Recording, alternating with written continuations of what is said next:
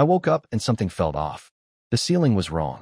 Instead of my old hospital room, I was lying in a huge bed with fancy curtains and expensive-smelling air. Then it hit me. 2 sets of memories crashed together in my head.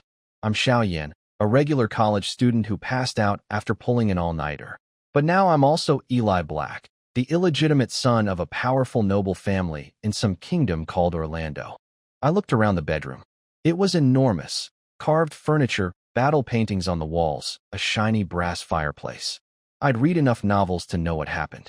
I crossed over into another world. And I started as a noble? Not bad at all. The butler, old Sebastian, knocked and told me today was my 18th birthday, my coming-of-age day. My brother and stepmother were waiting for me. I got excited. As an illegitimate son, I figured they'd send me off to manage some quiet little town. Easy life, nice scenery, maybe some pretty girls. Perfect. I put on a fancy blue suit, checked myself in the mirror, and followed Sebastian through the mansion's long, cold hallways. Ancestor portraits stared down at me the whole way. We reached the Dawn Hall, a bright, grand room with a crystal chandelier and a long, polished table. Everyone was already there. My older brother Kyrus sat at the head, looking serious.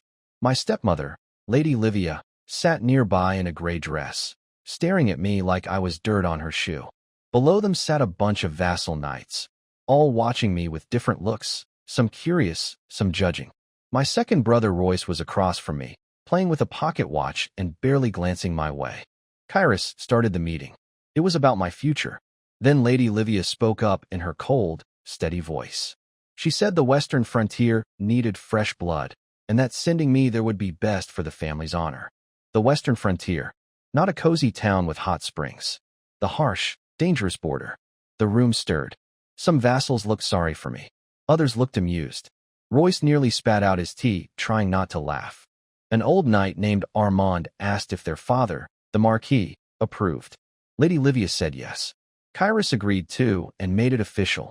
I was appointed as a frontier knight, sent to expand the kingdom's borders. Every dream I had of a peaceful, lazy, noble life shattered right there. Everyone stared at me, waiting for a response. My throat went dry. All I managed to say was, what? Me? I stood there in the Dawn Hall, feeling like the floor was swallowing me whole. The Western Wasteland? A frontier knight? My dreams of a lazy life crumbled right before my eyes.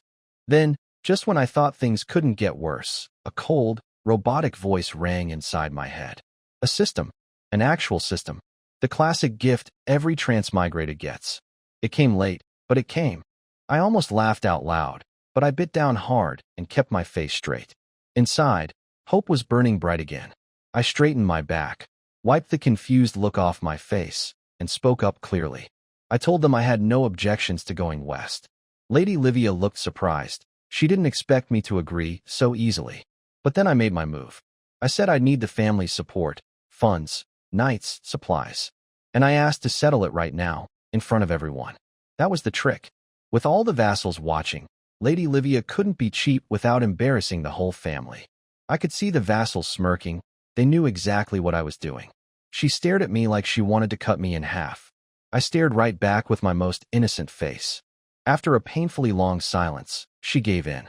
500 gold coins, 10 knights as guards, and a month's worth of food for 10 people. Not a fortune, but decent enough to start. Then I pushed my luck one more time. I asked to pick the 10 knights myself. Lady Livia nearly exploded, but my brother Kyrus stepped in and allowed it. He even looked a little relieved that I was fighting for myself. I had 3 days to prepare before departure. Lady Livia stormed out without looking at me. Back in my room, I locked the door and let out the biggest breath of my life. My back was soaked with cold sweat. Bargaining with that woman under everyone's eyes was terrifying. But I got what I needed. And most importantly, I had the system. I called up the interface and found a glowing icon. Beginner's gift pack, 10 draws. Of course it was a gacha system. Even in another world, I couldn't escape gacha games. I activated it. 10 beams of light shot across the screen like shooting stars. The first few were white tier, small gossip. The tax officer was sneaking around with a maid. A baker was mixing cheap syrup into his honey. Old Sebastian had a weakness for almond pastries. Tomorrow it would rain on the east side of town. Useful tidbits, nothing amazing. Then came the blue tier draws, and things got interesting. There was a black market dealer who had a detailed kingdom map. A family knight named Orlando was desperate for money to buy his mother's medicine. A forgotten set of alchemy tools was gathering dust in the family storage room. A former elite scout named Brandon had been demoted to the stables because of his blunt personality. A talented blacksmith apprentice named Leon was about to get shipped off to a mine because he wouldn't kiss up to his boss. And then, the last draw glowed purple. Wolfgang Frostclaw, a Wolfkin tribal leader with mid-silver level strength, seriously injured, locked up in the Blackstone town slave market. Proud, fierce, and desperate. The key to winning him over. Give him real hope of revenge and rebuilding his tribe. Risk level, extremely high. My breath stopped. This was like pulling a legendary card on my very first try. Insanely dangerous, but if I could pull it off, my whole starting lineup would change completely. I let out a long breath and gave the glowing screen a thumbs up.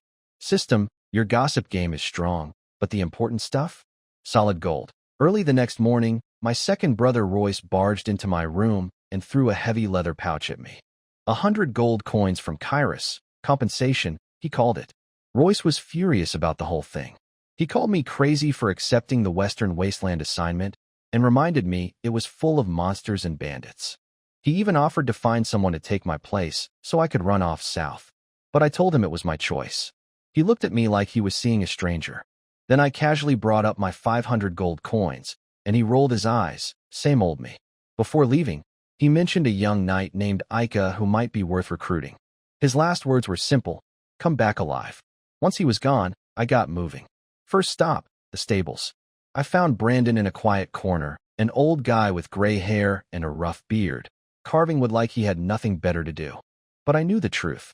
This man used to be a top scout who fought alongside my father. Now he was rotting away brushing horses. I tried the smooth approach first, praised his past, told him his talent was being wasted. I even threw in Royce's name for backup, claiming my brother thought so too. The old fox listened to everything, smiled warmly, then pointed to his ear and said, sorry, young master, my hearing isn't great. Could you repeat that? My charming speech crashed and burned. Fine. No more sweet talk. I dropped the act and went full noble brat mode. I told him he was now my personal field advisor, effective immediately. Route planning, survival, security, all his job. And no, he didn't get to say no. He looked at me for a long moment, then quietly said, yes, Sir Eli. Done. Next stop, the blacksmith's workshop. The place was loud and hot. The foreman, Huck, came running over with a fake smile, trying to push his best craftsman on me. I ignored him and called out the name I wanted, Leon. A young, strong guy in the corner looked up, shocked. Huck tried to block it, said Leon was just a clumsy apprentice, not ready yet. I shut him down. I told him Leon was mine now, my personal blacksmith, leaving with me immediately. Huck nearly exploded. He sputtered about rules and being short on workers. I stared him down and told him that was his problem, not mine. He swallowed his rage, probably thinking I'd be dead soon anyway, and let Leon go with a smile uglier than crying. Leon grabbed his old toolbox and stood behind me without a word. I walked out of the forge like I owned the place, which technically I kind of did.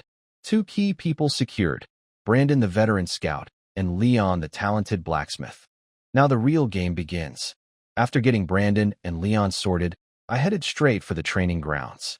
The place was packed with knights sparring, swinging swords, and smashing wooden dummies. I stood in the shadows and watched. These guys were strong, real warriors. Meanwhile, the body I inherited was barely at the lowest rank, black iron level. The original Eli had been too lazy to train properly. My eyes drifted to a rack of longbows on the side. Back on Earth, I'd been a huge archery fan. That got my attention. Then a huge cheer erupted. Captain Roland, a tall knight in heavy armor, had just sliced a reinforced training dummy clean in half with one swing. The cut was so smooth it looked unreal. He was high-level silver rank, way out of my league. I wished I could recruit him, but there was no chance. Lady Livia and Kairos would never allow it. I put on my best smile and walked out into the open. I announced to everyone that I was heading west as a frontier knight and needed 10 volunteers. I sweetened the deal, double pay, double death compensation, and first pick of land for anyone who earned merit.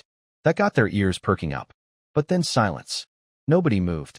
Double pay means nothing if you're dead, and following a useless young master into monster territory sounded like suicide. I wasn't surprised. I didn't bother with another speech. Instead, I walked over to the weapon rack, grabbed a longbow and a quiver, and headed to the archery range. The knights watched me like I'd lost my mind. My first shot was embarrassing. My arm shook, the arrow wobbled, and it dropped into the mud a few meters short of the target. Everyone laughed. I smiled, rubbed my sore arm, and muttered something about the bow needing improvement. But then I raised it again, and this time I locked in. No more joking around. The second arrow hit the edge of the target. The laughter stopped. Third arrow, closer to the center. Fourth, hit the red ring. Fifth, bullseye. Sixth, bullseye again, the feathers still shaking from the impact. Dead silence. Every knight on that field stared at me like I'd grown a second head. My right hand was trembling behind my back, but I kept my face calm like it was nothing. I got back to business and started calling names. The first knight I called hesitated, then gritted his teeth and stepped forward. He wanted a chance to change his life. Then I called Orlando. His eyes went wide. I told him I knew about his sick mother and that the pay would cover her medicine and even get her a better doctor. His eyes turned red, and he stepped forward without a second thought. Then a big, bald guy named Paul burst out of the crowd on his own. He said he'd known my birth mother, called her a kind and gentle lady, and that he believed in her son. His words were like a spark. Several knights who'd been on the fence followed his lead. Just like that, I had my 10, including Ika, the one Royce recommended, and Orlando. Their strength varied, but every one of them had that same look in their eyes, hope. I told them they'd never regret this choice. Then I did something that shocked them all. I pulled out a pouch and gave each knight 5 gold coins on the spot. Orlando's hands were shaking. That was nearly 2 years of his salary. Paul told me it was too much. I told them to take it. Settlement money. We leave at dawn in 2 days. They shouted back in unison, voices full of fire and loyalty. In that moment, I could feel it. They were truly mine. I rubbed my temples, ready for a quick rest, but then a crying voice came from somewhere in the distance. Just as I was about to catch my breath, a small figure came sprinting across the training grounds, crying his eyes out. It was Esther, my personal servant. He threw himself at my leg and clung on like his life depended on it, sobbing about the western wasteland, how nobody survives there, and how my late mother wouldn't rest in peace. I tried shaking him off. No luck. So I lifted my foot and kicked him clean away. He rolled across the ground and stared up at me in shock, tears still on his face. I told him to stop crying and get to work. I had 3 tasks for him. First, go buy 3 boxes of the best almond pastries from the Sweetheart Bakery in the East District. Second, find a dealer called Limping Tom at the Black Market in Mole Alley and buy a map of the Orlando Kingdom. Third, get me the best healing medicine available. He was so confused he forgot to cry. I tossed him a pouch of coins, which shocked him even more. Apparently the old Eli never paid for anything. Then he took off running, even faster than when he'd come crying. By evening, Esther came back with everything. Good kid. I grabbed the almond pastries and headed to old Sebastian's office. Time to collect my 500 gold coins. The butler's room was neat and cold, just like him. I set the 3 boxes of pastries on the corner of his desk, casually, like it was nothing, and asked about the funds Lady Livia had approved. Sebastian's eyes flickered to the pastry boxes for just a second. His stern face softened the tiniest bit, but his voice stayed flat and professional. He pulled out a gold certificate stamped with the family seal, 500 coins exactly. When I reached for it, he held it down for a moment. Then he looked at me through his glasses and gave me 2 pieces of advice. First, I had a raven. Every black family member gets one when they come of age. You feed it your blood and share a mental bond with it. It can deliver messages, warn of danger, even let me see through its eyes briefly. He added that it might not be very brave, though. My eyes lit up. The system hadn't told me about this. Even a cowardly bird would be incredibly useful out in the wilderness. Second, he told me I'd need more than just knights. Farmers, craftsmen, wanderers. I'd have to recruit workers on my own to build anything real. Then he hinted at something about my father, Lord Leon, being too busy with royal affairs to see me. He didn't finish the sentence, but I understood. If I wanted my father's attention or blessing, I'd have to figure that out myself. I thanked him sincerely, pushed the pastries closer to him, and said Royce told me he liked them. Sebastian didn't look at the box, but he gave me a small nod. That was enough. Message received on both sides. Outside, Esther was peeking around the corner. He ran up to me, eyes wide with admiration, and whispered how amazing I was for winning over that strict old butler. I nodded modestly and said, everyone has a weakness. On the third morning, I pulled up the system for my daily draw. 1 white tier result. Your mother feels happy about your departure. Great. Even the system was sarcastic. I pinned the family's raven badge to my chest and went to meet my companion, a sleek black raven named Cole. He looked a bit dopey, but when I held out my finger, he hopped right onto the leather shoulder guard I'd prepared. Good enough. 15 minutes later, everyone was gathered at the castle gate. I mounted my horse and gave the order, destination, Blackstone town. We rode hard and reached the town in under 2 hours. The streets were packed with mercenaries, merchants, and drifters. But I wasn't here to sightsee. I led the group straight to the slave market in the northwest corner. The place was ugly. Iron cages, wooden stocks, whips cracking, traders shouting. People with dead eyes waiting to be sold. I found what I was looking for in a crowded corner. A massive iron cage holding over a dozen wolf folk, all chained together. At the front knelt the biggest one of all, taller than everyone, even on his knees. Wolfgang Frostclaw. A scarred trader named Barlow was whipping the cage with a saltwater-soaked whip, trying to break their spirit.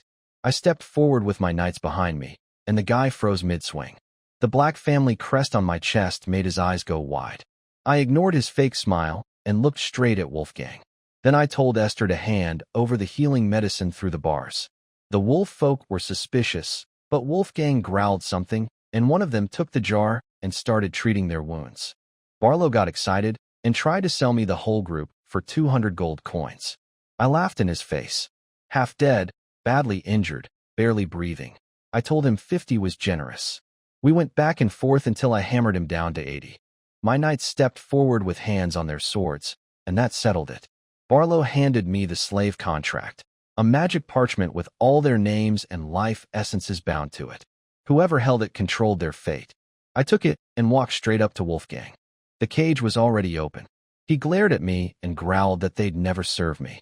My knights moved to protect me, but I waved them back. I walked right up to him, close enough that he could have killed me before anyone blinked. I told him calmly, someone who wants to die wouldn't bother using medicine. Then I leaned in and whispered something only he could hear. The fall of your tribe. Don't you want revenge? His whole body shook. His eyes went wild with shock and fury. He had no idea how I knew his deepest, most painful secret.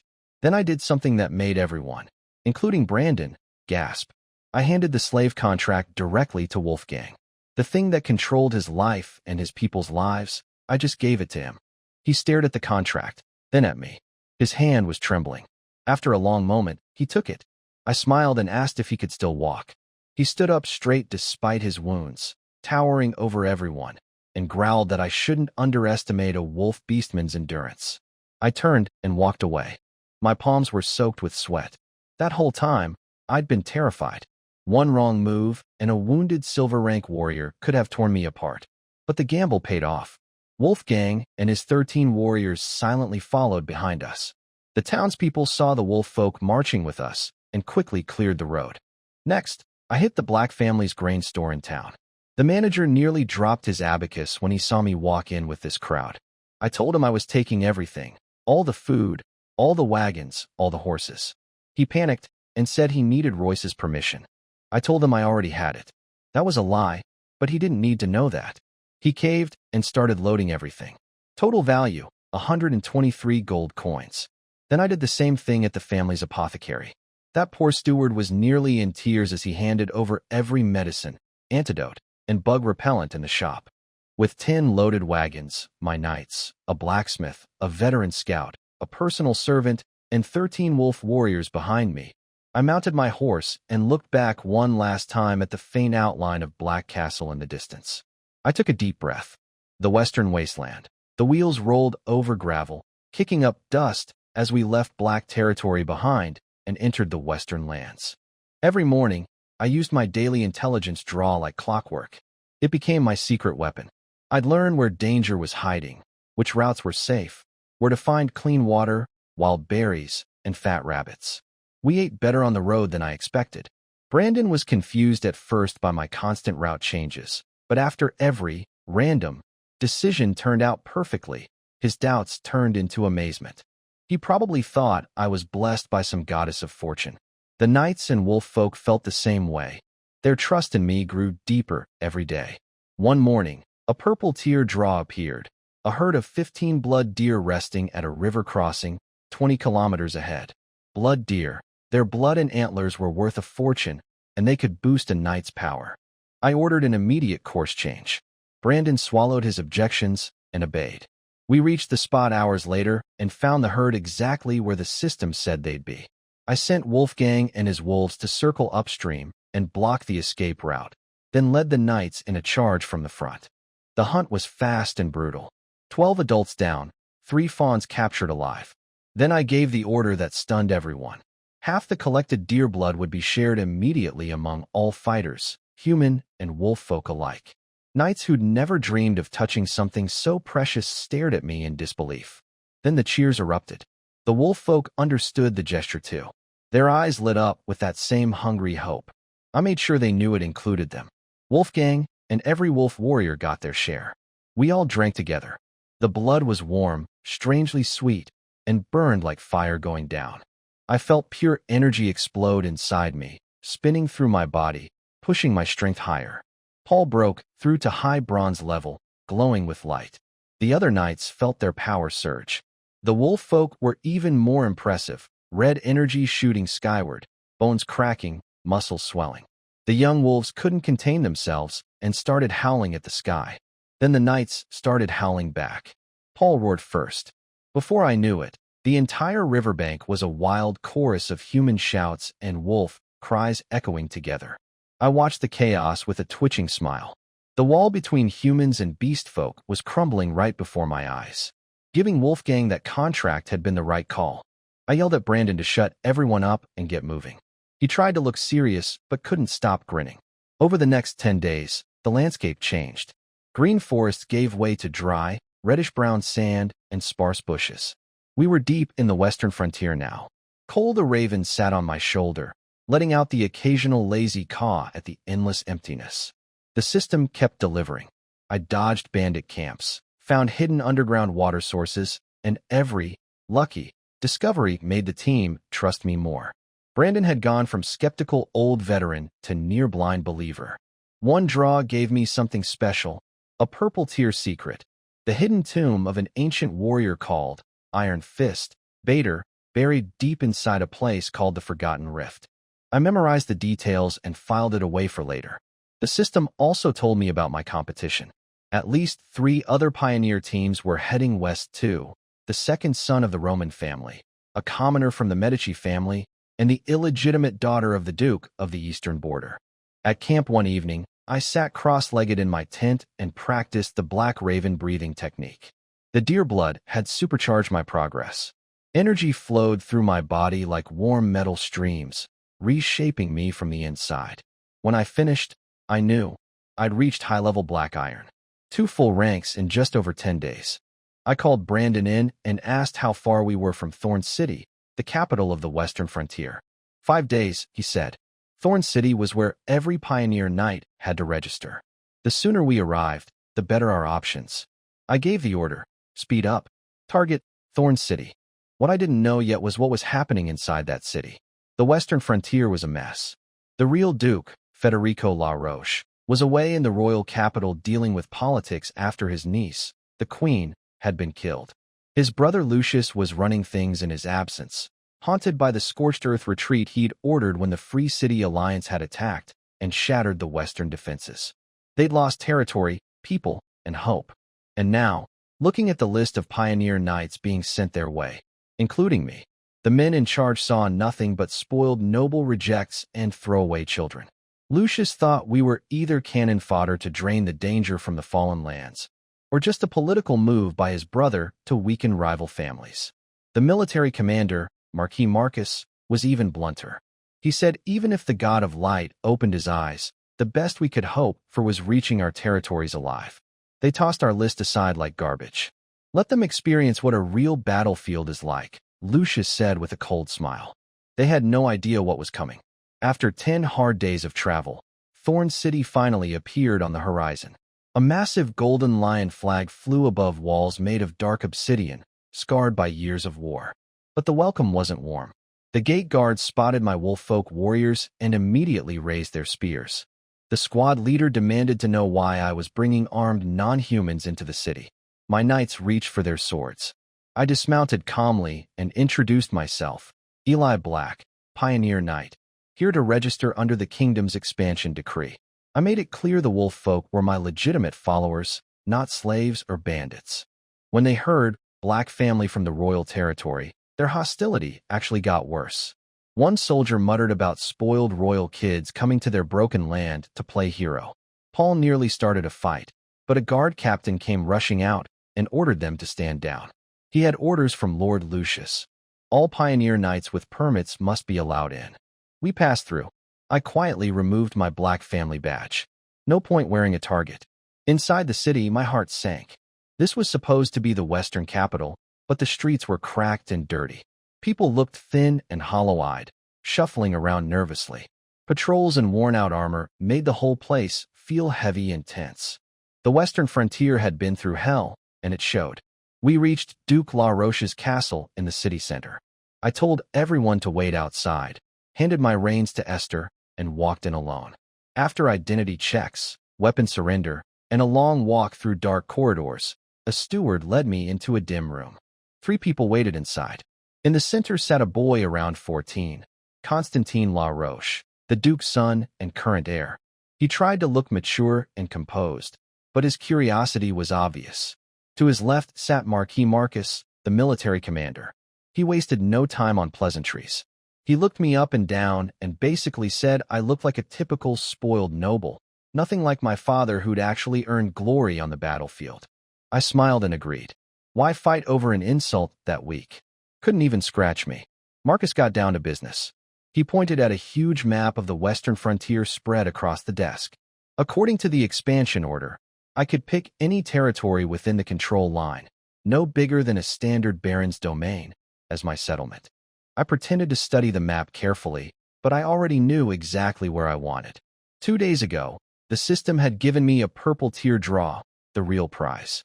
Southwest of here, near the edge of the Night Song Forest, about 30 meters underground, there was a hidden vein of secret silver ore. A rare metal, stronger and more flexible than normal metals, perfect for top-tier weapons and equipment. Worth far more than gold. I let my fingers wander slowly across the map, acting casual. Then I stopped on a dull brown area in the southwest corner, marked as poor land with monster activity nearby. Marcus raised an eyebrow. He told me the place was desolate, close to dangerous woods full of wolves and beasts. There was also an abandoned iron mine that might not be completely empty. I gave him a calm, well-reasoned explanation, easy access to timber from the forest, a stream for water, open terrain for building a stronghold, and maybe some leftover iron slag for basic tools. He grunted approvingly and reached for his pen to mark the map. Then the third person in the room moved. Lucius La Roche, the Duke's brother, had been standing by the window the entire time with his back to us. He turned around slowly. His face was pale and handsome, similar to young Constantine's. But his eyes stopped me cold. Deep gray blue, completely empty. No anger, no curiosity, no warmth. Just dead, silent calm. He looked at me the way someone examines an insect under glass. No hostility, no interest, just cold observation. I walked into that room feeling like Lucius's dead calm stare might suffocate me. Thankfully, young Constantine broke the tension by asking about my raven companion. He wanted to know what made Black family crows special. I put on my best smile and told him the biggest difference was that our crows were meatier and more flavorful when roasted. The boy burst out laughing. Even Marcus's stone face twitched. The ice in the room finally cracked. Marcus stamped the expansion document with the golden lion seal and tossed it to me. Official. My territory was mine. But I wasn't done. I'd brought 2 boxes with me.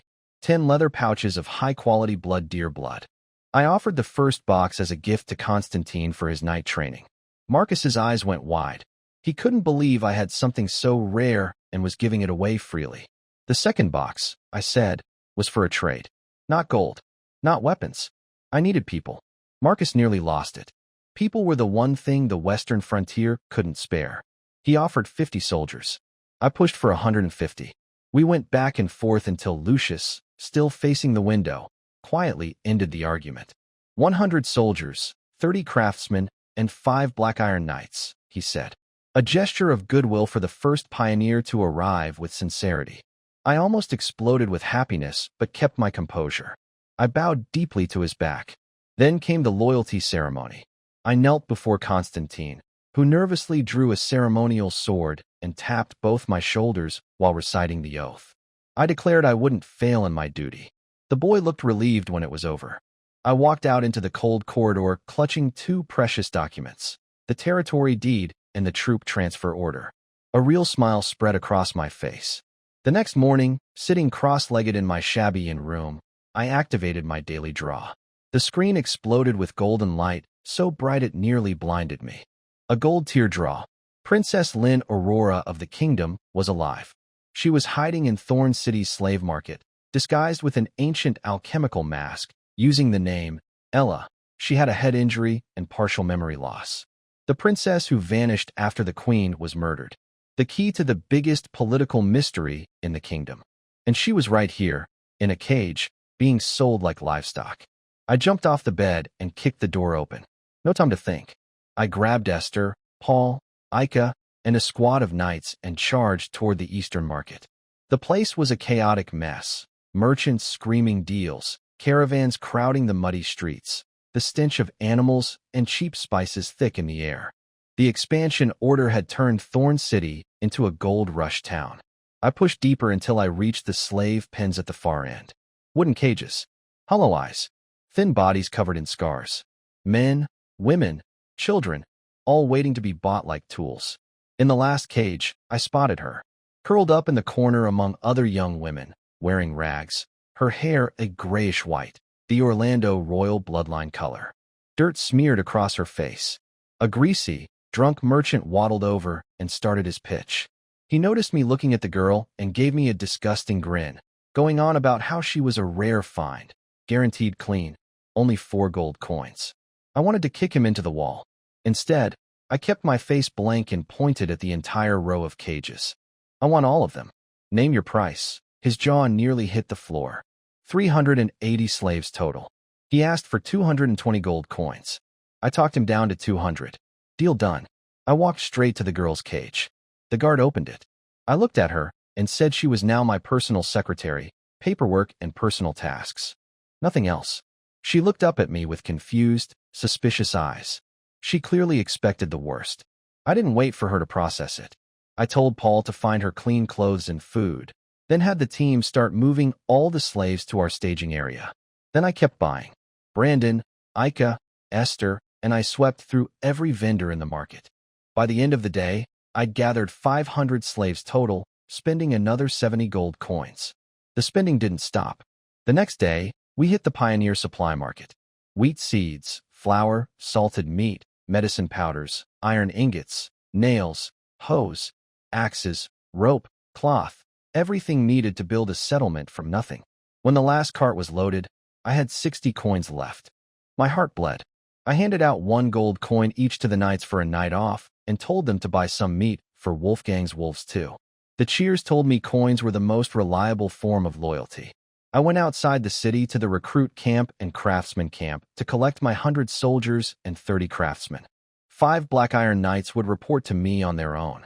On the 3rd morning, my entire force gathered outside Thorn City's west gate. Knights, wolffolk warriors, soldiers, craftsmen, 500 freed slaves, supply wagons, and 1 princess nobody knew about. I looked back one last time at the dark outline of Thorn City fading in the morning fog, drew my sword, and pointed it toward my territory. We left Thorn City's dust behind, and I started organizing everyone into shape. The 5 Black Family Knights each took charge of 20 new recruits, forming 5 combat squads. Leon managed the 30 craftsmen. The 5 Western Border Black Iron Knights became part of Paul and Ika's personal guard unit. The 500 slaves were split by gender, with temporary overseers chosen from the stronger-looking ones. At mealtime, I watched the slaves line up with wooden bowls. They ate their porridge and black bread like it was a feast, careful and grateful. Brandon pulled me aside, worried we were burning through food too fast. I told him as long as they're full, they won't rebel. That's the bottom line. Then a soldier dragged over a skinny boy, maybe 11 years old, caught stealing grain from under a cart. The kid was shaking so hard he could barely talk. Turns out, children were only getting half portions. He was just hungry. The soldier wanted to make an example of him. I shut that down. I told everyone my rule was simple: follow orders and work honestly, and you eat. If someone's stealing food, it means my system isn't working yet, not that the kid deserves punishment. I gave the soldier 5 silver coins for doing his job well, and I ordered that children 6 to 11 get 70% of the adult share, and anyone over 11 gets a full portion. The boy shouted that when he grows up, he'd be my soldier. Then he scrambled back to the group. A quiet warmth rippled through the slaves. Ella was watching everything from nearby. I could feel her eyes on me, studying, thinking. That peaceful moment shattered fast. A young wolf from Wolfgang's tribe burst out of the bushes screaming that a huge pack of wolves was coming from the west. I cursed myself for getting comfortable. I sent Cole into the sky and looked through his eyes. Over 70 wolves, charging straight at us from behind some low hills. The leaders were massive, fangs gleaming. Wolfgang and his warriors were already hidden on a hill behind the pack. Perfect. I sent the young wolf back with orders. Wait until we engage from the front and the wolves get confused, then hit them from behind. I shouted commands. Brandon pulled the 500 slaves inside a ring of heavy carts. 40 spearmen formed a defensive wall around the women, children, and craftsmen. The remaining 60 soldiers, all the knights, and even Leon lined up outside, ready to fight. I grabbed my bow and tossed the quiver to Ella. Follow me. Then I spoke to every fighter within earshot. I told them we'd kill every last wolf. Their skins would be our blankets. Their meat would fill our stomachs. We were not the prey. Paul roared first. Ika and the knights followed. Then the new soldiers caught fire too, shouting battle cries that were messy but fierce. The wolves hit us like a wave. I let arrows fly. Each one found its mark. Ella handed me arrow after arrow without missing a beat. Paul swung his war hammer and crushed wolves like they were nothing. Ika and the Black Iron Knights cut into the pack's flank to keep us from being surrounded. Just as the wolves started getting frantic and disorganized, Wolfgang struck. A deafening howl from behind the pack, and then 13 wolf warriors came crashing down from the hill like an avalanche. They tore into the wolves' weakest spot with swords I'd given them. The pack broke apart in panic. We chased down every last one. When it was over, more than 60 wolf corpses covered the plain. We lost 5 new soldiers. Over a dozen were wounded, mostly scratches and bites. Some wolf warriors were hurt too, but none killed. I looked at the fallen soldiers being carried away and felt the weight of it. I ordered the wounded treated first and the battlefield cleared. Then I called Wolfgang and all the wolf warriors to the center. In front of everyone, soldiers, knights, slaves, I told them exactly what happened. The wolf folk had spotted the pack first and gave us time to prepare. They delivered the killing blow from behind at the perfect moment. I kicked one of the dead wolves and told the crowd that tonight, these corpses would be wolf meat soup in their bowls. And that soup was a gift from Wolfgang and his brothers. Are they heroes? I asked. After one heartbeat of silence, the whole camp erupted. Heroes, the soldiers shouted. Long live the Lord, the slaves screamed, delirious with relief and joy. We have food now. The wolf warriors stood in the middle of it all, some looking almost shy, but standing tall with their backs straight. I let out a long, deep breath. We were starting to become something real. After days of hard travel, the valley finally opened up before us. Everyone erupted, soldiers, slaves, everyone cheering and crying at the same time. Some slaves dropped to their knees and kissed the ground. I couldn't blame them. I stopped my horse on a hill and looked out over our new home. The land still carried scars from the war, burnt tree stumps, collapsed walls, ruins half swallowed by wild grass.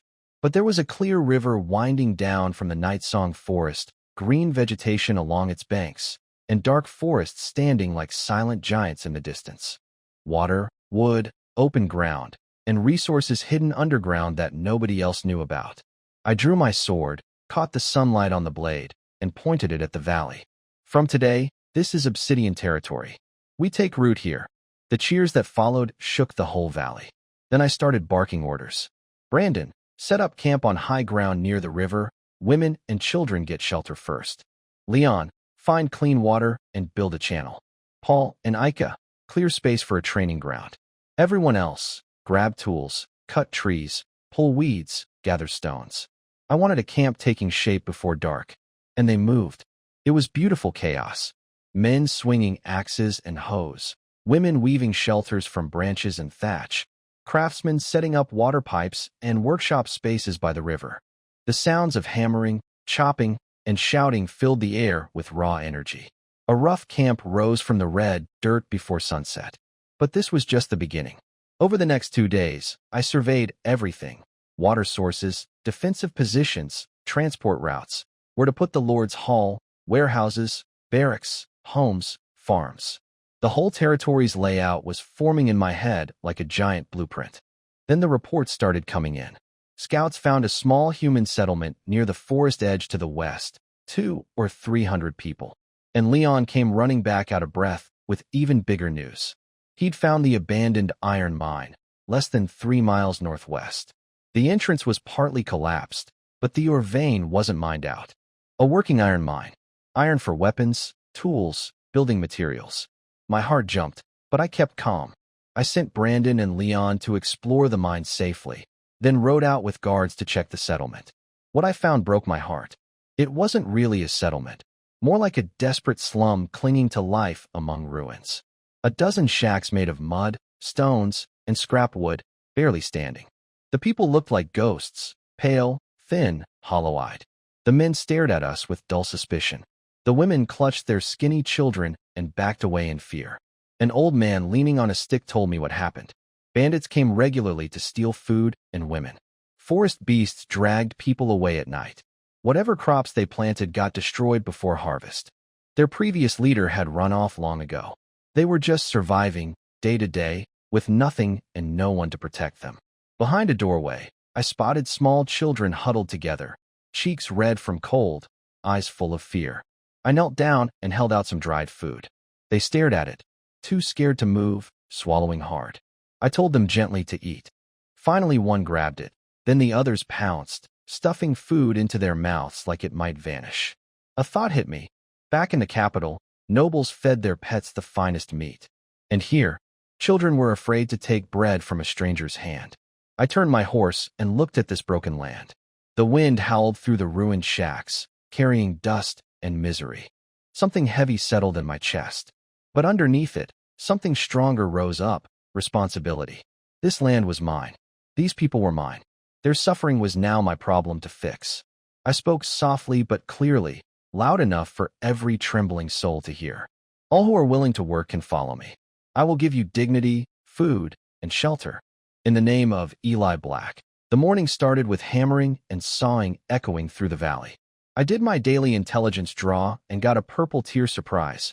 My father, Marquis Leon, was sending his trusted guard Buck with 500 extra gold coins. Turns out, after I left, the whole capital had been buzzing about the Marquis's son volunteering as a pioneer knight. My father finally realized what happened, felt guilty about letting Lady Livia push me out, and decided to send help.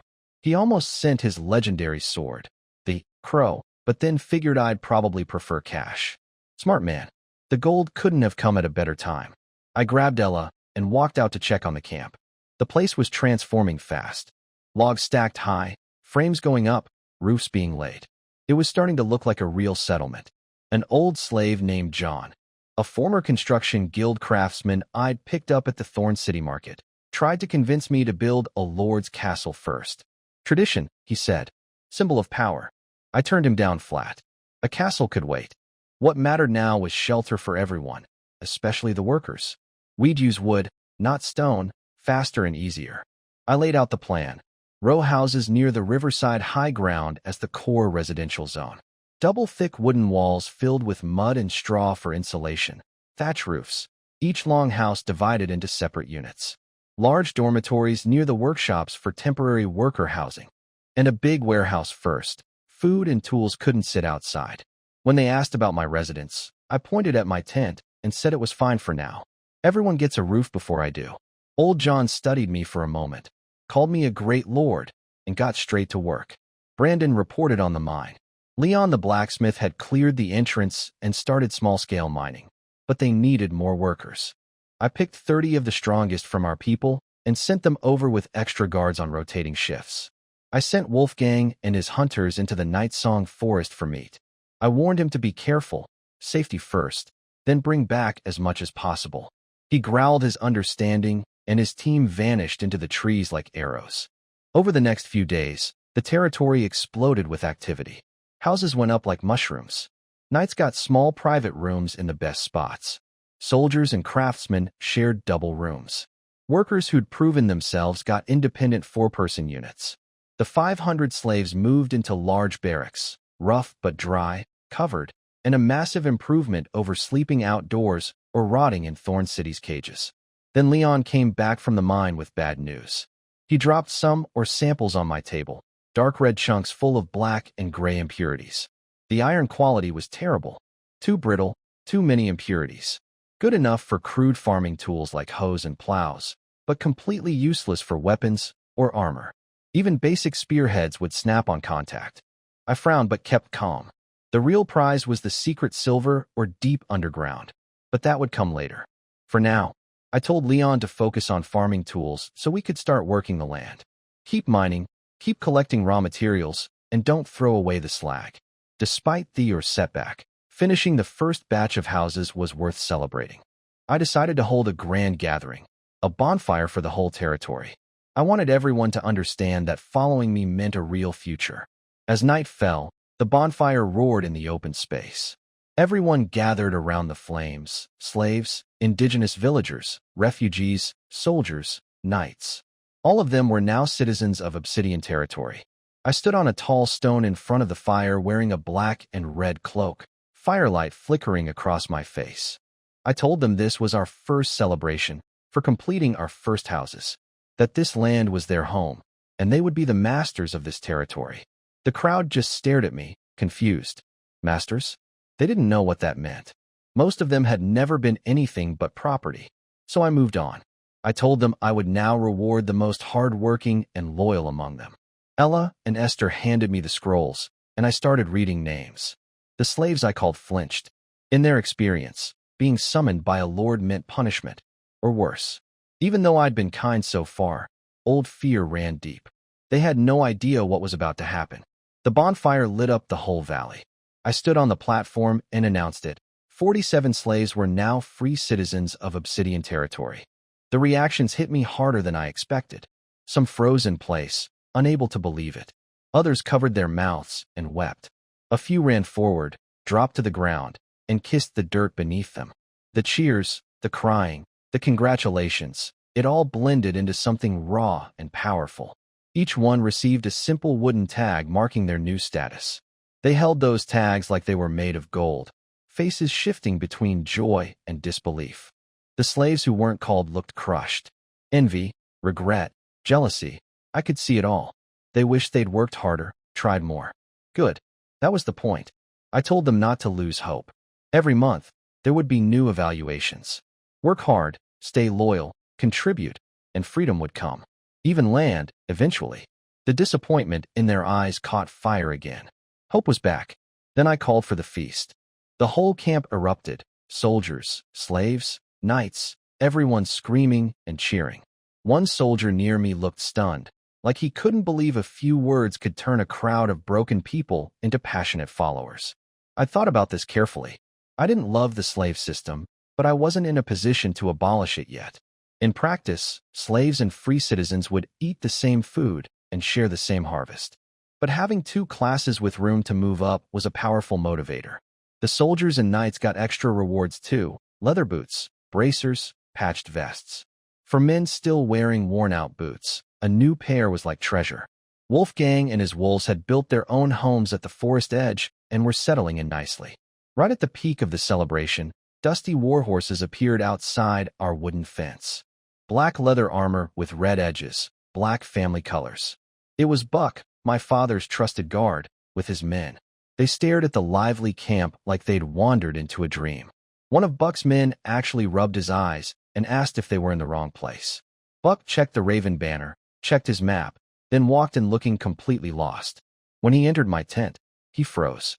I could see it on his face. The spoiled young master he remembered didn't match the person sitting in front of him. Wind-worn face, sharp eyes, practical armor, a raven on my shoulder. He delivered my father's gift, 500 gold coins. I had Ella take the money, then handed Buck 2 sealed letters. One for my father, one for Royce, to be delivered personally. I told Buck to go enjoy the party. He'd earned it after the long ride. Once the tent was quiet, my smile dropped. I leaned back, exhausted. Ella, who'd been standing silently, surprised me. She stepped behind me and started pressing her fingers against my shoulders. Her touch was clumsy but sincere. I tensed for a second, then let it happen. A small smile crept onto my face. After a while, she asked the question I'd been dreading. "Sir, why did you choose me at the slave market?" I was just an ordinary slave. My body went stiff. I turned it around and asked what she remembered about her past. She told me, fragmented memories, like waking from a long nightmare. An old couple in a remote village had saved her. They'd lost their daughter named Ella, and they took her in. Those days were peaceful, but a voice in her head kept pushing her. Go west. She didn't know why, but she couldn't ignore it. She left the old couple, traveled west alone, got caught by slave traders, and ended up in that cage where I found her. Then she looked at me with those clear, searching eyes and asked if I recognized her, if I knew who she really was. The air in the tent turned heavy. Inside, I was torn apart. She was Princess Lynn Aurora, heir to a murdered queen, key to the kingdom's biggest political nightmare. Telling her the truth would drag her right back into an abyss she'd barely escaped. Maybe her memory loss was a mercy. Maybe it was the kindest thing fate had ever done for her. I made my choice. I stood up suddenly, startling her. Then I reached out and pulled her into my arms. My chin rested on her grayish-white hair. "I don't recognize you," I said firmly. Then my voice softened. "I just fell in love with you at first sight. Your eyes are like a night sky full of stars. At that moment, I just wanted to take you away." I felt her whole body go rigid against me. "As for that voice telling you to go west, forget it. We're already at the far west. This is the end. Ella, stay here. Stay with me. You don't need to go anywhere else." She was quiet for a long moment, her voice muffled against my chest. Then she started to raise her hand. I knew she wanted to remove her disguise and show me her real face. I caught her wrist gently. "Don't. That's enough. You are Ella. Nothing else matters." Her hand stopped. She looked up at me, tears and firelight reflected in her eyes. Then she buried her face in my chest and wrapped her arms around me tight. Outside, the bonfire roared and the celebration thundered on. Inside the tent, everything was still. Just the two of us, holding each other in the flickering light. All the secrets and all the pain stayed outside, at least for one night. The rising morning sun cast golden light over the Obsidian Ridge Valley, clearing away the morning mist. Inside the Lord's tent, the atmosphere was a little awkward. Ely sat behind a rough wooden table, unconsciously tapping his fingers on it, staring at the open map, but his mind was clearly distracted. Era brought a cup of fragrant herbal tea carefully and placed it beside him. Her movements were softer than usual, and her eyes quickly flicked over Ely's face before lowering again. "Sir, your tea, Okay." Ely picked up the cup. His fingertips accidentally touched Era's hand, and both quickly withdrew as if burned. The air froze instantly, leaving only the rising steam from the tea and their slightly chaotic breathing. Last night's embrace, filled with lies and protectiveness, was like an invisible veil covering them. All normal contact suddenly felt sensitive and made their hearts race. The tent flap was pulled aside, and Brandon's weathered face peeked in.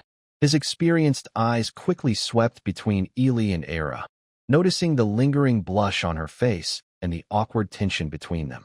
His gray eyebrows twitched subtly, and he understood instantly. The old fox quickly calculated in his mind. It seems the Lord and this Era girl are quite close. That's a good thing. Having an heir in the future would help unify people and strengthen the territory. He remembered that the warehouse still stored some valuable deer blood. It seems that in the future, he needs to be even more respectful to Miss Ella. He kept a neutral expression, Cough. Brandon cleared his throat and walked in seriously. My lord, are you looking for me? Sit down. Ilya pointed to the chair opposite and then looked at the map near the riverbank highland. The location of the Lord's fortress is tentatively set here. What do you think? The basic infrastructure of the Black Leader's territory is already taking shape. The simple wooden huts provide basic shelter. As the center of power and defense, the Lord's fortress can't be delayed any longer. Brandon carefully examined the location, recalling the terrain, and nodded. Excellent position, my lord. Backed by high ground, overlooking the camp and river, easy to defend and hard to attack. And it's far from the mine and the future workshop area, relatively quiet and safe. He paused. More importantly, my lord, our territory is now on the right track. There will be more and more affairs, becoming increasingly complex. We need a decent place to hold meetings, handle official business, meet visitors, and even host envoys from other territories. This is not only about your personal dignity, but also about the reputation and development of our entire Black territory. Ilya nodded. A central building symbolizing power and order is crucial for uniting people's hearts and showing strength. Good. Let's settle on this location. Quickly organize people and come up with a detailed construction plan, including materials, construction time, and manpower needs. Remember, it doesn't have to be too complicated at first. It may be upgraded later. Yes, my lord, Brandon responded. But, my lord, there's an even more urgent matter right now. Spring is still a month away, and this is a critical time for preparing the fields. We need a large number of seeds, draft animals, and farming tools to cultivate the land. Our slave numbers are far from enough, and mining and building fortresses also require more workers. And he looked at Ilya. You mentioned before that the territory needs to establish a functioning system. Relying only on a few of us watching over the slave overseers is too inefficient and prone to mistakes. We need to recruit or train some people who understand management. Ilya was already prepared. He took out a heavy money pouch from his chest and pushed it in front of Brandon. Here are 500 gold coins. Brandon looked at the bulging pouch with bright eyes. Sir, your task, Ilya interrupted him. Bring enough guards and leave immediately. Make a quick trip back to Thorn City or go to a nearby large town with a trading caravan. First, buy all the supplies needed for spring planting. High-quality wheat and bean seeds, various vegetable seeds, iron farming tools, and oxen. You decide what to buy. Second, purchase 300 slaves, mainly young men and strong boys. Third, Ilya lowered his voice. Carefully look for a type of purple bean seed with spiral patterns on the surface. This plant is drought-resistant, high-yielding, and very suitable for the poor lands in the West. It has a unique taste. If you find it, buy all you can. Brandon listened to this list of tasks, and his mouth twitched slightly. He thought the tasks weren't too difficult, but a round trip to Thorn City would take at least 10 days. Sir, Brandon said worriedly, I will do my best to complete the task, but this trip will take some time. If I take too many guards, the safety of the territory, Wolfgang and the others are brave, but too few in number. The new recruits are not well trained. If bandits or a large beast herd attack, Brandon's worries were reasonable. Ilya also felt a bit guilty. He had been a little too hasty. After a moment of thought, he remembered his father's personal guards from the Black Raven Knights, especially Captain Buck, who was a vassal of his father. Ilya remembered him as a knight of the golden rank. A bold idea suddenly formed in Ilya's mind. Don't worry about the guards, Ilya said with a slight smile. I will find a way to leave enough forces. Just go confidently. Take 40 soldiers from the second group to ensure safety on the road. I will handle the territory here. Brandon looked at Ilya's familiar, yet somewhat strange smile. His heart skipped a beat, sensing that the young master was about to do something unusual again. But he knew Ilya's decisiveness well and said no more. He carefully stored the money pouch. Yes, sir. I will prepare immediately and leave as soon as possible. Brandon was about to leave when Ilya suddenly seemed to remember something and casually added, Oh, by the way, take this opportunity to record detailed information about the current people in the territory, names, ages, skills, origins. Do a census. Maybe you'll find a few talented folks like old John. Brandon staggered and nearly fell over. He quickly turned around, his mouth twitching, voice raised. Your lordship? Are you? Mistreating the elderly, he pointed to his black and white hair. Look at me. Look at my old bones. Can I handle such rough treatment? This work should be done by Miss Esther or Miss Ella. They are young, have good memories, and are careful. Ely couldn't help but laugh out loud. All right. Focus on the first few tasks. Brandon felt relieved and hurriedly slipped away. Soon, the camp became busy. Brandon gathered 40 soldiers, carrying a shopping list and heavy gold coins, and left the Obsidian territory at dawn, heading toward Thorn City. Meanwhile, Ella and Esther received the new task of conducting a population survey. Esther held a large stack of rough reed paper and charcoal, while Ella carefully asked questions and took notes, moving around the camp. The soldiers worked hard to keep order, shouting and commanding the slaves to line up for registration, sweating profusely. Ely then approached Buck and his men, who were resting in their tent area. Buck and his knights had just finished a hearty breakfast provided by the Black Territory and were checking their horses and gear, preparing to return to the capital to report. Seeing Ely approach, Buck immediately stood up and saluted. Young master, Captain Buck, are you resting well? Ely asked with a friendly smile. Buck felt a strange premonition. Thanks to your hospitality, I rested very well. Good to hear. Ely nodded, his smile becoming even more sincere. Actually, Captain Buck, I received a secret message from my father. He ordered you to stay and assist me for now. So, you don't need to return to the capital yet. Stay and help me. What? Buck and the knights behind him were stunned, thinking they must have heard wrong. Young master, this. Buck's face changed. How is this possible? The Marquis is still waiting for us in the capital to report. Moreover, we are responsible for protecting the Marquis. How could we? Hey, that's not right. Ely waved his hand, interrupting Buck. Reporting? It's simple. Just write a letter yourself. I'll have my kobold deliver both your letter and mine back to you. And would I, Ely, really lie to you? The crows of the Black family can find the location of Lord Black no matter where they are. This is also a core secret of the Black family. Buck, who has seen big scenes, wouldn't be fooled by Ely. He just found it a bit funny. This is the real Ely.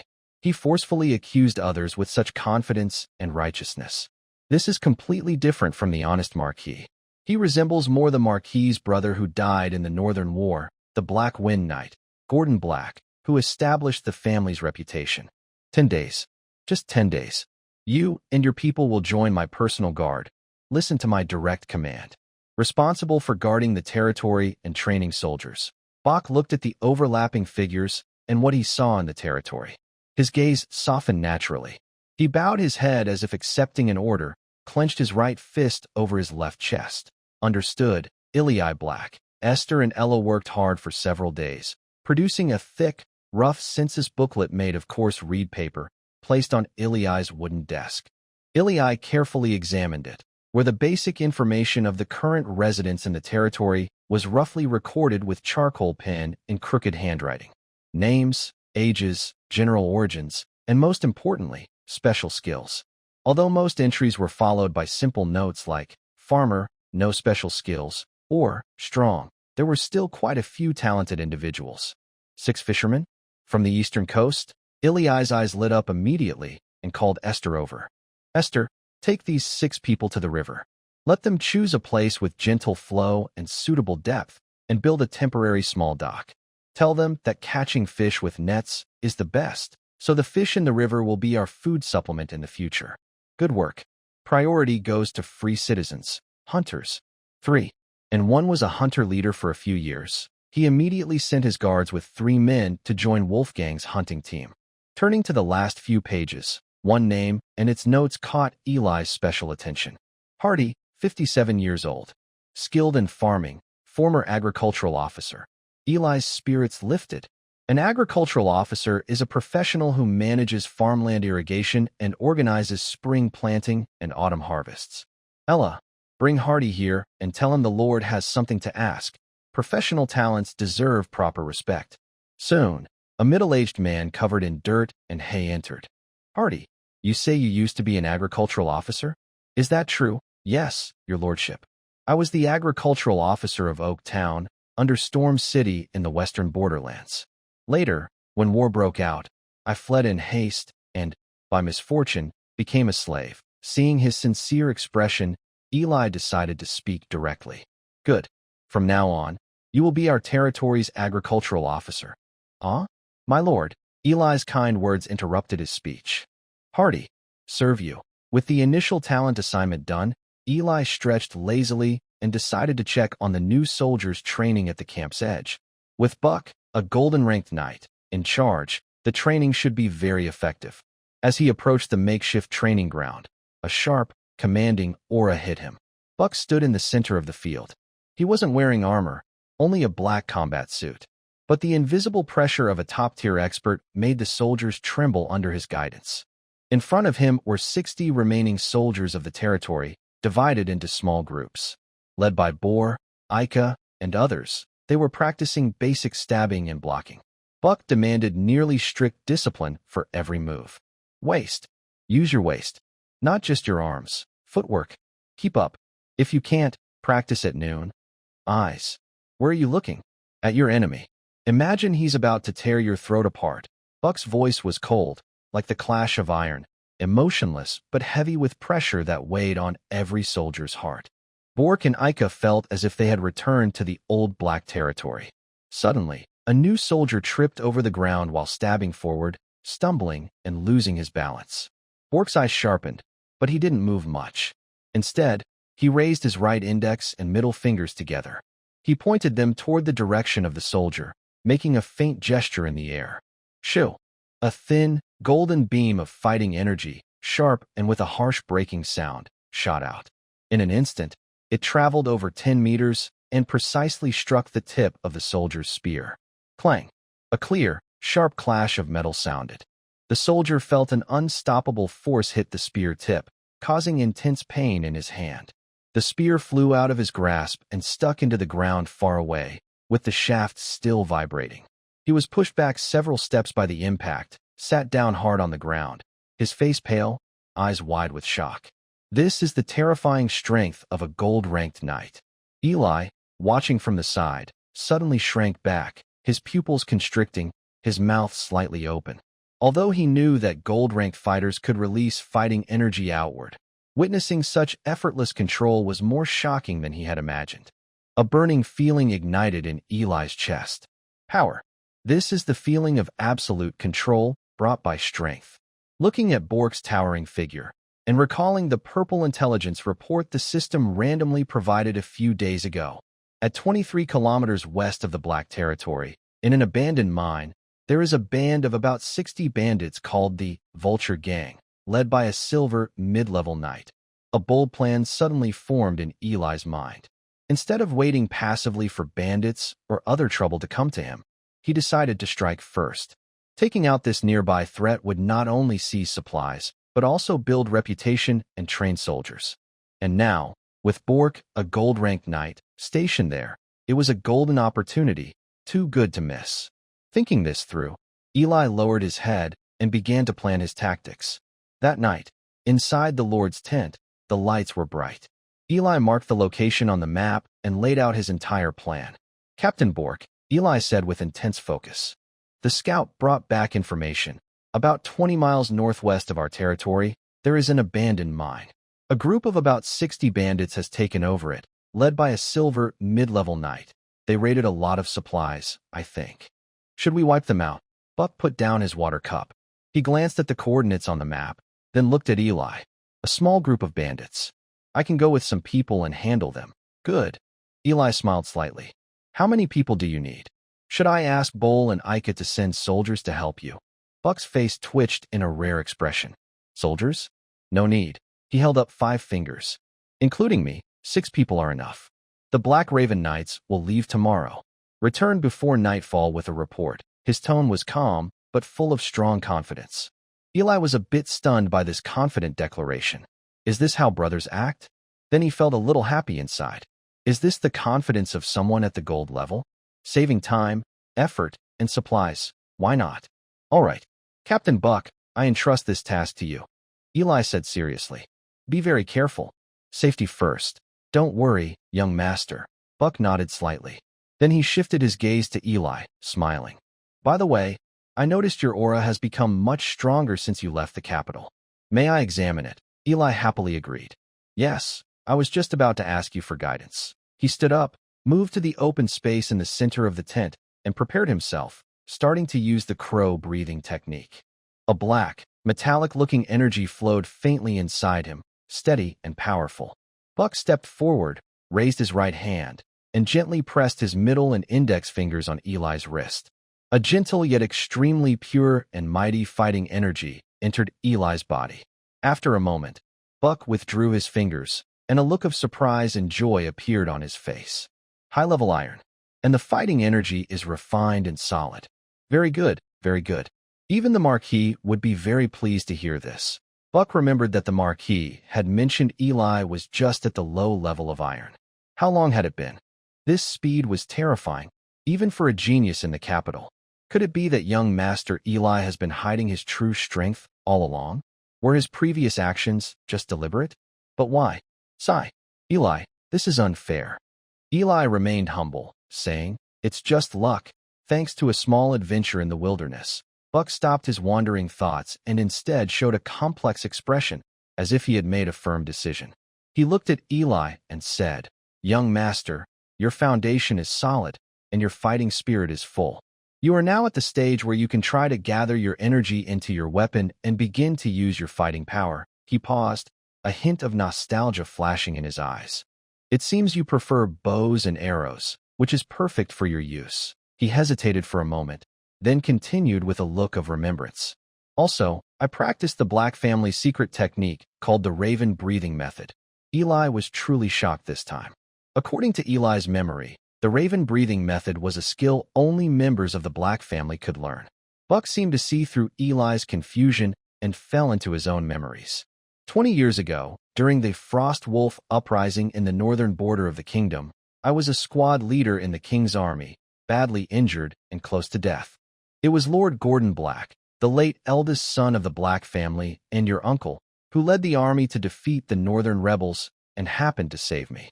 Lord Gordon saw that I had potential and was loyal, so he secretly taught me the first part of the Raven breathing method.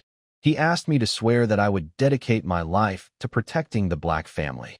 But in the end, the Black Wind Knight, who brought glory to the king and the Black family, was forever lost in the north. His eyes were filled with deep remembrance and loyalty.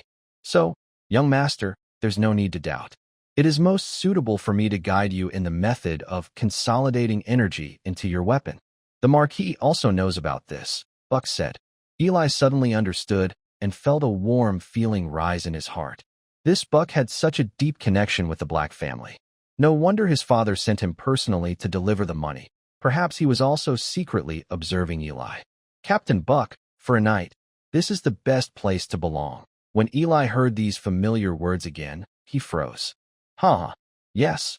Please, Captain, teach me. Eli bowed seriously. Buck nodded and said nothing more. He took Eli's usual longbow and then stretched out his broad hand, placing it on the back of Eli's hand that was holding the bow. A gentle yet powerful flow of fighting energy guided the crow-type energy within Eli's body, slowly moving along specific meridian pathways. It finally gathered in his arm, as he tried to penetrate and condense it into the bow and arrow resting on the string. Inside the tent, only Buck's deep and clear explanation and Eli's focused breathing and meditation could be heard. The matter of the surprise attack on the bandits seemed like an insignificant detail, already temporarily forgotten. The darkness before dawn was thickest. At the edge of the Obsidian Ridge camp, several figures silently organized their saddles and weapons. Buck and the 5 Black Crow Knights he brought were dressed in fine black light armor, with only their cold, sharp eyes visible. They moved quickly and quietly, like blades ready to be drawn. Young master, are you really going? Buck looked at Eli, who was also dressed neatly and had his long bow slung on his back. Of course, Eli replied as he mounted his horse smoothly. Let's see the style of the Black Crow Knights. It's a rare opportunity. And he patted the large empty sacks hanging by the saddle and grinned. Someone has to help you clean up the spoils, right? Counting gold coins, isn't it? Pole and Ika, Orlando. Those few also couldn't wait and immediately mounted their horses, excited. Experiencing a gold tier attack. That's a story worth bragging about. Buck nodded slightly without saying more. He gently squeezed his horse's belly, and his strong black horse shot forward like an arrow from the bow. The other 5 Black Crow knights followed closely, moving in perfect unison. Ilai waved his hand, leading Pole and 10 other knights to urge their horses and follow quickly. The sound of hooves shattered the quiet dawn on the barren plain, heading northwest. The 30-mile journey was completed in no time with a full gallop. When the eastern horizon turned pale with the first light, an abandoned mine pit, eroded by time, appeared in sight. The mine was built along a bare, red hill with a deep entrance. Inside, simple wooden sheds and tents could be seen, with wisps of gray-white smoke lazily rising. A few bandits on watch held poor-quality spears, leaning against the broken stone wall at the mine entrance, dozing. Enemy attack! A piercing scream suddenly shattered the quiet of the morning. A sharp-eyed bandit spotted the dust rising on the distant horizon and the rushing Black Knight. Suddenly, the mine exploded into chaos. Like a beehive being smashed open, the disheveled bandits hurriedly emerged from their huts and tents. Some were pulling up their pants, others grabbing their weapons, cursing and panicking, all in disarray. A burly, bald man with a heavy battle axe rushed to the front, shouting loudly to organize the defense. "Grab your gear. Block the entrance. Archers! Damn it! Where are the archers?" But it was too late. The Black Raven Knights, led by Buck, showed no sign of slowing down. Faced with the hastily gathered dozens of bandits and their weak, scattered arrows, their speed actually increased to the maximum. Buzz, 6 faint golden beams of fighting energy suddenly ignited like torches, rising rapidly from Buck and the 5 knights. Buck's powerful golden aura pressed down like an invisible tidal wave. A few bandits trying to block with spears instantly turned pale, legs trembling, unable to hold their weapons. "Charge!" Buck only spat out this cold word. In the next moment, 6 streaks of black lightning fiercely struck the chaotic bandit formation.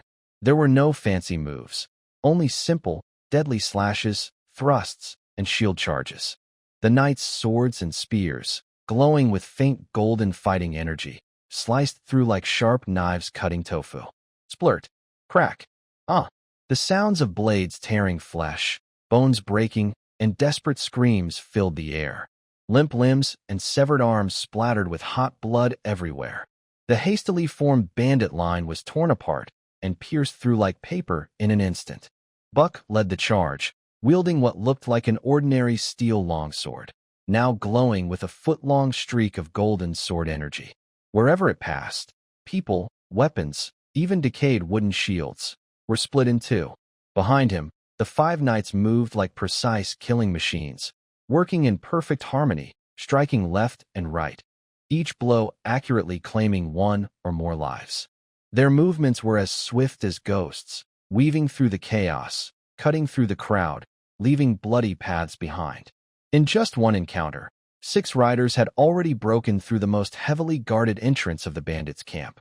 They left behind a mess of bodies and wounded people crying out in pain. "Devils! They're devils! Run! Hurry up and run!" The bandits completely collapsed. Fear spread like a plague. Any talk of leaders or resistance was a joke in the face of such overwhelming power. The survivors cried and abandoned their weapons, just wanting to get away from these 6 deadly fighters.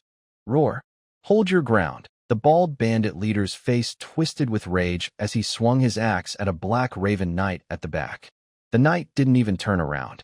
He casually blocked the attack with his shield, held in his left hand. Clang! A deafening crash sounded.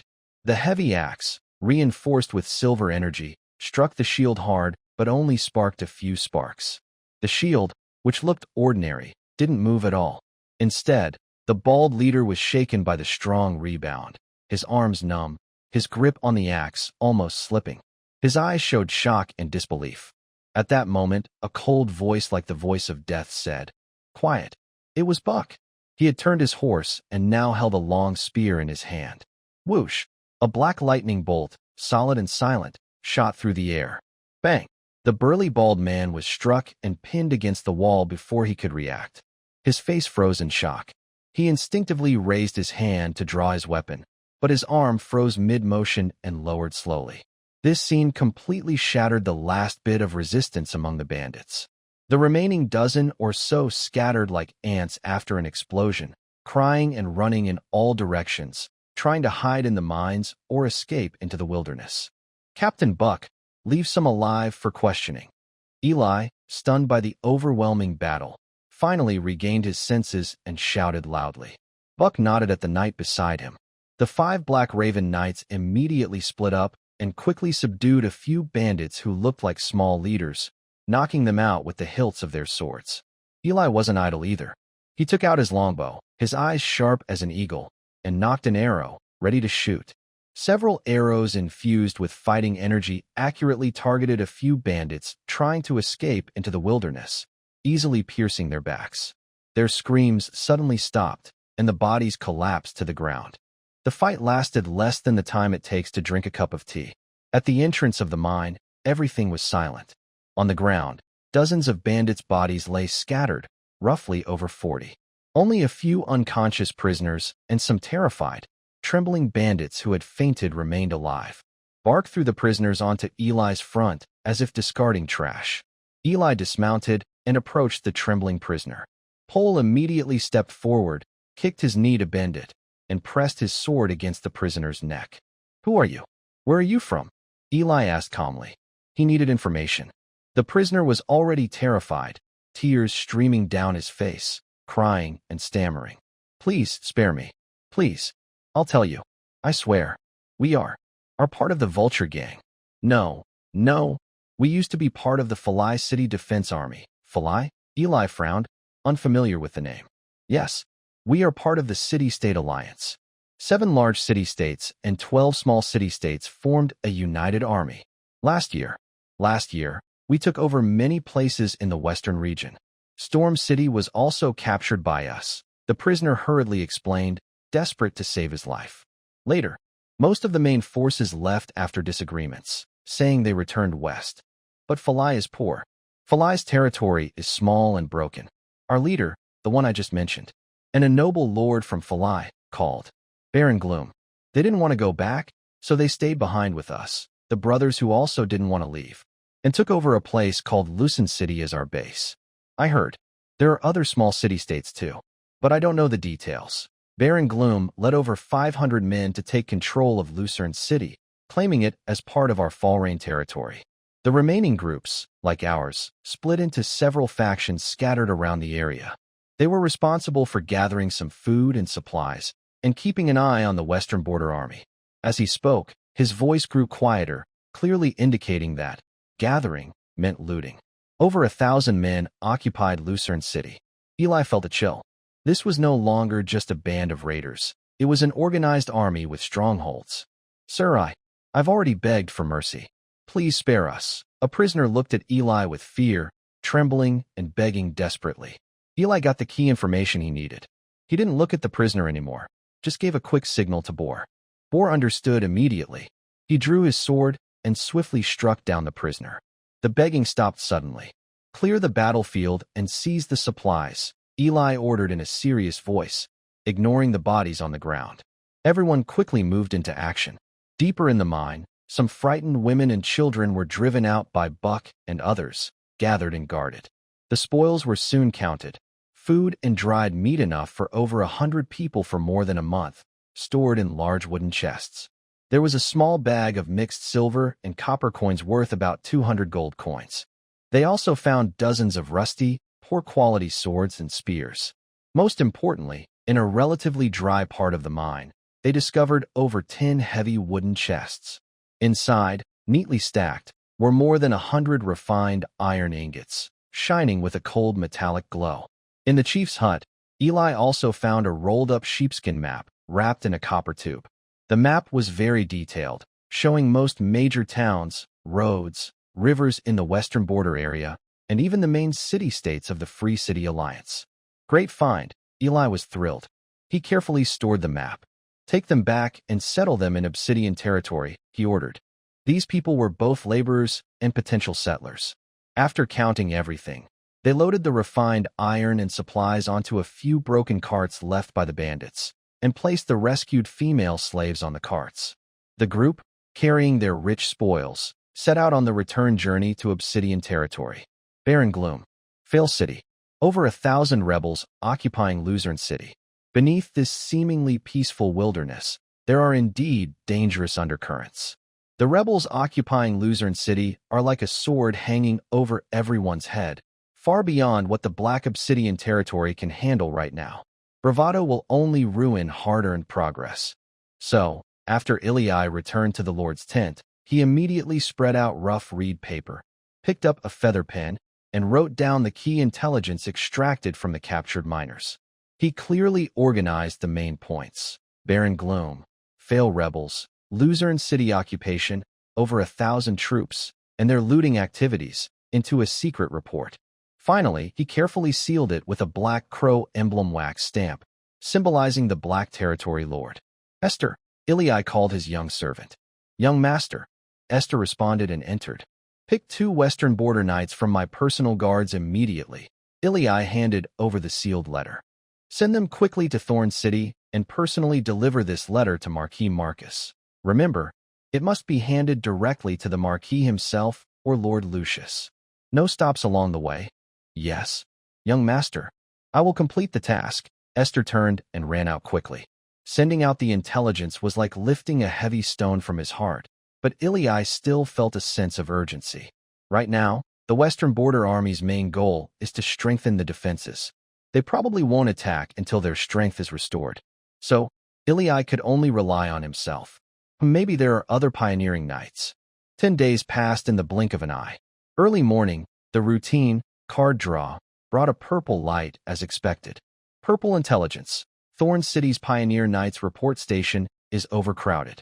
Including your old friend, Lord Clark Graham, a Silver High Knight. Dozens of noble children from the royal territories, eastern and southern regions have arrived one after another. Clark Graham? The Graham family of the Rose and Sword noble house. This name hit Ilii like a stone thrown into a calm lake, instantly bringing back his own memories.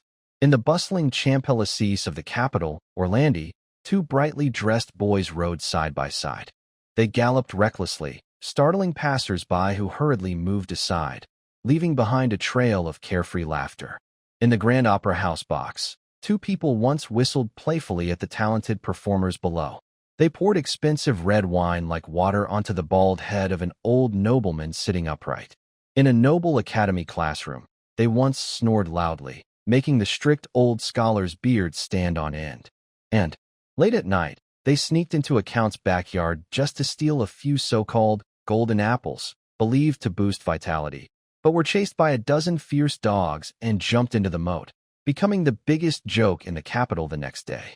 Creative genius, Ely, and action hero, Clark. This pair of mischievous, unruly, royal twin stars was often the talk of noble banquets. Their endless, unbelievable pranks are legendary among the city's spoiled rich kids. Ely rubbed his slightly swollen temples, a faint smile appearing on his face. Why is this guy also coming to the western border as a pioneer knight? Is it exile from his family? Or has he embarked on some shocking adventure again? And as a high-ranking silver tier, maybe I should bring this kid over to be a helper. Shaking off the chaotic memories, Ely stepped out of the tent. 10 days had passed, and the construction of the Lord's fortress was progressing well. On the high ground chosen for the site, the large foundation outline had already been built with polished rough stones, buried deep underground, very sturdy. Although the main structure was not yet tall, according to Ely's function first plan, the main hall at the core of the foundation was mostly finished. It was a relatively spacious, rectangular hall made of stone and wood. The interior was still rough, with bare stone walls and raw wood, and the floor was just packed earth. But huge wooden pillars supported the tall roof, and several wide windows let in light. In the center, a long conference table made of thick wood and about a dozen rugged wooden chairs had been arranged, giving it a serious look. This will be the future decision-making center of the Black leaders. At this moment, Ely stood in the empty conference hall, his finger brushing over the rough table. He was imagining a future where everyone gathered here to discuss development. He already had a rough list of decision-makers in his mind. The chief steward Brandon, 3 slave masters, 3 representatives of free citizens, The construction officer Old John, the agricultural officer Hardy, the mining officer Lion, the affairs officer Esther, the knight Captain Bauer, and the wolf-human representative Wolfgang. Of course, the most important position was his own, Lord Ely Black. As for the mithril mine, the intelligence system had marked its location, and Lion's team had found it a few days ago. It was deep inside a very hidden canyon crack on the outskirts of the Night Song Forest. However, the news Lion brought back about mining was not optimistic. Mithril veins usually occur in very hard, chaotic, energy-rich rock layers, making mining extremely difficult. Special tools, precise detection technology, and skilled personnel who understand sealing and channeling chaotic energy to prevent mining accidents are needed. Although Lion's eyes were filled with tears of excitement, they were helpless in the face of this challenge. Ely could only keep this secret. Fortunately, when he persuaded Captain Buck to stay, he sent 3 letters with the crow. The main message to his father was that he had discovered a very important rare mineral deposit in the Obsidian territory. But mining faced difficulties, and they urgently needed the family to send top craftsmen, scholars, and experienced managers to support, with all actions under his command. He promised that the profits from the deposit would be shared with the family, but he must retain full control over the mining operation. At the same time, the letter to his second brother Roy was a request to use the family trade resources to quickly open a stable trade route from the royal territory through the western capital, Thorn City, directly to the Black Territory. This was to solve the issues of material supply and future exports of mithril. Meanwhile, at the training ground on the camp's edge, shouts echoed loudly. Buck was leading his 5 Black Crow Knights, like a strict instructor. They were training Bauer, Ica, and other knights, as well as some elite soldiers chosen for their skills. They practiced formations, charges, cooperation, and basic energy combat, each requiring almost brutal discipline.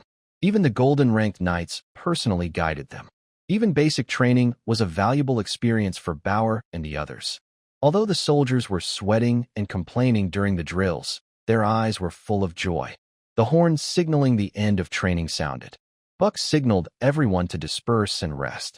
He then led his 5 subordinates straight to the Lord's tent area.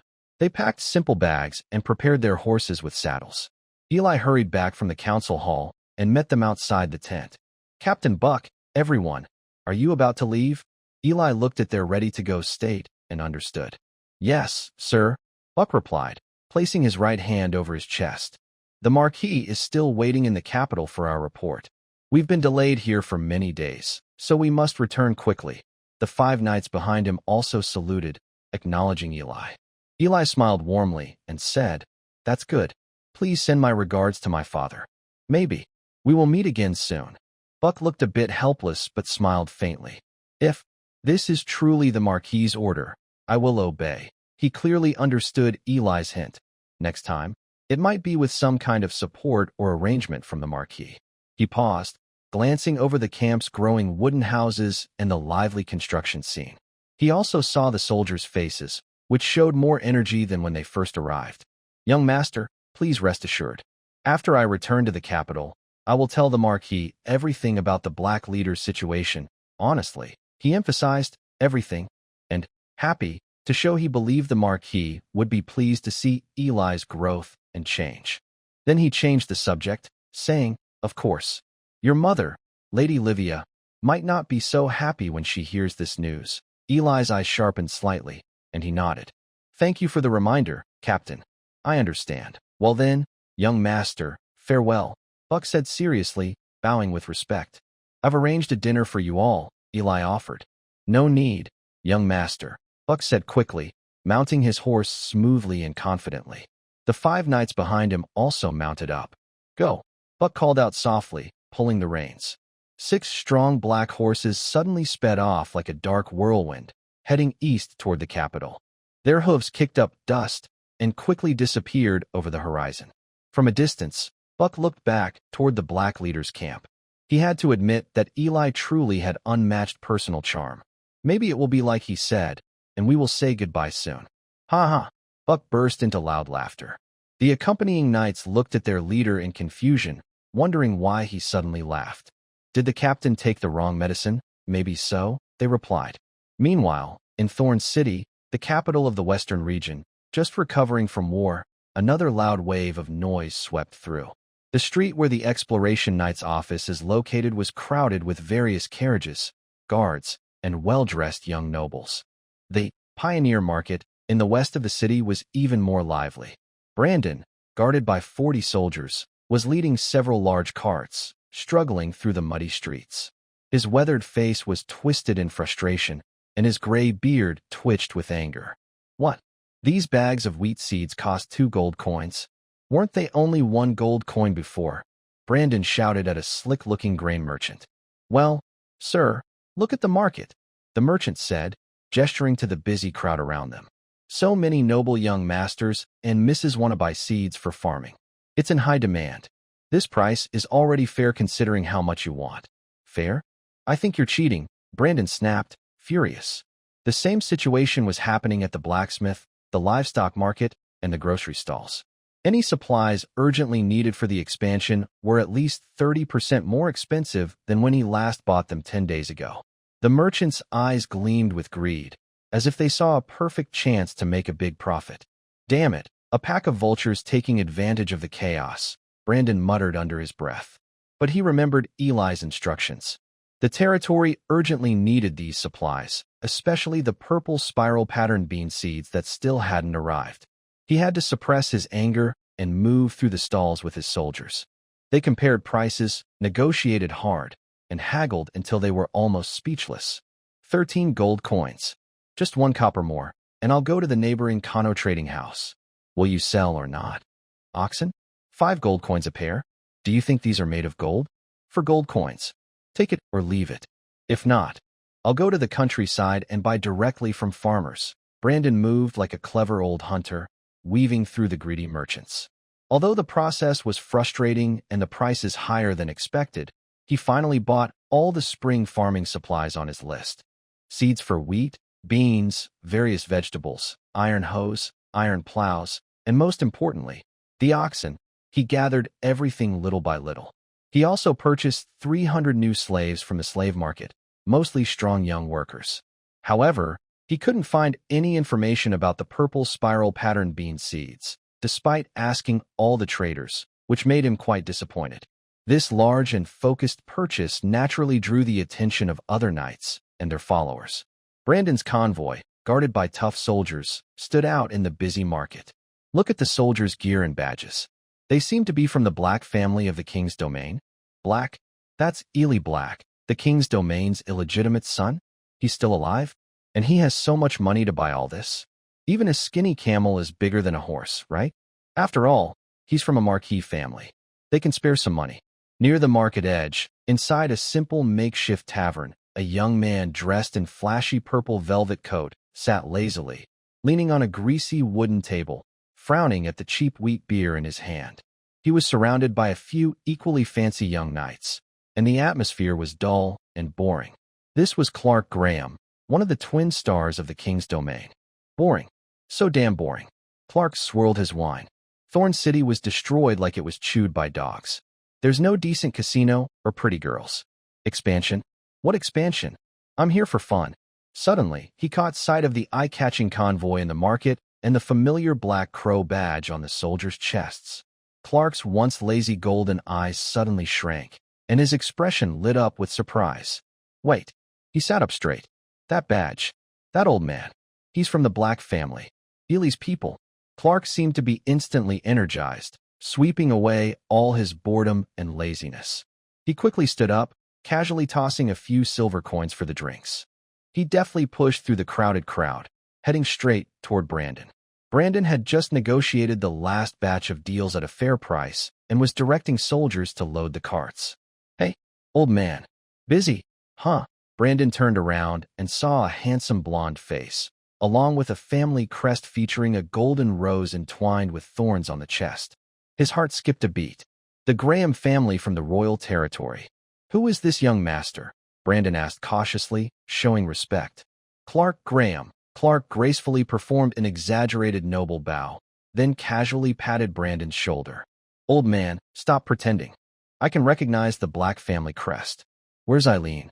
Is he hiding somewhere, planning something? Take me to find him. This place is so boring. Another young person showing disrespect to elders. Brandon kept his expression steady. So it's young Master Graham. My young master, Lord Eileen, is currently in his frontier territory, the Obsidian land. Obsidian land? Has he really gone to develop it? Clark's bright blue eyes lit up. And he's become a lord? Haha. Tell me, what is he doing over there? Has he found any treasures? Clark's rapid-fire questions made Brandon a bit overwhelmed. But since Clark was so important, he had to be patient. He briefly explained Eileen's activities, setting up a base, taming wolf people, fighting off wolf packs, and organizing production. Even so, Clark's eyes shone brightly, and he was breathing faster with excitement. Building a territory? Taming werewolves? Fighting? Now that's true adventure. This was the life Clark Graham dreamed of. That's amazing. That's incredible. Clark paced back and forth excitedly. Old man, are you bringing those supplies back to that black territory? Take me with you. Now. Immediately, Brandon looked at the overly excited Graham young master. He also glanced at his knights, who were rushing over with helpless expressions, and sighed inwardly. As you wish, young Master Graham. Brandon nodded as if resigned. Please join my convoy. In the center of Thorn City, at the Duke's fortress. At his desk, Marquis Marcus had just received an urgent secret letter and was carefully reading it. His face showed a rare, serious, and solemn expression. This letter was sent by the aliens. After a long while, Marcus put down the secret letter and let out a heavy sigh. Sir Lucius, Black Cloak Ely Black has sent a secret report. He captured a live prisoner while destroying a band of raiders disturbing his territory. Interrogation revealed that the forces occupying Thorn City are not scattered bandits, but the city garrison of the former city-state alliance of Fail. The leader is Baron Gloom of Fail, with over 1,000 troops. Marcus nodded and continued. 500 of them are elite troops occupying Thorn City, using it as a stronghold. The remaining forces are divided into several groups, scattered around the area, looting supplies and monitoring our western border army movements. He paused, his voice tinged with helplessness and anger. The news is mostly reliable. It also matches the fragmented intelligence we previously gathered. Fail. Lucius's cold voice came, and he slowly turned around. His pale, handsome face still showed no expression. They are still harming the western territories. Lucius's voice was very soft, almost like a whisper. Marcus looked at the deep pain in Lucius's eyes and was silent for a moment.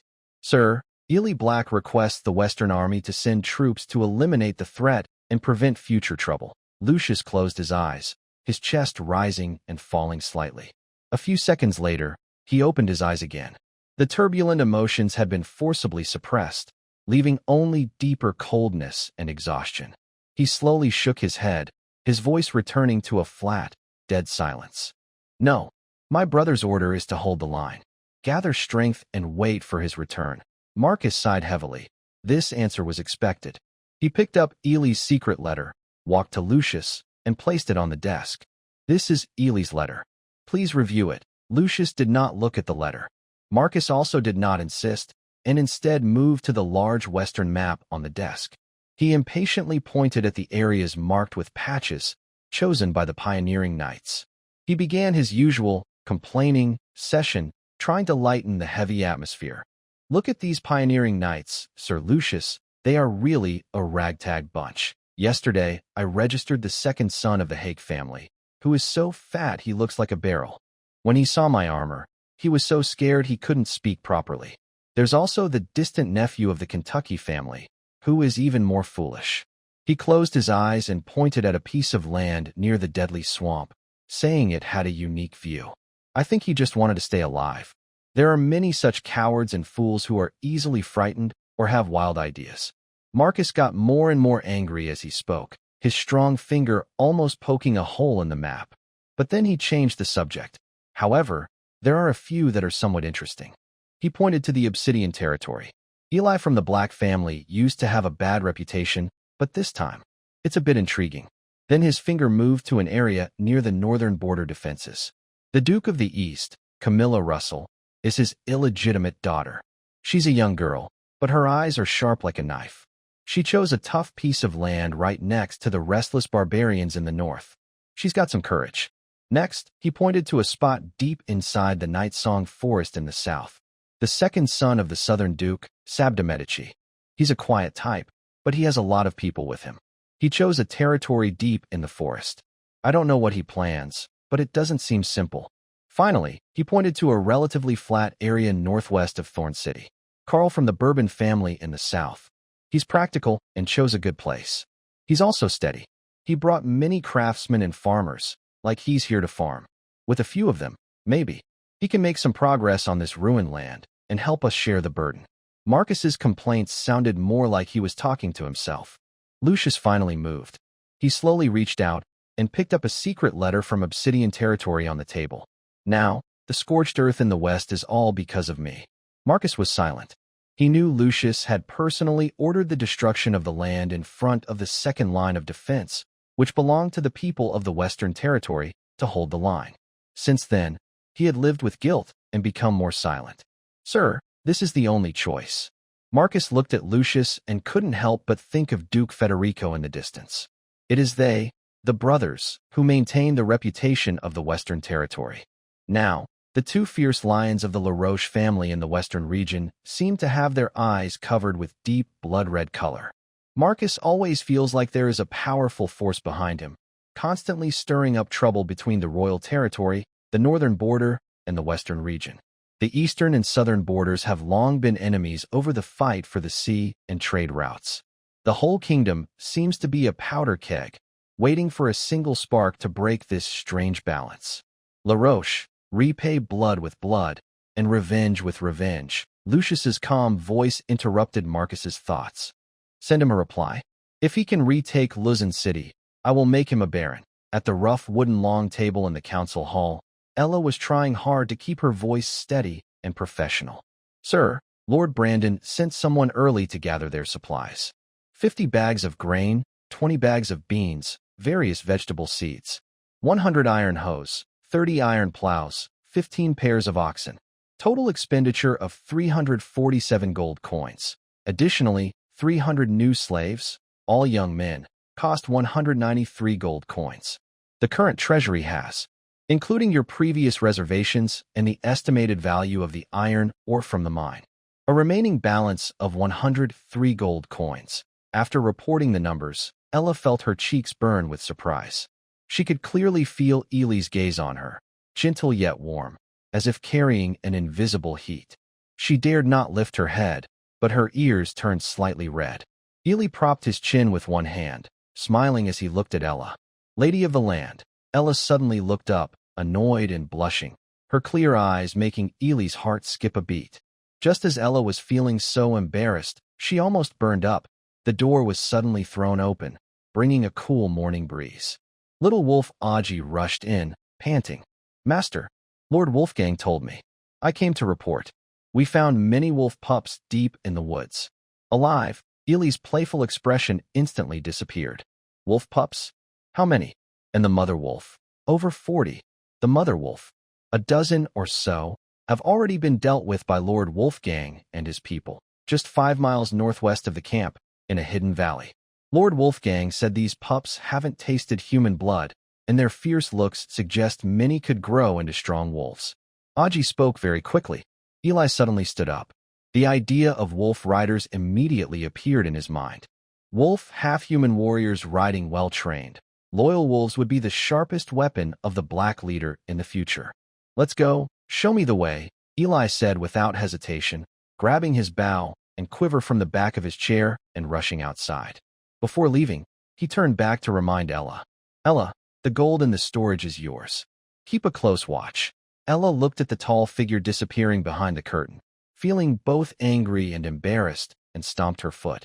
Deep in the forest, sunlight struggled to pierce through the thick canopy, casting dappled light on the leaf-covered ground.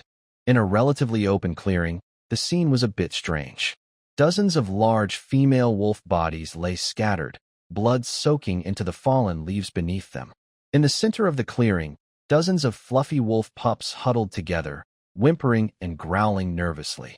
Most of them were small, like puppies, with fur of various colors, gray, black, brown, and eyes full of wild caution and fear. Soon, Wolfgang's tall figure appeared nearby. He was holding a small amount of faint green powder, powerful tranquilizer brought by EST. Behind him, wolf half-human warriors carefully used ropes and rough cloth. They gently wrapped each unconscious wolf pup, trying not to wake them. Some lively young wolf warriors looked excited, inspecting the wrapped fur balls with curiosity. When they saw Eli and his guards walking quickly over, Wolfgang slightly bowed and spoke in a low voice. Eli quickly looked around the scene, a satisfied look in his eyes. He asked directly, "Wolfgang, how is it? Do you think some of them have good potential?" "Yes, sir." Wolfgang pointed to a dozen or so fur balls, set apart and wrapped more tightly. "These, and a few others, have fierce eyes, strong bones, quick reactions. They're born to be war wolves. With proper training and time, these wolves can become excellent companions. Although they may not meet the standards of battle wolves, they are still good for guarding homes or hunting." "Very good." Eli's eyes sparkled with excitement. "All these young wolves will be sent to your new wolf-human camp. Wolfgang, you are in charge of caring for and initially training them. If you lack help, you can ask the hunting team for assistance, and I will also select experienced people from the territory to help. I want to see them grow healthy and become strong members of our Black clan." "Understood, sir." Wolfgang replied in a deep voice, and the wolf-human warriors around him also straightened their backs. By the way, Eli looked at the warriors carefully holding the packages. Some couldn't help but gently poke the soft belly of the sleeping pups with their fingers. "These little ones will be your friends, even family, in the future. Who cares for and trains them will be their owner."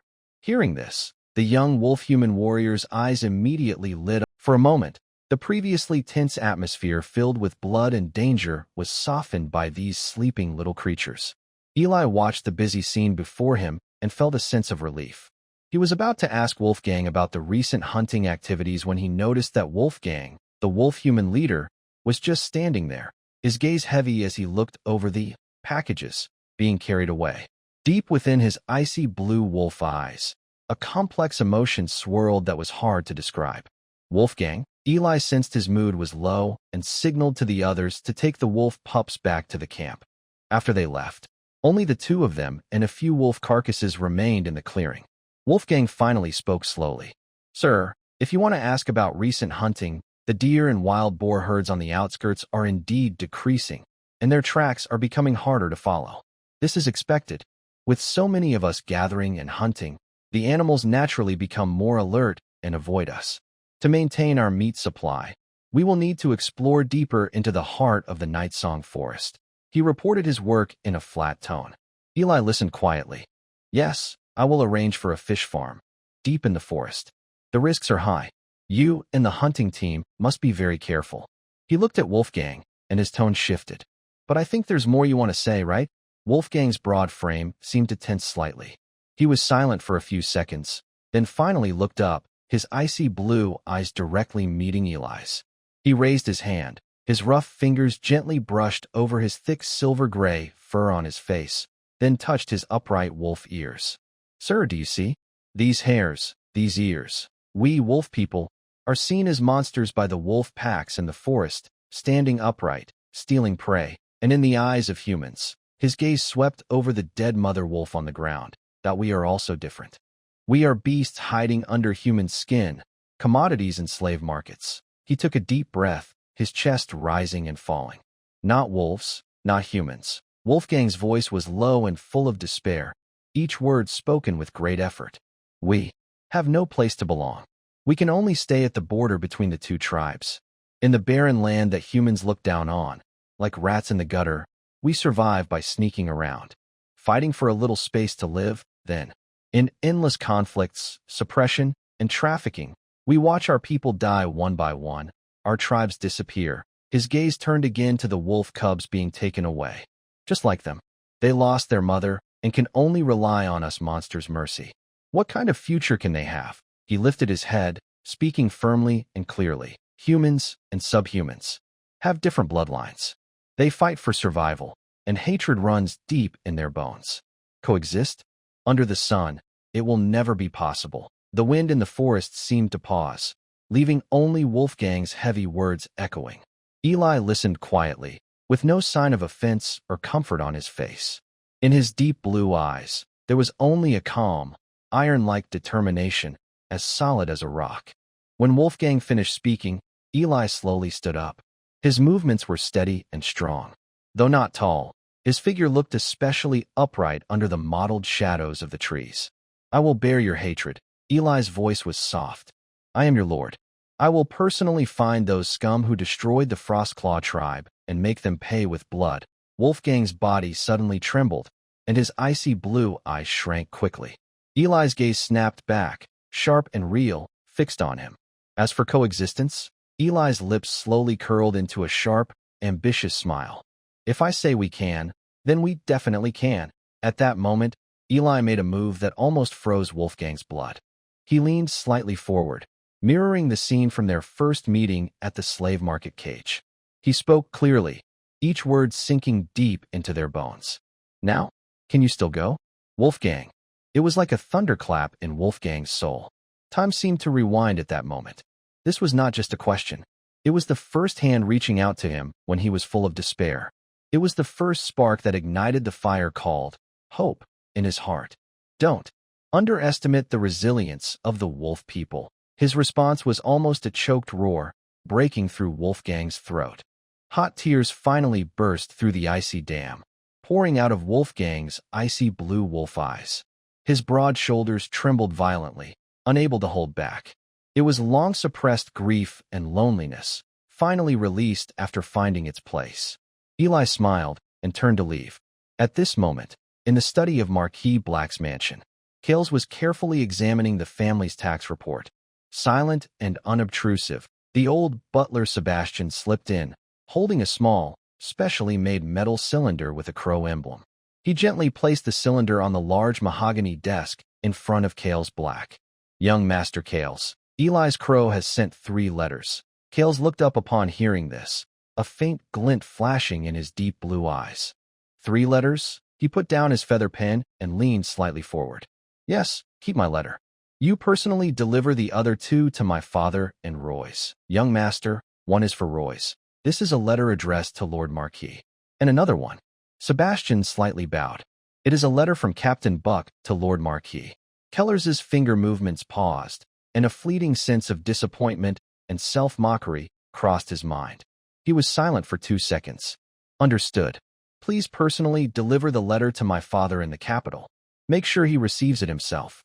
As for the letter to Roy, I will deliver it to him later." "Understood, young Master Kellers." Sebastian did not ask further and silently left the room. Only Kellers remained in the study. He looked at the neatly trimmed bushes in the courtyard outside the window, unconsciously curling his fingers, then slowly relaxing them. In the end, he picked up the dull tax report again. The royal capital Arandia, Leon's office. Leon massaged his aching temples. He had just finished a tiring argument with the royal treasury minister over military funding. Sebastian appeared from the shadows in the room and placed 2 letters in front of him. "Lord Marquis, a letter from young Master Ilii, and a letter from Captain Buck." Leon waved tiredly, indicating he understood. His gaze first fell on Buck's letter. He broke the wax seal and unfolded the letter. His eyes scanned the lines of text, but his brow furrowed tighter and tighter. The letter was full of praise for Ilii, calm, decisive, a strong leader, loved by the people, quickly establishing himself in the wilderness. He even managed to tame a group of proud wolf-like warriors. The words radiated with obvious admiration. Leon couldn't help but let out a soft snort. When did this little brat learn to win people's hearts? Even Buck. Could it be that he found some leverage over Buck? However, when he carefully examined Buck's distinctive shaky handwriting and confirmed it was definitely Buck's own writing, Leon's suspicion gradually turned into an expression of disbelief. Who is Buck? He has followed him for many years, climbing out of blood and chaos, a loyal bodyguard, vice captain of the Black Crow Knights, straightforward and tough as iron. Getting such high praise for Buck. Could it be that the spoiled third son, who always causes trouble and exhausts him, has truly transformed in the wilderness? A faint sense of relief quietly grew in his heart. With this complicated feeling, Leon opened Ely's letter. The beginning of the letter was full of praise for himself, taking up almost 2/3 of the page. Leon patiently continued reading, but a twitch of his mouth betrayed his discomfort. Father is wise and mighty. The Lord has foresight. His brilliance shines like the sun and moon, guiding the Black family forward. Leon felt a strong wave of discomfort rising in his head, and the veins on his forehead twitched. This brat. He's quite good at flattering. He quickly skipped over the overly flattering words, his eyes finally falling on the last few lines of the letter. When he saw the words, silver mine, he suddenly jumped up from his large chair. Silver. Silver mine? Leon's eyes fixed intensely on those 3 words, as if trying to burn them into his mind. His hands holding the letter trembled uncontrollably. Silver mine. Is it really a silver mine? The western border? That desolate place? He seemed possessed, repeatedly muttering these words. Lord Marquis, please stay calm. Sebastian waved his hand, and a thick shadow gradually filled the room. Leon ignored him, his chest rising and falling violently, heavy breathing echoing clearly in the quiet study. Sebastian, did you see that? Silver mine. He said he found a silver mine. Silver, the top metal on the continent of Ares, known for its excellent ductility, conductivity, and hardness. In ancient times, it was often used to make magical tools. Today, only the western and northern borders have small amounts of silver, mostly imported from overseas summer islands. The Black family only has some knights in the elite Black Crow Knights equipped with weapons containing low levels of silver. The family's ancestral weapon, Cold Crow, is forged from silver. Sebastian took the trembling letter from the Marquis and quickly scanned the key parts. The old butler put down the letter. His voice was steady, but his pace was a little faster than usual. The western region is large and has complex geology. Historically, there have been silver veins, and many rare minerals are found there. The most famous is the gold mine that the LaRoche family built their success on. Silver veins are very rare, but not impossible, especially in certain special areas related to ancient underground activity. And the young master mentioned in the letter that the veins are accompanied by very hard, chaotic, energy-rich rock layers. This matches what we know about silver veins, not something made up out of thin air. Considering Captain Buck's description of young Master Iliai's recent behavior, it's quite likely this is true. Likely? Very likely, that brat. That scoundrel. This time, it's as if the god of light kicked him hard in the backside with a boot. The old butler frowned after thinking for a moment. Master, Sebastian's voice lowered. This matter is very important, far beyond ordinary. If news of the silver veins leaks out, whether true or false, it could cause chaos in the capital and the entire kingdom. At that time, young Master Iliai and his territory will be the first targets, and they could be destroyed. Leon's excitement slightly faded, replaced by a deep seriousness. Sebastian's words immediately sobered him from his moment of joy. Silver. This is not just wealth, but a strategic resource that could attract many predators. An innocent person with treasure can become a target. If not handled properly, it could be disastrous for Iliai and the Black family. Leon's face darkened completely. He slowly sat back in his chair, unconsciously tapping his fingers on the cold table. Are you saying? Leon looked at his old butler. Sebastian bowed slightly. The current plan is to keep the information as secret as possible. The old servant suggests I go secretly to the Obsidian territory to check the veins in person and assist young Master Iliai. No way. Leon decisively rejected, firm and clear. He stood up and walked to the large floor-to-ceiling window, looking out at the bustling streets of Arandia in the capital. You're going yourself? That's too big a target. You are the head steward of the Black family. Every action you take reflects the family's reputation and future. Suddenly leaving the capital without explanation, what might those ever-watchful eyes think? And what about the old fox from Montauban? What would he think? Sebastian, remember, no one else must know about this. Especially not that my wife. Do you understand? Sebastian's deep gray eyes remain calm. He simply nods slightly. The old servant understands. If the lady finds out, the Montauban family will know too. Once Montauban knows, it's likely that the top circles of the kingdom will hear soon. This would be disastrous for Lord Ely and the Black family. Exactly. Leon pounds his fist against the window frame, making a dull sound. That pack of wolves. They will do anything to tear Ely apart, and seize the mithril mine. And they might use this as a trigger to launch another attack on our family, just like my brother's downfall. After the shock, a heavier, colder reality weighs on the master and servant. The glow of mithril is like a tempting Pandora's box. Once opened, anything could happen.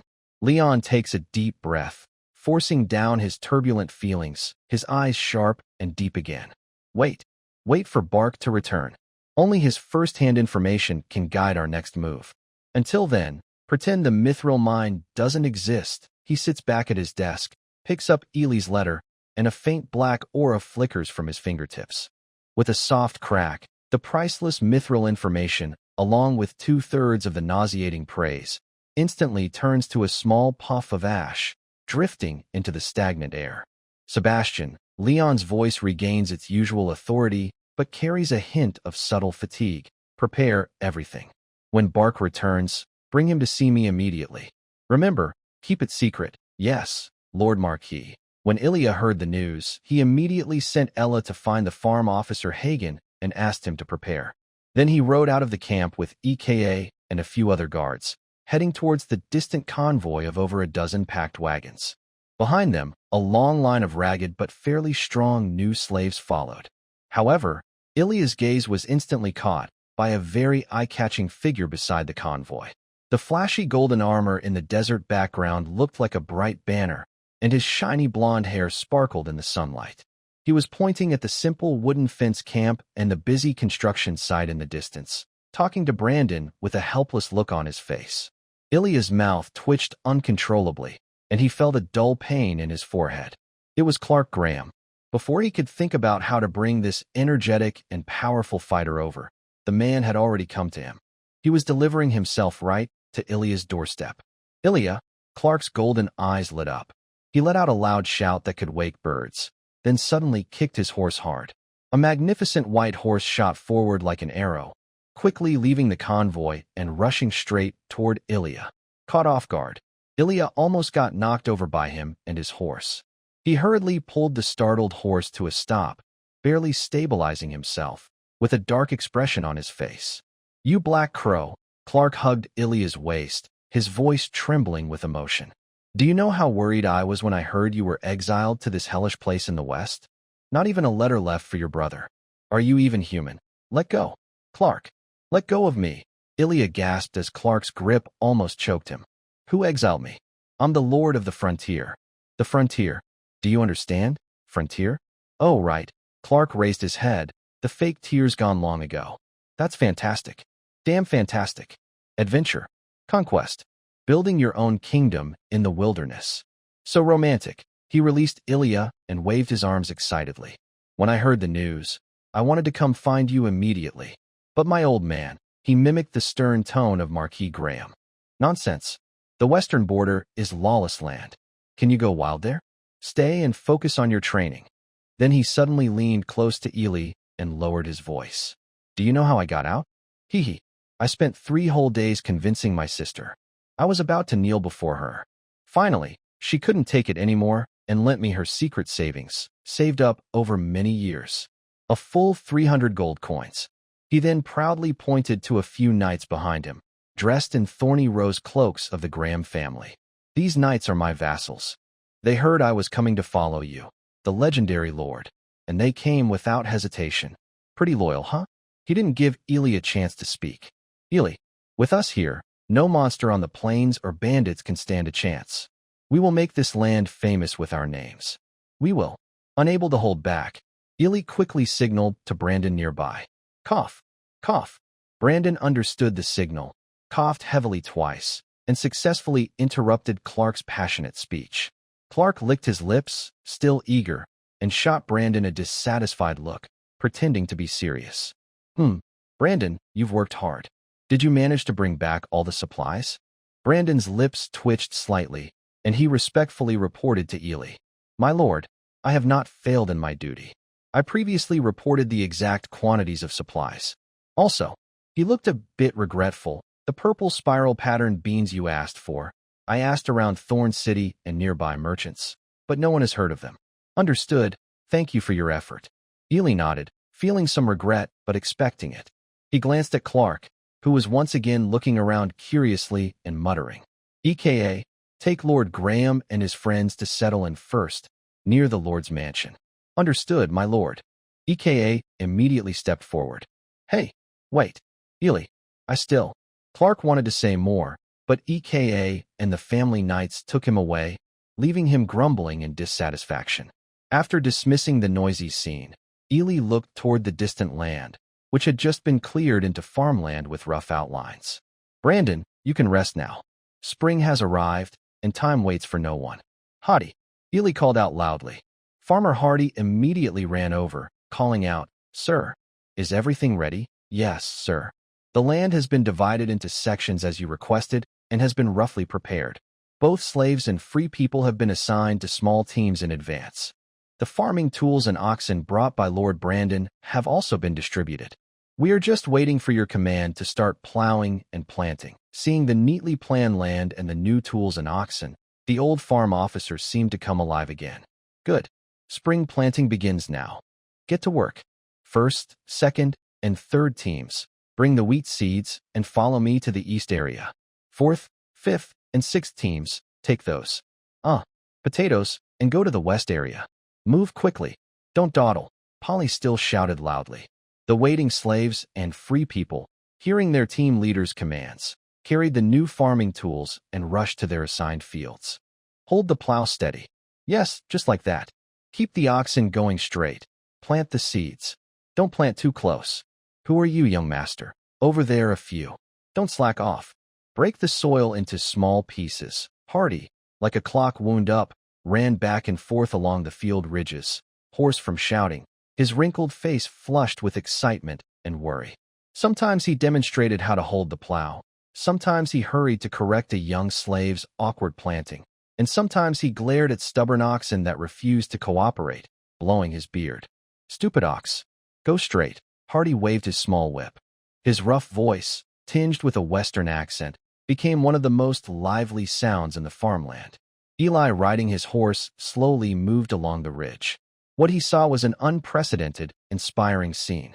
On the vast, red land, men with bare, bronze upper bodies, muscles tense, sweat shining in the sunlight, swung heavy hoes, smashing stubborn soil. Women followed behind, skillfully planting full wheat seeds or cut, sprouting potatoes into the loosened earth. Their movements were quick and focused, faces no longer blank, but filled with hope for the harvest. Come on, push harder, keep going straight, dig deeper. Someone must have started first.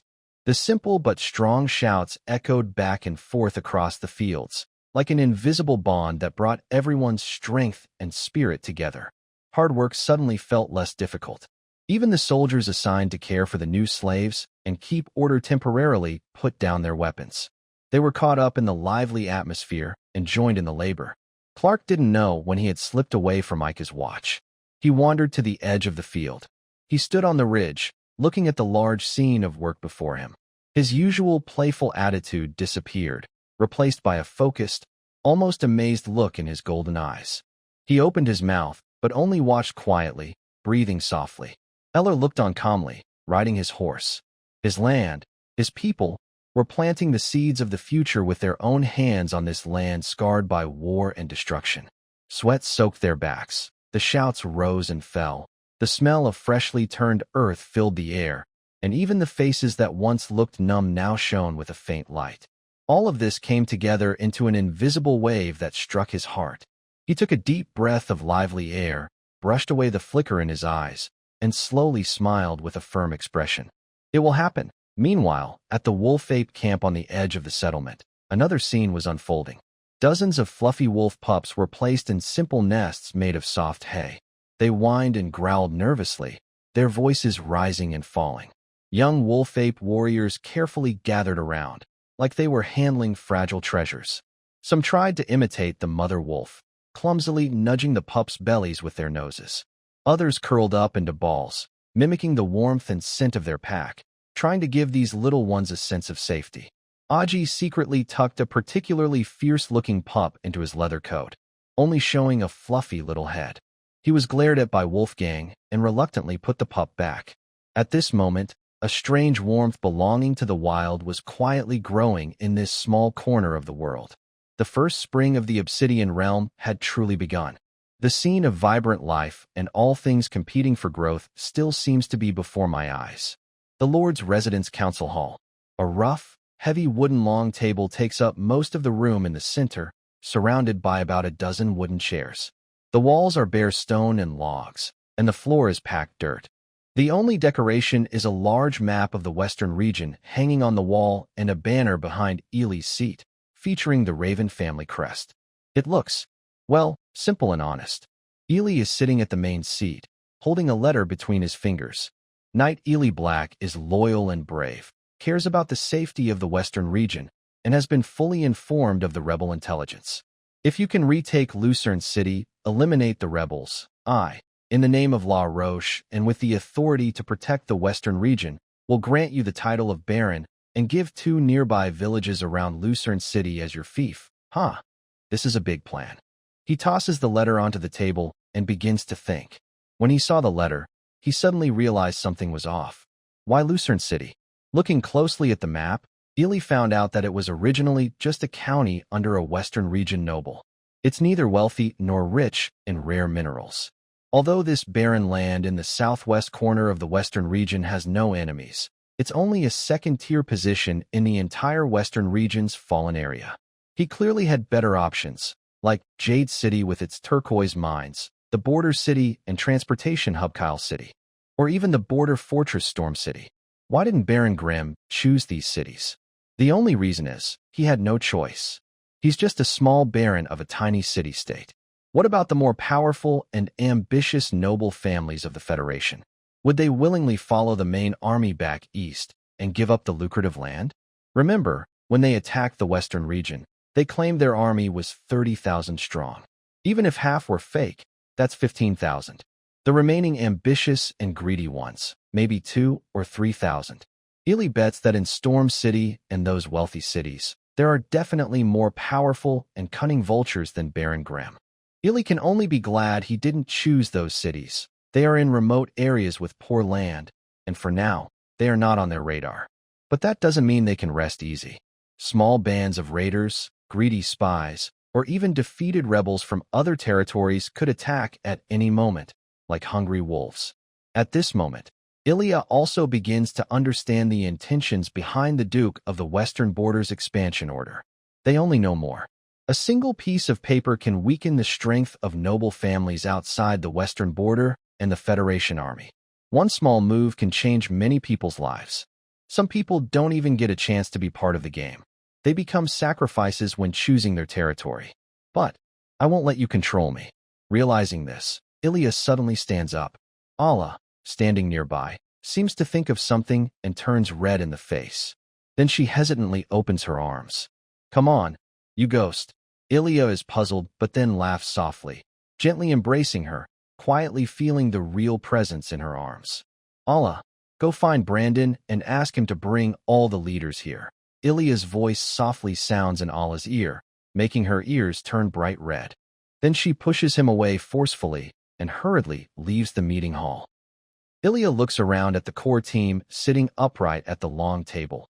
Chief Butler Brandon, 3 slave managers, 3 free citizen representatives, Construction Officer John, Agricultural Officer Hardy, Mining Officer Leon, Administrative Officer Esther, Knight Captain Bohr, Soldier Captain Ika, Hunting Captain Wolfgang. And in the corner, Clark, trying hard to look serious but unable to stop glancing around. Everyone here is the backbone of my Obsidian territory. After Ilya speaks, the atmosphere in the meeting room relaxes suddenly. It's all thanks to our kind Lord, Lord Ilya, Hardy quickly says. Brandon, sitting opposite him, immediately widens his eyes, looking at this old man with thick eyebrows. He quickly adds, it's all thanks to our wise Lord. Seeing this, the other officials realize what's happening and quickly prepare to follow suit. Everyone stop. Ilya's face twitches slightly. Then he stands up, placing his hands on the rough wooden table. Everyone, I will keep it brief. Currently, the safety of Obsidian territory is the first sword hanging over our heads. We must become stronger, more resilient. Pol and Ika. Eli's eyes immediately focused on the 2 knight captains. The soldiers' training must be improved right away. Captain Buck laid a good foundation, but we need to focus more on real combat skills. However, the problem is, right now, our soldiers spend half their time training and the other half on camp duties, patrolling, maintaining order, guarding warehouses and mines. Their energy is spread too thin, and the training isn't effective. Pole nodded quickly, looking worried. The Lord is right. My brothers and I have said that after completing tasks, they are too exhausted to train. So, Eli said firmly, we must change. Starting today, from the existing slaves and the best-performing free citizens, we will select 50 strong, loyal, and reliable people to form a security patrol team. Their only job is to patrol the camp daily, guard watchtowers, watch the warehouses, patrol the outskirts of the mines, and keep internal order. This way, our fighting soldiers can be freed from these chores and focus on training and fighting. Their only job is to train, to fight. Clark silently counted on his fingers, muttering that there seemed to be 2 tasks. Soldiers who are freed from chores, Old John and Hardy, hearing this new term for the first time, looked surprised and thoughtful. This means the territory will need to support 100 people who are not directly involved in production, which is a big burden.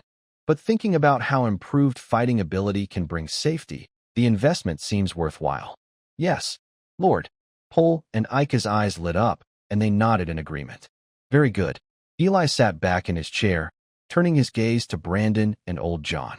The soldiers focus on sword training, and our shields must also become stronger quickly. The wooden fences around the camp are okay against wild animals, but against organized enemies, they might not hold. I think we should start planning the camp's defenses and prioritize building strong walls. Walls. Old John was shocked and waved his hands quickly. Lord, that's not possible. Building walls now? That's too early. Too unrealistic. First, the amount of work is huge. We have more people now, but spring plowing just finished. Mining, building houses, chopping wood, fishing, none of these can stop. Second, the stone materials. The source, mining, and transportation of large quantities of quality stone are definitely big problems. Third time, sir, it will take at least a few months or even a year and a half to build effective city walls. During this time, we might be overwhelmed by the stone walls. Brandon also stood up and added in a serious voice. Old John is right. Sir, our top priority is to strengthen the foundation and gather strength. Building large walls too quickly could attract unnecessary attention. Elias thought for a moment, tapping his fingers on the table. He admitted that Old John and Brandon's worries hit the mark. He was a bit too impatient. You can't become fat in one bite. So, what are your suggestions? Old John let out a breath of relief. Glad that our Lord is a kind leader. Sir, building walls is not feasible now, but we can start by constructing a few strong wooden watchtowers on key high ground around the camp. The towers should be tall with a wide view. Lookouts and horns should be stationed on top.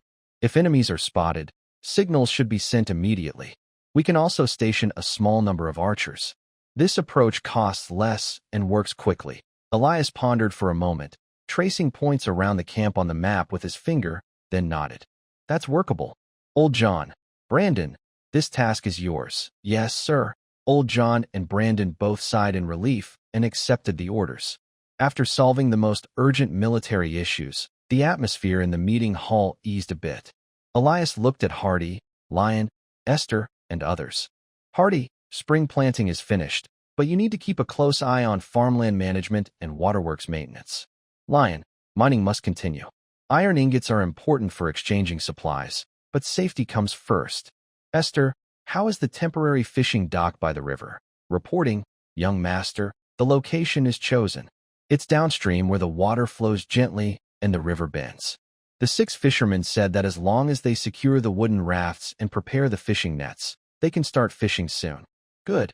Get the fishery set up quickly to supplement our meat supply. Also, Ayla, please report the current total population of the territory. Ayla immediately opened her grass paper notebook and reported clearly. Sir, excluding the soldiers, the territory has 103 free citizens, 947 slaves, totaling 1,050 people. About 70% are able-bodied workers. Over 1,000 people crowded into a rapidly growing but poorly built camp. Eli could imagine the conflicts and chaos that would follow. As the population grows, we need more houses. Old Tom, once the watchtower is finished, you will oversee this. And with more people, conflicts will increase. Remember, disputes among slaves are to be settled by the team leaders and managers. If they can't resolve it, report to Brandon. Disputes between free people or between free people and slaves can be brought directly to me.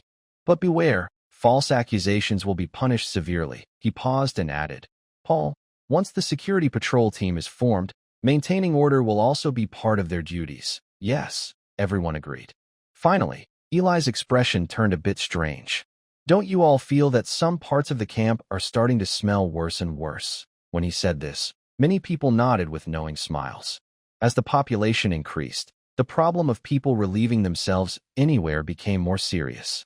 Not only was the smell bad, but it also posed a big health risk.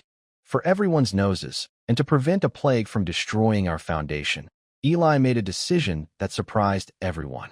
Let's immediately choose locations in the east, west, south, and north parts of the camp to build 4 public toilets. Requirements: deep pits, regular cleaning and covering, and basic cleanliness.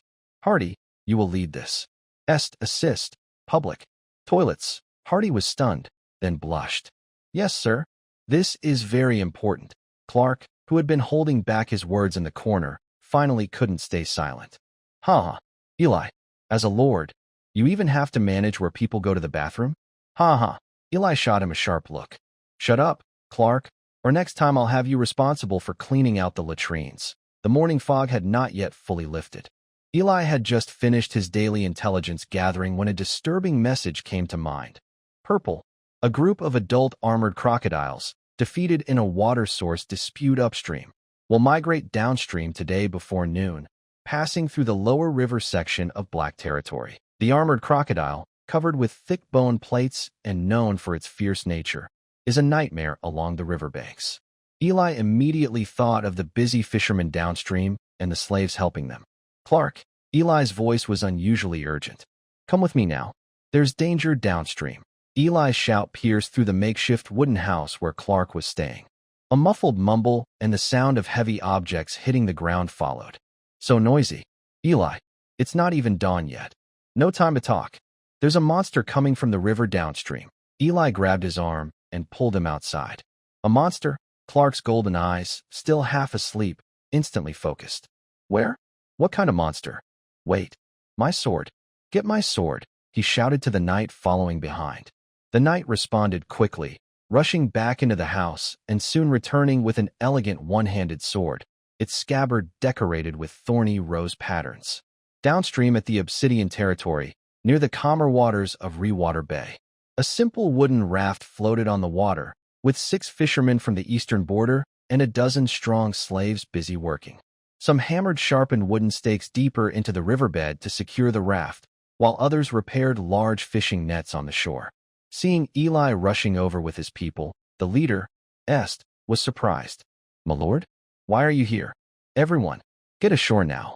Quickly, Eli didn't stop to explain. Though the fishermen and slaves didn't understand everything, they saw the serious look on their lord's face and dared not delay.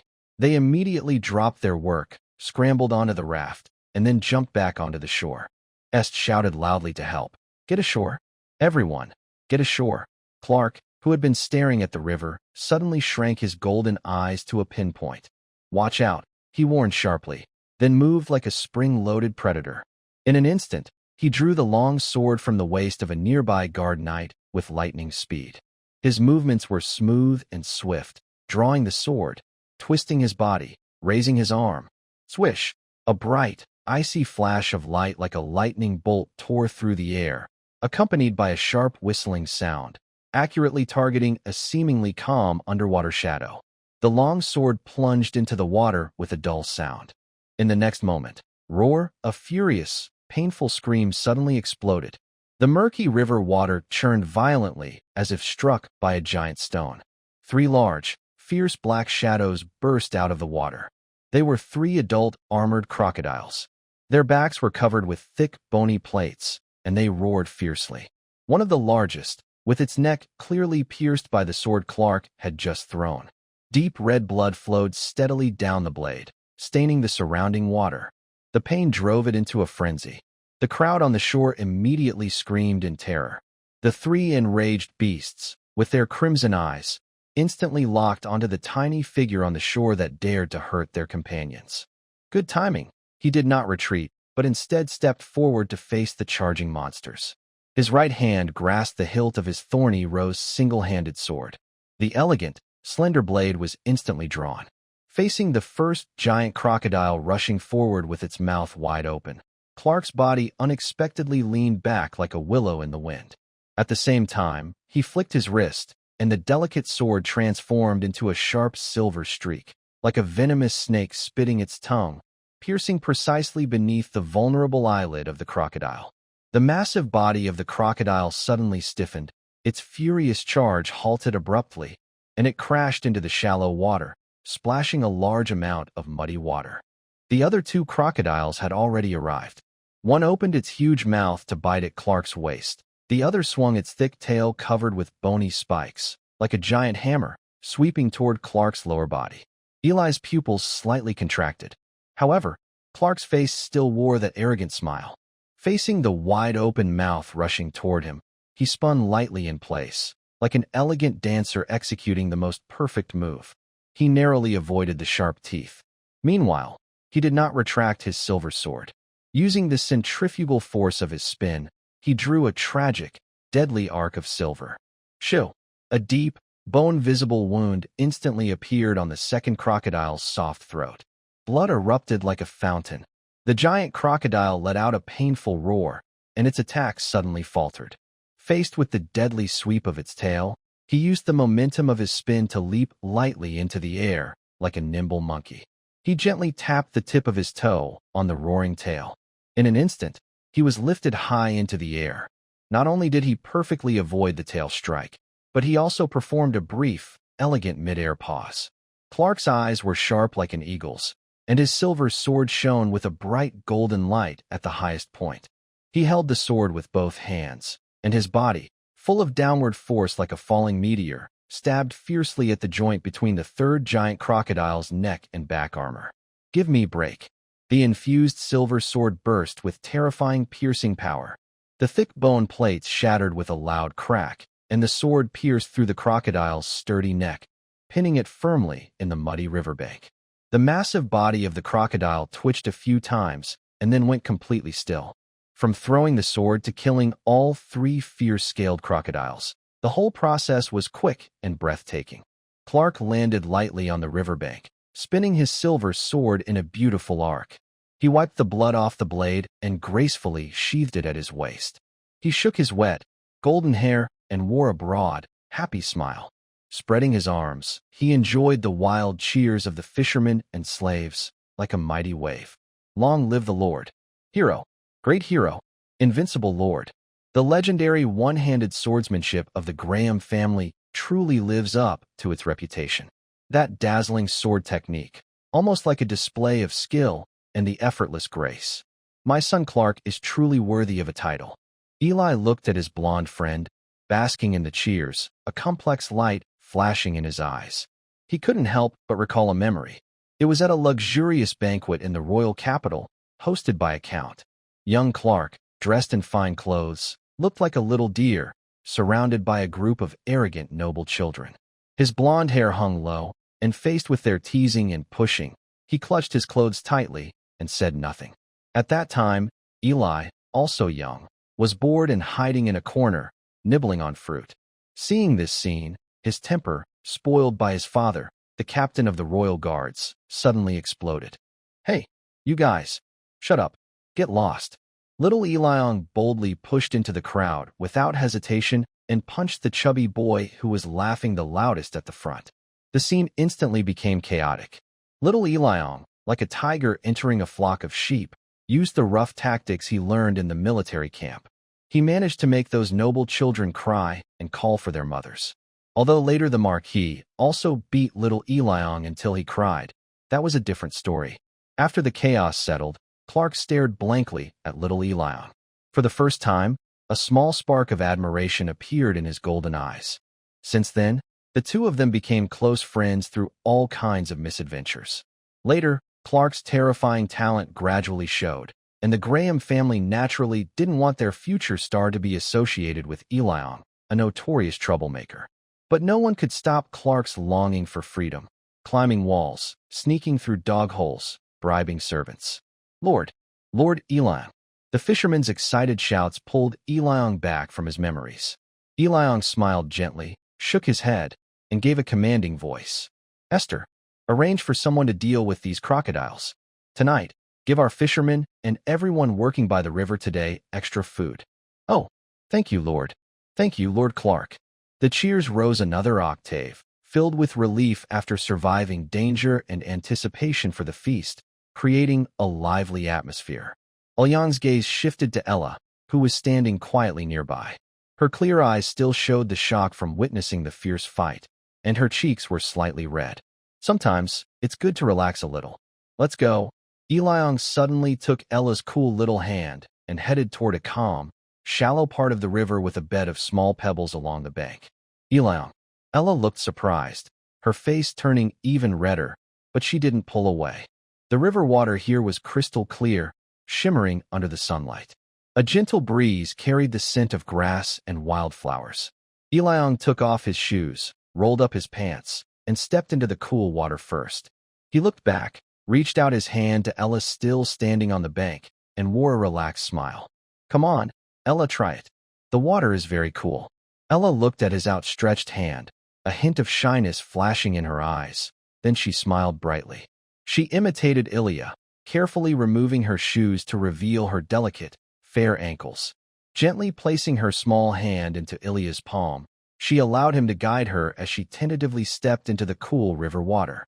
The small, smooth stones pressed against her feet, and the cool water flowed over her toes, bringing a strange, pleasant feeling that spread through her body. Ella couldn't help but let out a soft ah, her face blooming with a pure, happy smile. Seeing her joyful expression, Ilya also smiled. The two of them stood on the shallow, gentle part of the river, stepping through the cool water and smooth stones, like two playful children. For a moment, they forgot about the busy world around them, enjoying this peaceful, refreshing break. The Black family's main house in the capital city. Marquis Leon Black sat at his desk, his fingers tapping the smooth surface absent-mindedly. Family tradition. The dull, steady sound of his tapping echoed softly. Each tap reflected his current mood. The door opened silently. Old butler Sebastian followed behind a dusty, tired Bark. Lord Marquis. Bark stepped forward and knocked his right fist heavily on his chest armor. His voice carried the fatigue of travel, but remained calm and strong. Leon stopped tapping his desk and asked, Bark, how is the situation at the Obsidian territory? And Ilya, how is he? Bark straightened his back and reported clearly. Reporting, sir. I saw at the Black territory that young Master Ilya is completely different from when he left the capital. He acts decisively, manages well, and commands respect from the people. In just a month, the camp has taken shape, with defenses and production organized.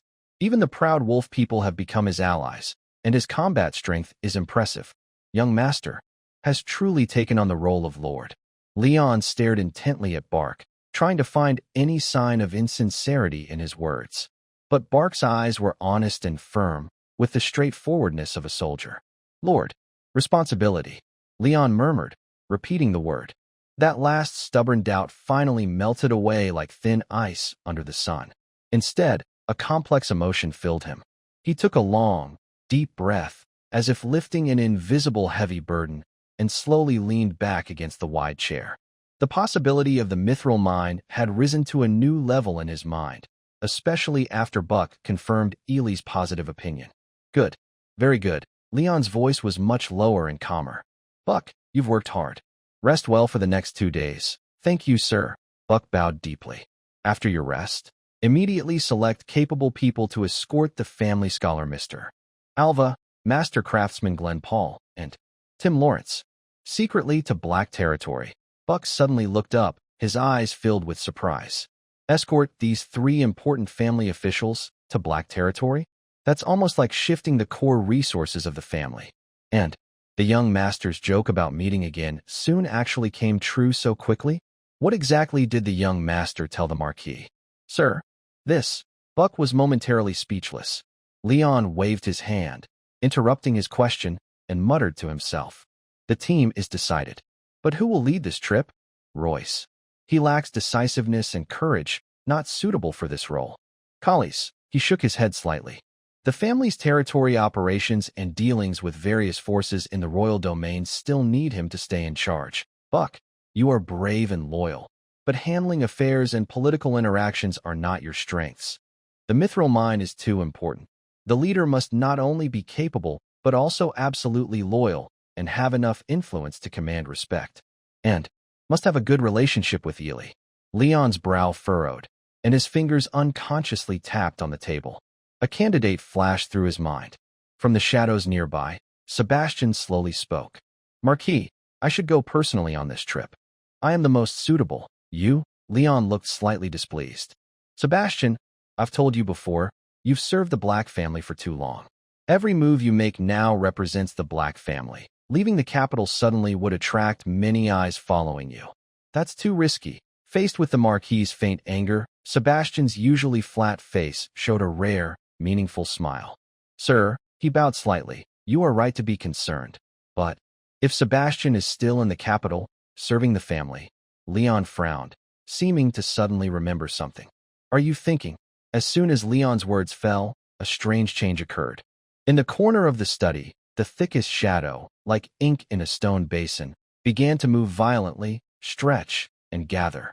The shadow twisted, rising upward, forming a clear outline. It was dressed in a black tailcoat, had silver-gray hair, wore gold-rimmed glasses, and even the slight, calm curve of its mouth was identical. In just a few breaths, a shadow butler, identical to Sebastian himself, stood quietly in the shadow of the study. It bowed to Marquis Leon Black, as if a mirror image. The entire study suddenly fell into complete silence. Buck opened his mouth wide, his eyes almost popping out of their sockets. He fought the urge to draw his sword, carefully watching the suddenly appearing shadow butler, then quickly turned to look at Sebastian, who was smiling beside him. A huge shock hit him like a wave, shaking his understanding. He made a ha-ha sound in his throat. Great butler. Are you? Not human. Marquis Leon's pupils also shrank suddenly. He wasn't completely unaware, but witnessing this extraordinary scene in person was still a huge shock. Sebastian's smile remained gentle, calmly meeting Leon's complex gaze. Lord Marquis, there's no need to worry. The old servant told you that I have served 9 generations of the Black family. This long time has long surpassed the limits of ordinary humans. I have lived long enough. He paused slightly. This shadow acts in my place to stay in the Black territory, handling daily chores, enough to fool most eyes. Captain Buck and I will personally escort the scholars to the Obsidian territory, leading the exploration and management. This is the best way. Leon looked at Sebastian's calm, steady face. After a long moment, his clenched fist slowly relaxed, leaving only a deep, serious expression. Sebastian, Leon's voice was a little hoarse, with a complex look in his eyes. Are you sure about doing this? Splitting the shadow. For you shadow demons. It must cause some damage, right? He knew that such extraordinary power always came with a price. Sebastian nodded slightly. A small price, not worth mentioning. For the continuation and future of the Black family, and for young Master Ely. It's worth it. Meanwhile, in the royal capital Arandia, at the Prime Minister's office. The air here was thicker than in the Black family study. Duke of the Western Border, Prime Minister Federico Rausch, stood in front of a large floor-to-ceiling window. The sunset's glow stretched his tall, spear-like figure into a long shadow. It cast a silent lion on the cold, smooth obsidian floor. The Rausch family vassal, the captain of the Royal City Guard, originally led by Marquis Leon, now the deputy captain, Toscana Fernando, stood beside him. A knight in golden lion armor reported, Your Excellency, following your orders, the secret investigations into all counts and above families in the kingdom are now roughly complete. The families listed have responded to the expansion orders and sent their family knights.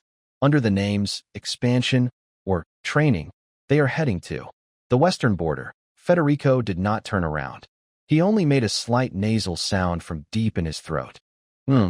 His confidant hesitated briefly before continuing in a quieter voice. Regarding Her Majesty the Queen's assassination, we have found new clues. The clues point to a deadly poison called Silent Kiss. This poison is colorless and tasteless, originating from the most hidden rainforests of the Midsummer Islands, extracted from a rare purple striped arrow frog gland. Only top alchemists or those with long-term contact with island poisons can obtain it. It acts quickly, paralyzing the heart of the poisoned. Externally, there are no signs of any change. Silent Kiss. Midsummer Islands. Federico repeated these words slowly, his back to his confidant, with no expression on his face. Only his eyes showed a deep, burning hatred. His confidant felt the sudden drop in temperature in the air, and he lowered himself cautiously, adding, "My lord, the Duke of the Eastern Border. The Rassel family. They have always had close trade relations with the city-states of the Midsummer Islands, even arranged marriages." And they, enough, Federico interrupted sharply. He slowly turned around.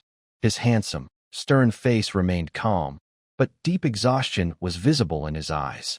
"Where did you get this information from, Your Majesty?" It was from the chief intelligence officer of the Imperial Court, Lord Bernard. The golden sunset outlined his cold, stern features. "Leave now," he said softly. "Yes." His confidant, feeling greatly relieved, immediately stood up and left. Federico idly rubbed the black ring on his thumb, engraved with a roaring golden lion. Marquis Toscana sighed and couldn't help but speak. "Your Majesty, we should withdraw our troops. The western border is our core. The soldiers are all." Federico interrupted him. "There is still Lucius in the west.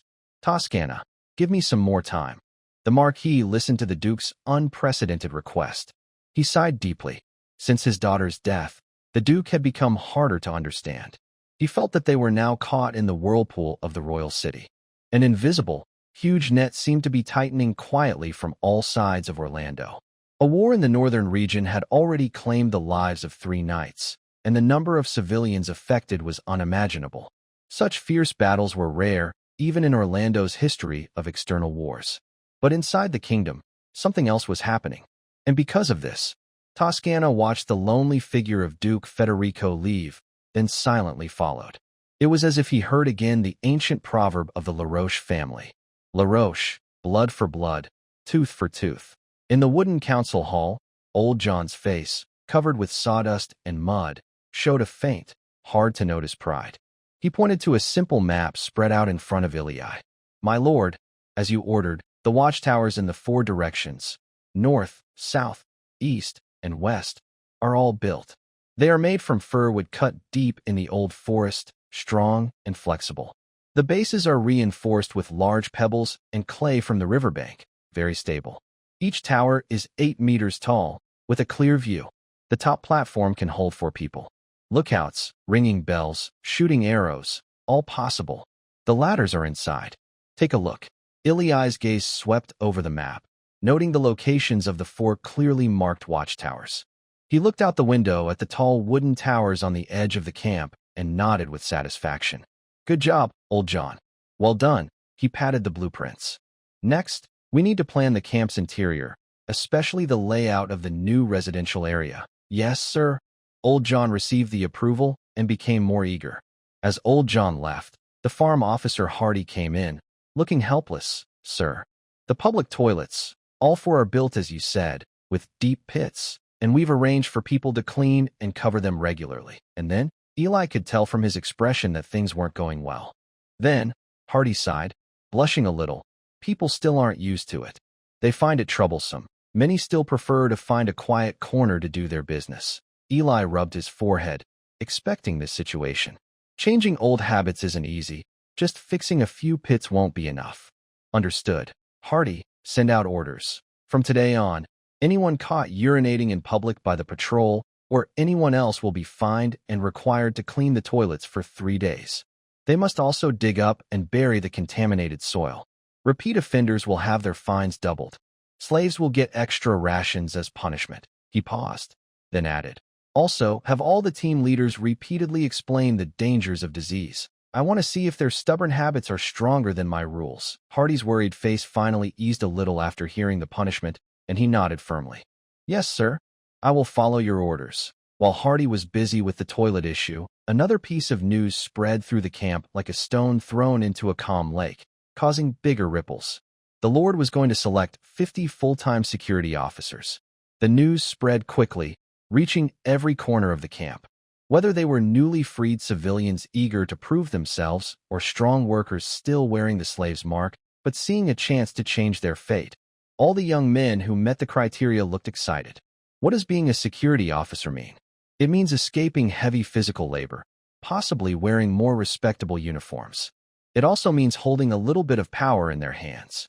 This also means they can directly serve the Lord, catch his attention, and have a bright future ahead. Register. I want to sign up. Count me in. I have a lot of strength. Lord, I never slack off when working. Let me try.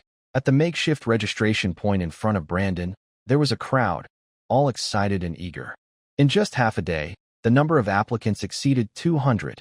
The area was packed with people, all eager and ready to prove themselves. News reached the council hall. Eli looked at the thick list of names and simple details written on a crooked piece of grass paper that Brandon had brought. He frowned slightly. Over 200 people. Eli tapped his finger on the list.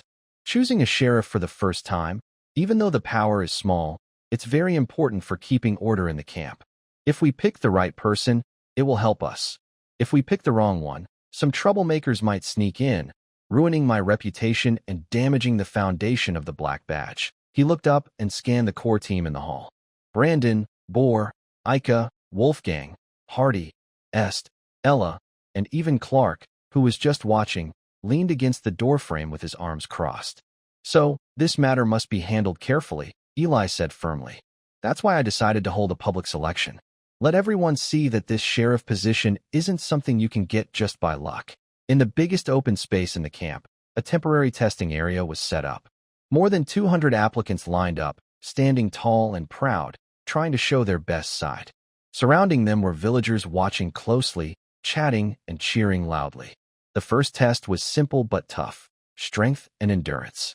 In the middle of the field, there were about a dozen stones of different sizes, from 50 to 150 pounds. These were training tools used by soldiers. The rules are simple. Boar's loud voice cut through the noise. Step forward one by one. Lift the stone lock in front of you, 100 pounds. Hold it above your head and stay steady for 3 breaths. That's it. If you can't lift it, or if you wobble and drop it, you're out. Start. As soon as he finished, the field was filled with groans, low growls, and heavy breathing. Hey, up. Some people turned red in the face, veins bulging, successfully lifting the stone above their heads, earning cheers from the crowd. Someone used all their strength, but the stone lock only lifted half a foot off the ground before falling back down. They gave up in disappointment. Another person barely managed to lift it, but their legs wobbled, and they collapsed before 3 breaths, causing a sigh of regret from the crowd. A sturdy but not very tall slave, with a strong build, steadily lifted a 100-pound stone lock with quick, clean movements. He put down the stone lock, wiped his sweat, and gave a silly smile toward Ilai. Ilai remembered him as one of the hardest workers in the mine. The first challenge was harsh and straightforward, like a giant sieve, instantly eliminating more than half the people. The second challenge was about wisdom and fairness. In the middle of the field, there were a few simple wooden tables. Ilai sat at the main seat, with Brandon, Ika, Boar, Hardy, Old John, Esther, and Ella sitting on either side. Even Wolfgang was asked by Ilai to sit nearby as an observer, though he was not very interested.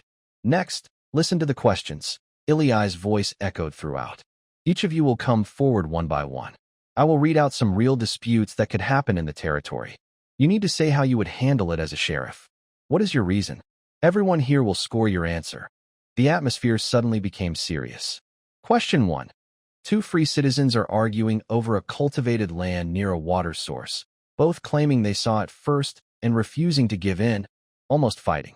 How would you handle this? The first person to step forward was a strong man who clearly didn't expect this kind of question. He scratched his head and hesitated before saying, "Fight. Fight. Whoever wins gets it." Ilai looked expressionless. The second was a young man who thought for a moment. "Let them draw lots. See who gets lucky." Brandon immediately crossed out his name. The third was a middle-aged free citizen who spoke in a deep voice. First, separate the two to prevent the conflict from escalating. Then, ask for witnesses.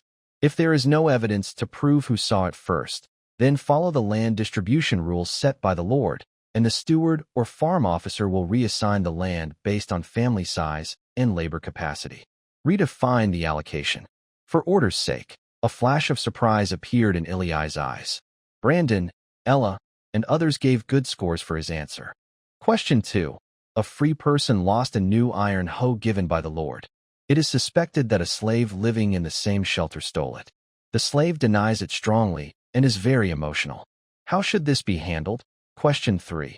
During a night patrol, a slave was found sneaking out of the camp in a suspicious manner. It was discovered that he was going to the river to gather herbs for a sick companion. Should he be punished? How should he be dealt with? These practical and sometimes tricky questions are like mirrors, reflecting the different characters and ways of handling situations among the candidates. Some are straightforward and strict, advocating harsh punishments. Others try to please both sides, seeking compromise. The scores on the evaluation sheet keep changing, adding up, and sorting.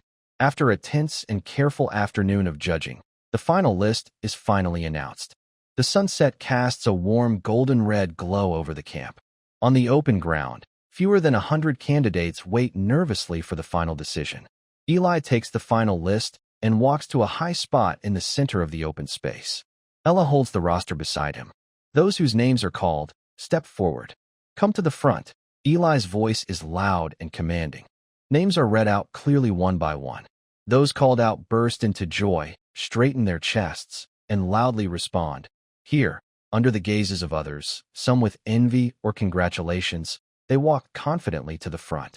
Among them is a simple but hard-working slave who performed well in the mine, and he is so excited his face turns red. Finally, 50 names are called.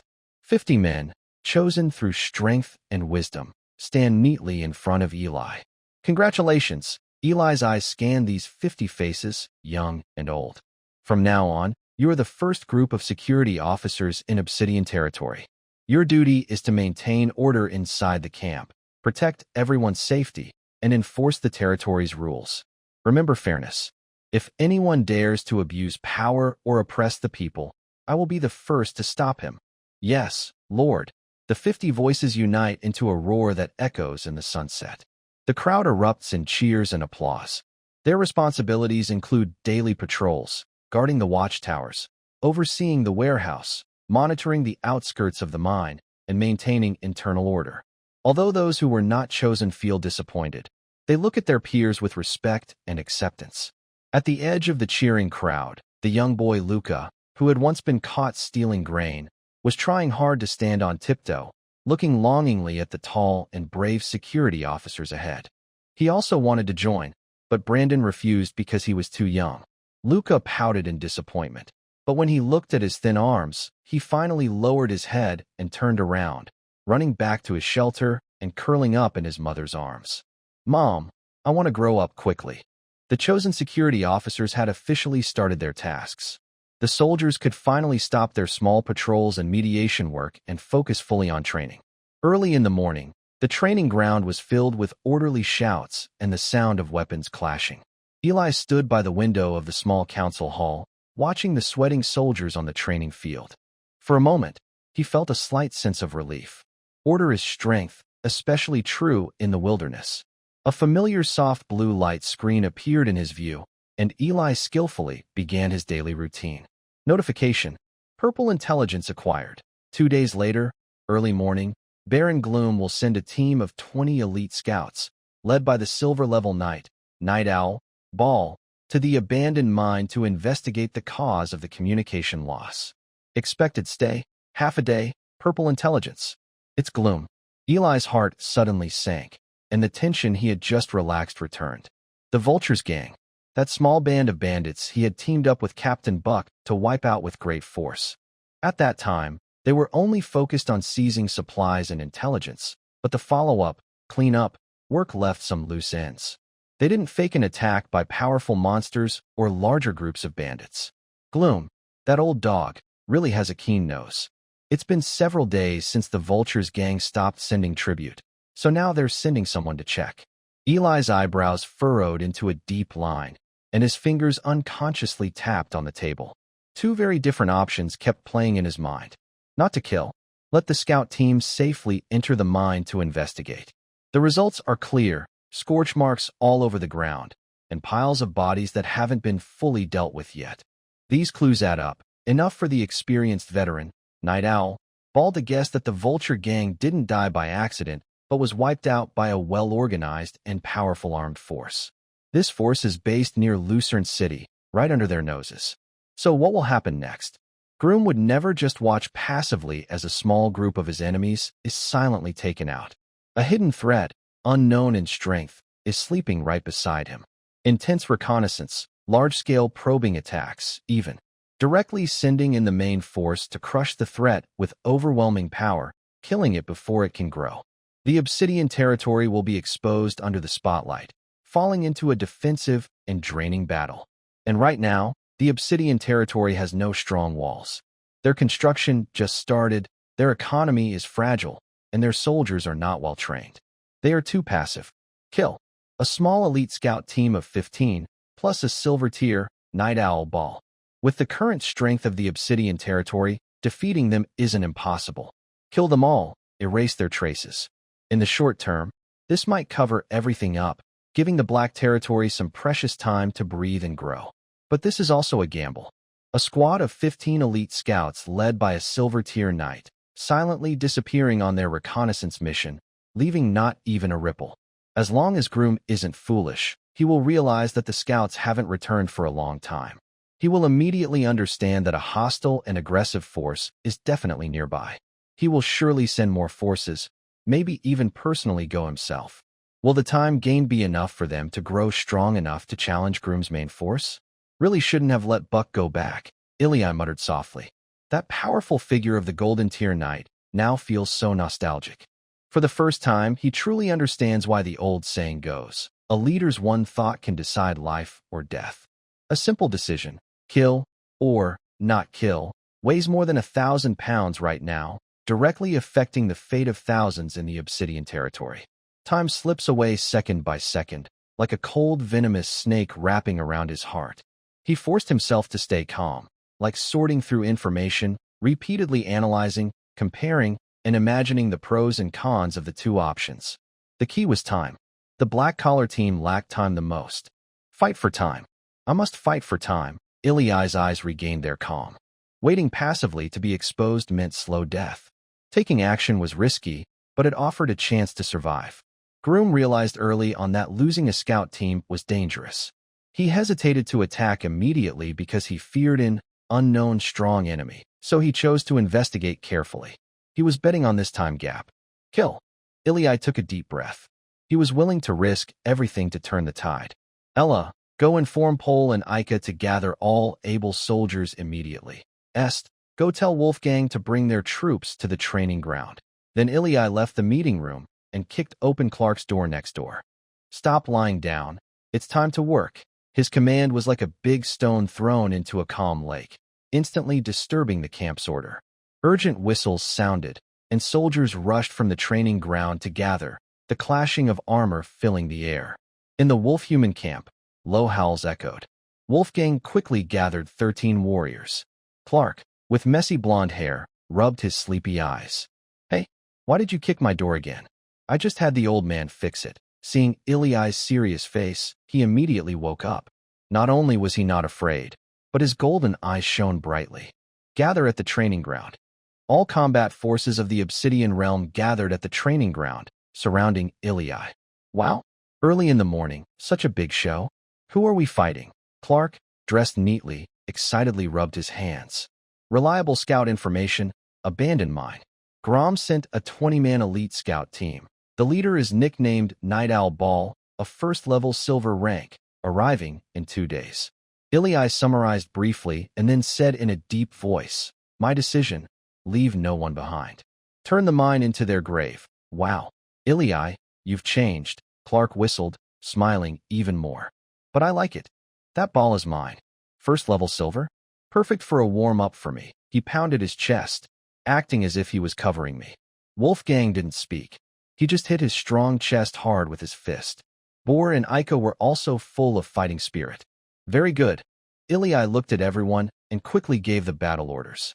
Brandon, you should still remember your old skills. Yes, sir. The old soldier immediately straightened his hunched back. Take your men and ride the fastest horses to get near Thorn City first. I want to know immediately if any of Grom's troops, over 50 people, move or act. Report any signs of trouble right away. Remember, concealment first. You are eyes, not fists. Brandon's white eyebrows furrowed a little. Although he was a bit unhappy about such a high-intensity reconnaissance mission, he was honest. Yes, sir. I promise. Not even a fly will leave Thorn City without us knowing. He chose a few clever soldiers and hurriedly led them away on horseback. Wolfgang, your team is responsible for the forest area around the mine. Clear out any spies the enemy might send and block all their escape routes, Ilya said to the Wolf King. Yes, Wolfgang replied simply.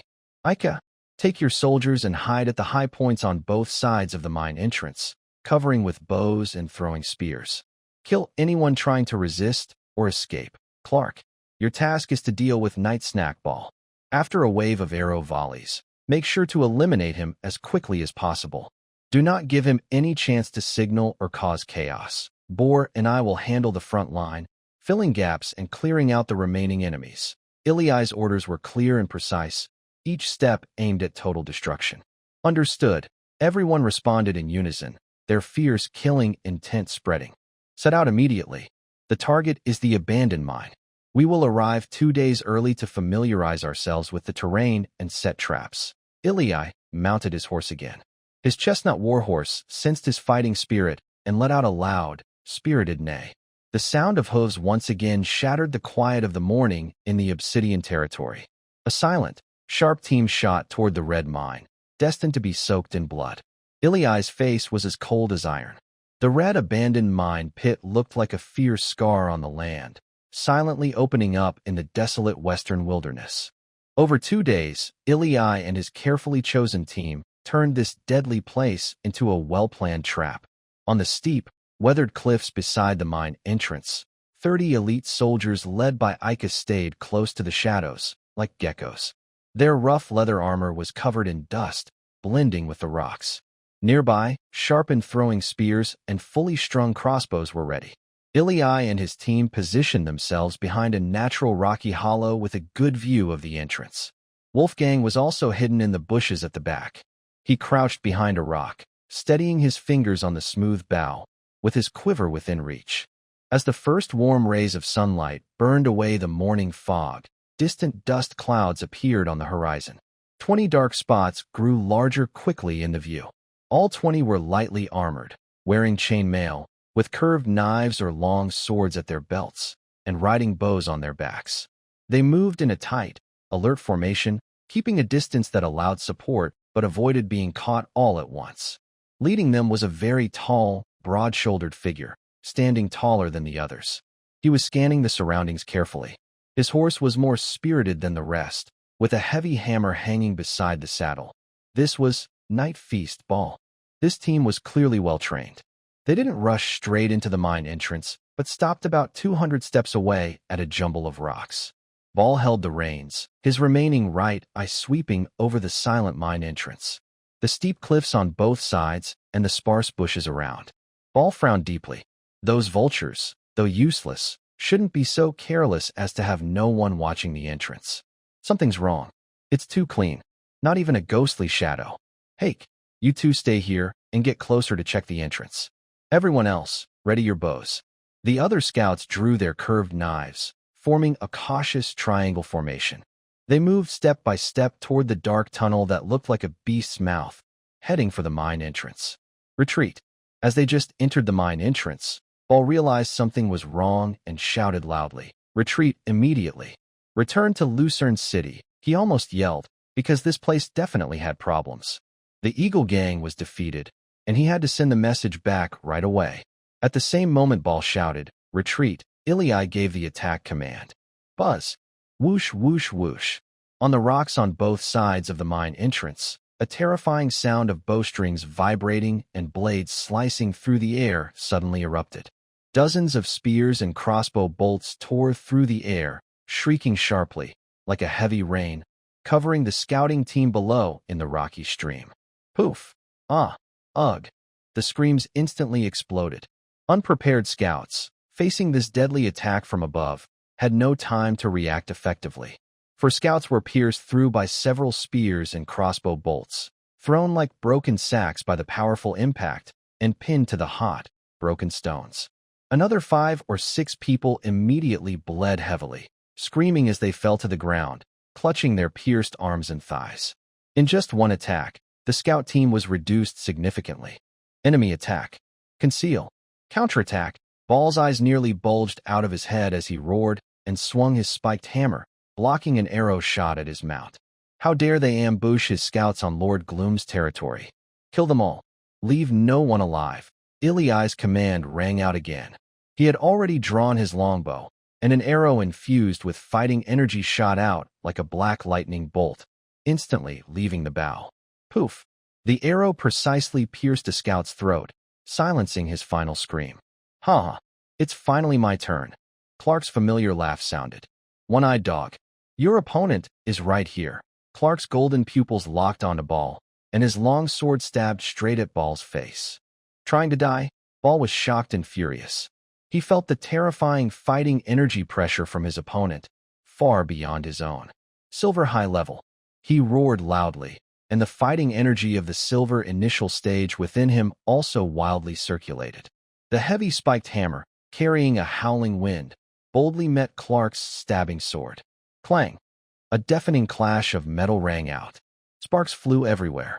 Ball felt an unstoppable force coming from the hammer's head. His palm burst open instantly, blood pouring out. He and his horse were forced back several steps. The horse beneath him neighed loudly, almost kneeling. Clark only slightly shifted his stance, and his attack came again like a fierce storm. Each sword strike was sharp and fierce, tearing through the air with a scream, trapping Ball completely, leaving him no time to think. Kill! The soldier behind him, Pole, like a fierce tiger descending from the mountain. His heavy war hammer crashed down with a loud whooshing sound, hitting a scout who was trying to block with a knife. Crack! The knife broke. The scout didn't even have time to scream before the hammer crushed his chest and sent him flying backward. Who are you? Damn! Lord Grum won't let you go. He will make you regret coming into this world. Under Clark's storm-like attack, Ball was overwhelmed. His chainmail was cut in several places, blood staining his shirt red. His remaining single eye was full of bloodshot veins and rage. He fought desperately, roaring like a beast and threatening. You're so talkative, Clark sneered, seizing the chance. His long sword suddenly changed tactics, like a silver dragon seeking prey, breaking through Ball's hammer defense instantly. Stab! Clark's beautiful sword tip precisely pierced Ball's last remaining right eye, coming out from the back of his head. Ball's strong body stiffened suddenly, and the last bit of defiance in his eye froze instantly. Just helping you balance things. No thanks needed. The heavy hammer clanged as it fell to the ground. Then, his whole body collapsed like all his bones had been pulled out, crashing onto the rocky ground. Leave one alive. Eli's voice rang out just in time, stopping the soldiers from killing the last few stubborn scouts. Pole knocked away the last resisting scout's curved knife with his hammer. A few soldiers rushed forward, smashing him to the ground with the hilt of their swords and holding him tightly. In the scene, besides this struggling scout on the ground, no enemy was left standing.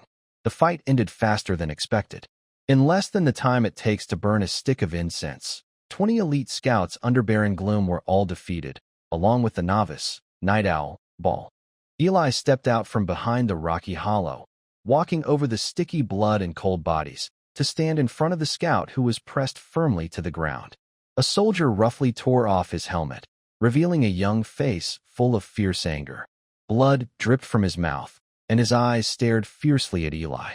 How strong are Gloom and his men? Tell me. Eli's calm voice had no emotion. Spit. The young scout suddenly spat blood and saliva, his eyes fierce like a wolf, despite being pressed down. Don't think you can escape. If you want to die, then die. Baron Gloom will avenge us. He didn't finish his harsh words. Eli helplessly lifted his chin. Pole raised his war hammer high, then brought it down with a dull sound, accompanied by a heavy wind. Thud! A loud crack of bone sounded. The young scout's body trembled violently, and all his fierce words and anger froze on his face. His head shattered like a ripe watermelon, red and white splattering everywhere. Pole nonchalantly shook off the dirt from his hammer and stepped back.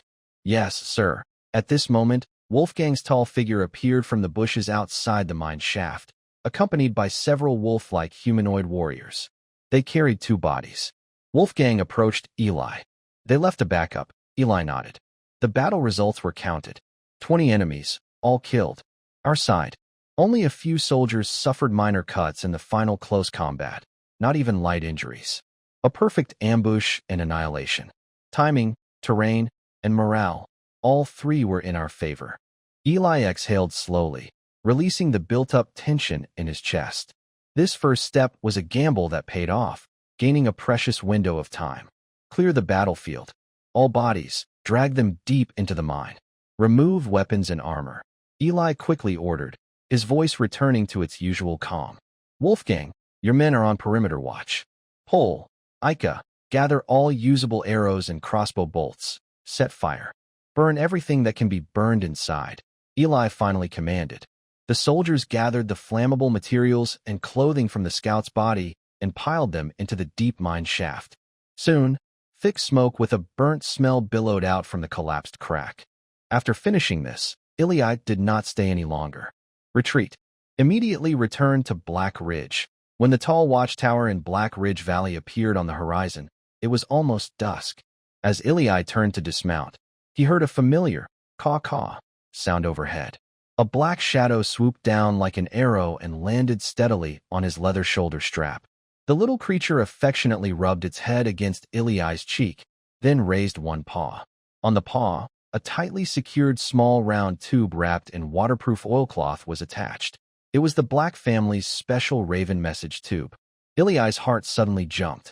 He quickly took down the message tube, unscrewed the sealed lid, and pulled out a roll of fine parchment. It was a letter from Marquis Leon. The letter was brief, mainly stating that he had sent people to Black Ridge, and that the silver mine would be properly managed and coordinated by him. The authority was in his hands. At the end of the letter, there was only a simple line, and the penmanship looked a bit weak. Western border is dangerous, full of deadly traps. Be sure to stay safe. He held the letter tightly, silent for a long time. The raven perched on his shoulder tilted its head and kept pecking at his face with its beak. This bird was starving. Marquis Leon's secret letter was returned to Eli's room, and he kept rubbing it. Every word on the letter gave him a moment to breathe. Master Craftsman Glenn. Scholar Edgar. 50 Black Ravens. Eli whispered these names and numbers. Especially the phrase, 50 Black Ravens, which instantly eased the last bit of worry in his bones after the bloody battle in the mine. His father's handwriting exceeded his expectations. Master Craftsman Glenn was a legendary figure dedicated to the Black family. It was said that weapons repaired or forged by him could arm a small army. Scholar Edgar was also a core member of the family's think tank, knowledgeable in many fields, including history, geography, and even basic alchemy. And the 50 Black Raven Knights. This is almost 1/5 of the core guard of the Black family, the Black Raven Knights. What does it mean that Vice Captain Buck personally leads the team? It means that not only has the father provided technical support, but he has also sent a sharp force capable of roaming freely in the wilderness into his hands. Core members at the silver level, elite at the bronze level, plus Buck, a strong gold-level warrior. Could it be that he has underestimated the value of the mithril mine? Ha! I knew we would meet again, Eli said with a smile as he looked at the familiar name. He walked to the simple lord's castle window, pushed open the wooden window, and let the evening breeze, carrying the scent of plants, brush his face. The more than 1,000 rebels in Thorn City are still a looming threat. But now, the enemy is in the open, and I am in the dark. Even if Baron Gloom is furious, it won't be easy for him to precisely find the Black Cloak in the vast wilderness. With the addition of these 50 Black Raven Knights, along with the current soldiers and Wolfgang's Wolf People warriors. More than 10 days. No, maybe we can buy more time. Ely's eyes sparkled. Gloom lost a sharp scout team and a silver-level leader, so he must be furious, but he will also be more cautious. Before he figures out the enemy's details, can he easily send out his main force? Ely believes he dares not. At least, he won't send his entire army out. Pull, Ely called out loudly. Send orders. The territory soldiers. Increase recruitment by 50 more. Prioritize selecting from newly purchased young slaves and well-performing free citizens. Requirements. Strong and healthy. No bad records. Able to endure hardship. Salary the same as current soldiers. Yes, sir. Pole's eyes lit up. He immediately went to carry out the order. Watching Pole's sturdy figure disappear at the door, Ely's fingers unconsciously tapped lightly on the rough windowsill. With the addition of these 50 Black Raven Knights, along with the current soldiers and Wolfgang's Wolf People warriors, the total will approach 200 combat-ready soldiers. Although new recruits need training, with Pole, Ica, and others leading, they will quickly become combat effective. More importantly, a well-organized knight group. Even if Grom truly sends a few hundred soldiers to attack, they might still have a fighting chance. If they can stop the attack, they could even secure a real noble title for himself and a true fiefdom. This would mean breaking free from the unstable identity of a pioneer knight. It would mean that the Obsidian territory legally belongs to him, Ely Black. It would mean he has truly established roots on this wasteland and gained a basic right to participate in the kingdom's political game. This temptation is very strong. But after the excitement came deeper thoughts and growing pressure. He walked to a simple long table, his fingers gliding over a list of territory populations and resources. The numbers sounded quite large, but the core fighting force was less than 200. There were only about 40 skilled workers like craftsmen, blacksmiths, and carpenters. Most were farmers and producers, but the land they cultivated was limited, and hunting and fishing only barely provided enough meat. There are still too few people. More land needs to be cleared, stronger walls built, better workshops established, and a capable army maintained, one that can defend itself and even expand. These tasks require more people, but manpower is tight. The support from his father, including craftsmen and knights, was helpful, but also a heavy burden. 50 elite knights eat and need equipment maintenance, supplies, and care. That costs a huge amount of money. Plus, the 50 newly recruited soldiers also add expenses. The poor 100 or so gold coins in the treasury probably won't last half a month. Ely slumped back into his wooden chair, rubbing his pounding temples with force. War costs money, building costs money, maintaining people costs money. Yet right now, he lacks money the most.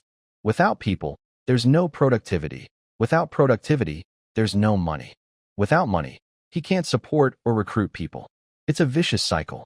I wish I had a capable internal affairs expert, Ely whispered, filled with longing and helplessness. Managing a growing territory, balancing income and expenses, planning development, and allocating resources. These detailed but vital tasks make him feel overwhelmed. Brandon is experienced but lacks energy.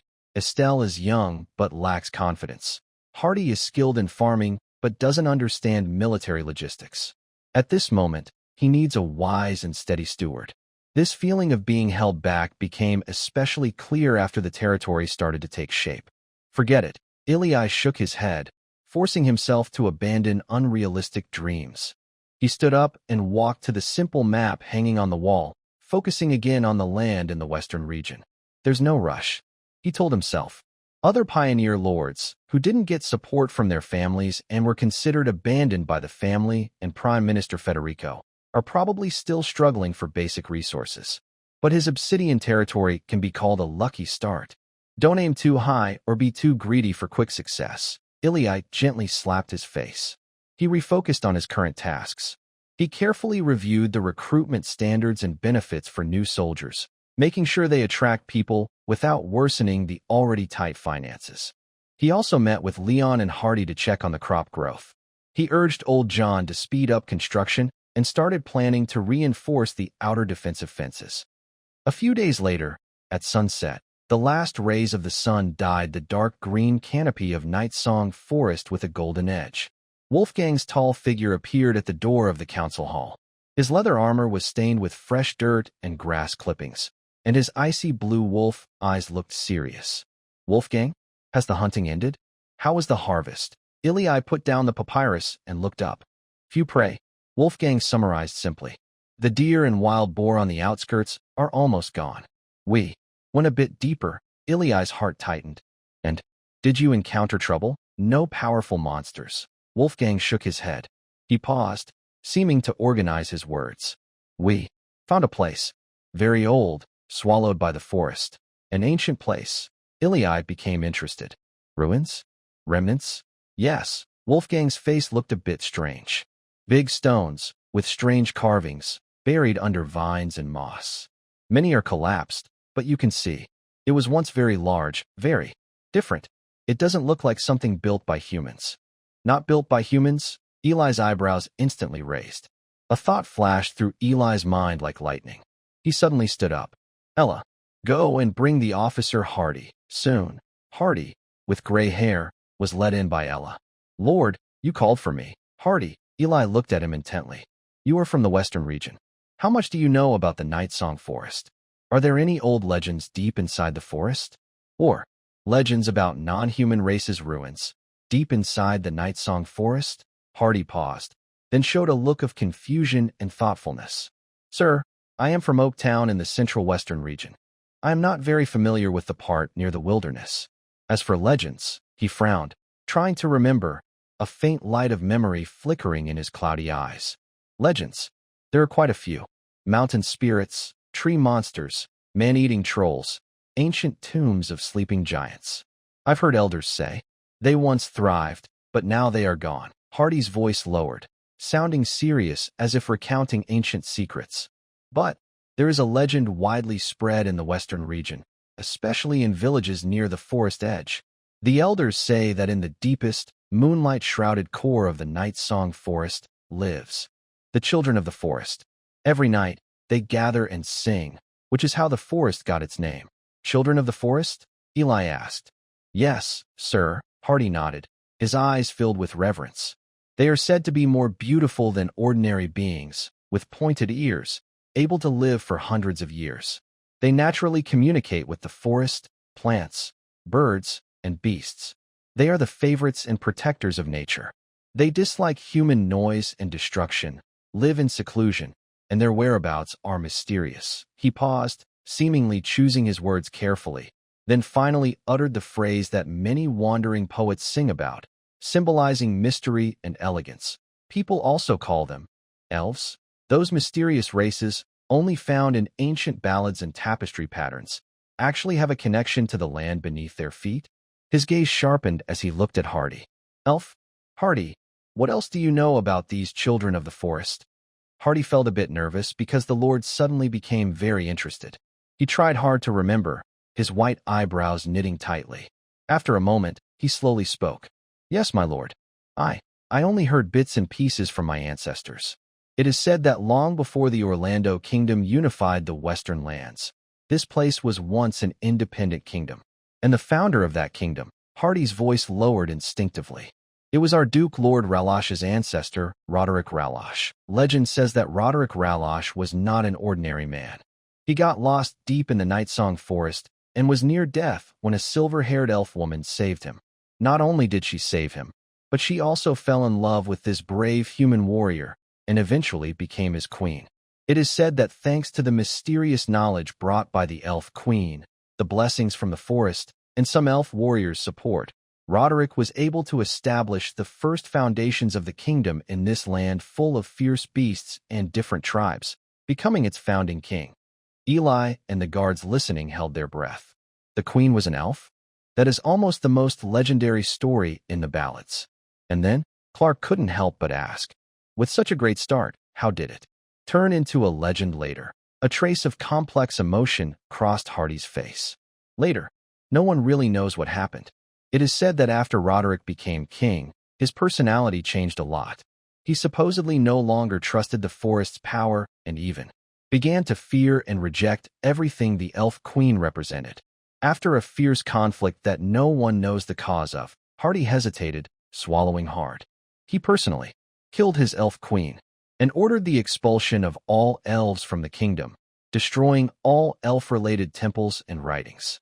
Since then, elves have completely disappeared from the Western lands, becoming nothing but a legend. The hall fell into complete silence, killing the wife who saved him and helped build his kingdom. Besides the Western lands, what about other places? Eli broke the silence. Master Hui, there are some scattered legends about elves in the southern region, but they are not as heavy as those in the western region. After Hardy stepped back, Eli fell into deep thought. The ruins Wolfgang discovered, could they be left by elves? If so, what might be hidden inside? Lost knowledge? Powerful ancient weapons? Or a trap cursed by elves? A strong temptation fought against great risks in his mind. The elves were betrayed and driven out so cruelly by the LaRoche family. What kind of hatred would they hold for humans on this land, especially for the descendants of the LaRoche family? Would rushing into their ruins bring unimaginable revenge? Let's go. Eli stood up, his eyes shining. Wolfgang, you lead the way. Paul, gather 10 guards to follow. That's more like it. Clark suddenly revived, excited and eager.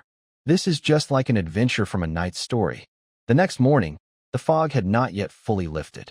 A small, sharp team, led by Wolfgang, entered the darker depths of the Night Song Forest. The tall, ancient trees' branches intertwined overhead, forming a dense, impenetrable canopy. Only scattered patches of light struggled to break through, casting shadows on the ground. The deeper they went, the more human traces disappeared completely. Huge vines coiled around the trunks, like giant snakes, requiring several people to embrace.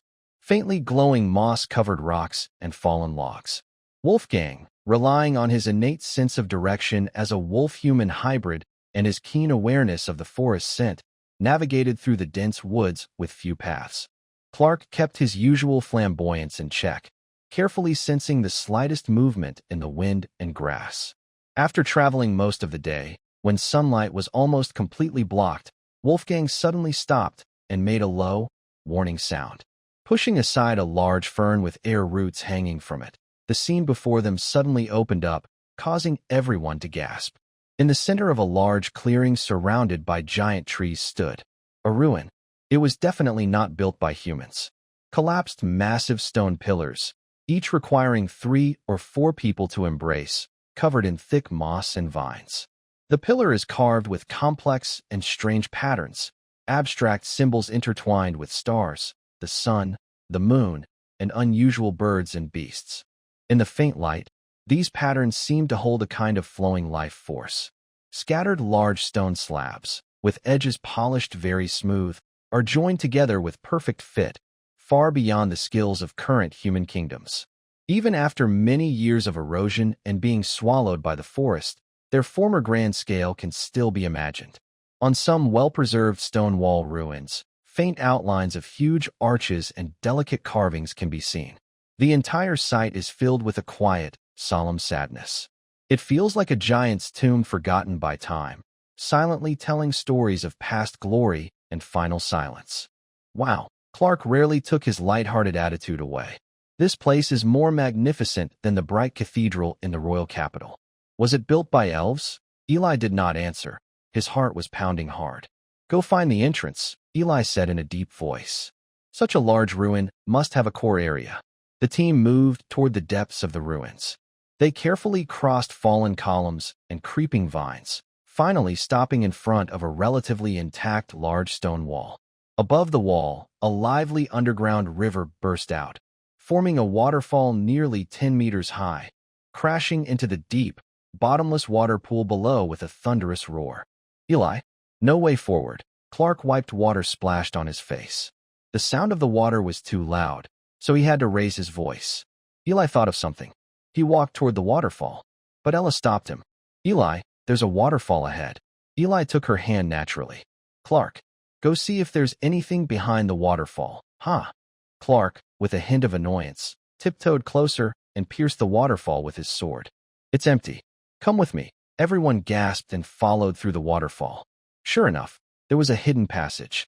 Behind the curtain of water, covered with thick vines and slippery moss, a flat area different from the surrounding rocks was faintly visible. Eli signaled the soldiers to go forward and clear the way. Sharp blades cut through tough vines, scraping away the wet moss. Gradually, a huge stone door embedded in the natural rock wall appeared. The stone door is nearly 4 meters tall and carved from a smooth, gray-white stone that feels like jade. The door is tightly shut, with a shiny, mirror-like surface. On the left side of the door, there is a square stone tablet made of the same material, engraved with strange symbols. These symbols resemble the style seen on the ancient stone pillars. "Is this elf writing?" Clark asked, leaning forward curiously and running his finger over the cold symbols. "Like doodles, I can't understand them at all." "Ely, do you recognize these?" Clark asked. Ely frowned as he looked at the unfamiliar symbols and shook his head slowly. Just then, Ella, who had been quietly following Ely and observing her surroundings, looked at the stone tablet. Her brow suddenly furrowed slightly. A faint look of confusion appeared in her clear eyes, and her lips moved unconsciously. It was as if she was struggling to understand something or that a dormant instinct was awakening inside her. Amid the rushing sound of the waterfall, a very soft and stumbling voice drifted from her mouth, broken and intermittent. "Open. The door. Needs. The key. King's blood."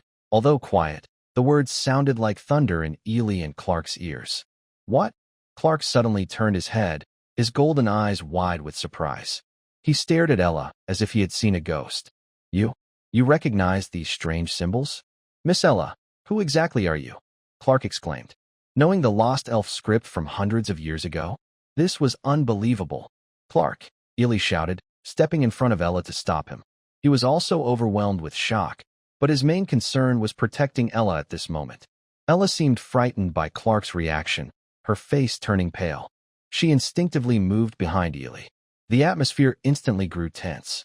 "Sir, Ika," a nearby guard, broke the silence. "If Ella is right, then the king's blood refers to the king from hundreds of years ago. That would mean the bloodline of the LaRoche family, right? Could it be a sacrifice, huh?" "Not necessarily," Clark said, despite Ely's warning, driven by curiosity. Hundreds of years ago, the western border was a kingdom, and the king was indeed LaRoche. But what if this king's blood is not about the king himself, but about someone else? Ely fell into silence. The definition of king's blood was vague and dangerous. Was it a drop or a sacrifice? Was it for enemies or for the ruler? His gaze involuntarily shifted to Ella, hiding behind him. In fact, both the past king and the current king fit the description. Conflicting thoughts clashed fiercely in Eli's mind. Finally, he took a deep breath of the cold, misty air and forcibly suppressed his curiosity. "We do not have king's blood." Eli's voice was firm and decisive, leaving no room for doubt. "This place is not safe to stay long. Wolfgang, remember your position. Everyone, immediately return to the Black Territory. No one is to approach this place without my orders. Eli, we can still look around other places. Just talk too much, believe it or not. I'll leave you here." His command caused a flicker of disappointment on Clark's face. But seeing Eli's serious expression and his instinctive action to protect Ella, Clark pursed his lips and swallowed his complaints. The team quickly retreated in silence from the ancient, sorrowful elven ruins. Only the massive stone door remained silent behind the waterfall's mist, standing still, as if silently mocking human smallness and ignorance. The mystery of the elven ruins was like a stone thrown into a deep pond, causing ripples that eventually sank into the busy lake of territory management over time. 2 days passed, and the morning at the Obsidian territory camp was still filled with the sound of clanging and hammering. Soldiers' shouts during drills and farmers' calls in the fields woke everyone up. But Eli did not forget. He was simply focused on a more urgent need: people's hearts. The territory's population was nearly 1,000, with complex backgrounds: slaves, free citizens, soldiers, craftsmen, subhumans. To truly unite them and make the Obsidian territory a place to settle and thrive, they needed recognition, a sense of belonging, to see their efforts acknowledged, and to have hope for the future. "Recognition ceremony?" Old John asked when he heard Eli's suggestion.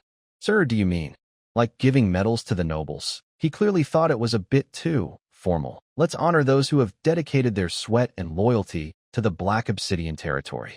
Let everyone see that hard work and contribution will be rewarded here, especially the new free citizens and outstanding slaves. Let them serve as examples. Yes, sir. I will arrange the venue and prepare the list right away. Old John happily left to make arrangements. Meanwhile, Brandon was watching the enemy from afar at Lucerne. The award ceremony was held on a flat open space next to the newly built training ground. There were no grandstands or fancy decorations. A simple, honor platform was made from a few freshly cut logs, covered with thick cloth. Below, nearly 1,000 villagers were kept orderly by soldiers, filling the open space. Eiley stepped onto the honor platform, sunlight shining on his young but already commanding face. People of the Black Obsidian territory, Eiley's voice rang clearly across the crowd. Today, we are not here to pray for divine protection or to praise the distant capital. We are here for ourselves, for this land, which we have carved out with our own hands, inch by inch. The survival of the Black Obsidian territory today is not just because of me, Eiley Black, but because of each and every one of you. His words ignited a spark of hope in the people's eyes. Many instinctively straightened their backs. So today, I stand here to thank you on behalf of the Black territory, to recognize those who have contributed the most and worked hardest for our home. Eiley picked up a list compiled by Old John. Farmer Hardy, the elderly farmer, with white hair, was called onto the stage by soldiers. He nervously rubbed his calloused hands. You led the farmers to cultivate over 300 acres of good land, improved planting methods, and laid a solid foundation for the granaries of the Black Obsidian territory. Eiley hung a carefully carved round wooden medal from lion around Hardy's neck. The medal's front depicted a full sheaf of wheat. Minor Lion. The young blacksmith's dark face was full of excitement. You not only managed the mines to produce steadily, but also used limited low-quality iron ore to craft tools and farming implements that support our construction and production. A wooden medal engraved with a crossed hammer and pickaxe hung on Lion's chest. Old Construction Officer John. Old John shakily stepped onto the stage, his cloudy eyes shining with tears. You directed the building of our homes, planned our camps, and now you are helping us build stronger fortresses. A medal engraved with a house outline and a measuring ruler was awarded. Knight Captain Pole, a strong, bald man, strode onto the stage. You maintain order, deter troublemakers, and are a brave and loyal example for many soldiers. A medal engraved with crossed swords was awarded. Sheriff R2, a young soldier, fit and confident, was called. He looked surprised for a moment, then hurried onto the stage after a push from a teammate.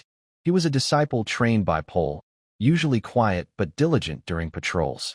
You are dedicated, observant, and a loyal guardian of order. A medal engraved with swords was awarded, and R2's face turned red with excitement as he stood straight.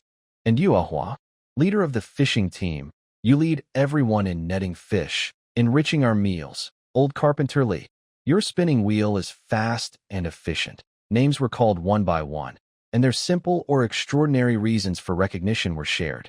There were elderly men with white hair, young boys still full of innocence, silent craftsmen, and strong soldiers.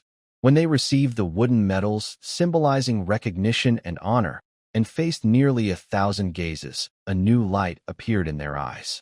That light was called dignity, the satisfaction of having their worth acknowledged. The atmosphere below grew more lively.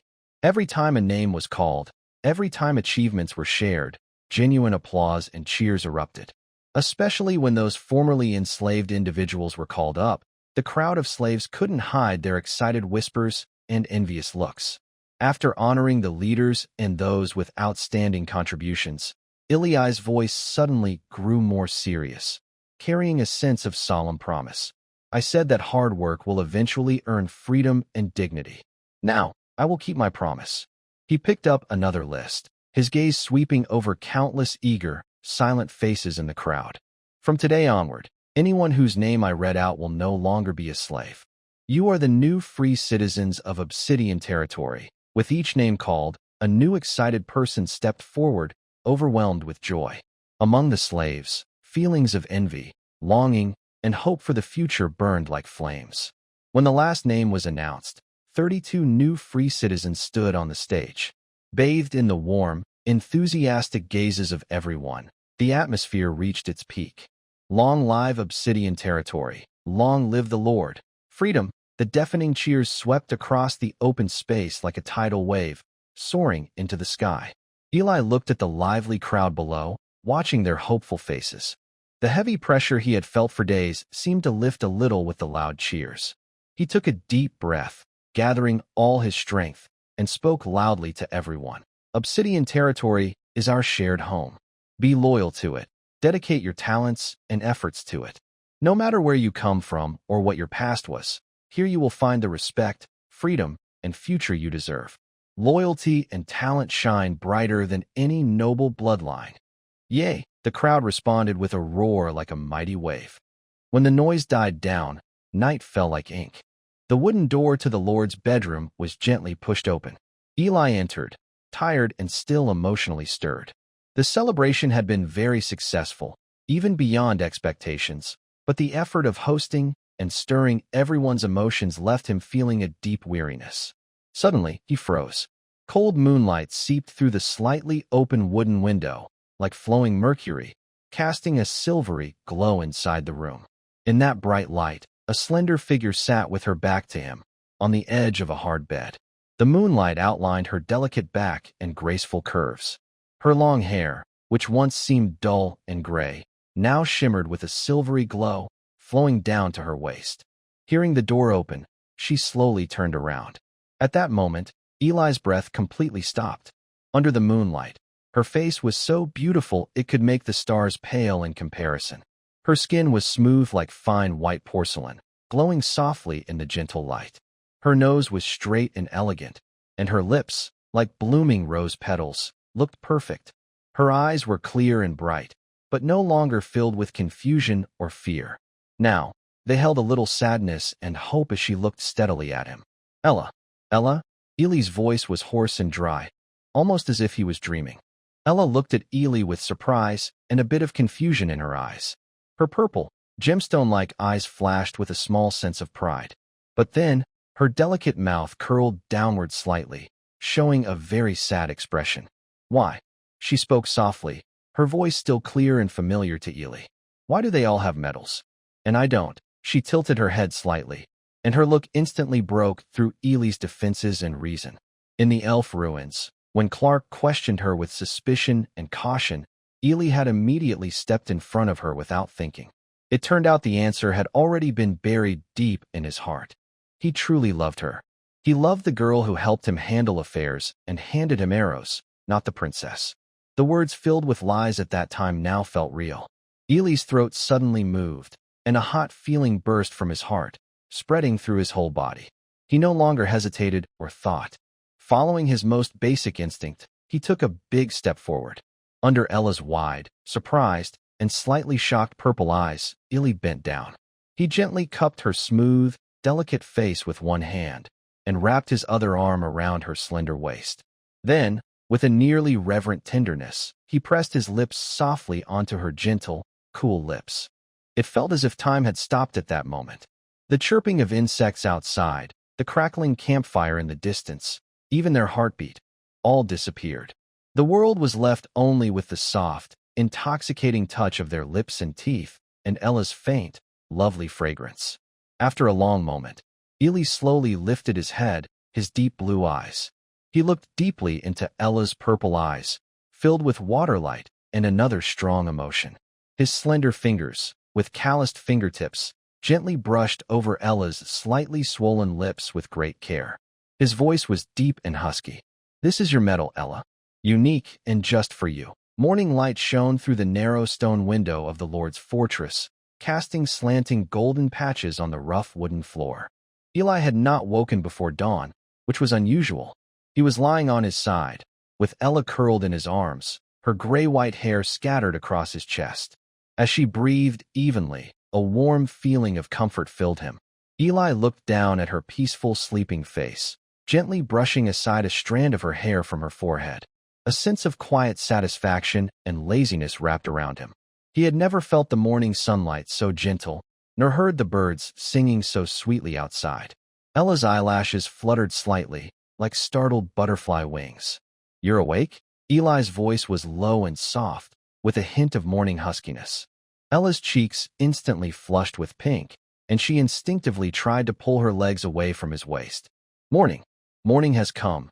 Ella's voice was soft as a whisper, shyly burying her face deeper into his chest. Eli chuckled softly, the vibrations clearly felt by her. Yes, morning has come. So, madam, it's time to get up and discuss matters. Madam? Ella suddenly looked up, her eyes wide. Otherwise, Eli raised an eyebrow. Who agreed last night? Embarrassed, Ella pushed his hand away, trying to sit up. Who? Who agreed? Let go of me. Est and the others are waiting. Lord's late rising. Who dares to object? Don't. In the morning light, faint breaths, soft laughter, and shy scolding intertwined. The rough linen bedding was rumpled, shadows dancing over their entwined figures. When Eli led Ella, still blushing and trying to maintain her dignity, into the council hall, the long table was already full of people. Bohr's loud voice immediately rang out. My lord. You finally. His words stopped abruptly when he saw their clasped hands and Ella's embarrassed face. A broad, exaggerated smile spread across his face as he swallowed the rest of his words, pretending he hadn't seen. He only chuckled softly twice, earning a helpless look from Micah beside him. The other officials all stood up to bow, their eyes filled with a warm understanding. Everyone sit down, Eli said as he took the main seat, glancing around the room. Let's begin. Pol, you go first. Pol cleared his throat. My lord, the soldiers are very motivated. The recognition ceremony yesterday was a great success. The new soldier training is strict, and the patrol teams work in shifts. No unusual activity was found around the camp, the mines, or the fishing areas by the river. Ili nodded. Wolfram, how about the forest? The hunting team moved 10 miles deeper. They had a good harvest, 3 deer and 5 wild boars. No major threats were found. The young wolves are stable, and some are starting to follow their new pack leaders. Good. Young wolves are the future. Be attentive, Ili said, then looked at Lion. And the mine? Yes, my lord. The mining operation is going smoothly. The new slaves are quick learners, and the output is steady. But I'm worried this vein might be running out soon, he added with a hint of regret. No rush. Safety first, Ili replied. His gaze swept over the other officials and representatives, receiving reports of order maintained, people at peace, and full of energy. Finally, his eyes settled on the empty seat where Brandon should be. Any news from Brandon? The silence from Lord Grom was unusual, like a heavy stone pressing on his heart. No disturbances, no probing. This waiting often meant a bigger storm was brewing. The council chamber grew quiet. All major matters had been reported, and everyone was waiting for the Lord's decision.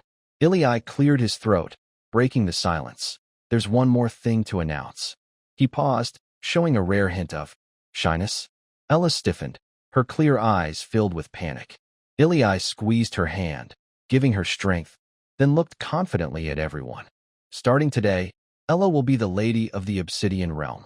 It was like a stone dropped into a calm lake. But the expected shock or surprise did not happen. After a brief silence, old John was the first to chuckle softly. Oh, my lord, it seems you're the last to know about this. After old John started the meeting, the leaders all gathered around and laughed loudly. Eli was a bit embarrassed, and his ears turned slightly red.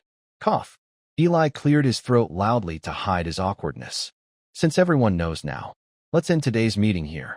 Disperse and do what you need to do. Yes, sir. The others stifled their laughter, stood up, bowed, and left one after another.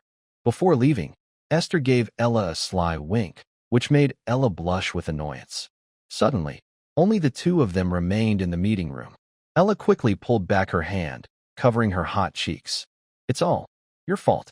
Now I feel so embarrassed I can't face anyone. Seeing her shy and angry look, Eli's earlier embarrassment disappeared completely.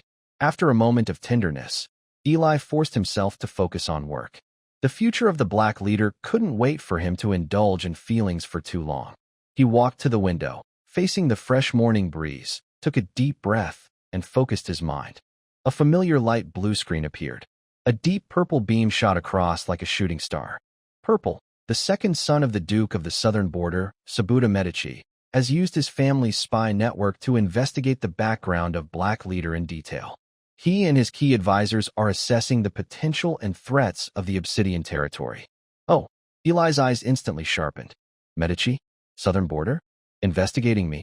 Meanwhile, far away, southeast of Black Leader, deeper into the Night Song Forest, lies the territory of Shadow Valley. The architecture here is very different from the rugged practicality of Black Leader, leaning more towards the delicate style of the southern border.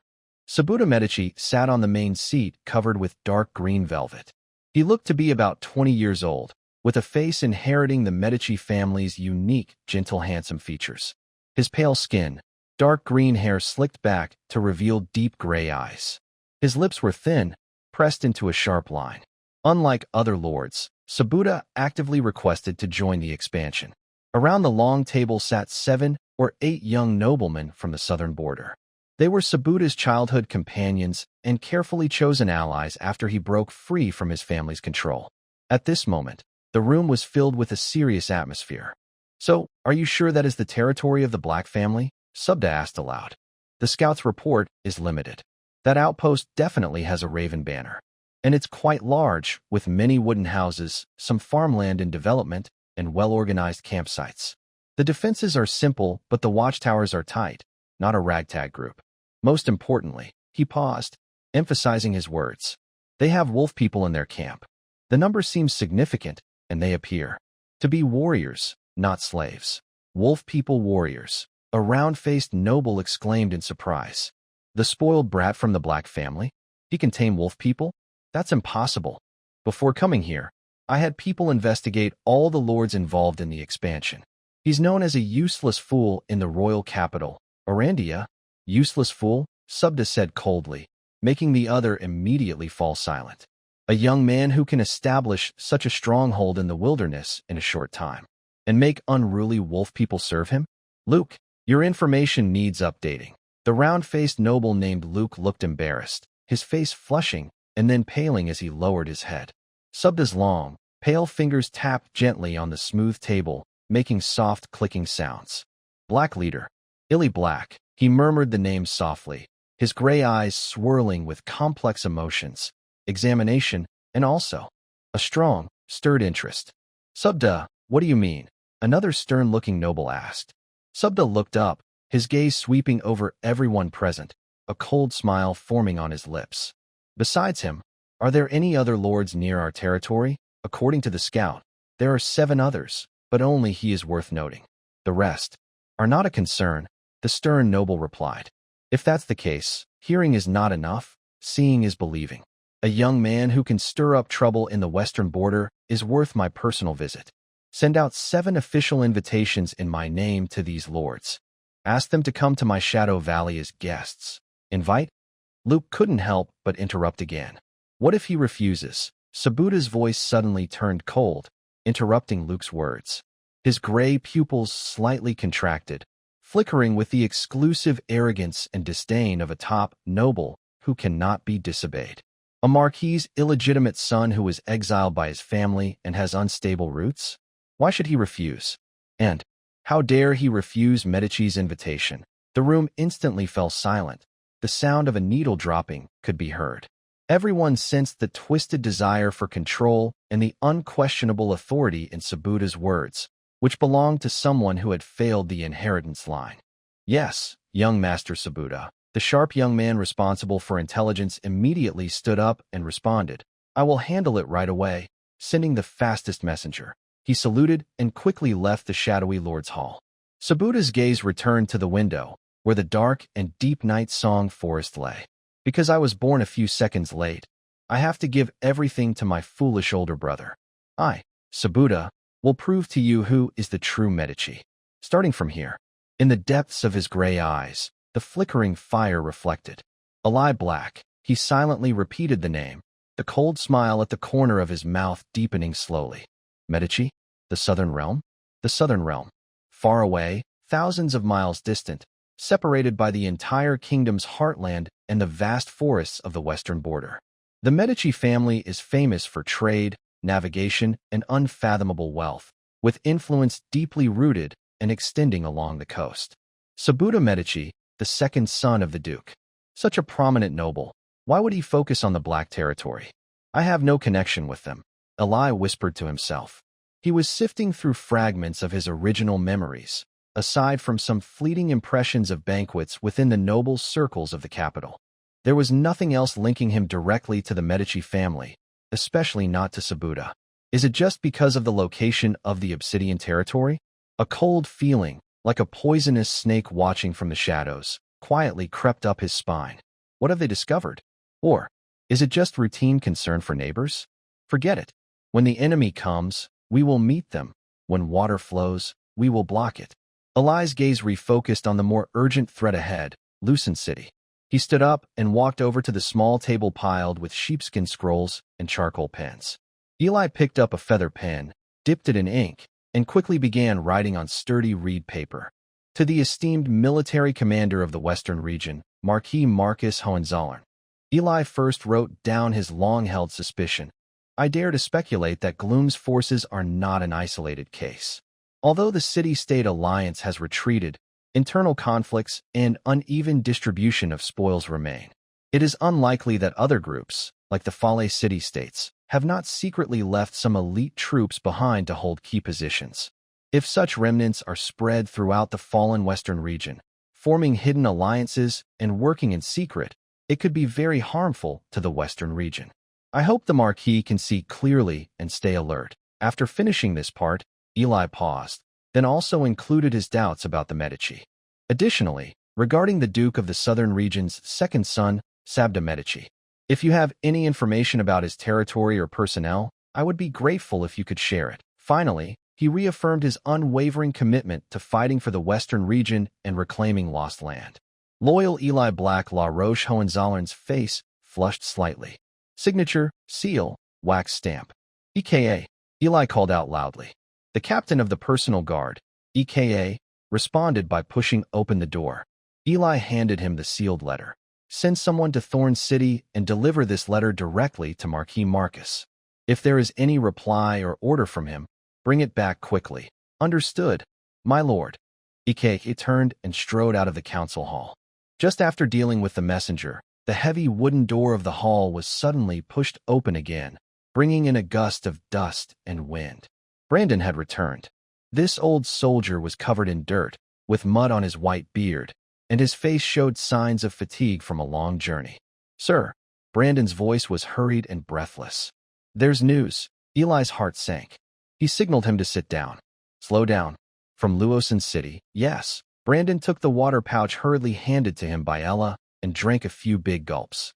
Following your orders, I've been watching the outskirts of Thorn City all this time. He took a deep breath.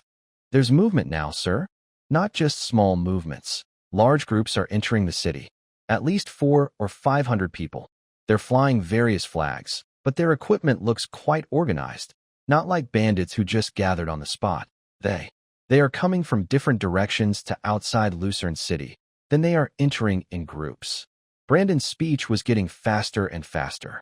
From the way he spoke, it was clear that all the main forces previously sent out by Gloom for food gathering and scouting had been recalled. Eli clenched his fist silently. Sure enough, Gloom, the lurking wolf, is finally showing his teeth. Massive troop movements mean they are not planning a small fight. Are they sending troops now? Eli's voice was tight, like a stretched bow. Not before I left the scouting point. The city gates are closed, and there are no signs of large groups moving out. I worry they are planning a big action. Their target is very likely our nearby exploration posts. The Obsidian territory. First in line. Brandon's analysis matched Eli's thoughts perfectly. Gloom didn't act earlier, either because his forces were scattered or because he was worried about the Western Army. It seems Baron Gloom is more cautious than we thought, and also more ruthless. Time. The most precious thing we lack is time. Brandon's message was about the situation before he left. Now, the forces are assembled and could attack at any moment. Brandon. Eli quickly made a decision, his eyes burning with determination. Good work, but you need to go again immediately. This time, take Cole with you. Yes, sir. Brandon didn't waste words. He quickly saluted Eli and Ella, then turned to leave. In the council hall, only Eli and Ella remained. Ella stepped forward worriedly, gently holding Eli's clenched fist, feeling the cold sweat on his palm. She said nothing, only used her warm hand to try to give him some comfort. Eli held her hand tightly with his other hand, but his gaze was fixed beyond the window, toward the east behind the mountains. Old Buck, hurry up and get here. Meanwhile, in the center of Thorn City, at Gloom's temporary command post, around a heavy oak long table sat 9 figures. They wore different styles of armor, all well-maintained. Each face showed signs of long travel and suppressed anger, with sharp, knife-like eyes. They are the core force under Grom, the 8 silver-ranked knights. There used to be 10. Flickering oil lamps cast their shadows on the cold stone walls, twisting them into shapes like fierce beasts with 9 heads, each ready to attack. "Sir," said a bald knight with a fierce scar on his face, sitting at Grom's lower right, speaking first. "You're so urgent to call us all back, even stopping the grain delivery work. Is it because the group of dark-skinned lions in the western border region has moved?" The other knight's eyes all focused on the man at the main seat. Grom von Anda. He looked to be around 40, not very tall or muscular, perhaps a bit thin, wearing an old dark blue military officer's uniform. He slowly lifted his eyelids, his gray-green eyes sweeping over everyone present, making a few knights sit up straighter. "Movements." Grom's voice was calm and flat. "The Western Border Army hasn't moved." He paused. "The outpost I arranged in the southeast, run by the Vulture, has been completely destroyed. The Night Owl sent to investigate has also lost contact. I'm afraid things are not looking good." "What?" "The Vulture outpost was destroyed. The Night Owl too." As soon as Grom finished speaking, all 8 silver knights suddenly stood up, their faces full of disbelief and anger. The Vulture outpost was their most important forward base and supply station southeast of Thorn City. It was guarded by a silver, mid-level knight called Vulture, with 50 or 60 tough bandits under his command. Night Owl was known among them for stealth and tracking skills. How could it have been wiped out silently like this? Who did it? Was it the elite squad of the dark-skinned lions, the scar-faced, bald knight, Blood Axe? Otto's eyes nearly popped out with rage. "No way," immediately retorted Bloodthorn Veli, who was responsible for monitoring the Western Border Army. "There's no abnormal movement near Thorn City. Their main force is still defending like turtles. A small troop couldn't have silently taken out Bloodthorn and his men." "Then who could it be?" asked a grim-faced knight, Shadow Hand Carl, with a dark expression. "Could it be someone else left behind, secretly betraying us?" Grom's cold gaze swept over his restless subordinates, like invisible ice water pouring down, instantly calming the noise inside the stone fortress. "Be quiet." He calmly uttered 2 words. The knights immediately fell silent and sat back down, but their eyes showed even more anger and determination. "Who did it? That's not important right now." Grom's voice remained flat. "What matters is that someone is right under our noses, on our territory. They killed our people, stole our things, and challenged us." His gray-green eyes slowly turned, finally resting on Bloodthorn Veli. "Veli, you're in charge of watching the Western Army and keeping an eye on the surroundings. Recently, have you noticed any unusual neighbors?" Veli quickly stood up and respectfully replied, "My lord, I was just about to report to you. Just before and after the Eagle's base was taken, our scouting teams near the base encountered several groups of armed knights with unknown identities. There weren't many of them. Our scouts wanted to capture one alive, but they fought fiercely and were ultimately killed on the spot. They bore noble family crests, it seems." "Noble. Unknown identity. Well-equipped. Noble." His gray-green eyes kept turning. "They're not from the Western Army, nor are they remnants from other city-states." He seemed to be talking to himself or drawing a conclusion.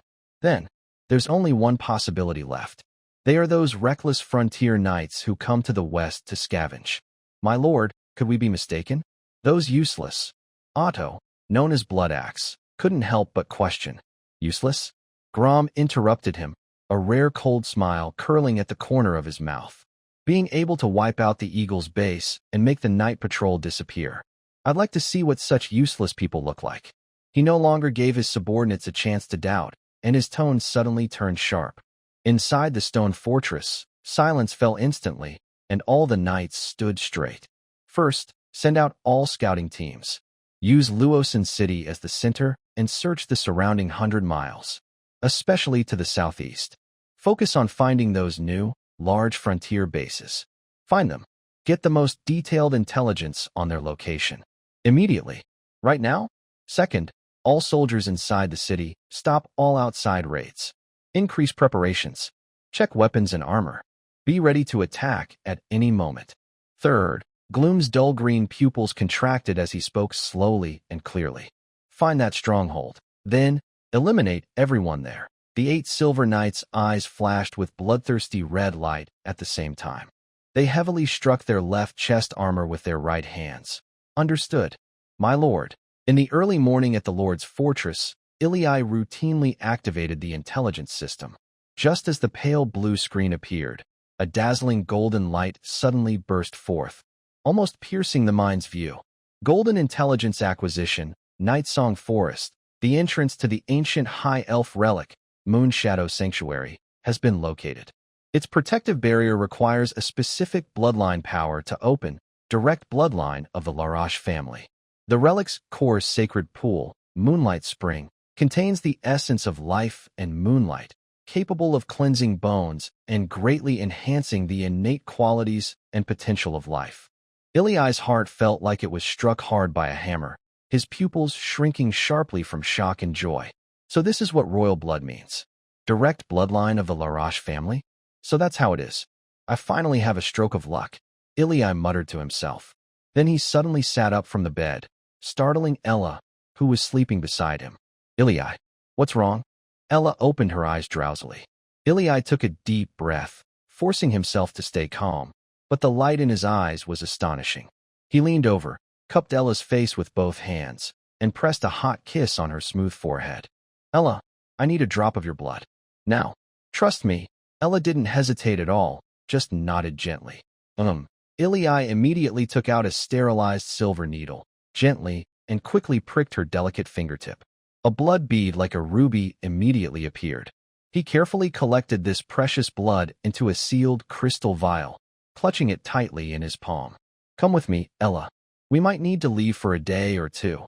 Ilai then instructed Est and old John to temporarily manage the territory, as he might need to leave for a day or two.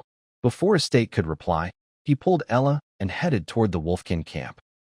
The silver-gray Wolf King quickly appeared at the camp entrance, its icy blue eyes filled with questions. Follow me, just the 3 of us. Bring this. Ilai threw several empty large leather water sacks to Wolfgang. Take us to the ruins. Don't ask anything. Wolfgang caught the water sacks without question and silently hung them on his sturdy belt. He had long since obeyed Ilai's orders almost instinctively. Without disturbing anyone, the 3 figures, like ghosts blending into the morning mist, quietly left the black cloak camp. They headed into the dark, dense Night Song Forest. With Wolfgang's keen sense of smell and direction, they hurried toward the ruins. Finally, the 3 of them passed the waterfall and reached the previous endpoint, the stone door. Ilai's heart pounded wildly. He took a deep breath, drew a dagger from his waist, and without hesitation, cut his index finger. Blood flowed out, and he stepped forward. Ilai's body cleverly blocked Wolfgang's view. Then he quickly poured Ella's blood into a crescent-shaped groove in the center of the stone door. It was as if a sleeping giant was awakened, causing the entire mountain wall to tremble suddenly. The dull silver runes burst into a gentle, moon-white glow. Intricate patterns lit up layer by layer, shining like flowing mercury, quickly covering the entire stone door. The heavy stone door emitted a deep, ancient rumble and slowly slid open inward. Wolfgang was overwhelmed with shock and confusion. He remembered Lady Ella said that opening this place required the king's blood. Is Lord Ilai the king? Before he could think further, a strong, fresh wave of life energy surged out from inside the door, interrupting his thoughts. Inside was not as dark as he imagined. A soft, holy white light filled the space. The scene before their eyes made the 3 of them hold their breath instantly. It was a hall of indescribable beauty and sacredness. The high, distant dome resembled a night sky, filled with flowing starlight.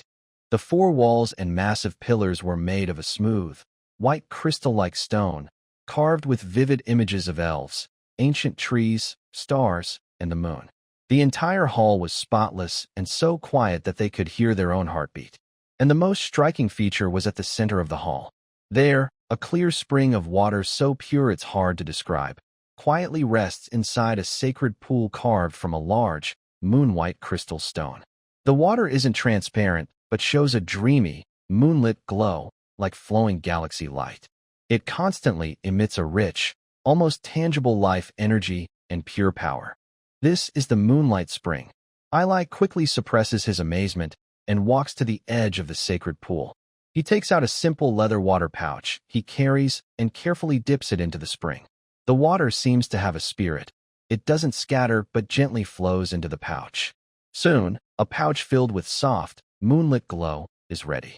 He turns around and walks to Wolfgang, who is still stunned by the miraculous scene before him, and solemnly hands him the pouch. "Wolfgang, take this." Wolfgang's strong body trembles suddenly as he looks in disbelief at the pouch in Eli's hand, and then at the magical spring. He can clearly feel the powerful energy inside. This is a divine object capable of changing fate. The Lord actually gave him a pouch like this? "Master, this is too precious." Wolfgang's voice is dry and excited like never before. "Take it." Eli's eyes are gentle but firm. "You are my warrior. Your strength is the strength of the Black Legion. Drink it, become stronger, and better protect everything you want to protect." Wolfgang's icy blue eyes tremble intensely. He extends his slightly trembling hands, as if receiving a sacred relic, and carefully takes the pouch of Moonlight's spring water. Then he bows deeply to Eli, almost burying his head in his chest. "Wolfgang, vow to follow you to the end." Eli no longer speaks. He turns back to the edge of the sacred pool and takes out 3 large leather water pouches Wolfgang brought, carefully pouring the spring water into them. The water flows like living starry liquid, gently filling each pouch, which gradually emits a dreamy moonlit glow. Just as he is focused on filling the 3rd pouch, and the water is about to overflow, a pair of slender yet firm arms suddenly wrap around his waist from behind. Eli stiffens, nearly dropping the pouch in surprise. "Ella?" He turns around in shock. Ella's cheeks pressed gently against his back, and through their clothes, he could feel her warmth and her slightly rapid breathing. Her voice softly whispered in his ear, "Ila, I feel." This makes it work better. Before she finished speaking, she suddenly pushed with force, hugging Ila tightly, causing both of them to lose their balance. They fell together into the shimmering, dreamlike moonlit spring water. The cold water instantly enveloped their bodies, but what followed was not sharp coldness, but a warm, comforting sensation like returning to the source of life. "Ila!" Ila exclaimed in surprise, instinctively holding the delicate figure close. "Feel it." Ella's voice was like a dream, her arms tightly wrapped around Ila's neck, her whole body entwined with him like vines. Her body trembled slightly in the water, not because of cold, but because of the powerful, mysterious energy surging around them. Ila immediately understood Ella's intention. He no longer hesitated, quickly wrapping his arms around Ella's slender yet resilient waist, pulling her even closer into his embrace. They resembled 2 swans with their necks intertwined, closely pressed together, sinking into the depths of the sacred pool flowing with moonlight. An unimaginably vast and pure energy, like a bursting galaxy, flooded from their skin and slightly parted pores. This energy was gentle, yet overwhelmingly powerful, washing over their limbs and bones. It seeped into every inch of flesh, cleansing even the deepest marrow. Ila felt his blood boiling, his bones making crackling sounds of strain and joy. His meridians were violently expanded and strengthened by the raging energy. The originally flowing crow aura, which moved like a stream, was now like being thrown into a boiling furnace, spinning wildly, compressing, refining, and growing stronger. The high-grade black iron barrier was shattered instantly, from bronze beginner to bronze intermediate. Meanwhile, Ella in his arms was undergoing a dramatic transformation. Her breath was rising visibly, from a faint aura to a powerful black iron high level. Her skin became more luminous and translucent, as if bathed in a faint moonlight. By the edge of the pool, Wolfgang had silently and swiftly left the sanctuary the moment they fell into the spring. He stood like the most loyal statue, his back facing the slowly closing stone door. The icy blue wolf eyes carefully scanned the dark forest, and his broad back blocked the entrance completely. I don't know how long it has been. Seems like a century, or maybe just a moment. The dreamy moonlight and sparkling starry glow in the sacred pool faded quickly, like the tide receding. The clear spring water returned to normal transparency, losing its mystical shine. Splash. The sound of water was soft. Eli lifted Ella from the spring, slowly standing up. His hair, originally pure black, had turned completely white like snow. The wet white hair clung to his forehead and neck, making his deep features look more mysterious. Ella, in his arms, slowly opened her eyes. Her clear eyes seemed washed by the spring water, shining brighter and deeper, with a gentle glow like moonlight. Her breath was steady, reaching a high level of mastery, and she seemed reborn. Her skin was bright and glowing, and her aura carried a calm nobility from her bloodline. Her gray-white hair stuck to her cheeks, adding a pure, breathtaking beauty. This moment of rebirth, the transformation of strength, the resonance of blood, and the elevation of emotion, all merged silently in their gaze. Eli gently pressed Ella down into the spring water. You and your wife in the sacred spring. It has been a whole day, an entire day. Eli furrowed his brow, surprised that the time had been longer than he expected.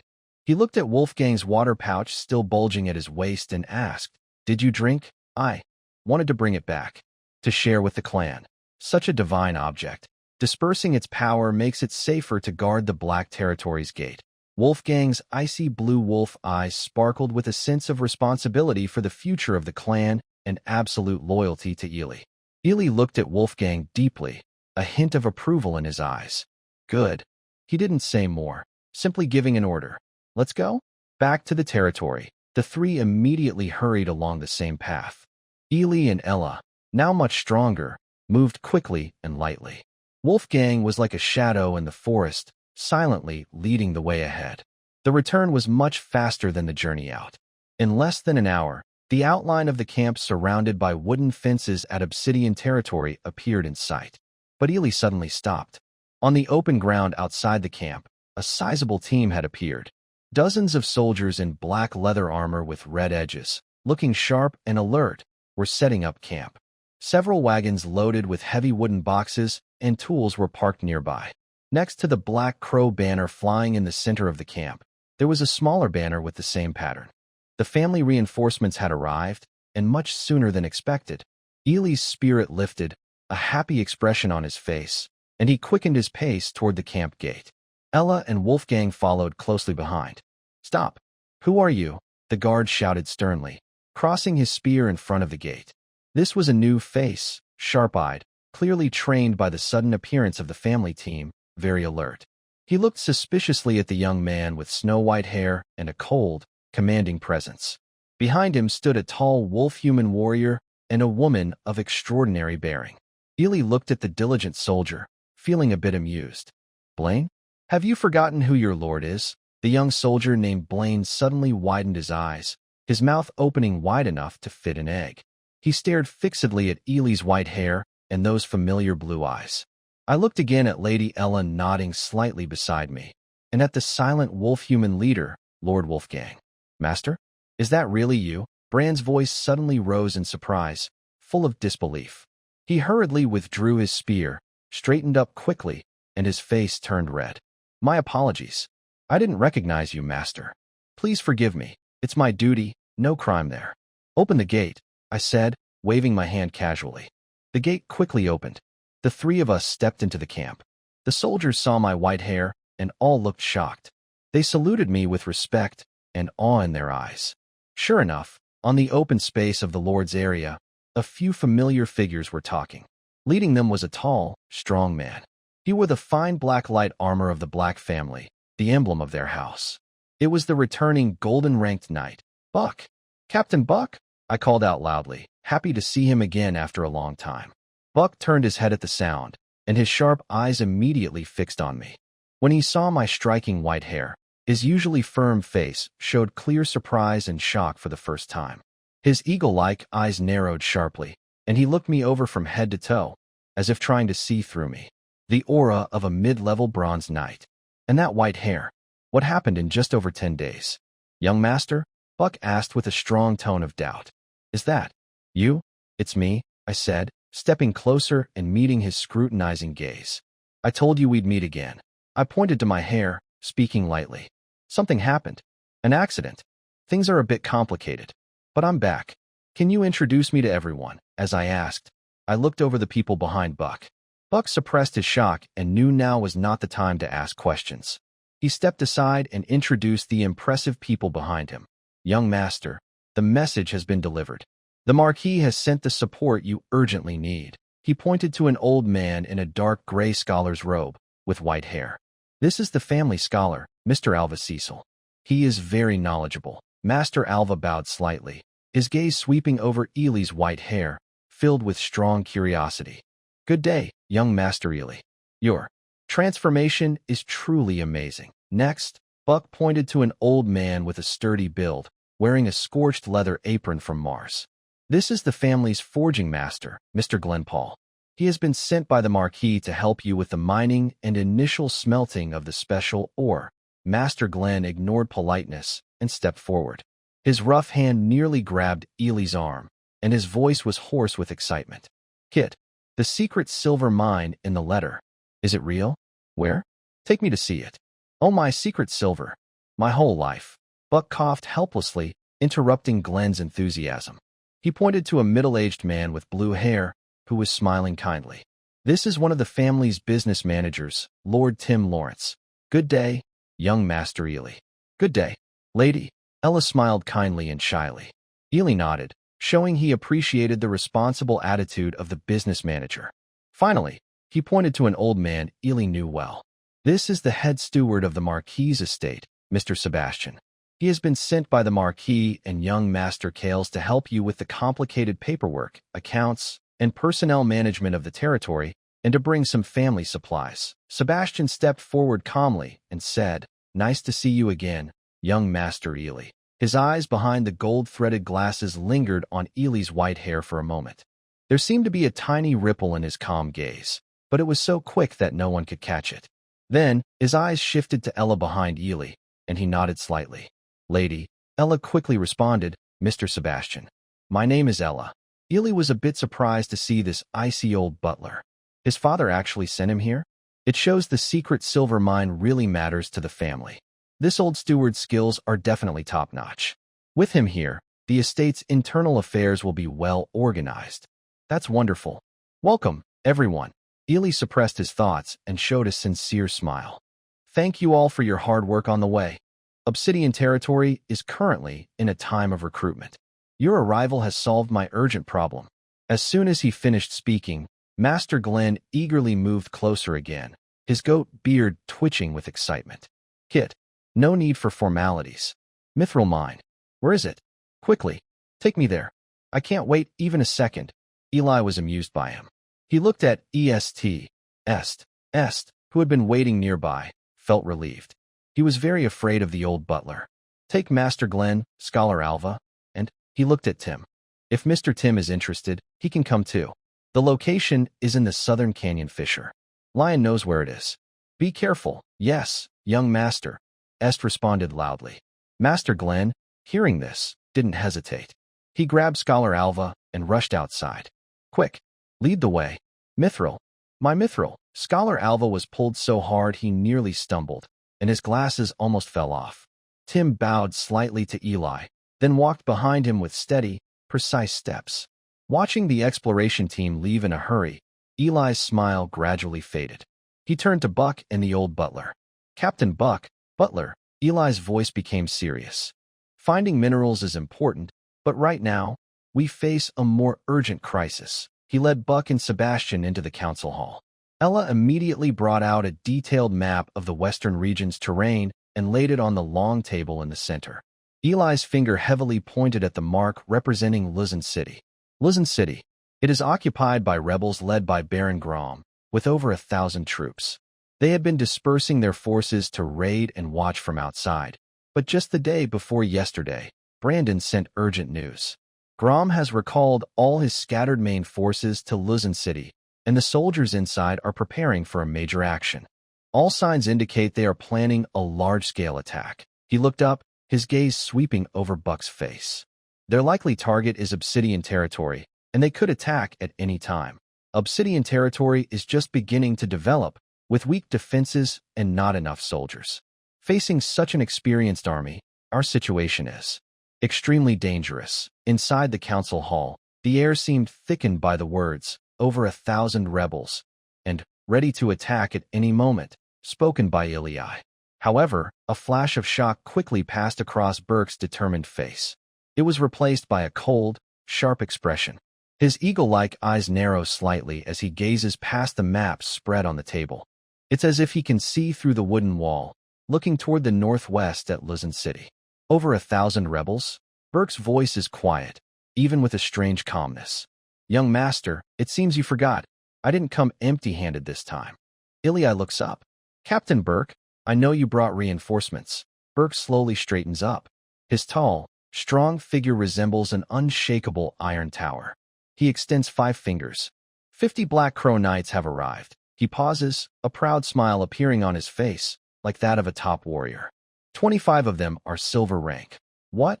Ilya's mouth opens wide, big enough to fit an egg. He doubts he heard correctly. 25 silver knights?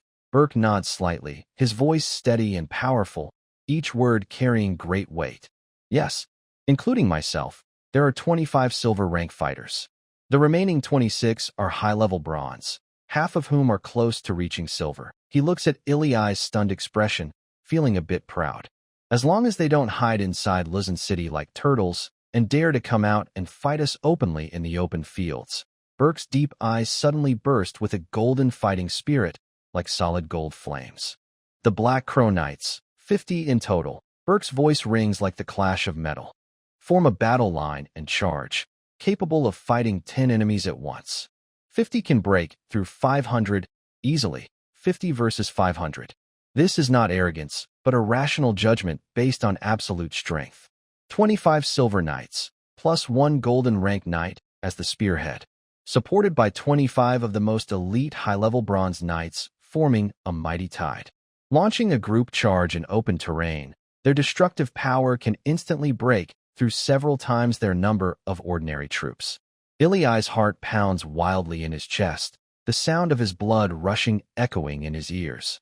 When he received his father's letter, he knew the Black Raven Knight was very strong, but he didn't expect him to be this powerful. All his previous worries and pressures melted away quickly in the face of such overwhelming strength, like snow under the sun. His soldiers, 10 family knights including Paul, Wolfgang's 13 wolf-human warriors, and these 50 terrifying Black Raven Knights, considered top fighters. Bark's gaze swept over the silent old butler Sebastian, a strange expression flashing in his eyes, and he added, "Moreover, young master, there is also a real secret weapon hidden here." The terrifying shadow from that day still lingered in Bark's mind, hard to forget. Al was momentarily stunned, then looked at Sebastian following Bark's gaze. The old butler remained expressionless, his eyes behind gold-rimmed glasses calm and unchanging, as if he hadn't heard Bark. Al suddenly realized, yes, this deep and mysterious old butler. His father sent him here. Was it only to manage accounts? Sebastian's strength, probably far beyond what it seemed on the surface. His father had sent him the most secret and powerful force. A wave of huge joy and an indescribable shock hit Al. At this moment, he truly understood what it meant to have the terrifying background of a top marquee family. What it meant to have a century of deep roots. This gap was far beyond what Gloom, a small city-state baron, could imagine. In front of a giant like the Black family, Gloom and his 1,000 soldiers were just a slightly stronger clown. So that's how it is. Al exhaled a long breath, his previously tight brows relaxing completely. All his previous worries and caution disappeared. His gaze returned to the map of Thorn City, and he pressed his finger down firmly. Now, we just wait for Brandon to send back the exact news. Once we confirm Gloom's troop numbers, directions, and timing, Al's voice was firm, we will take the initiative to attack. Catch them off guard, and end this in one strike. The atmosphere in the meeting hall suddenly eased. Haha. Young master, rest assured. A slight smile appeared on Al's lips. The previous Western Border governor promised me that if I could recover Lucin, I would be made a baron. Oh, a baron? Good news. If Lord Marquis knew about this, he would be very happy. Buck's eyes shone with a restrained golden light, but his strong confidence remained as solid as ever. Sebastian, standing silently beside them, just stared blankly at Iliai's sudden white hair, lost in thought.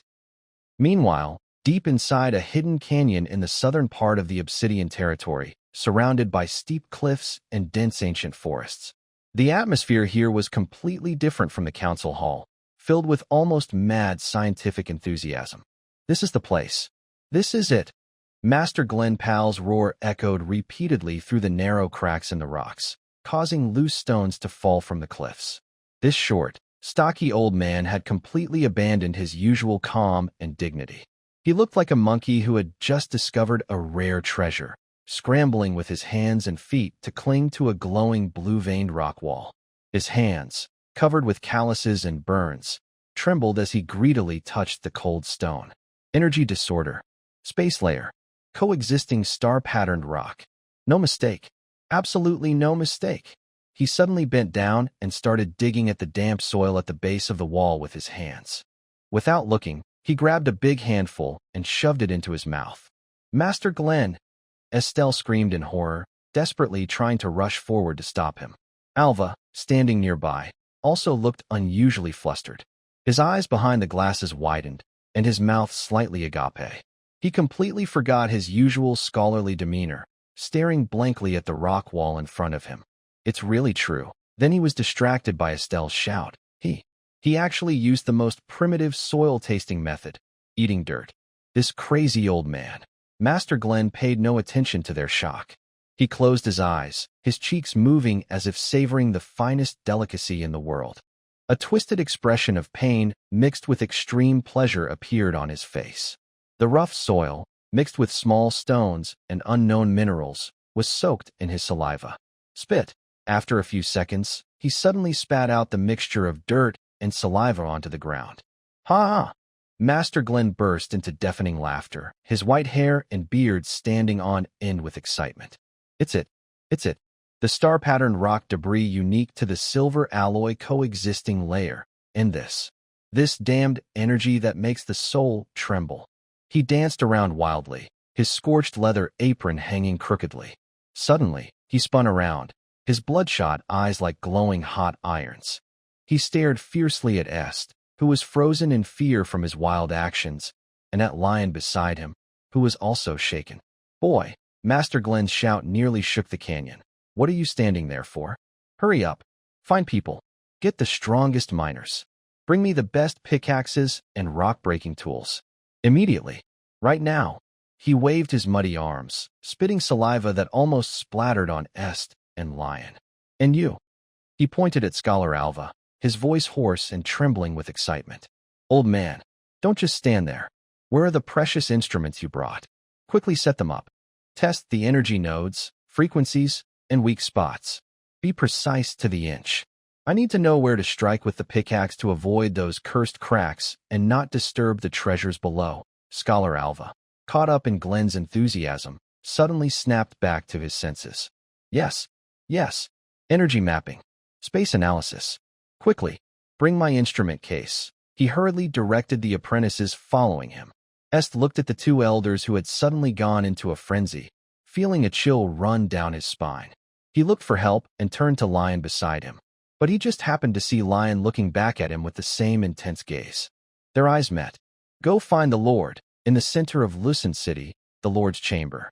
The flickering oil lamp cast long, twisted shadows of 9 figures sitting around a heavy oak table, stretching across the cold stone walls. They looked like 9 lurking beasts. Gloom sat at the head, a rough sheepskin map spread out on the table. Scouts confirmed again, said Veli, the blood thistle, with a hint of excitement in his voice. The location is here, about 150 miles from Thorn City, deep in the wilderness, at the edge of the Night Song Forest. The camp is quite large, with rows of wooden houses, cultivated farmland, and an estimated population of nearly 1,000. His gaze swept over his colleagues' faces, showing greed, and he continued. But their armed forces are laughably weak. The fighting troops total less than 200 people. Only a few knights are somewhat well equipped, and even the strongest are only at the bronze level. 200 people? Otto, the blood axe, suddenly slams the table, causing the oil lamp to shake. Billy, are you sure the scouts didn't see things wrong? Such weaklings, they destroyed the vulture's stronghold and made the viper disappear? The vulture's men are nearly 100 outlaws, and he himself is at the silver mid-level. Billy's face darkened. The intelligence from the scouts, verified multiple times, is absolutely correct. The vulture's stronghold was taken, and the scene shows they used far more firepower than the vulture gang. The fight was over very quickly. Considering the background of this team, the Marquis family of Blackfield, I suspect they used some kind of one-time, powerful alchemical weapon. But no matter what, their strength is like a paper tiger. Sir, the grim-faced, shadow hand, Carl leans forward. If that's the case, why make a big fuss? A small guard force of 200, in a territory of nearly 1,000 people. It's like offering meat on a silver platter. I am willing to team up with Otto, leading 300 elite soldiers, riding fast to attack, and take down the Black territory within a day. We will leave no one alive and bring back all the supplies. Sending a large army might alert the western border soldiers of Thorn City, which would be bad. The other Silver Knights also nod in agreement. 300 elite soldiers are more than enough to deal with a stronghold mainly made up of farmers and slaves. They see it as killing a chicken with a butcher's knife. Grom doesn't answer immediately. Western Border Army. Grom finally speaks, a rare cold smile curling his lips. They probably won't come out again. What, sir, are you saying? All 8 knights are shocked and look at their leader with suspicion. The Western Border Army, the black line that has long been entrenched in Thorn City, has always been a sword hanging over their heads. What does Sir mean by this? Grom's gaze carries a mocking insight into the whole situation. You only need to know, he says in a deep voice, that old lion. Federico LaRoche. He will never return. The Western Border will soon fall into chaos. That's why I brought you all here. To stay. It was like a silent thunder exploding in the hearts of the 8 Silver Knights. Federico, the old lion, won't be coming back? The Western Border is going to fall into chaos? The message behind these few words was so heavy that it made them gasp for breath. The Guardians of the West have fallen, and there is no leader. This is the perfect opportunity for us, the hidden vultures, to reveal our true selves, feast, and even take control and dominate. After a brief silence, the stone fortress erupted with heavy, excited breathing. So, Gloom suddenly raised his voice sharply. 600 people. Led by you 8. 600? Otto exclaimed in shock. To attack a stronghold with only 200 defenders, sending 600 elite troops? This is no longer a lion fighting a rabbit. It's like an elephant stepping on an ant. Sir, this. Veli couldn't help but advise, feeling it was too much of a show of force. A lion fights a rabbit with all its strength. Gloom interrupted him. He paused, the cold smile on his face widening, revealing white teeth. Moreover, what does a nearly 1,000-strong, full territory mean? Food, tools, ironware, slaves. Especially those young slaves and women. This will be our first big investment in rooting ourselves in Lucin, preparing for the coming chaos. 600 men are needed to take this piece of fat land with minimal losses, and to empty it. Understood. Sir, the 8 Silver Knights no longer hesitated, their eyes filled with raw greed and excitement for slaughter, shouting in unison. They seemed to already see Black Leader reduced to ruins under iron hooves. Countless terrified slaves driven away, and the endless convoy of supplies returning to Lucin. Almost at the same time Gloom issued his final order, far away at the Obsidian territory. In a simple but imposing council hall, the atmosphere was equally tense. Ilii closed his eyes, his brow slightly furrowed. Purple, the Lucin City Gloom rebel forces have confirmed the location of the Obsidian territory and their approximate strength.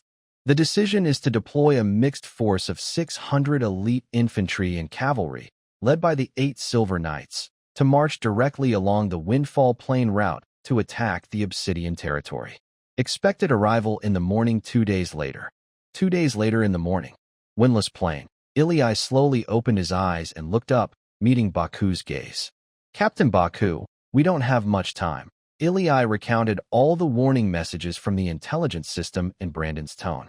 Gloom has gathered 600 elite soldiers, led by 8 silver-ranked knights, heading straight for Black Ridge. They chose the fastest route through Windless Plain.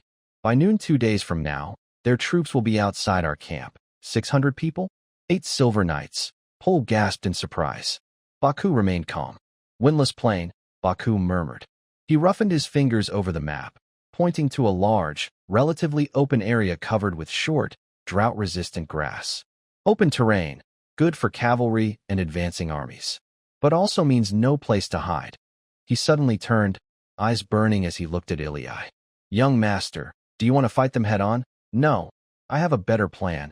An ambush. Ilya stood up and pointed precisely at the edge of Windless Plain near Black Ridge on the map. There was a winding mark labeled, dried ancient riverbed, right here. Although the riverbed has been dry for many years, it is deep, with steep cliffs on both sides formed by years of wind erosion, like natural walls. Inside the riverbed, there are jagged rocks and bushes, enough to hide soldiers. Gloom's army will rush toward us as fast as possible, and Windless Plain is their best route. But crossing this plain, the ancient riverbed is an unavoidable obstacle. They will either try to cross at the narrow old ferry point or take a detour. Given their urgency, they will definitely choose the closest old ferry. Baku quickly processed the plan in his mind. Brilliant! His eyes sparkled with excitement, and he couldn't help but shout softly.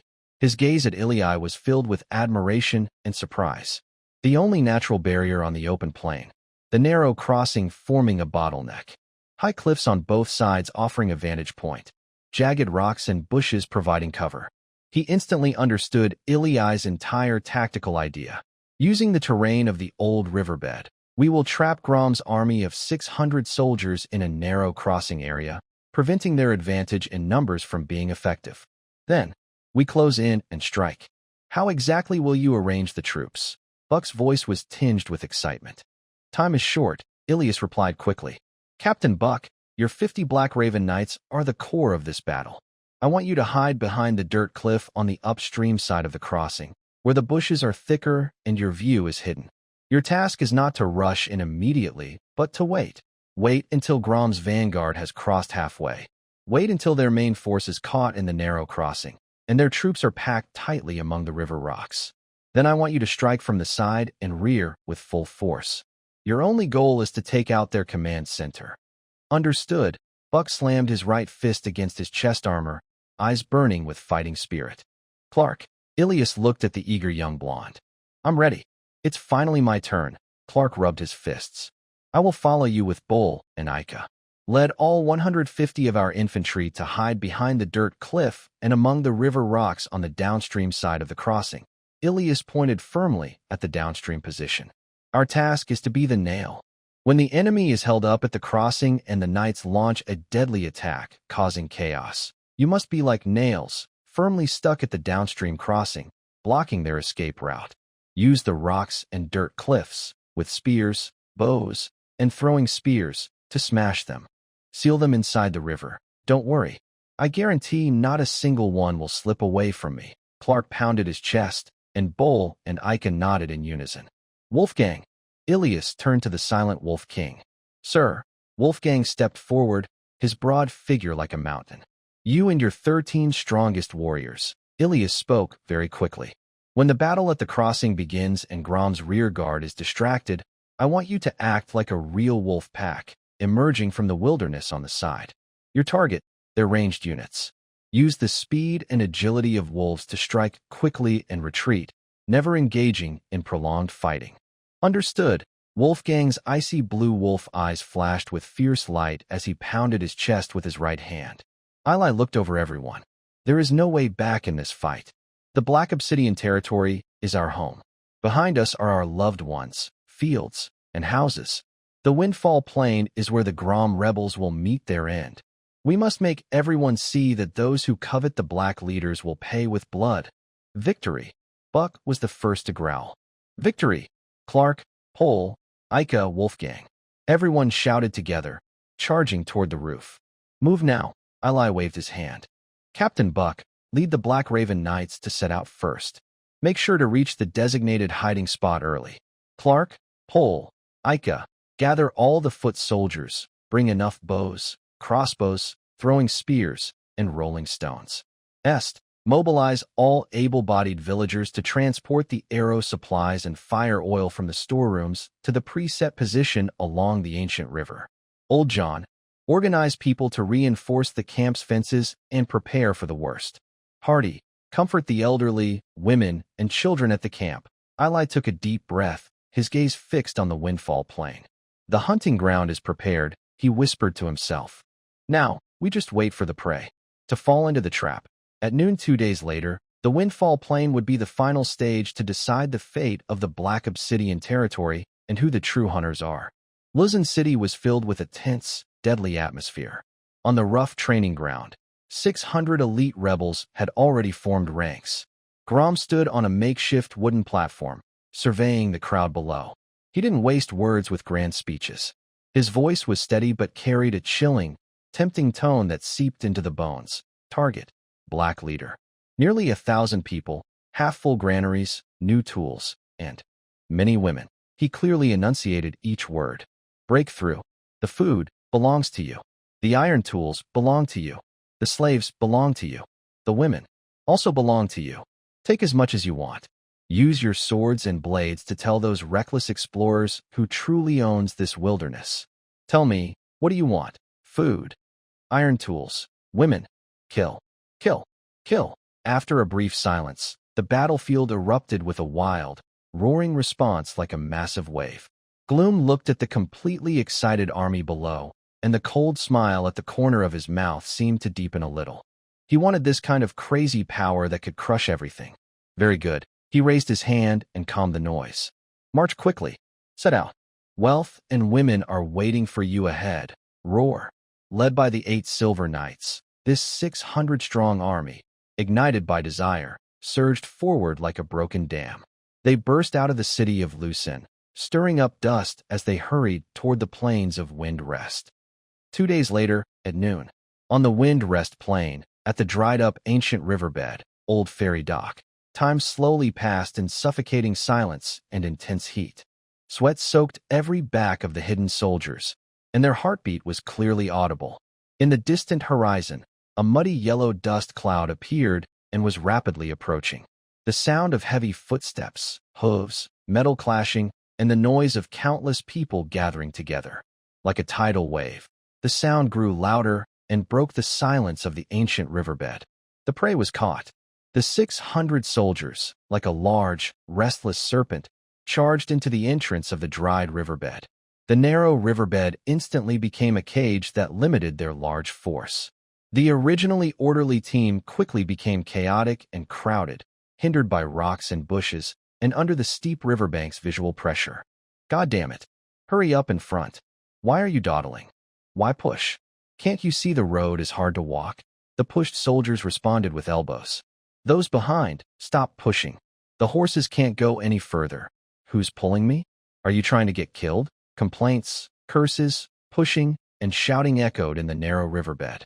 The 8 Silver Knights rode tall horses, surrounded by their guards, positioned near the middle front of the team. They were also annoyed by the chaos and narrow environment, constantly scolding the soldiers around to keep order, but with little effect. Gloom sat atop a magnificent black warhorse at the core of the team. His dull green eyes nervously scanned the tall, silent, and frightening earthen cliffs on both sides. A strong feeling of danger grows wildly in his heart. Veli, Otto, Grom's voice is more serious than ever. Hurry up and move the front team. Speed through this place. We can't stay long. Let Carl take people to check the cliffs on both sides. He almost shouts. But it's too late. Whoosh, a sharp, piercing scream suddenly erupts from the top of the highest earthen cliff. At a speed faster than the eye can see, it whizzes past just 3 feet above Grom's head. A dark, shining armor-piercing arrow strikes hard into the raised spear of a guard knight behind Grom. It is stuck on the broken triangular flagpole that shows the rebel army's temporary badge. Time seems to freeze at this moment. All the noise, shouting, pushing, suddenly stop.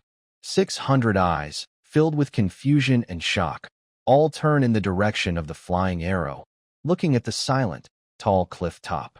Grom's heart feels like it's been squeezed tightly by a cold iron hand. He suddenly looks up, and his dull green pupils shrink to a needlepoint. Enemy attack. Eli's arrow acts like an invisible command, spreading instantly across the battlefield. Black crows. Kill. Bark's thunderous roar drowns out the silence of the river. Boom. Behind the steep earthen cliff on the upstream side, as if the gates of hell have opened, 50 streams of black steel rush into the disorganized and crowded army from the weak spot behind the rebel main force. Their target is the 8 silver knights standing tall in the center of the formation. Too fast, too fierce, too brutal. The Black Crow Knights, the most elite killing machine of the Blake family. Their power is far beyond what the disorganized, stunned rebel soldiers can imagine. Splurt. Crack. Ah, no. Hold them back. Quickly stop them. It's the Golden Knights. A knight's spear infused with powerful fighting energy and a fine steel longsword blocked the path of the rebel soldiers, whether they were humans, horses, or simple shields. In the face of overwhelming strength and speed, they were instantly pierced, torn apart, or knocked away. Limb fragments and hot blood splattered everywhere. Within just a few breaths, the dark stream of energy like a burning red blade pierced through the densest part of the rebel ranks. It left a bloody, flesh-covered death corridor, filled with screams, directly toward Grom. Charge! Grom's eyes nearly bulged out as he drew his command sword and roared like a beast. He knew he had been tricked. Form a line. Hold them back, Otto shouted fiercely, trying to organize his guards to resist. Scatter! Don't let them break through. Carl's face was pale, and he screamed sharply, trying to hide among the rocks. But under the unstoppable attack of the Black Raven Knights, and beneath the golden pressure of Buck, like a demon god, all resistance seemed pale and laughable. Buck led the charge, wielding what looked like an ordinary steel lance, now glowing with a faint golden light nearly a yard long. Wherever he went, people and horses fell, blood and flesh flying everywhere.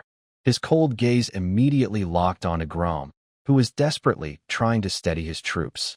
First one, Buck only uttered a cold word. His strong black horse, like a streak of black lightning, instantly crossed the final distance. The golden fighting energy of the highest level poured fully into his lance. No, Grom could only let out a desperate, unwilling roar. His eyes filled with disbelief, horror, and a sense of being completely deceived. It turns out, they were the prey. This carefully planned trap. The Black Leader. Ili Black. He hates. He's unwilling. Poof. The lance infused with destructive golden fighting energy pierced through like slicing through thin paper. It precisely entered his left chest, bringing a burst of hot blood and shattered internal organs, emerging from his back. He was nailed to a huge riverbed rock behind him, like a torn rag doll. Grom's sturdy body suddenly stiffened.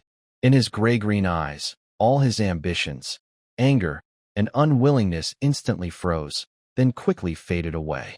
Blood gushed out along the barrel of the gun, staining the rocks below. The ambitions of Baron Flay, the hero of Thorn City, came to an end here.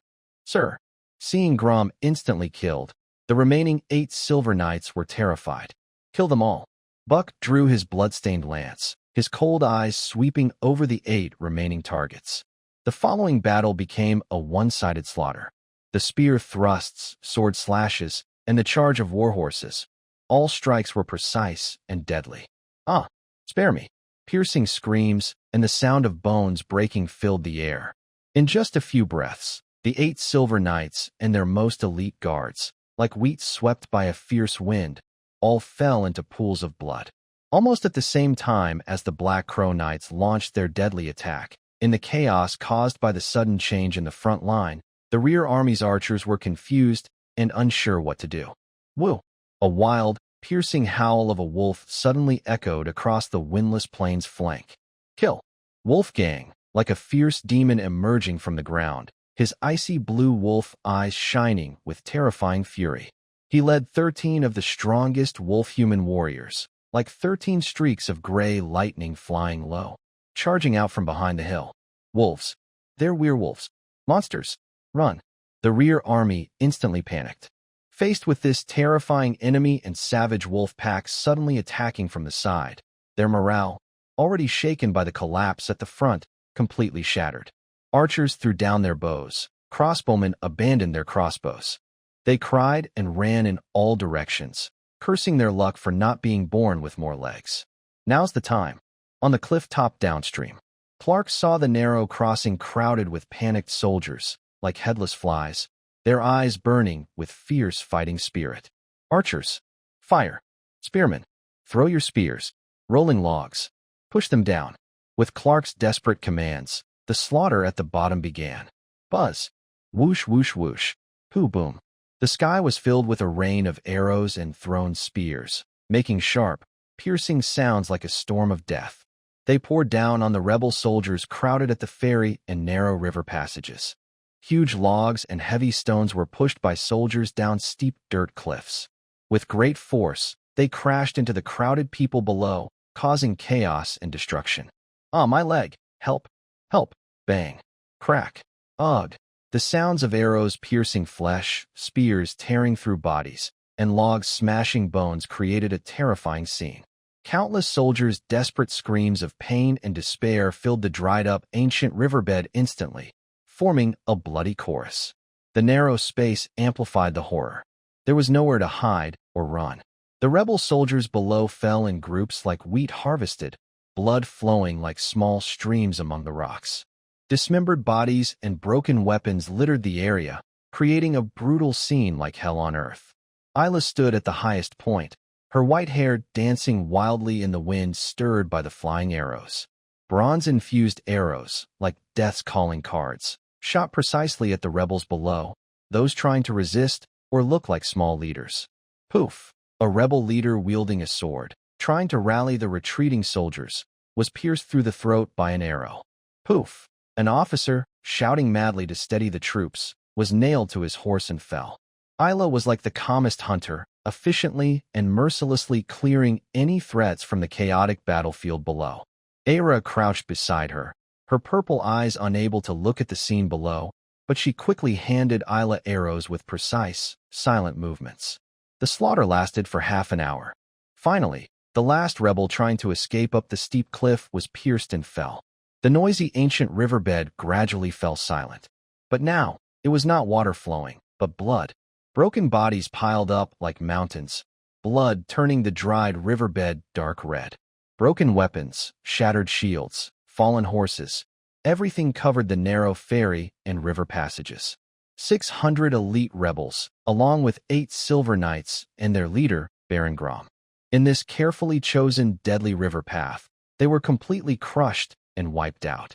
The wind on the plains of Calm still carries a burning heat. It stirs up bloody dust, whistling over this freshly soaked battlefield of blood.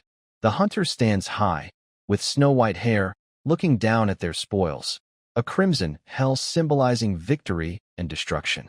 Eli stands at the top of the wind-eroded cliff, his white hair wildly flying in the hot, blood-scented wind. Here, it is no longer human territory. The narrow riverbed has become a red slaughterhouse. Bodies pile up in twisted shapes among rocks and thorny bushes. Broken chainmail, torn leather armor, shattered weapons, and fallen horse carcasses. The joy of victory quickly fades like a receding tide.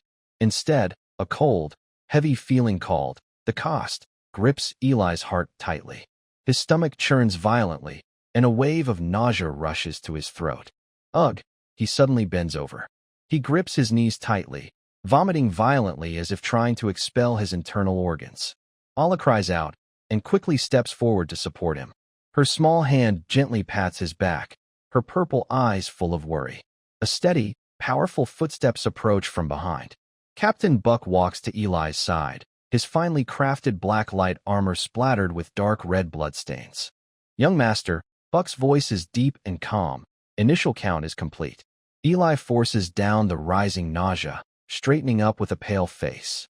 He forces himself to look at Buck, signaling him to continue.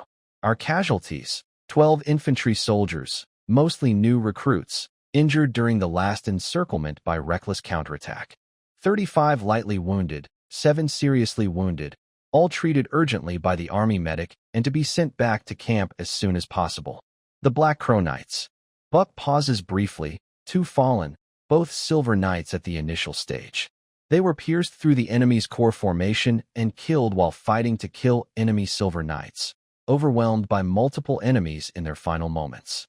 10 lightly wounded, mostly from excessive aura consumption or impact injuries, but none of these affect their combat ability. Every cold number feels like a heavy hammer, smashing hard on Ely's heart. 12 soldiers, 2 Silver Knights. Living lives, because of his decisions, forever lost in this blood-stained river. They are the people of the Black Cloak, soldiers who trust and follow him. They all died because of me. Ely's voice is dry and hoarse, carrying an indescribable weight and guilt. Buck silently watches Ely's pale face, his gaze lingering on his tightly pressed lips. Unexpectedly, Buck takes a step forward and sits down on a rock nearby, which is stained with blood, casually. Master, Buck's voice has a strange warmth, like recalling old memories. The first time I saw the Marquis on the battlefield was during the early days of the Frost Wolf uprising in the north. Back then, he had just been thrown into the army by the old Marquis to train, still a young boy, far from what you are now. Ely is slightly stunned, not expecting Buck to mention his father at this moment. Buck's eyes drift into the distance. It was a small encounter, much smaller than this. The enemy charged forward howling, blades shining in the snow, blood splattering everywhere. The Marquis was right beside me at that time. His rare smile curves at the corner of his mouth, a mischievous grin. And then, I saw him stumble, almost kneel down. His face was as white as a corpse, and he wet himself in the groin area. He was so scared he peed himself. Ely's eyes suddenly widen in disbelief, staring at Buck. The father he remembers as stern as a mountain, never speaking much. Actually, what happened next? Ely asks instinctively, his voice tinged with curiosity and a strange sense of relief that even he doesn't realize. Next, Buck snorts. Lord Gordon, your uncle, who was still a young commander at the time, saw it.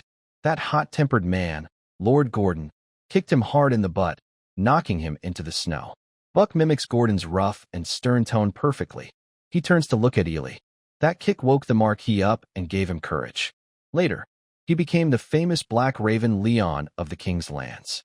He patted Ely's shoulder gently, with just the right amount of pressure, carrying the weight typical of an elder. Young master, this is your first time leading such a large battle. Facing this chaos, you still stand here confidently and ultimately win.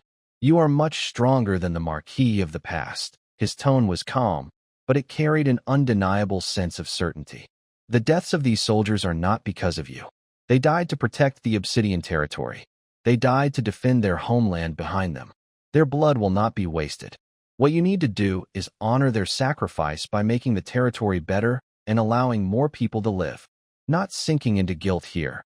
That would be a betrayal of their sacrifice. Bark's words hit like a heavy hammer, breaking the heavy ice in Ely's heart. He is not a god. He cannot prevent sacrifices in war. But he is a lord. His duty is to make those sacrifices meaningful and to lead the living toward a better future. At that moment, footsteps approached. Clark also climbed up the high cliff. His signature blonde hair was now covered in dust and dried blood. The usual playful and excited expression on his face was gone, replaced by a pale, silent look he had never shown before. His golden eyes stared unfocused at the bloody, hellish scene below, lips slightly moving.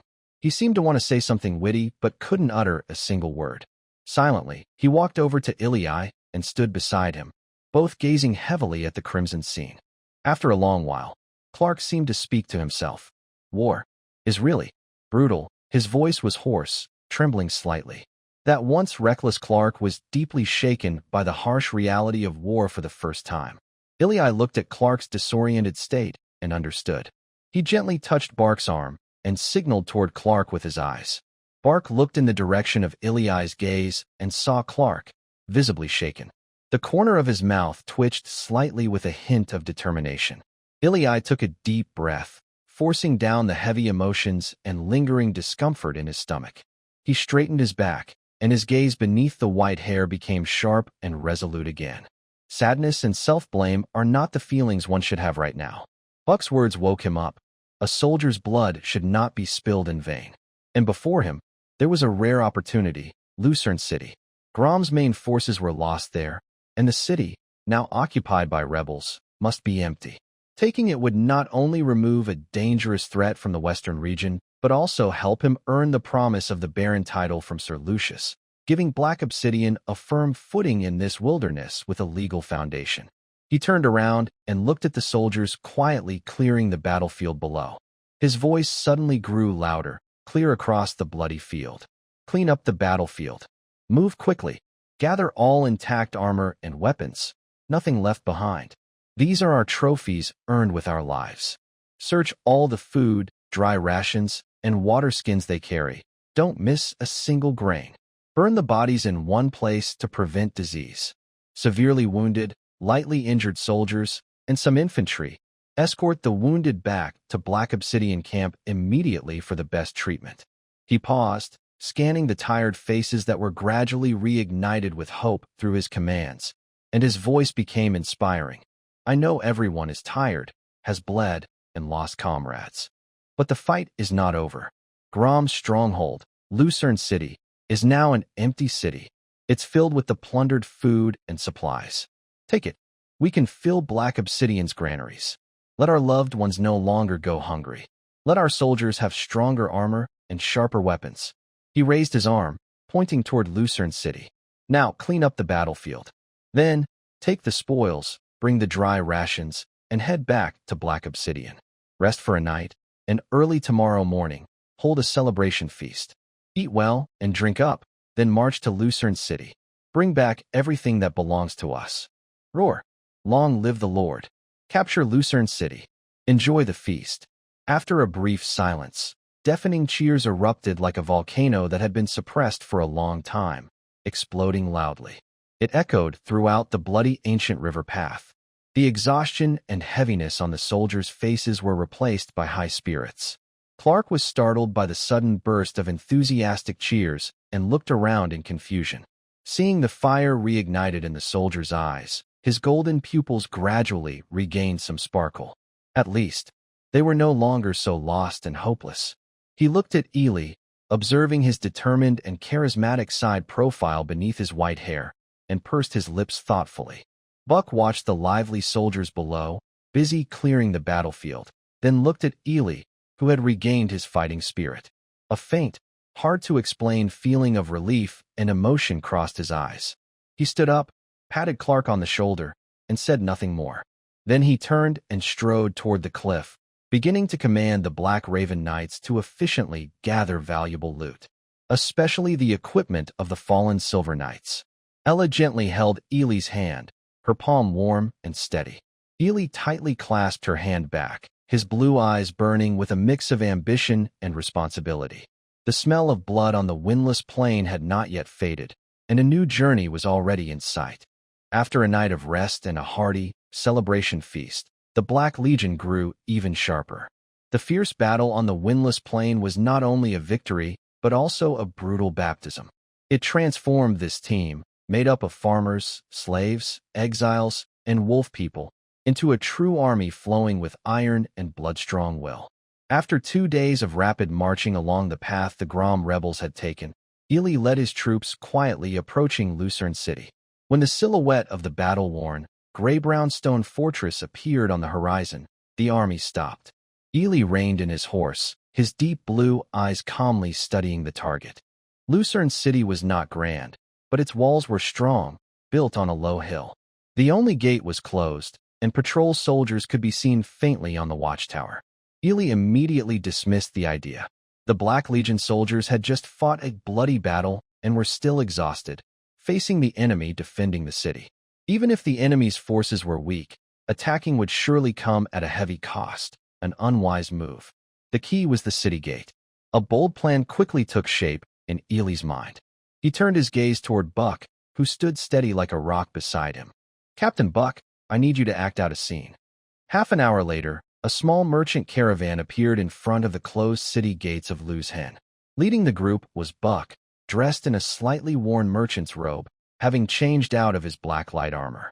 Behind him followed 10 Black Crow Knights, all wearing rough cloth clothes, pushing 3 heavy-looking flat carts covered with thick oilcloth. The wheels left deep ruts on the hard dirt road. "Honorable city folks, please, have mercy," Buck shouted loudly. We are traders from the east, and the road has been dangerous. It's getting dark soon, and this wild countryside is really frightening. Please, kindly let us into the city to rest. We are willing to pay the city tax. Double. No, triple if needed. As he shouted, he took out a small pouch of coins from his pocket, deliberately shaking it so the coins clinked loudly, making a tempting sound. The guards on the city wall were alerted. A few heads peeked out from the battlements, watching the small group below cautiously. Get lost, a young soldier shouted impatiently. The gates are closed. No one gets in. Move along. If you keep shouting, I'll shoot arrows. Please, sir, calm down. Calm down. Buck looked terrified. We're just small traders. It's really hard for us. You see, before he finished, a military officer in a small captain's armor suddenly slapped the young soldier on the back of his head and lowered his voice to scold him. Fool. Shut your mouth. His eyes fixed on the shaking pouch in Buck's hand. He also glanced at the 3 heavy carts, his eyes gleaming with obvious greed. No merchant has ever come here before. Do you think a deal like this, falling from the sky, is something you can pass up? There are only about 10 unarmed traders. What's there to be afraid of? Let us in, and we'll split the taxes among us. As for the goods in those carts, ha, the officer licked his lips. Once inside the city, we can do as we please. The young soldier covered his head, afraid to speak further. The officer cleared his throat and shouted to the guards below, listen up.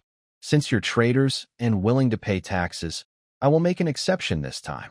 However, let me be clear. Once you enter the city, you must follow the rules. Prepare the tax money. Thank you, sir. Thank you, sir. We understand the rules. We will follow them. Buck's face showed relief and happiness as he raised his money pouch high. Squeak. The heavy iron city gate slowly opened inward, just wide enough for a cart to pass through, turning on a pulley. Behind the gate, 7 or 8 city guards with spears stood. The leader was the mouse-mustached officer. Buck's humble smile suddenly disappeared. He shouted softly, attack! Clang! Clang! Clang! 10 Black Crow's knights, disguised as merchants, lifted the tarpaulin on the cart, revealing their fine weapons and armor underneath. What? The mouse-mustached officer's greedy expression turned to shock and fear instantly. Buck's sword, like a venomous snake, precisely sliced across the officer's throat. Blood shot out like a fountain. The officer clutched his neck, making choking sounds, and stared at Buck in disbelief before collapsing softly. Almost at the same time, the 10 Black Crow's knights attacked like fierce tigers on a flock of sheep. These ordinary city guards, faced with the core members of the silver-ranked Black Crow's knights, looked like lambs ready for slaughter, unable to resist or organize any defense. Within moments, 7 or 8 guards inside the gate were all lying in pools of blood. Control the pulley and open the city gate. Buck kicked the mouse-mustached officer's body aside, his voice cold as iron. 2 Black Crow's knights immediately rushed to the large pulley and struggled to turn it. Squeak! The heavy city gate, with a grating sound that made teeth ache, was fully pushed open. Signal! Buck shouted to a Black Crow's knight on the city wall. A fire arrow wrapped with oil-soaked cloth shot sharply into the sky, flashing red and screaming. Charge! Eli, who had been waiting in ambush, suddenly drew his knight's sword, pointing it directly at the open city gate of Lucerne. All troops, charge! Capture Lucerne! For the Black leader. Kill them all! Bull swung his heavy war hammer and led the charge. More than 100 Black leader infantry, like a bursting dam, roared as they followed the knights, rushing toward the open gate. The sudden change left the defenders on the city wall completely stunned. Signal arrow? City gate. How did it open? Enemy attack. Enemy attack. The sharp alarm bell and soldiers' screams finally sounded, but it was too late. The main force of the black-clad enemies rushed in like a flood. Pole is here. Anyone who blocks me will die. Pole acted like a human battering ram. His war hammer, with a dull whooshing sound, smashed 2 spear soldiers trying to form a line. Form a line. Spears forward, Ika shouted sharply, commanding the rushing infantry. They quickly formed a simple spear wall on the open ground inside the city gate, blocking the enemy attack from the side streets. A fierce melee broke out on the streets near the gate. At the height of the fight, Pole suddenly pulled a round object wrapped in oilcloth from his waist and slammed it onto the top of his blood-stained warhammer. He took a deep breath, and his roar, like thunder, echoed across the chaotic battlefield.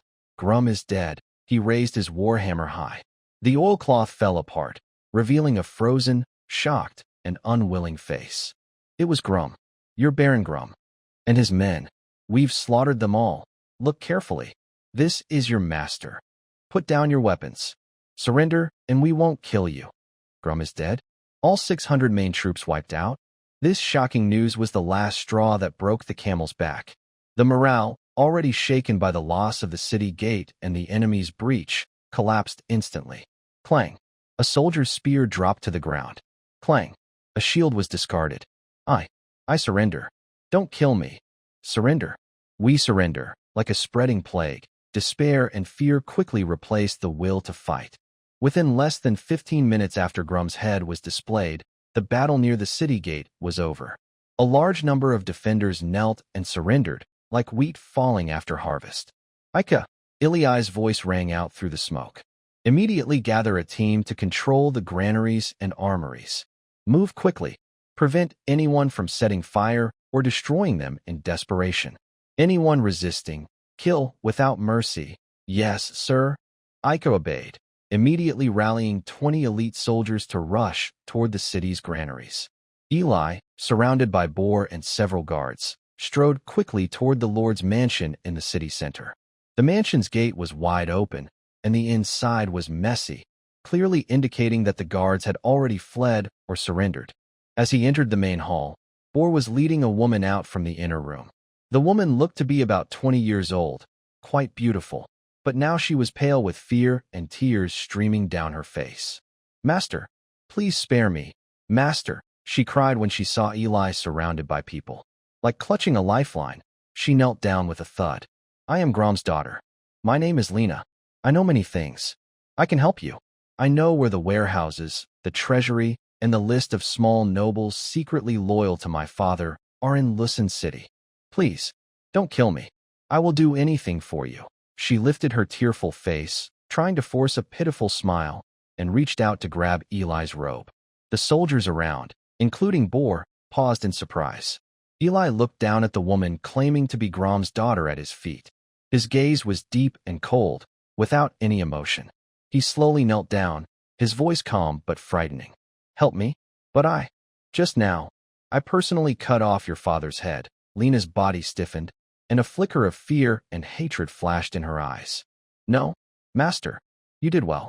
You did well to kill him," she shouted sharply, her voice distorted with emotion. "I hate him. I've hated him for a long time. You killing him is revenge for me. Master, you are my savior. I am willing to serve you for life." Her words suddenly stopped, because Eli had already stood up. He slowly drew his knight's sword from his waist. The smile and pleading on Lena's face froze instantly, replaced by pure terror. "And no, please. Master, you said surrendering means no killing. I can help you. I root out the evil." As soon as the words left his mouth, the sword flashed. A sharp, metallic sound echoed. Lena's eyes, full of fear and disbelief, froze forever. In the main hall, everything was silent. All the soldiers, including Boar, who was used to life and death, gasped in shock at Eli's sudden and decisive action, trembling with fear. Eli looked expressionless, as if he had just done a small, insignificant task. He shook off the blood drops from his sword and smoothly sheathed his knight's sword. "Clean it up," he ordered calmly. His gaze crossed the bodies on the ground as he stepped alone into the deep interior of the Lord's mansion. The chaos after Thorn City changed hands gradually settled down. Eli stood by the window of the now empty and messy Lord's mansion, his white hair fluttering in the breeze through the broken window panes. He looked over the somewhat deserted street below. The surviving residents of Thorn City kept their doors tightly shut. Occasionally, brave ones peeked through door cracks, their eyes dull and numb. "Paul," Eli's voice echoed in the empty hall. "Bring reliable people and thoroughly search Grom and his followers' properties and residences in the city. Make a list and categorize everything. Remember, act quickly but orderly. Do not disturb the peace. Anyone disobeying will face military justice." "Yes, sir." Paul rubbed his bald head and grinned. Eli then walked to a large, unknown material desk and sat down. On the desk were scattered files, parchment letters, and simple ledgers. He casually picked up a ledger and looked through it, noting the records of stolen grain, ironware, cloth, and other supplies. He put down the ledger and picked up another file. It was a rough population count from shortly after Grom took over Lucin.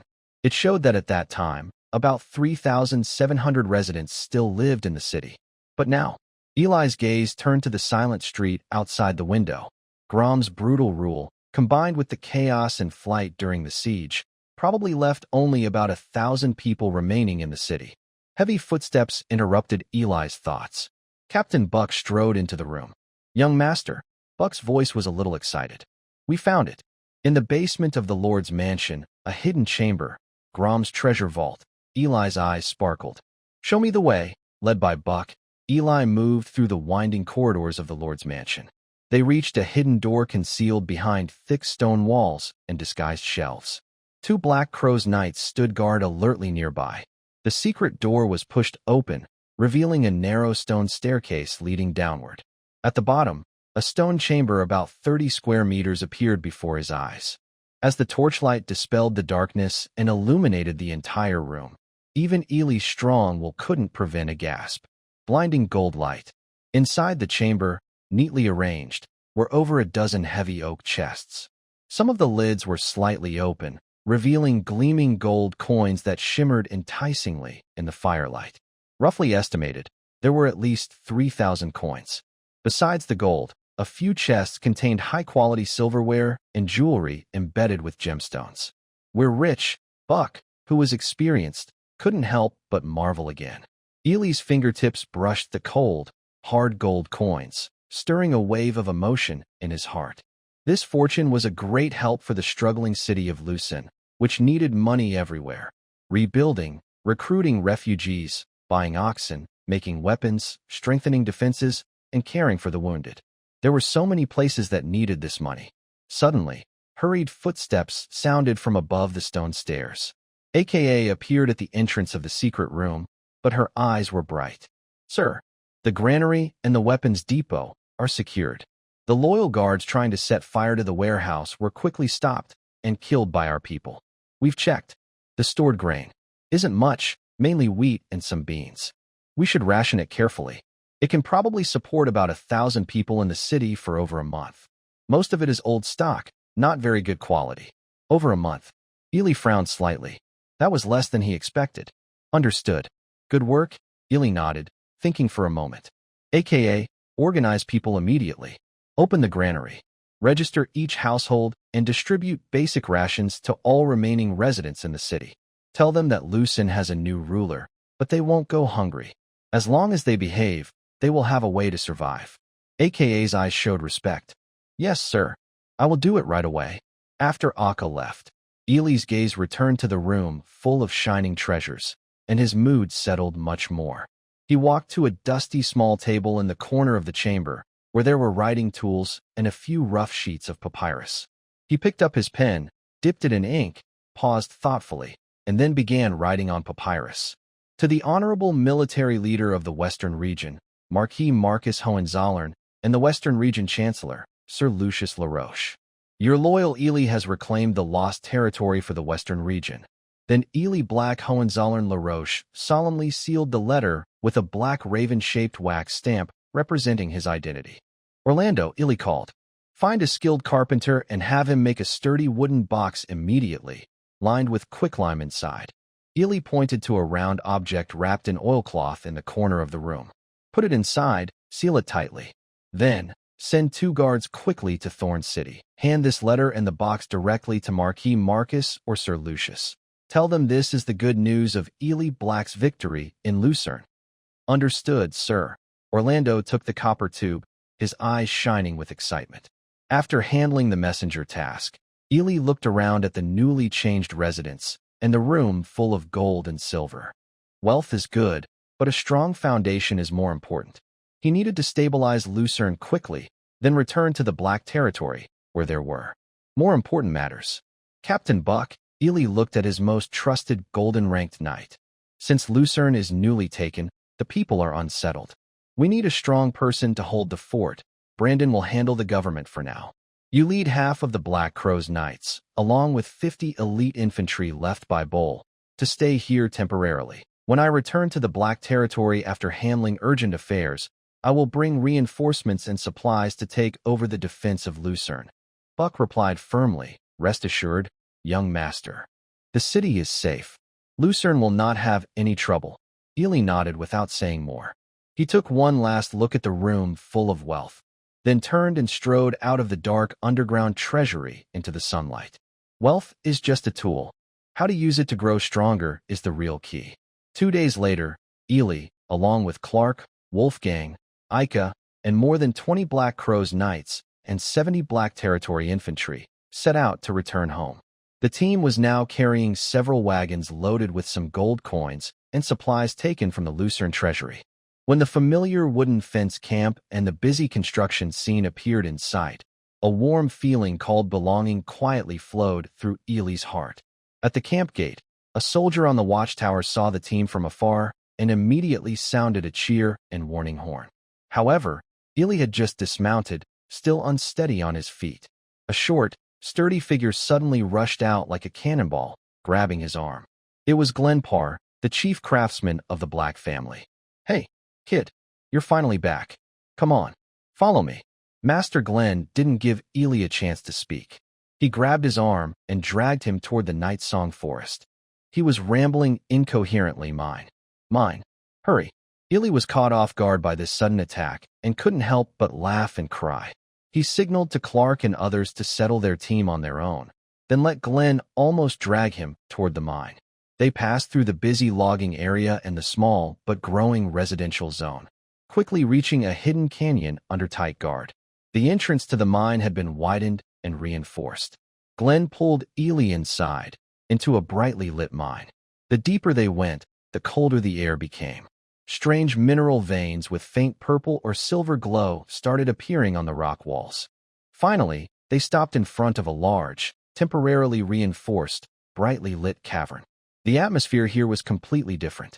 The family scholar, Mr. Alva, was carefully using various instruments to detect a shimmering silver-white mineral vein on the wall. The vein looked like a living galaxy flowing through the dark, hard rock. "See it, kid? Do you see it?" Master Glenn excitedly pointed at the dazzling silver-white vein, almost spitting saliva onto Ely's face. "Adamantium. The top-quality adamantium ore. Its purity is so high, I've rarely seen it in my life. This is damn adamantium. You little lucky bastard. You've got some serious luck. In this godforsaken place, it's hiding such a treasure." Scholar Alva's usually serious face showed a rare hint of excitement. "Master, the preliminary detection results are extremely surprising. The mineral vein's reserves far exceeded expectations, and its quality is top-notch. However, mining it is extremely difficult. It requires people." Master Glenn interrupted Alva directly, his eyes fixed intently on Ely. "A lot of workers. Those who understand mining, and those who are strong but don't understand mining. I want to build workshops and smelters here. This vein could be the capital for your rise. But the condition is, enough people, and those who are obedient. People will be available." Ely's voice was steady and strong. "Lion," he called out loudly. Lion, the mining officer assisting Scholar Alva, immediately stepped forward. "Sir, from now on, you drop all other tasks related to the mine." Ely pointed at the sparkling silver vein with sharp eyes. "Your only task is to fully cooperate with Master Glenn and Scholar Alva. Master needs people, so you are responsible for dispatching the most reliable and strongest slaves and free citizens from the camp. If tools are needed, coordinate with Old John to make them. Anything the camp has, prioritize supplying it. And keep everything absolutely secret. Everything here is a top secret of the Black leaders. Do you understand?" "Yes, sir." Master Glenn looked at Lion, then at Ely, and finally a satisfied smile appeared on his wrinkled face. "Good boy. Follow me from now on. Let you see what a real big scene looks like." After arranging the mine affairs, when Ely, exhausted, returned to the Lord's mansion, it was already dark outside. The room was lit by pine tar torches, casting a warm glow. A slender figure stood quietly by the window. She stood there silently, as if knowing he would return and waiting for him. Ely paused, looking at the calm and familiar figure in the firelight. The fatigue of the past days seemed to be silently eased at this moment. A gentle, warm smile appeared on his lips as he walked over. "I'm back." Morning light shone through the newly replaced glass windows of the Lord's fortress, casting mottled shadows on the rough wooden table covered with maps. Ilya sat at the table, his white hair more striking in the light. He was focused on reviewing the preliminary plan for Thorn City, which Brandon had prepared overnight, his fingertips unconsciously tapping on the desk. Isla sat quietly nearby, handling the more trivial daily camp reports. "Young master," a voice called from outside the door. "The camp guard reports that a messenger claiming to be from the Medici family in the southern border wishes to see you." Eli's finger paused slightly on the desk. "Medici? Southern border?" The name Sabuda Medici suddenly appeared in his mind from the purple intelligence report. "Let him in," Eli said calmly, with a sharp glint in his eyes. Soon, the heavy wooden door was pushed open. A soldier led in a well-dressed, travel-worn man. The man was about 30 years old, with a sharp face and a slightly raised chin. He wore a well-fitted dark green velvet coat, with intricate gold snake patterns embroidered on the collar and cuffs. As he entered, his eyes quickly swept over the simple yet imposing Lord's office. They lingered briefly on Eli's striking white hair and Isla, with a look of scrutiny. Then he quickly composed himself, adopting a respectful stance. He did not bow, but stood firm and clearly announced his name and title. His voice carried the slightly thick accent typical of the southern border. "Honorable Lord Eli Black, I am here on the orders of Orlando Kingdom's southern border protector, Duke of the South, and the noble son of Hack's son Medici, young Master Sabuda Medici." He deliberately emphasized Duke's son, as if it was an invisible threat. "This is an invitation letter from our Lord." He took out a letter sealed with dark green wax, stamped with a crest entwined with a snake and gold coins. He did not step forward, but slightly raised his hand. Esther stepped forward to receive it and then handed it to Eli. Eli took the letter. The paper was of exceptional quality, with a faint scent of incense. He broke the seal and unfolded the letter. The handwriting was elegant and flowing, the words seemingly polite, but the tone carried an unmistakable command. "To the Western Frontier Pioneer Knight, Lord Ilya Black, you are a talented young person, truly admirable. Your strength is beyond what one person can achieve. I am Sabuda Medici, son of the Duke of the Southern region. I invite you and the other 7 pioneer lords in the southwest of the Western region. In 7 days, please come to my territory in the Shadow Valley, located on the eastern edge of the Nightingale Forest. We will discuss the future development of the area." At the end of the letter, the emblem with a snake wrapped around gold coins appears again, silently pressing with its weight. "Planning a development project?" Ilya puts down the letter, a faint smile appearing at the corner of his mouth. "Young Master Sabuda, such a grand gesture, inviting all 8 of us lords at once. I suppose your lord is the heir favored by the Duke of the South." His tone is calm, showing no emotion. The messenger's face stiffens with formal respect. He didn't expect such a direct question about inheritance rights, which touches a very sensitive nerve in the South. His tone becomes slightly stiff and awkward. "Sir, you misunderstand. Our Lord Sabuda Medici is the second son of the Duke." Ilya raises an eyebrow and gives a meaningless chuckle. "Second son? Quite a big deal. In this letter, I thought the Duke himself was visiting the Western region to give orders to the lords, but he's still better than me, a commoner son." Next to him, Astur laughs softly at Ilya's sarcastic tone toward the messenger. His words are like an invisible slap, sharply hitting the dignity the messenger is trying to maintain. His respect on his face completely fades. A hint of anger and a sense of pride typical of the Medici family's servants appear in his eyes. Thinking of the great Medici family of the South, he still feels proud even as their servant. He straightens his back and raises his voice slightly, emphasizing, "Sir, you are mistaken. We are the Medici family, the southern region." "Enough," Ilya interrupts him bluntly, looking directly at the other. "Go back and tell Sabuda Medici that I have received his invitation." All the words that showed the family's power were stuck in his throat. He looked into Eileen's calm but deep eyes and felt an invisible pressure for the first time. It was as if his proud family name had lost its weight in front of this white-haired lord. He opened his mouth, but only managed a stiff bow. Yes, I will bring him. In 7 days, the hidden Shadow Valley awaits your arrival. After speaking, under S signal, he quickly turned and left. The door closed, and the room became quiet again. Medici, Ella softly repeated, her purple eyes looking at Eileen with curiosity. I don't think you need to get involved. I know. Eileen casually tossed the invitation onto the table corner. A second son who refuses to stay behind, going to the muddy western lands, and still wants to be the leader? Huh, he sneered. Just trying to gather nearby forces, either to use them or to eliminate rivals. But it's worth checking out. Just to see what kind of tricks Lord Sabuda is up to, and also to see what the other 7 neighbors are really like. But he should go with his strongest forces, just in case he dares to cause trouble. Eileen thought of the simplest and most effective plan from his past life. It wasn't complicated. In fact, it was very direct. Hold a meeting, then fight.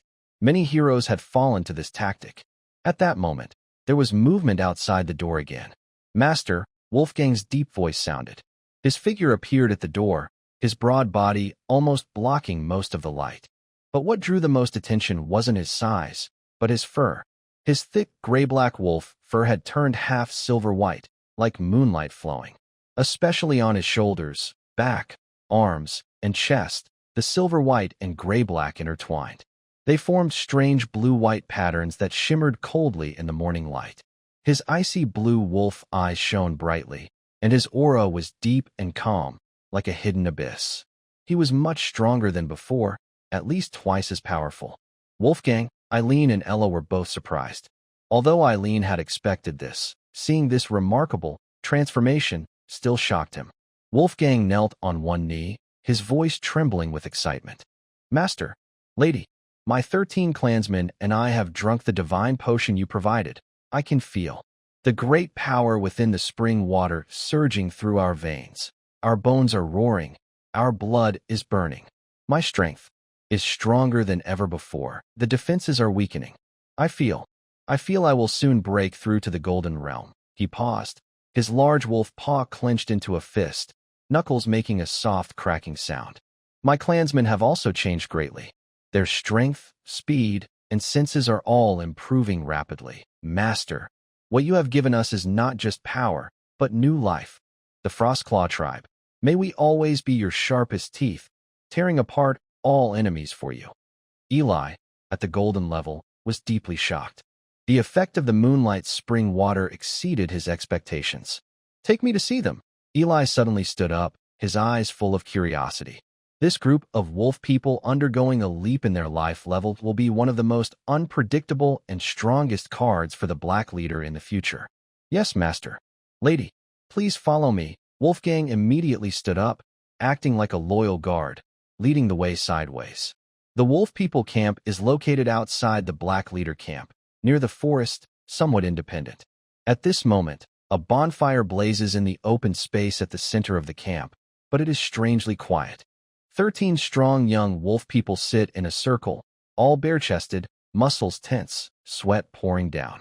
They close their eyes tightly, grind their teeth, and their skin bulges with visible veins, as if countless tiny snakes are writhing wildly. Heavy breathing and suppressed growls fill the air, and a wild energy seems to permeate the atmosphere. What is most striking is that, like Wolfgang, their originally gray-brown or dark brown fur tips are faintly shining with a silvery hue under the firelight and moonlight. Soon, the warriors' trembling gradually subsides, and the fierce energy seems to find a release, beginning to strengthen their bones, muscles, and flesh in an orderly way.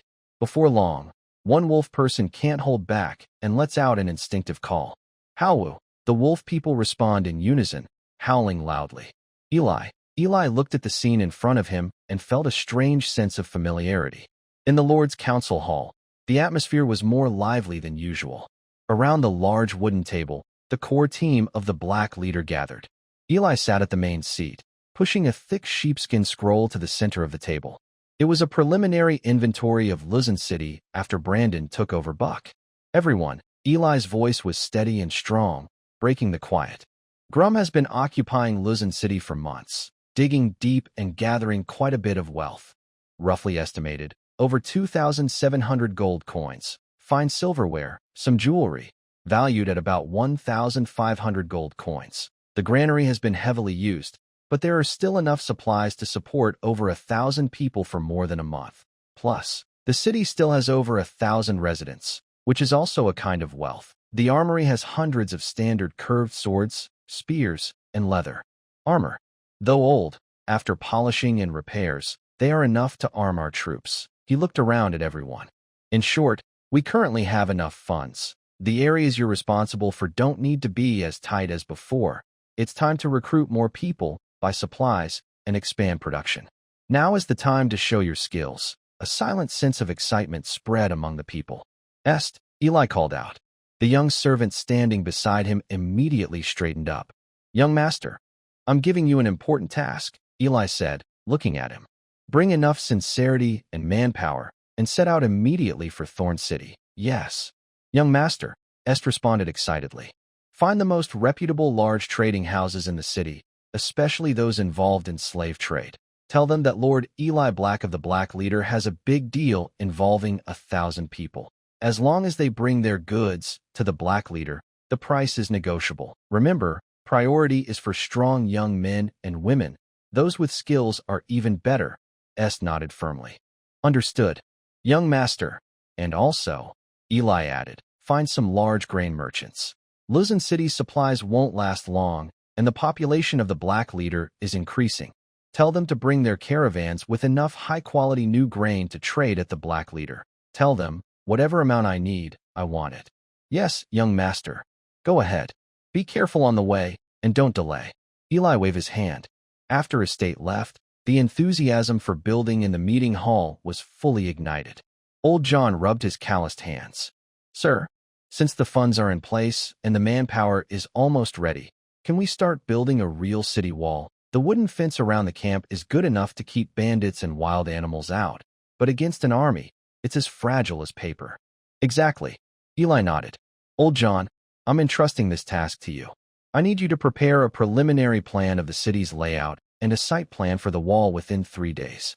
He stood up and walked to the map, pointing across the valley. The plan must consider future growth. Residential areas, workshops, trade zones, military camps, and granaries all need enough space. The wall's location should follow the terrain to save materials and be easy to defend, while also leaving room for future expansion. Remember, we're not building a temporary camp, but a city that can take root in this wilderness and last for 100 years. Yes, sir. I will do my best. Old John's voice trembled with excitement. Building a real city has been his lifelong dream. The next meetings moved quickly, discussing farmland development, military expansion and training, and initial governance of Luzon City. Each leader received clear tasks. When the meeting ended, everyone left one after another, carrying their tasks and fighting spirit. Only Sebastian remained still. Inside the meeting hall, only Eli and this mysterious old steward were left. Sebastian slowly stepped out of the shadows. He approached Eli across the desk with a look of almost tangible approval. Young Master Eli, your growth is truly remarkable. From a spoiled prince in the royal capital to now owning 2 territories and commanding thousands of people. In just a few months, you've become a different person. Eli was slightly stunned. Hearing this profound old steward praise him carries more weight than any other compliment. Memories flooded back. He thought of his time back with the family. It was only by bribing the butler with 3 boxes of almond cookies that I was able to easily exchange for the original 500 gold coins. Eli spoke casually. I'm honored to have your approval. He then asked, by the way, that box of almond cookies, did it taste to your liking? He wore a sly smile, wanting to see how the stern-faced butler would react. Sebastian's face remained expressionless, but his lips twitched very slightly. He paused for a moment before slowly saying, young master's kindness. The old servant remembers. Then, his tone suddenly shifted. Your hair. This unusual change, is it related to something ancient deep in the Nightsong Forest? He didn't explicitly say, elf, but his meaning was very clear. Eli's smile froze on his face, and a hint of caution and hesitation flickered in his blue eyes. Sebastian seemed to see through his worries, and his face returned to calm and steady. Young master, there's no need to worry. I have served the 8 masters of the Blake family. His voice was calm, but it sounded like a thunderclap in Eli's ears. 8 masters. How long has the Blake family been around?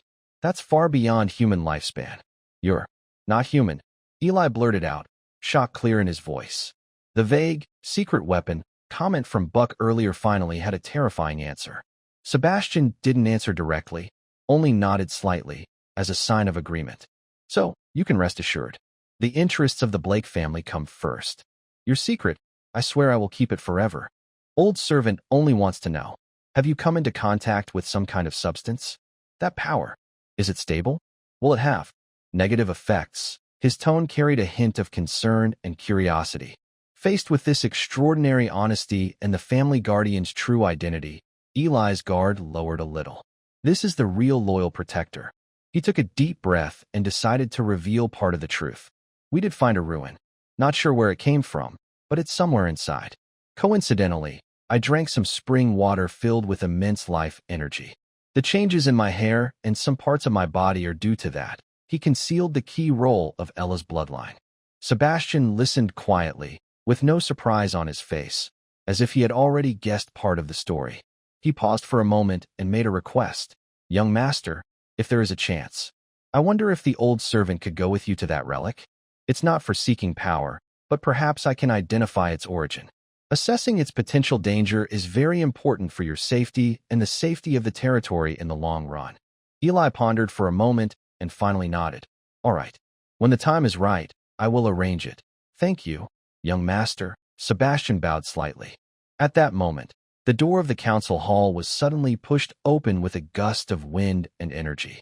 Liam, the mining officer, carried a long, thick bundle wrapped in heavy velvet cloth, looking excited and rushing in without saluting. Sorry to bother you, butler. Sebastian slightly bowed, giving them space to talk privately. Master, look at this. Liam hurried to Eli's desk. Carefully, he placed the velvet bundle on the table and slowly unwrapped it layer by layer. As the cloth slipped away, the shape inside was revealed. It was a long sword. The sword was about 3 feet long, shining with a flowing, moon-white glow, as if forged from solidified moonlight essence. The blade was very smooth, with an elegant and deadly feel, as if naturally formed. There were no complicated decorations, only a deep blue sapphire embedded near the hilt. It shimmered like the brightest star in the night sky, reflecting the moonlight of the secret silver. Just lying there quietly, an invisible sharpness seemed to fill the air. What is this? Eli's eyes were instantly captivated, and he gasped. Liam was so excited he stammered. Master Glenn. It's Master Glenn. He spent 2 whole days and nights, working without sleep. He used the first batch of the purest secret silver or mined from the cave. He said this is the first gift for the Lord, Master. I swear this is the most beautiful piece of art I have ever seen in my life. His eyes were full of passion and admiration, as if presenting a divine weapon. A secret silver longsword, crafted by Glenn Parr. Eli reached out, his fingertips trembling slightly, and slowly grasped the sword hilt that shimmered like moonlight. Eli's fingers tightly gripped the smooth, jade-like yet cool to the touch sword hilt. A strange feeling suddenly spread from his palm throughout his body. The sword seemed to be an extension of his arm, light beyond belief. The blade shimmered with a moonlight glow, emitting a cold, sharp radiance. The deep blue gemstone resembled an eye in the night sky, quietly watching. Let's go to the training ground. Eli's voice carried a hint of excitement and urgency he couldn't hide.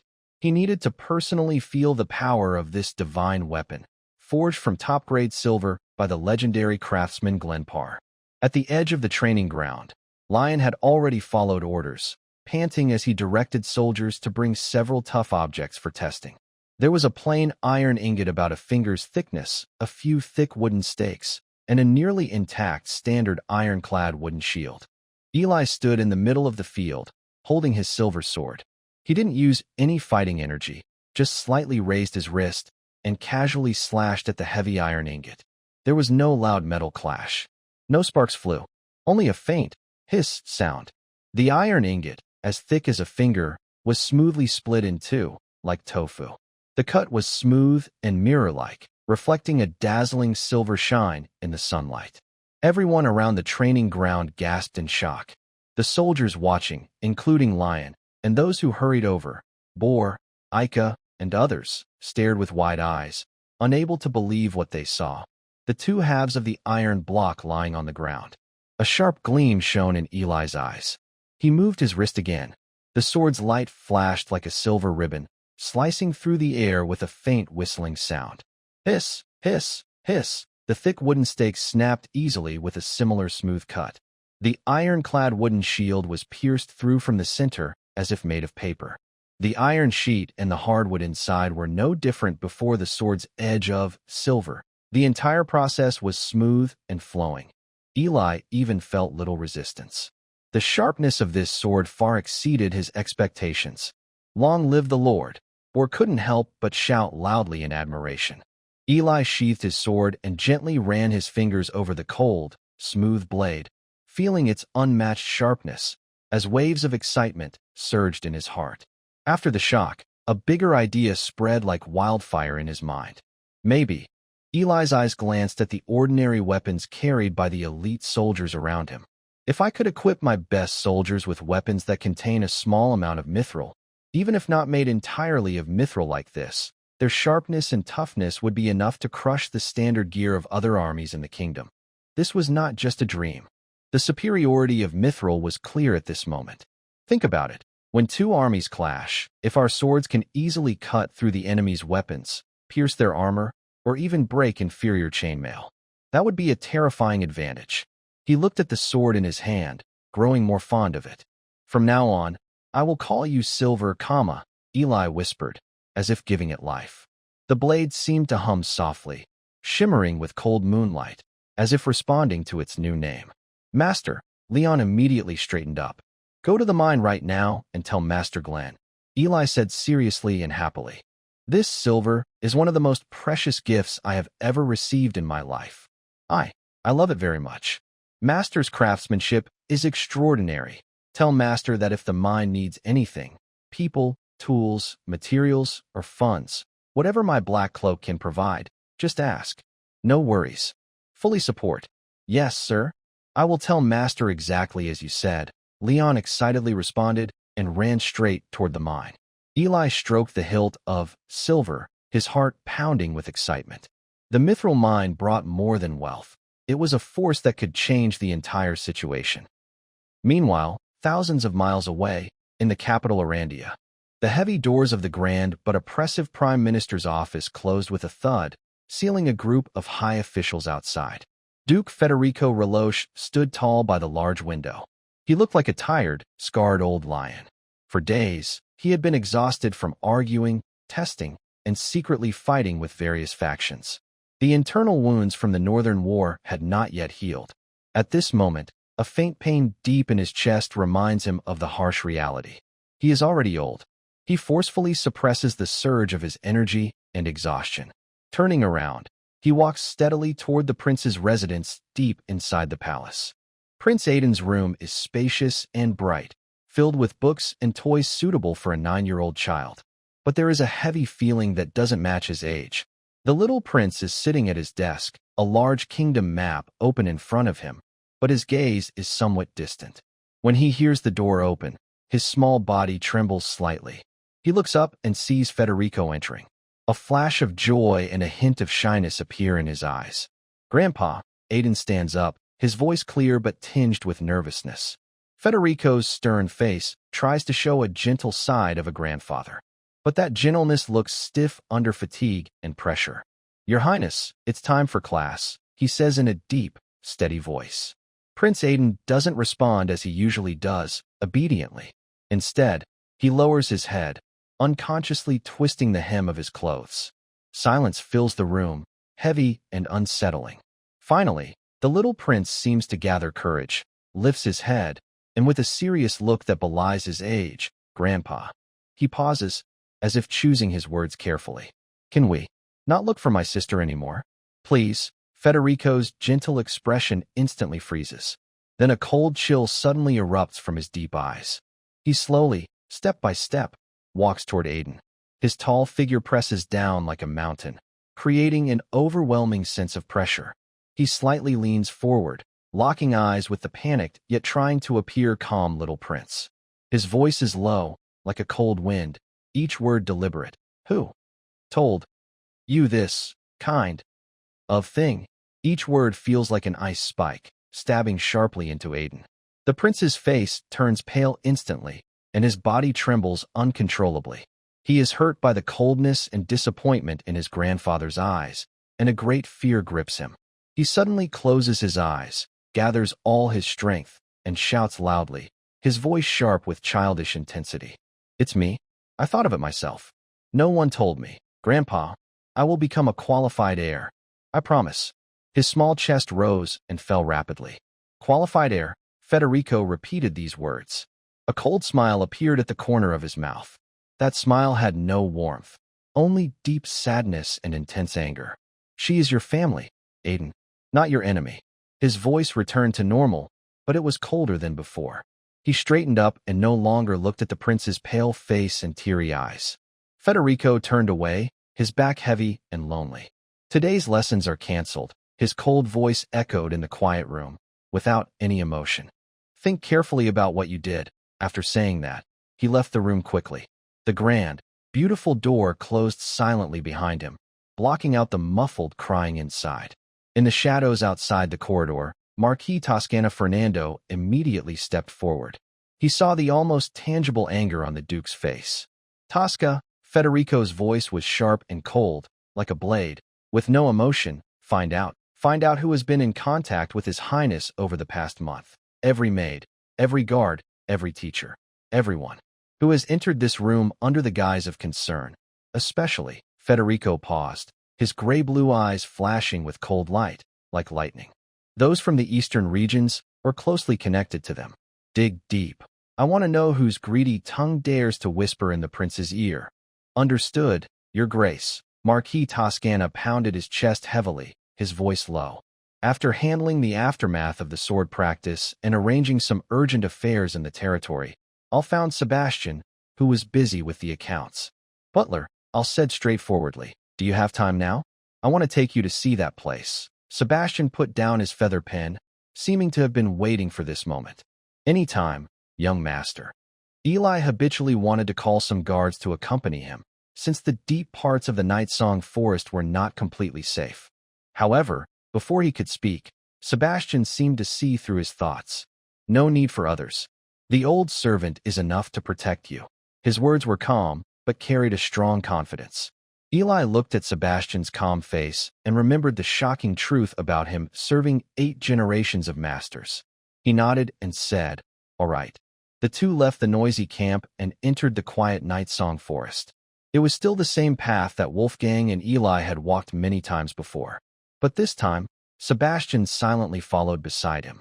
Eli felt that the forest around them seemed even quieter, with the sounds of birds and insects lowered. Sebastian's presence was very subtle, but it seemed to carry an invisible aura that made potential spies instinctively step back. They passed through the familiar waterfall curtain, and the huge elf stone gate and stone tablets appeared again. When Sebastian stepped into this forgotten hall of time, a slight change flickered across his plain face. He was not as shocked as when Eli first entered. Instead, he slowly looked over the fallen columns, broken reliefs, and strange glowing patterns on the walls. His eyes, hidden behind gold-threaded glasses, showed a complex emotion. Young master, Sebastian's voice broke the silence of the ruins. It seemed to carry a faint, distant tone, more than usual. Do you know the ancient legend of the elves in the Western Realm? Eli nodded, recalling the story told by old John. I know a little. The legend says the Western Realm was once their land. The ancestor of the LaRoche family, Roderick, married an elf queen, but later, he personally killed her and drove all the elves away. Something like that. Sebastian nodded slightly and did not comment on the bloody ending. He took a step forward, like a silent guide, leading Eli slowly through the grand ruins. He stopped in front of a large stone pillar half buried in the dirt, pointing to the relief carved with stars and vines. This is the Pillar of Stars, which records the ancient wisdom of elves observing the movement of the stars. His fingertips brushed over the cold stone surface, moving with a gentle, almost reverent touch. He then approached a relatively intact archway, the ceiling carved with a pattern of a new moon surrounded by 7 stars. This is the moon goddess arch, symbolizing the moonlight elves' faith in the moon's glow. Legend says that during certain moon phases, the moonlight activates the runes on the arch, creating a temporary protective barrier. Sebastian's voice was flat, like reciting an ancient epic. He pointed to the area deep inside the hall, now only smooth gemstone grooves remaining. That should be the location of the Heart of Moonlight, the core where elves hold their most sacred ceremonies. The spring water you drank, if the old servant's judgment is correct, should be the sacred object the elves see as the source of life and strength, the Moonlight Spring. Eli understood this clearly, but he showed a perfectly timed hint of curiosity. I see. Then, Butler, this spring water is so miraculous. Are there any side effects? Sebastian turned his head, his gaze piercing through his glasses as if reaching into Eli's soul. He did not directly answer the question about side effects. Instead, he spoke in a tone almost like a wise saying. Young master, I want you to remember one thing. All gifts of fate come with a hidden price. He paused, his gaze sweeping over Eli's prominent white hair. Then, as if looking through the vault of the ruins toward an unknown distant place, your luck, or perhaps the favor of fate, might be a bit too generous? The mithril veins, the moonlight sacred spring. Having one of these is already a blessing from the heavens. Eli frowned slightly, a sharp glint flashing in his blue eyes. Butler, what are you trying to say? He sensed that Sebastian's words carried deeper meaning, not without reason. Sebastian looked directly into Eli's eyes, his voice low and serious. The old servant simply wanted to say that the young master's fate might become heavier than ever before. Great gifts come with great responsibilities, and they will surely attract great envy and unimaginable turmoil. Every gift you possess, all of these may become your motivation to move forward, or they could become chains that drag you into darkness. The road ahead requires great caution, as if walking on thin ice. One wrong step might lead to irreversible disaster. His words sounded like a cold warning bell ringing in this ancient hall. Isla remained silent. Sebastian's words, like cold spring water, cooled the restless feelings caused by his rapid rise in power and great wealth. Fate brings opportunities, but also responsibilities and dangers. He took a deep breath, straightened his back, and his eyes beneath the white hair became very serious and firm. I will remember your warning, Sebastian. I will think carefully about every step I take. This is not just politeness, but a sign of respect for this extraordinary protector and for his clear understanding of his own situation. Sebastian looked at the young white-haired lord in front of him. In those deep blue eyes, he saw alertness after being awakened and a growing strong will. Suddenly, Sebastian seemed to fall into thought. He remembered a long time ago, another person favored by fate, who rose from humble beginnings and eventually built a vast empire. The founding emperor of the Orlando Kingdom, Caesar Aurora. That man also once had a pair of bright eyes filled with ambition and responsibility. A feeling that was hard to describe. Perhaps it was emotion, perhaps expectation, or maybe a hint of weariness accumulated over many years. This stirred gentle ripples in Sebastian's calm heart. Such feelings were very rare for him. Just as Isla thought the conversation was over and was about to ask more about the elf ruins, something completely unexpected happened. Sebastian suddenly stepped forward, naturally raised his gloved hand, always meticulous. Under Isla's surprised gaze, that hand carried a gentle warmth, beyond master and servant, almost like an elder. It softly touched Isla's snowy white hair and gently rubbed it. The movement was light, brief, and quickly withdrawn. Isla was stunned, his body stiffening instantly, his blue eyes full of disbelief and shock. This action was too intimate. Too unlike Sebastian. Sebastian withdrew his hand, as if the shocking act just now never happened. His face remained expressionless, as always. It was hard to see what he was feeling deep inside. He slightly bowed and his voice returned to its usual calm, emotionless tone. Young master, we shouldn't stay here too long. It's time to go back. After speaking, he no longer looked at Iliai's surprised face. He turned and led the way toward the exit of the ruins.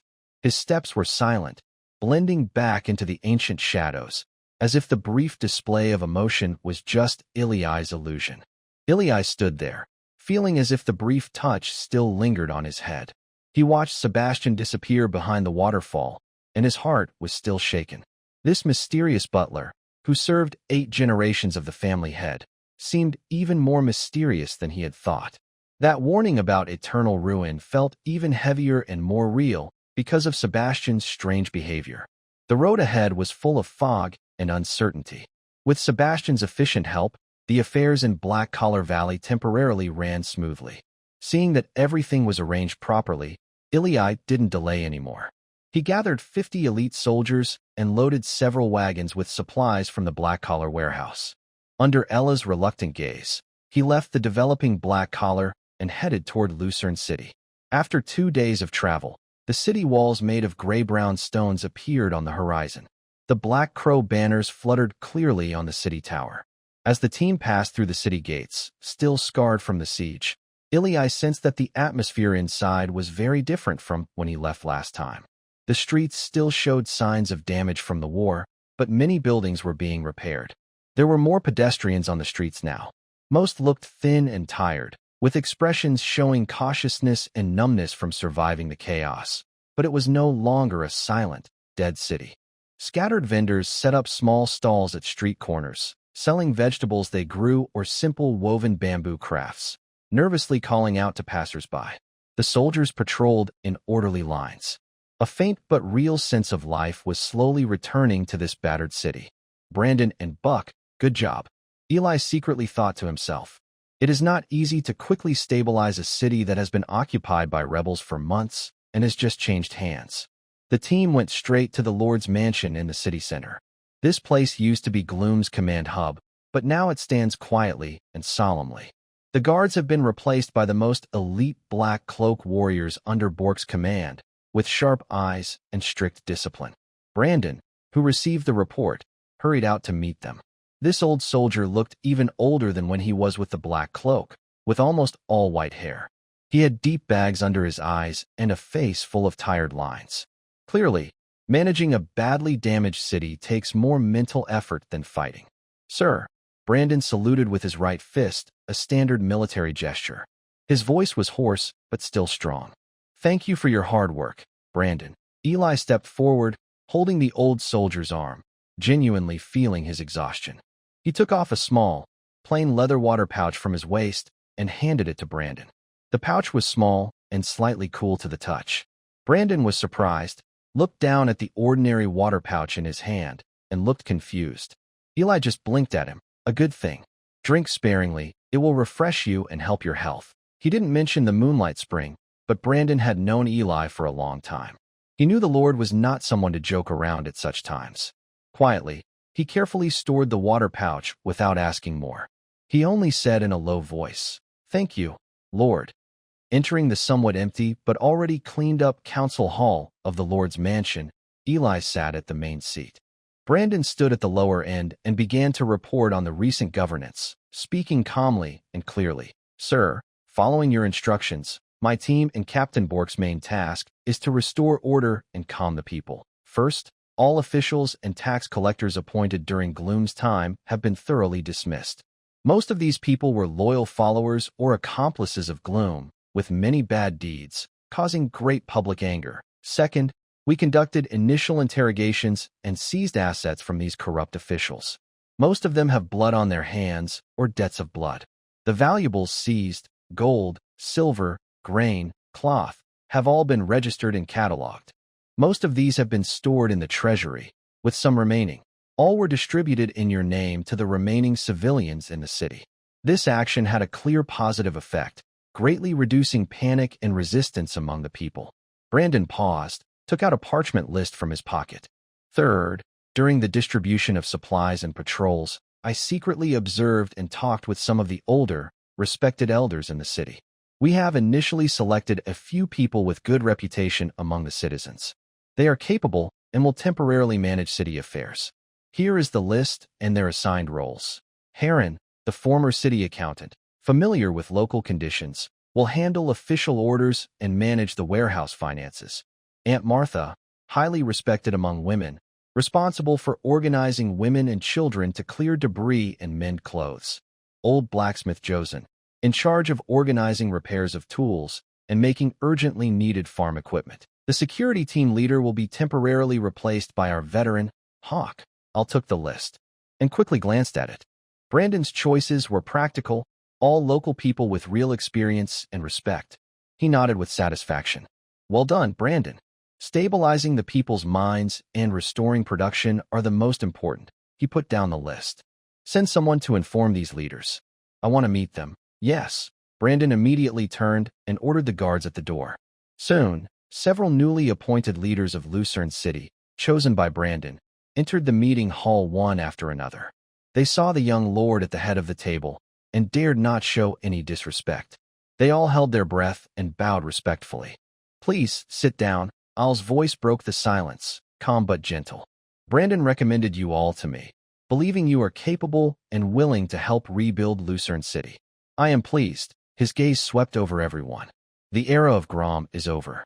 Under my rule, Al Black, what Thorn City needs is stability, order. It is about allowing every law-abiding and diligent person to survive and to live with dignity. I don't care what your past roles were: accountant, blacksmith, woman, soldier. Now, you are the foundation of Thorn City's rebuilding. My demand for you is simple. Hold your position and govern wisely. He paused briefly.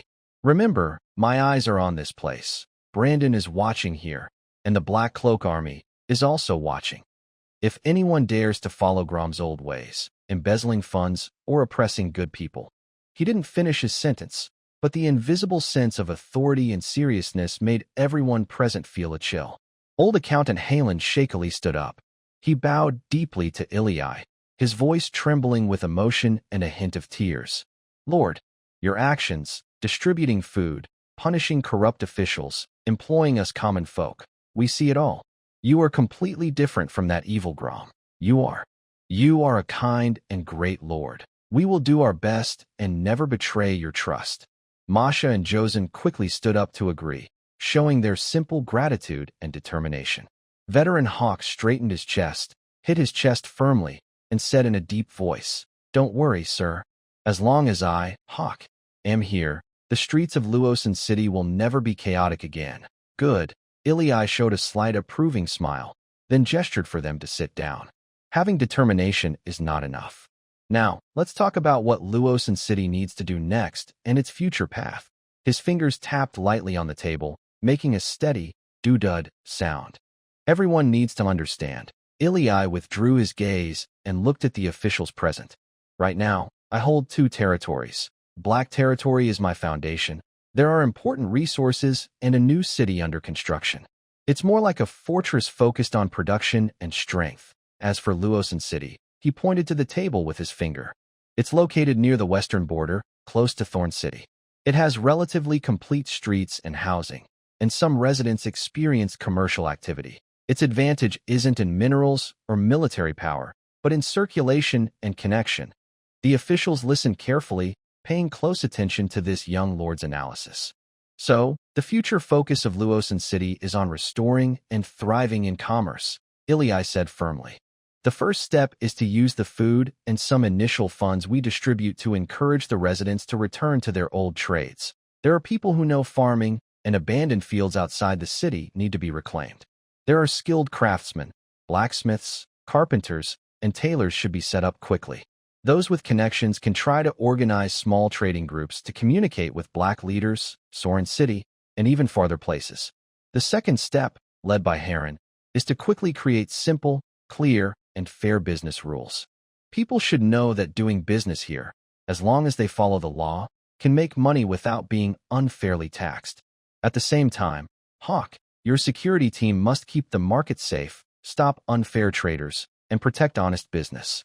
The third step is to allocate some funds to set up an official merchant guild in Thorn City. At first, it will mainly buy raw materials like ore, wood, and furs from Black leaders. It will also buy urgently needed goods from Thorn City and other places. We cannot produce large amounts of food, cloth, salt, or iron right now. This merchant guild will be a key point for connecting the 2 cities and expanding trade around them. Eli's ideas are clear and practical. focusing on the key points for Lucin City's recovery. The leaders listen with bright eyes, impressed by this young lord. The two cities depend on each other and support each other. Only like this can we truly stand firm on this wasteland. In the council hall, everything is quiet. The plan for both cities to grow together is clearly laid out before everyone. At this moment, everyone can see the future clearly. We will not let down our Lord's trust. In the study of Lucin City's Lord's mansion, Eli is busy reviewing the initial warehouse accounts prepared by Heron and the city defense repair plan submitted by Brandon. Just as he finishes reading a draft about tax reductions to encourage blacksmiths to reopen, a guard outside the study reports, "Sir, the envoy from Thorn City requests to see you." Eli puts down his feather pen, a hint of understanding and anticipation in his blue eyes. "Let him in." The door opens, and a young officer dressed in Hohenzollern family light armor with black and red trim strides in. He looks tired but neat, with sharp eyes, clearly well-trained. He stops about 3 steps from Eli's desk. "Lord Eli Black, by order of the Western Regent, Sir Lucius Rachels, I am here to deliver your noble appointment." He quickly took out a scroll bound with a golden ribbon. The parchment was sealed with the roaring golden lion crest of the La Roche family. He respectfully presented it with both hands. Eli stood up and took it. Unrolling the scroll, he saw that on the tough, high-quality parchment, elegant and strong handwriting described, "Order from the Western region of the Orlando Kingdom, Knight Pioneer Eli Black, loyal and brave, led troops to defeat rebels and restore Lucerne City with great achievements. To honor his service, he was promoted to the rank of Baron of the Kingdom. Title, Baron of Lucerne. Hereditary and unchangeable." At the bottom, besides Lucius's signature and crest, there was a smaller signature, confirmation from Marquis Marcus Hohenzollern. The matter was settled. Sir Lucius kept his promise. From a pioneer knight to a noble with a legal estate and hereditary title, this was a big step. It meant that the Black clan and Lucerne City now had a legal foundation. Eli Black officially joined the ranks of the kingdom's nobility. Eli's fingers brushed the crest on the scroll, symbolizing power and recognition. He took a deep breath, calming his excitement. At that moment, the young envoy from Thorn City spoke again, "Lord Baron, according to kingdom customs, noble titles. If the estate is far from the original family land, or if one needs to establish a new family business, they can apply to the kingdom's heraldry office to change the family surname, to distinguish from the original family and avoid future inheritance disputes." Hearing this, Eli's eyes narrowed slightly. The envoy's words hit the mark. He now owned the Lucerne Baronate and the Black clan. In the future, he would need to establish his own family line. Continuing to use the Black surname would cause confusion with the royal family. It could also lead to inheritance disputes down the line. Breaking away was necessary. He pondered for a moment, thinking of many names. Pendragon. Eli's voice was clear and firm. "My new surname will be Pendragon." The envoy was slightly surprised, but then nodded seriously. He immediately took out a record book and a feather pen.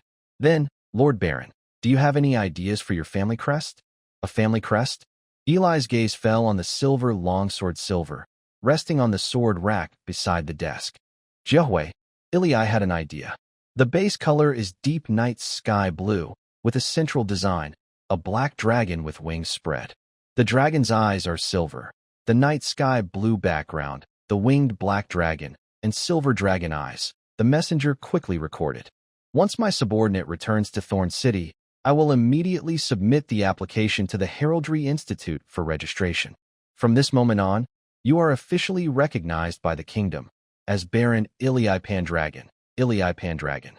This name marks the birth of a new noble and signals the rise of a fresh power in the Western Plains." Eli took the document symbolizing his new status as a baron and placed it together with the silver emblem representing strength. At that moment, Brandon, who had been standing young and alert in the study, moved. This veteran, who had witnessed Eli's journey from a banished playboy to today, was the first to act. Without hesitation, he stepped forward, knelt heavily on one knee, and shouted with all his strength, "Greetings, Lord Baron Eli Pendragon." Immediately, 2 elite Black Raven Knights at the door also knelt on one knee. And Captain Buck, who had rushed over after hearing the news, followed suit. kneeling and saying, "Greetings, Baron Pendragon." Outside the door, guards and soldiers in the corridor heard the commotion. They also knelt on one knee, the sound of armor clashing filling the air. "Greetings, Lord Baron." The cheers spread like waves, quickly reaching from the Lord's residence. Soon, the entire city of Lucin echoed with the cheers of soldiers and townspeople upon hearing the news. "Long live Baron Pendragon." Ilai looked at his loyal subordinates kneeling before him, listened to the cheers outside the window, and smiled helplessly. He raised his hand gently to support himself. "Everyone get up. It's just a title. There's nothing that needs to be done that I won't do." He turned to the messenger from Thorn City. "Thank you for your hard journey. Brandon, arrange the best rooms and food. Make sure the messenger is well hosted." "Yes, my lord," Brandon responded loudly and immediately went to make arrangements.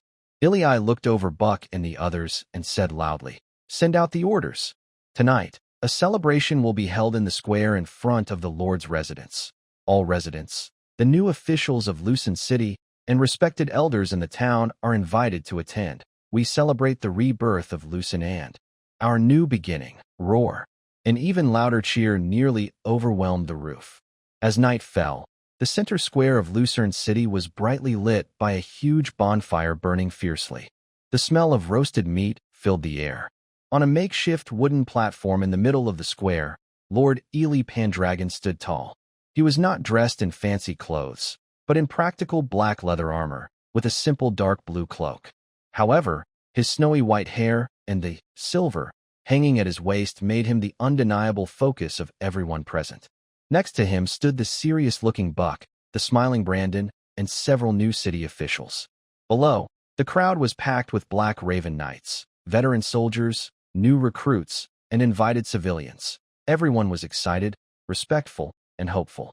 Ely raised his hand, and an invisible pressure made the noisy square suddenly quiet, leaving only the crackling of the fire. "Everyone," his voice was calm, not loud. "Tonight, we gather here, not to praise my personal achievements, nor for some fancy, noble title." His gaze swept over the crowd. "Tonight, we celebrate the rebirth of Lucerne. We celebrate the end of the darkness that hung over you. Grom and his followers' tyranny has been completely wiped out. We celebrate you, the people of Lucerne, who have used your own hands to rebuild your home and earn a life with dignity." His simple words touched everyone's hearts. Many civilians in the crowd immediately had tears in their eyes, and Martha couldn't help but wipe her eyes with the rough back of her hand. "Tonight is also a night of gratitude." Ely's voice suddenly grew more emotional, sincere. "Thanks to Brandon, the veteran, who used his experience and dedication to help this wounded city come back to life. Thanks to Captain Buck and his Black Raven Knights. By their swords, they cut the chains and kept order. Thanks to all brave soldiers. Your loyalty and sacrifice have brought us peace today. And I especially thank every citizen of Lucerne here, who stood tall among the ruins. You chose to trust, to stand with me, with the Black leaders, and to create a future together." His gaze fell on the new leaders, and he said, "Thanks to everyone who is willing to work hard to rebuild this city. Lucerne City is not built by me alone, but by all of us." Suddenly, thunderous applause erupted like a rising tide, sweeping across the entire square. Soldiers pounded their armor, civilians waved their arms excitedly, and many were crying tears of joy. Ely smiled lightly and sincerely. "Enough words. Save the rest for later, when we prove ourselves with our actions. Now I declare." He looked around the crowd, his voice cheerful. "The celebration feast begins. Roar, long live the Baron! Long live Pendragon!" The deafening cheers instantly drowned out the entire square. Ely stepped down from the wooden platform, protected by Back and Brandon. He symbolically raised a cup with a few leaders and soldiers, receiving heartfelt congratulations from everyone.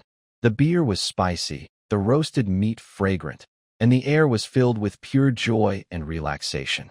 He held a wooden cup and moved to a quiet corner at the edge of the square. The firelight flickered on his face, illuminating his snowy white hair. He looked up at the bright full moon in the deep night sky.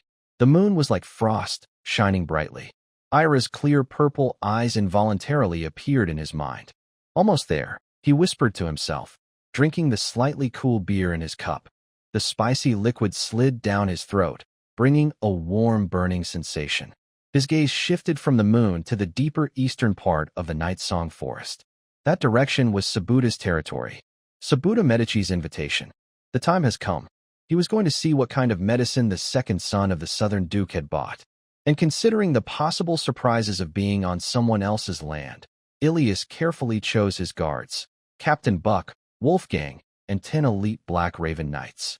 This team is strong enough to handle most unexpected situations. Even if Subda turns hostile, with Buck's high-level skills, Wolfgang's strength, and the impact of the Black Raven Knights, breaking through would not be difficult. The group traveled light, following the map provided by Subda's messenger, riding quickly. After 2 days, they arrived at a valley on the eastern edge of the Night Song Forest, backed by steep cliffs, called Shadow Valley. Subda's territory was much tidier than the early Black territory. There was a sturdy wooden and stone watchtower at the entrance, the roads were smooth, and the wooden houses inside were arranged neatly with clear planning. The defenses used the mountain terrain. Although not as strong as Thorn City, they were still easy to defend and hard to attack. Looking at the territory's construction, this second son of the Southern Duke had invested a lot of resources. He also showed considerable ability, not just a spoiled rich kid. Ilias was the last to arrive. When he appeared at the valley entrance with his small, fierce-looking team, the guards immediately noticed. Soon, they were led by a group of soldiers in dark green leather armor to the center of Shadow Valley, in front of a relatively tall, Southern-style stone and wood manor. Subda Medici had already been waiting in the open space in front of the manor.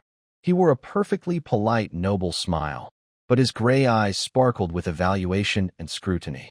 Next to him stood 7 or 8 young Southern noblemen, clearly his trusted followers. A little farther away were 6 other invited territorial lords, dressed differently and looking at Ilias with various expressions. Ilias dismounted smoothly. He wore practical black leather armor, a dark blue cloak, with white hair standing out, and a silver longsword at his waist. Buck, Wolfgang, and the 10 silent Black Raven Knights, like black iron towers, followed closely, their presence overwhelming everyone else. Lord Ilias Black, Subda smiled and stepped forward. Traveling hard, I see. Ilias nodded slightly and responded politely. Young Master Subda, thank you. I am honored to be invited. His calm gaze swept over Sabuta and the southern noble beside him, finally resting on the unfamiliar frontier lords. At that moment, behind Sabuta, a young noble with a round face spoke up sarcastically. Luke Medici, one of Sabuta's trusted aides, couldn't help but sneer. Lord Iliai's face is really big. He made us, Lord Sabuta and the other lords, wait so long. If we didn't know better, we'd think he's the one calling this meeting. His words were full of provocation, instantly lowering the mood a bit. The other frontier lords also looked on with dissatisfaction or amusement. They wanted to see how Iliai would respond. Iliai's gaze shifted to Luke, and his face showed no anger. Instead, he smiled lightly, with a hint of self-deprecation. He spread his hands and spoke casually. Everyone, I apologize. I was unfamiliar with the roads and delayed a bit. Besides, perhaps you've heard of me? A well-known playboy, always late, never early. It's just a habit I can't quite break. He cleverly used his notorious reputation to ease the awkwardness. Laughter rippled among the other lords from various regions, some more, some less familiar with Iliai Black, the lord of the kingdom. They couldn't help but chuckle in understanding. The tense atmosphere eased somewhat. Sabuta also chuckled softly, a trace of pride flashing in his gray eyes. To him, Iliai's self-deprecating act was a sign of fear of the Medici family's reputation. A spoiled outsider would never truly rise to greatness. His opinion of Iliai lowered a bit more. All right, Luke, Baron Iliai has come from afar. It's just a small matter, no need to fuss. Sabuta adopted a generous tone, smoothing over the situation. Since everyone is here, please follow me inside. Important matters await. The group entered the Lord's residence and arrived at a spacious meeting hall. A long table was covered with a dark green velvet cloth, decorated with delicate silver candlesticks and crystal wine glasses, showcasing the luxurious heritage of the Medici family in the south. Sabuta confidently sat in the main seat, with his trusted aides from the southern region sitting on either side. Ilii and the other 7 pioneer lords sat in the lower seats. Buck and Wolfgang stood silently behind Ilii like guardians. After the servant brought in the fragrant southern red tea, Sabuda didn't chat much. He gently set down his teacup, and the clear sound drew everyone's attention to him. Everyone, Sabuda's voice echoed in the quiet meeting hall. Today, I gathered you here, and I believe you all have questions in your minds. So, I will be direct. I want to ask you a question. Do you know the true situation of us pioneers who have been exiled to the southwestern wilderness of the western region? A slightly chubby pioneer lord asked with confusion. The situation? It's just a bit desolate, with more wild animals and harder to farm. Sabuda's words implied he was talking about the wolves and monsters on the plains. The other lords nodded in agreement, clearly their most direct feeling. Wolves? Monsters? Sabuda's lips curled into a mocking, cold smile, and he shook his head lightly. No, everyone. Our enemies are far more terrifying than these beasts. Lord Sabuda, do you mean? Another smarter lord asked cautiously. Sabuda leaned slightly forward, his gray eyes sweeping over everyone, voice lowered. You all know that last year, the allied forces of the Free City states invaded the western border of Orlando Kingdom. Didn't they already retreat? The first noble, from a noble branch, asked puzzled. Retreat? Sabuda let out a short, sneering laugh, as if he heard the biggest joke. Do you really think those greedy city-state armies, after occupying large parts of the western region and tasting success, would willingly obey orders and fully retreat, watching their gains slip away? Everyone, if it were you, would you be willing to give up the fat meat already in your mouth? The hall instantly fell silent. The lords looked at each other with expressions of surprise and doubt. So, you mean, the clever lord's voice was a bit dry. Are there still remaining federal troops here? Exactly. Sabuda suddenly slammed the table, raising his voice sharply. They have split into small groups, hiding around us like poisonous snakes. They are waiting for the right moment, waiting for us to relax, to fight among ourselves. Then, they will swallow up each of our scattered and weak outposts. Ugh, what? What should we do now? Sabuda's frightening picture made the other lords at the table panic instantly. Everyone looked shocked and scared. The cruelty of the Free City Alliance was something they had heard from their family elders. If there really were organized remnants lurking in the shadows, it would be a disaster for small lords like them who haven't built a strong foundation. Seeing everyone panicking, Sabuda's eyes flashed with a hint of satisfaction. His preparations were enough. He pressed his hands down to quiet everyone and put on a fake, polite smile. There's no need to panic too much. Because of this, we need to unite even more. A bunch of scattered people can only be defeated one by one. Only by joining together can we resist enemies and truly stand firm on this wilderness. He looked around at everyone. So I propose. The lords of the southwestern border of the West should immediately form the Southwest Expansion Alliance. Combine our forces, share intelligence, coordinate resources, defend together, and develop together. Let those wolves eyeing our land dare not act rashly. He paused, his gaze sweeping over Ilii and the other lords, then finally returning to himself, speaking confidently, as if it was obvious.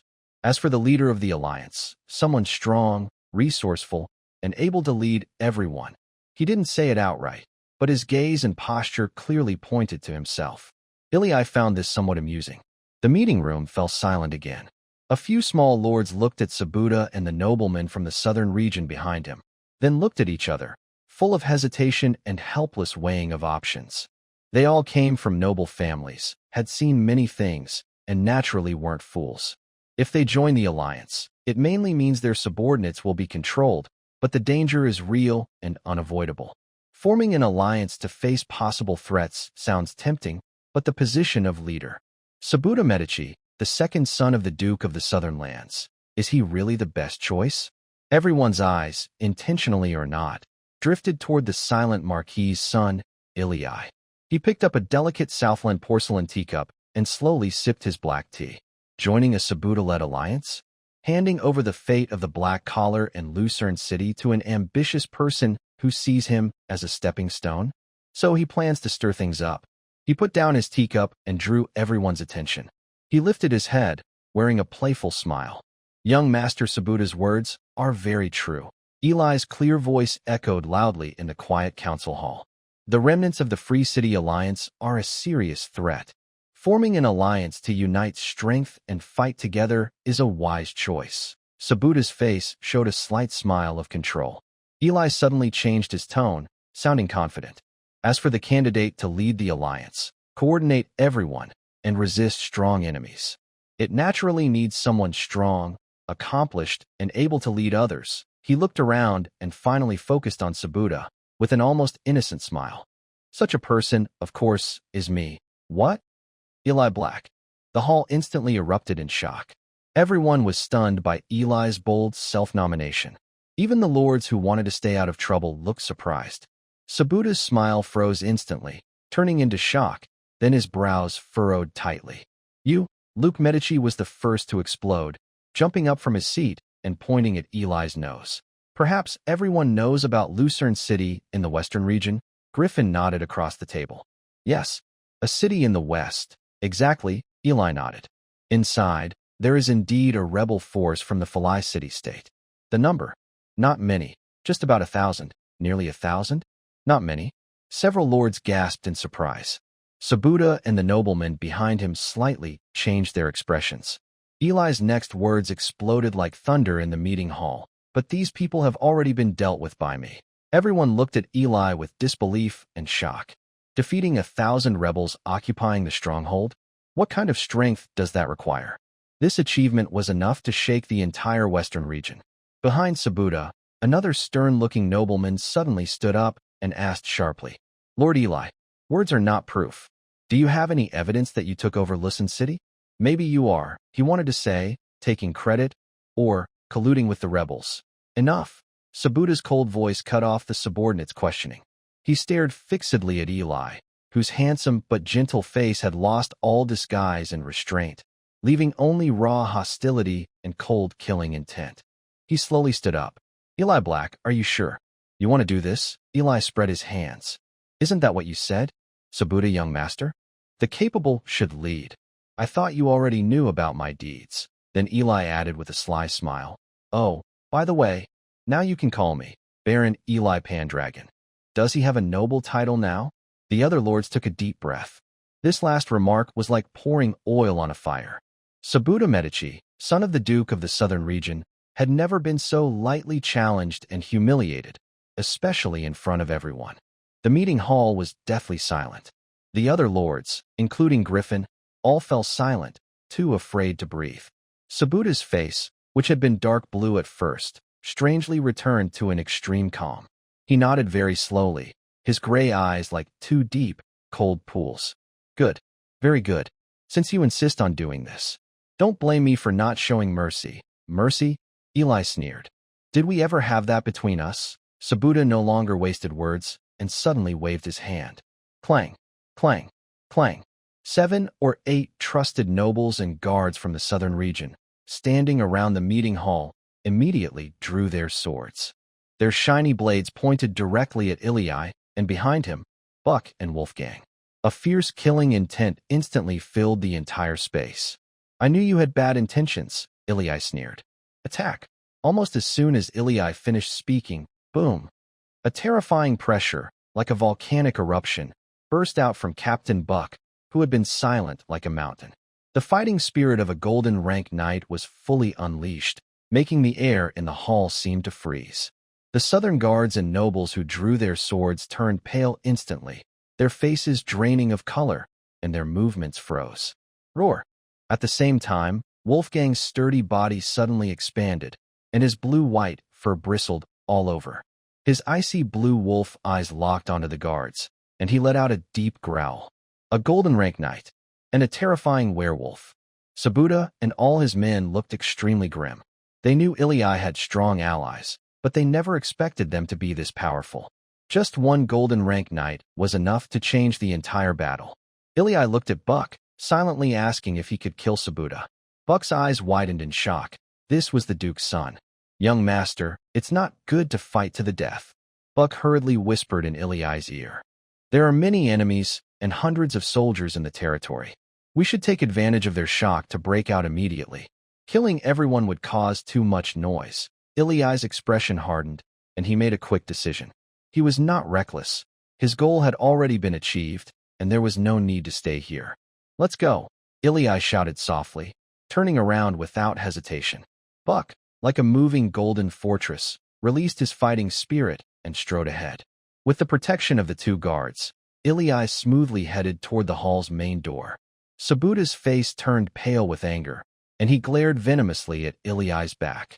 His fingers turned white from gripping, but he ultimately did not give the order to fight to the death. He knew that under Buck's terrifying golden rank aura, forcing them to stay would be extremely costly, and he might even risk losing himself. Just as Ely was about to step out the door, Griffin Easton suddenly clenched his teeth. He saw an opportunity, a chance to escape Subuta's shadow. He quickly exchanged glances with the other two lords who also feared Subuta and whose territories were close to the Black Leader's domain. Wait, Lord Ely, wait for us. Griffin and the two lords almost stood up at the same time. Without bothering to pack, they hurriedly followed Ely and his companions, fleeing the tense council chamber in a rush. Subuta stood in place, watching Ely and the others leave unharmed, even taking 3 wavering lords with them. His handsome face twisted slightly with extreme anger, his eyes burning with cold fire. Inside the council chamber, only his heavy breathing and the mess remained. The carefully planned alliance had turned into a farce and a disgrace. The sound of hooves shattered the silence of the woods. The group had already left the suffocating atmosphere of Shadow Valley. Ely pulled on the reins, his warhorse snorted and blew out white steam. He turned his horse around, his gaze calm as he looked over the 3 lords following behind, Griffin Easton, Hans Clive, and Lady Amelia Frost. The 3 also stopped, their faces still showing shock and exhaustion, more from escaping danger than from victory. Griffin took a deep breath, moved his horse a few steps forward, and came to Ely's side, placing his right hand over his chest. Baron Pandragorn, please allow me to thank you again. If it weren't for you stepping forward, we would be. He paused, a bitter look on his face. I'm afraid we would now be fish on Subuta's chopping block, with no choice but to join his so-called alliance and be slaughtered. The tall, thin Baron Hans Clive spoke in a deep voice, with the straightforwardness typical of the northern lands. Lord Griffin is right. Subuta's ambitions are clear. The so-called alliance is just the beginning of his conquest. We're caught in the middle, only to become targets and be torn apart. The young lady Amelia Frost still looked pale. Sir, Clive is right. Grasped by the wall is only a target. That's why we want to follow you. She gathered her courage and looked at Ely with determined eyes. Our territory is not far from the Black Leader in Thorn City. If we can watch out for each other and help one another, our chances of survival will be greater in this dangerous wilderness. Seeing that his companions had all expressed their support and no longer hesitated, Griffin smoothly dismounted from his horse. He knelt on the damp, decayed forest soil in front of Irema, looked up at the young baron with snow-white hair on his horse, and spoke sincerely and seriously. Baron Ilya Pendragon, I, Griffin Easton, swear in the name of my Easton family to make you our leader. Within my territory, I have discovered an iron mine. When he said the last few words, a flicker of struggle crossed his face. Although it's small, the quality is good. If you accept, I am willing to give all we extract to the Alliance for military needs. Hans Clave and Amelia Frost saw this and immediately dismounted, following Griffin's example, kneeling on one knee. We pledge allegiance to Sir Ilya Pendragon as our leader. Their actions carried a sense of risking everything, as if they were putting all their assets and lives on Ilya. The forest fell silent for a moment. Only the rustling of leaves in the wind and the uneasy hoofbeats of warhorses could be heard.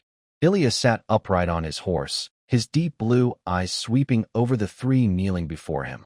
His gaze was not proud, but carried a hint of helplessness and amusement. But he truly needed the strength of alliances. He originally came here just to see what was happening and to understand Subuta's intentions. Having many friends and few enemies suited his interests. Subuta Medici would never give up easily. The vast southern forces behind him loomed like a dark cloud over the southwestern sky of the western border. Deeper still, remnants of the Free City Alliance, like venomous snakes, lurked in the shadows. Relying only on Black Leader and Thorn City, facing these threats and more, their strength was ultimately weak. Griffin and the others took the initiative to approach, offering help without rejection. "Please rise." Ilya's voice was calm, but carried undeniable authority. He dismounted smoothly, moving with agility. His silver-white mithril longsword, silver, remained sheathed, held in his hand along with its scabbard. He walked up to Griffin, not to help him, but gently tapped each of Griffin's shoulders with a sword inlaid with sapphires, called a silver sword. He thought giving up the ore was a necessary price for protection, but he didn't expect Ely to so easily, or rather, so wisely, refuse him. This not only kept his hope of rising again alive, but also gave him unprecedented dignity and motivation. A warm feeling surged in his heart, and Griffin's voice trembled slightly with excitement. "Sir, the Easton family will not fail you." Ely nodded slightly, then turned his gaze to Hans Clive and Amelia Frost. He lightly tapped their shoulders with the silver sword each. "Hans Clive, Amelia Frost, I accept your requests." Ely looked over the three of them. From now on, Blacklead, Thorn City, and the Easton, Clive, and Frost territories will form a mutual defense alliance. The three new lords closely followed Ely, tired but standing straighter than before. At the same time, in Thorngate City, in the study filled with military reports and maps, Marquis Marcus, the military commander of the western border, finished reviewing a stack of documents about new soldier recruitment and troop movements. He rubbed his aching temples and casually set his feather pen down beside the ink bottle. He lifted a large gulp of cold wheat beer. His rugged face showed clear signs of fatigue and dislike for paperwork. Damn it. Finally done," he muttered. Looking across the room, he saw Sir Lucius Rake, who was carefully checking a supply list. Marcus broke the silence with a casual tone. "Do you remember that letter from a few days ago? The one from Ely?" "Oh, now it's Ely Pendragon. Sent by someone?" Lucius didn't look up. He marked a number with his water-dipped pen, speaking calmly. "Yes, I remember." The letter reported the recapture of Thorn City and subtly asked about troop arrangements in the Sabda territory and the movements of Sabda Medici. "Why?" Marcus chuckled and leaned back in his large chair, which creaked under his weight. "I have a feeling that this kid's suddenly asking about Sabda. Something's not right." "You think?" He stroked his rough beard, a hint of amusement in his eyes. "Maybe those two young nobles are having some trouble in our desolate western lands. Fighting over territory? Or jealousy?" He imagined a conflict between two young aristocrats and found it quite amusing. "Ha ha!" Lucius finally looked up, a faint smile appearing at the corner of his mouth. "It's just small quarrels. Young people get angry easily, which is normal. Besides, we have more important things to be happy about." "Oh." Marcus sat up straight, curious. Lucius pushed the letter toward Marcus. "An urgent message from Duke Federico, the elder brother, just arrived." Marcus's spirit lifted. He quickly tore open the letter and began to read it swiftly. As he read, his furrowed brow gradually relaxed, and the worries from handling official matters disappeared from his face. Instead, he looked relieved and happy. "Great. That's wonderful." Marcus suddenly pounded the table, making the ink bottle jump.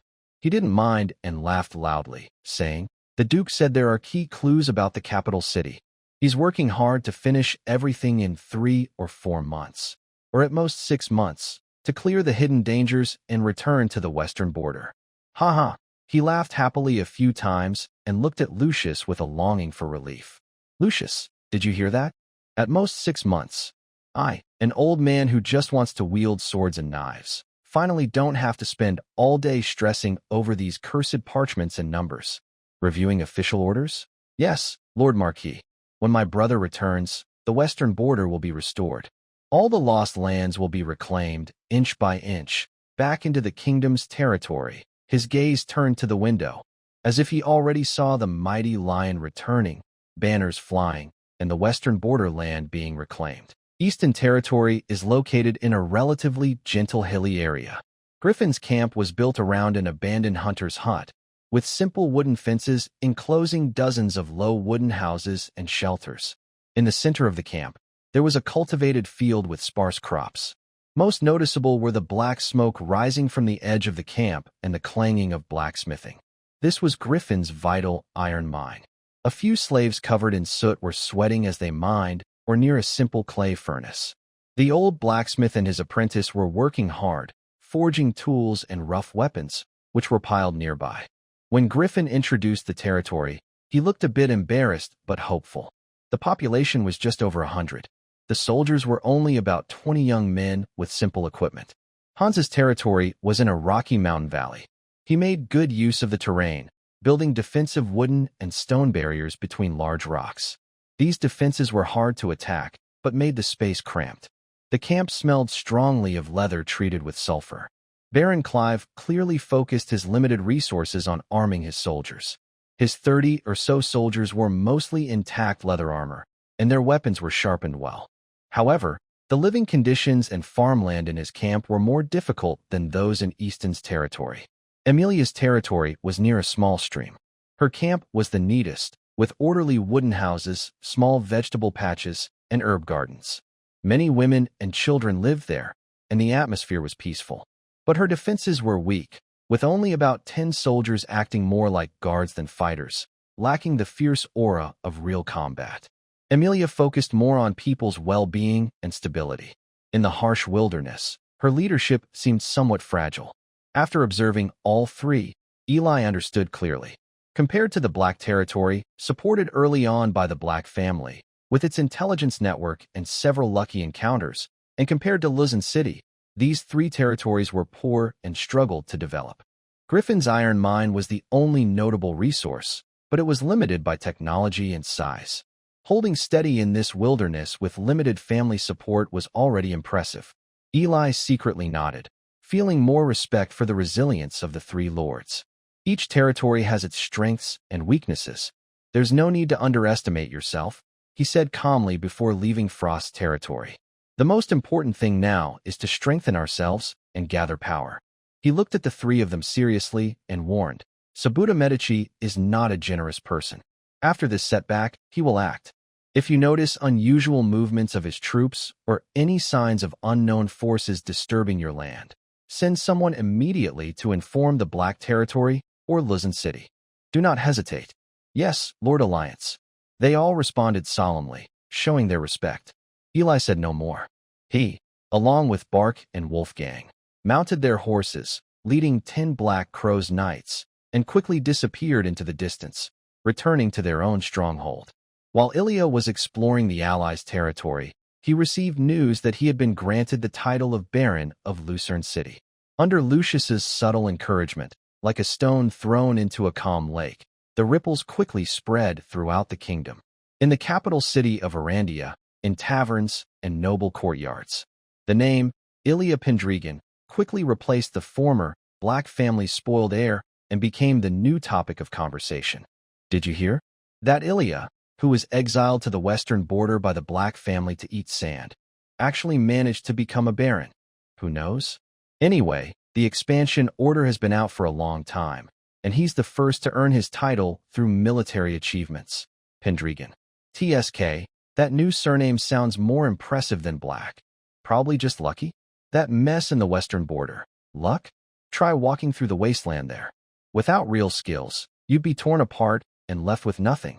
I think this kid is not simple. Voices of admiration, doubt, jealousy, and re-evaluation mixed together. The knight who opened up new territories and was granted a barony was not an unprecedented case in the kingdom. But in the current chaotic state of the western border, Ilya's success undoubtedly injected a strong spark into the stagnant waters. When the news reached the core circles of the major noble families, it caused even deeper shock. A baron. Someone actually succeeded? In a luxurious study, a count put down a report and his eyes flickered. It seems the western wasteland isn't completely hopeless. Father, about Charles, the one we sent to the western border. Should we add more funds? Or send more people? The young heir standing nearby tentatively asked. The count pondered for a moment, then slowly nodded. Yes, increase the budget by 30% compared to the original plan. Tell Charles not to aim for taking the city like Pendragon, but at least to manage the territory properly. Nobility is still rare. Similar conversations quietly took place among the decision-makers of several noble families. Ilya's success acted like a spark. igniting the ambitions of many nobles who had been only half-hearted or watching from the sidelines. At the Black Marquis's residence, the atmosphere was completely different. In the lavishly decorated living room, Lady Livia's face was filled with cold anger, and her chest rose and fell slightly with her frustration. Baron Pendragon. He's gotten bold, flying so high. That scoundrel. How dare he? Seated across from her, Collies Black, the future heir to the Marquisate, sighed tiredly and gently rubbed his forehead to soothe her. Mother, you promised me. The moment I decided to make Ilii a pioneer knight and leave the family, your feud with him should end here. This is the best outcome, for the family, for you, and for him. He paused, speaking more firmly, and now, he is no longer part of the Black family. He chose a new surname, Pendragon. Legally, he has nothing to do with the Blacks anymore. Why are you still so angry about him? Lady Livia took a deep breath, her full chest rising sharply, and she spat out a sentence through clenched teeth. I know that. I don't need you to remind me. She turned her head away, refusing to look at her son. Meanwhile, in the royal capital, in the spacious study belonging to Marquis Leon, the atmosphere carried a strange sense of relief. Leon sat behind his heavy oak desk, holding the latest letter sent through the family secret channel by the old butler Sebastian. The letter was detailed, the existence of a mithril vein confirmed by Master Glenn Paul, with astonishing reserves and quality. Ilii's adventure deep in the Nightingale Forest had turned him white-haired and greatly increased his strength. Most importantly, he had successfully reclaimed Thorn City, was granted the title of Baron of the Kingdom, and changed his surname to Pendragon.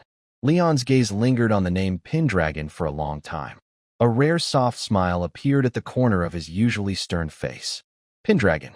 He repeated the new surname softly, his voice low and emotionless.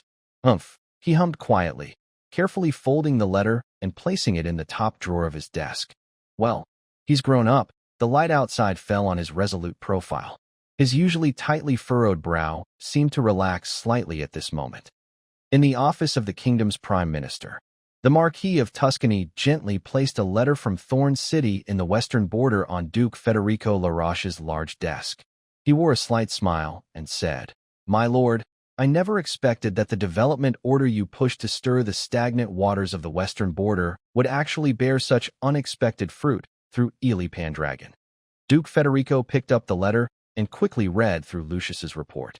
His focus was on the details of Ely defeating the Grom rebels and recapturing Thorn City. His face, as sharp and cold as a chiseled blade, showed no change in expression. Taking a city defended by nearly 1,000 people, Federico put down the letter, speaking plainly without praise or criticism. That is truly a brave and capable person. Nearly 1,000? The Marquis of Tuscany's smile froze, and for the first time, real surprise appeared in his eyes. How is that possible? Lucius's letter did not detail the specific battles, only the results. Now, he was learning about the enemy's size from the Duke himself. Facing nearly 1,000 rebels with the modest strength of the Knights of the Expansion and winning, this achievement far exceeded his expectations. Perhaps luck was on his side, but Ely Pendragon is definitely not just lucky. Federico ignored Tuscany's shock and thought about a broader plan. He comes from the Black family. Though he changed his name, his bloodline and connections remain. He raised his head, his gaze sharp as an eagle's. His father, Marquis Leon Black, might be useful to us. Tuscany immediately understood the Duke's intention. His brow furrowed as he quickly analyzed. The noble circles of the royal domain tend to stick together and are very exclusive, like a solid wall. Leon Black is stubborn. Trying to sway him to side with us against other noble factions will be very difficult. A solid wall? Federico's lips curled into a cold, slightly mocking smile.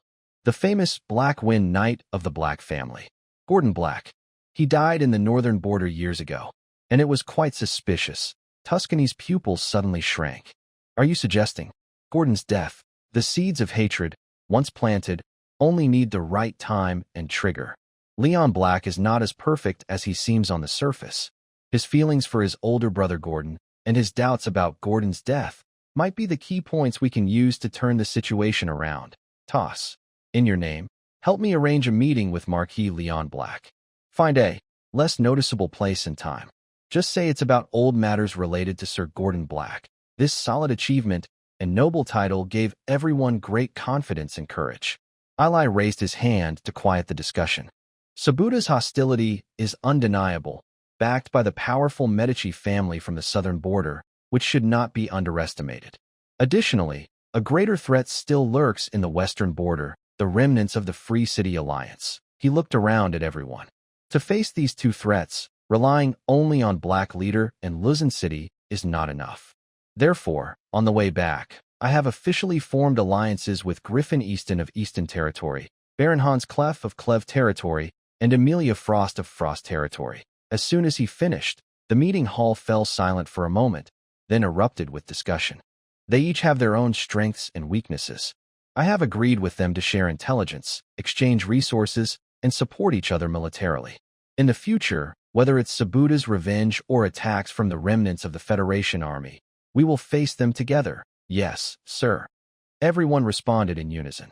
The meeting moved into the regular reporting phase. Old John was the first to stand up. He spread out a hand-drawn sheepskin map, pointing to several key locations in the valley. Sir, following your instructions, the new city wall at Black Leader has been finally decided and construction has begun. Using the natural barriers of the mountain ridges on both sides, we have set up 3 main city gates and preliminary outposts here, and here. The first batch of stones and timber has started being transported, and the foundation excavation is underway. Good. Ali's eyes showed a hint of approval. How is the progress? If we have enough workers, the basic walls and main city gates can be roughly completed within 2 months, Old John replied confidently. We will have enough workers, Ali said, turning his gaze to others. The mine is operating normally. Master Glenn is leading us to solve the difficulties in mining, Leon reported. Master Glenn hummed in acknowledgement. Listening to the clear reports from everyone in charge, Ali felt reassured. The territory's machinery was still running efficiently while he was away. A rare relaxed smile appeared on his face. Thank you all. The success of Black Leader today is thanks to everyone's hard work. This meeting is adjourned. Yes, sir. Everyone stood up, saluted, and left one after another. The meeting hall suddenly was left with only Ely and Ella, who sat quietly beside him. The tense nerves relaxed, and the fatigue from days of travel quietly washed over him. Ely looked at Ella's gentle, calm face and felt a warm feeling rise in his heart. He reached out naturally and wrapped his arms around Ella's slim waist, planning to lift her into his arms and take her back to their room to enjoy a moment of peace and comfort. Her ears were red. Ely, now without Ella in his arms, sighed helplessly and asked irritably, "What's wrong now?" Est finally saw the scene inside the hall clearly, shrank his neck in realization, but remembering the important matter, he immediately spoke. The merchants have arrived. The North Trade Guild. They brought many carts and are waiting just outside the camp. Ely rubbed his forehead, suppressing some irritation. He adjusted his robes and sat back in his main seat. Bring them in. Yes, Est exclaimed happily and hurried out. Soon, he returned with 2 people. The leader was about 40 years old, slightly overweight, wearing a fine silk robe, with a professional smile on his face.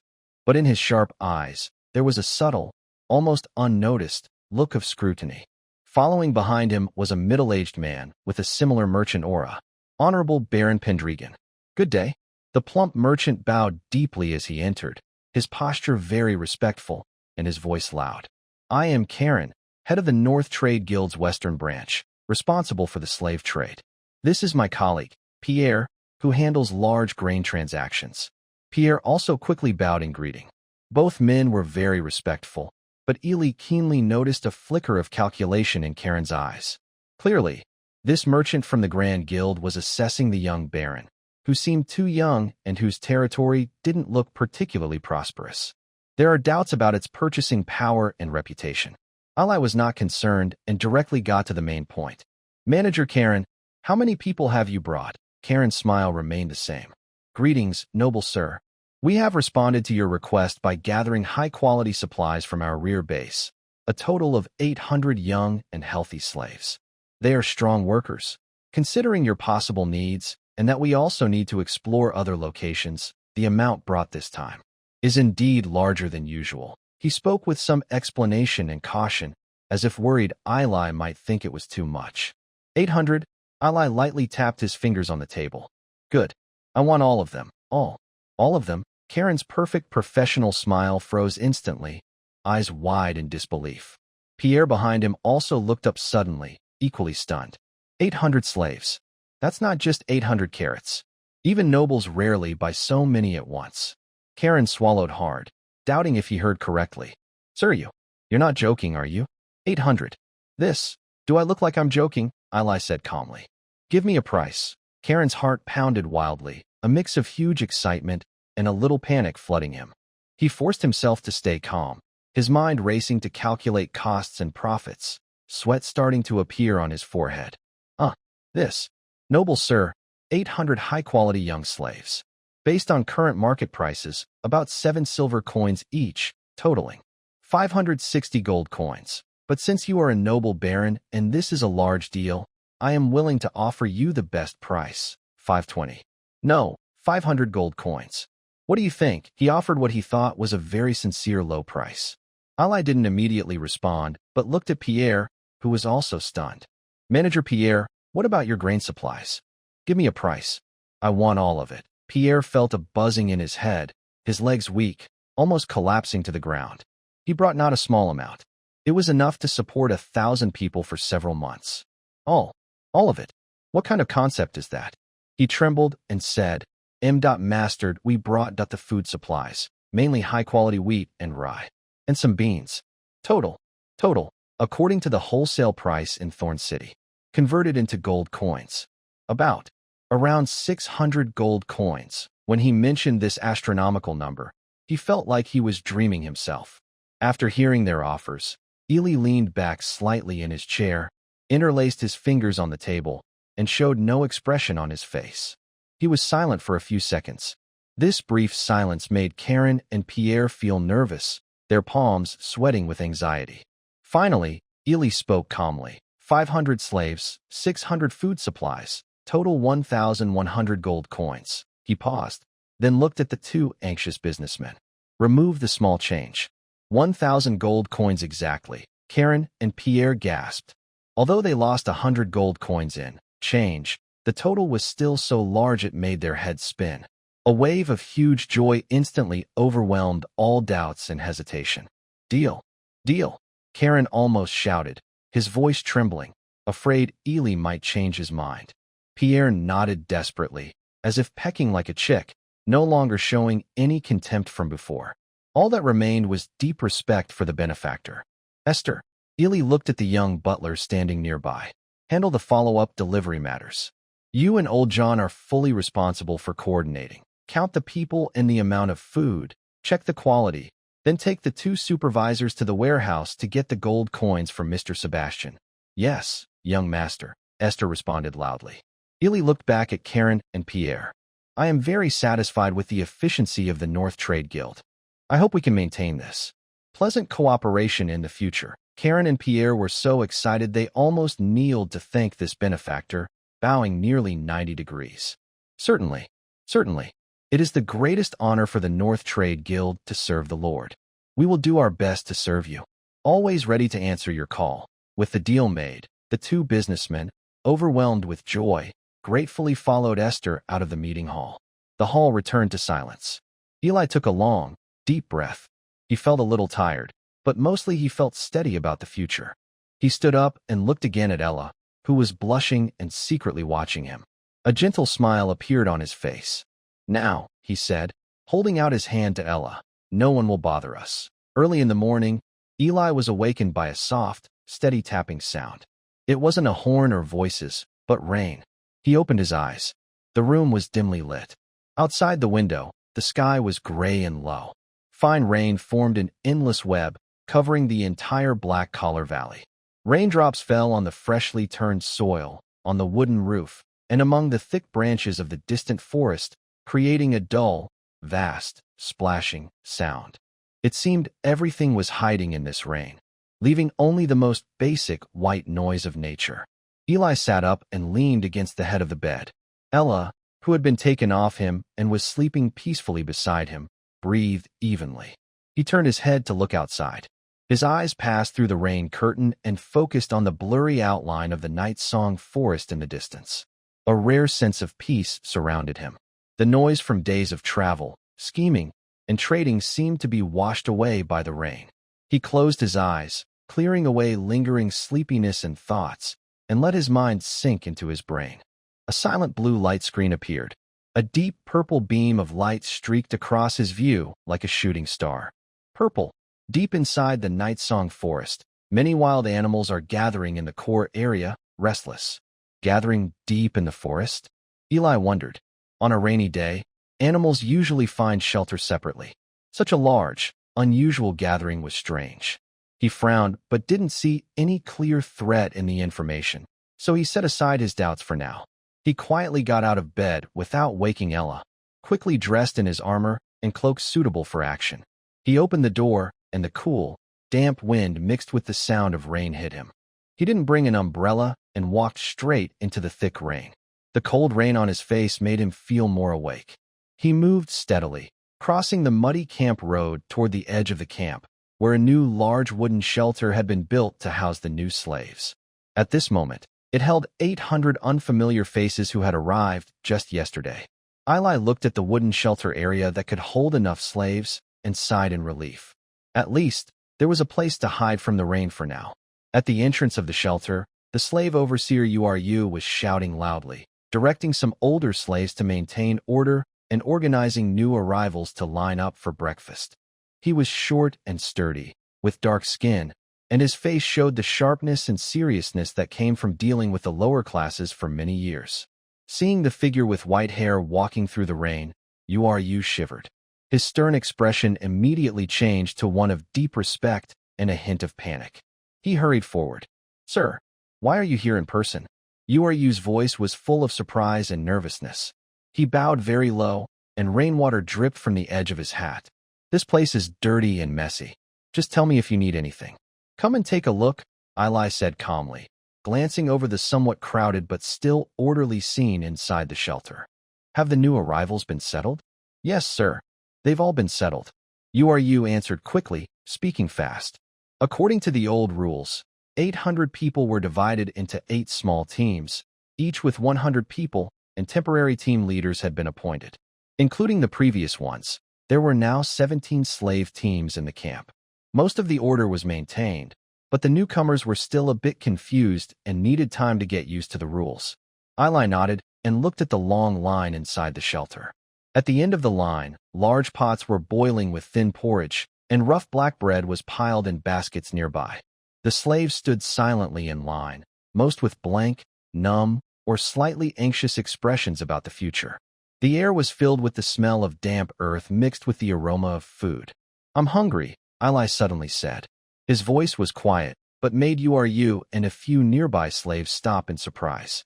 URU thought he had heard wrong and stammered, "A lord? You mean, go and get me a portion," Eli said, still watching the line for food. "Just like theirs." URU was completely stunned, his mouth open wide enough to fit an egg. To give the noble baron lord bread and porridge meant for slaves?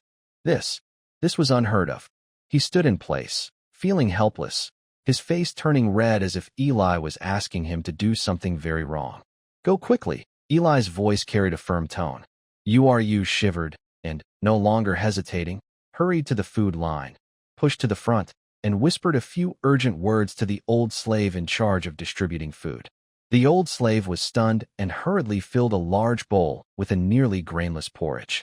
He then carefully selected a piece of black bread that didn't look too hard and handed it to URU. URU cupped the bowl and bread with both hands, as if holding a rare treasure or a hot yam. He quickly returned to Eli's side, his voice trembling with emotion. "Lord, sir, this is..." Eli didn't speak. He reached out and took the rough wooden bowl and the hard black bread. He moved to a window in the wooden shelter, turned his back to the crowd inside, and faced the pouring rain outside. He stood there, holding the bowl in one hand and the bread in the other. Like an ordinary soldier or farmer, he ate silently, one spoonful of porridge, one piece of hard bread, while watching the rain. URU stood a few steps behind him, afraid to get too close or to leave. He watched the young, overly white-haired lord's straight back, rain soaking his cloak and outlining his slightly thin shoulders. Suddenly, a strange feeling welled up in Uru's heart. Yes, their lord, beyond all his impressive status and power, was just an overly young boy. He was even younger than many children of the slaves in the shelter. But it was this young man who built this camp on the wilderness, took Thorn City, became a baron, and yesterday bought 800 people without hesitation. He was so different, so great. Uru, who had struggled through life at the bottom, had seen many kinds of nobles and stewards, greedy, cruel, hypocritical, indifferent. But he had never seen anyone like Eli. Eli would come to this dirty, chaotic place himself and calmly eat the same food as the slaves. Uru felt a lump in his throat and his nose stung. He took a deep breath, trying to hold back the tears. He silently thought, Alu, don't have many skills and can't help the adults much. All I can do is take care of these new slaves, make sure they follow the rules, work hard, and cause fewer problems for the adults. Maybe this is the only way I can repay the adults. Eli quickly finished his simple breakfast and handed the empty bowl back to Alu, who was still standing nearby. Good placement. You worked hard. After saying this, he turned and walked back into the dense rain, heading toward the Lord's fortress. His figure soon disappeared into the rain curtain. Ulu held the empty bowl, standing still, not moving for a long time. There was still some warmth from the porridge on the bowl's wall, comforting his rough hands. The rain stopped somewhere without him noticing. The sky was still gloomy, but the air after the rain was very fresh, carrying the damp smell of soil and plants. It made people feel much better. Eli was working in the council hall, dealing with some backlog of documents, mainly about the supply of building materials for the city wall and the initial plan for the Thorn City trading post. The sound of the wooden door opening interrupted his thoughts. Wolfgang, tall and broad, entered. His silver-gray fur was still dotted with tiny water droplets, and his icy blue wolf eyes looked unusually serious. He didn't bow or greet. He simply walked to Eli's desk. Sir, the hunting team has returned. Eli put down his feather pen and looked up. Any harvest? The new slaves need meat to supplement their diet. Wolfgang shook his head, his wolf-like lips slightly parted. No harvest. We didn't catch a single prey, huh?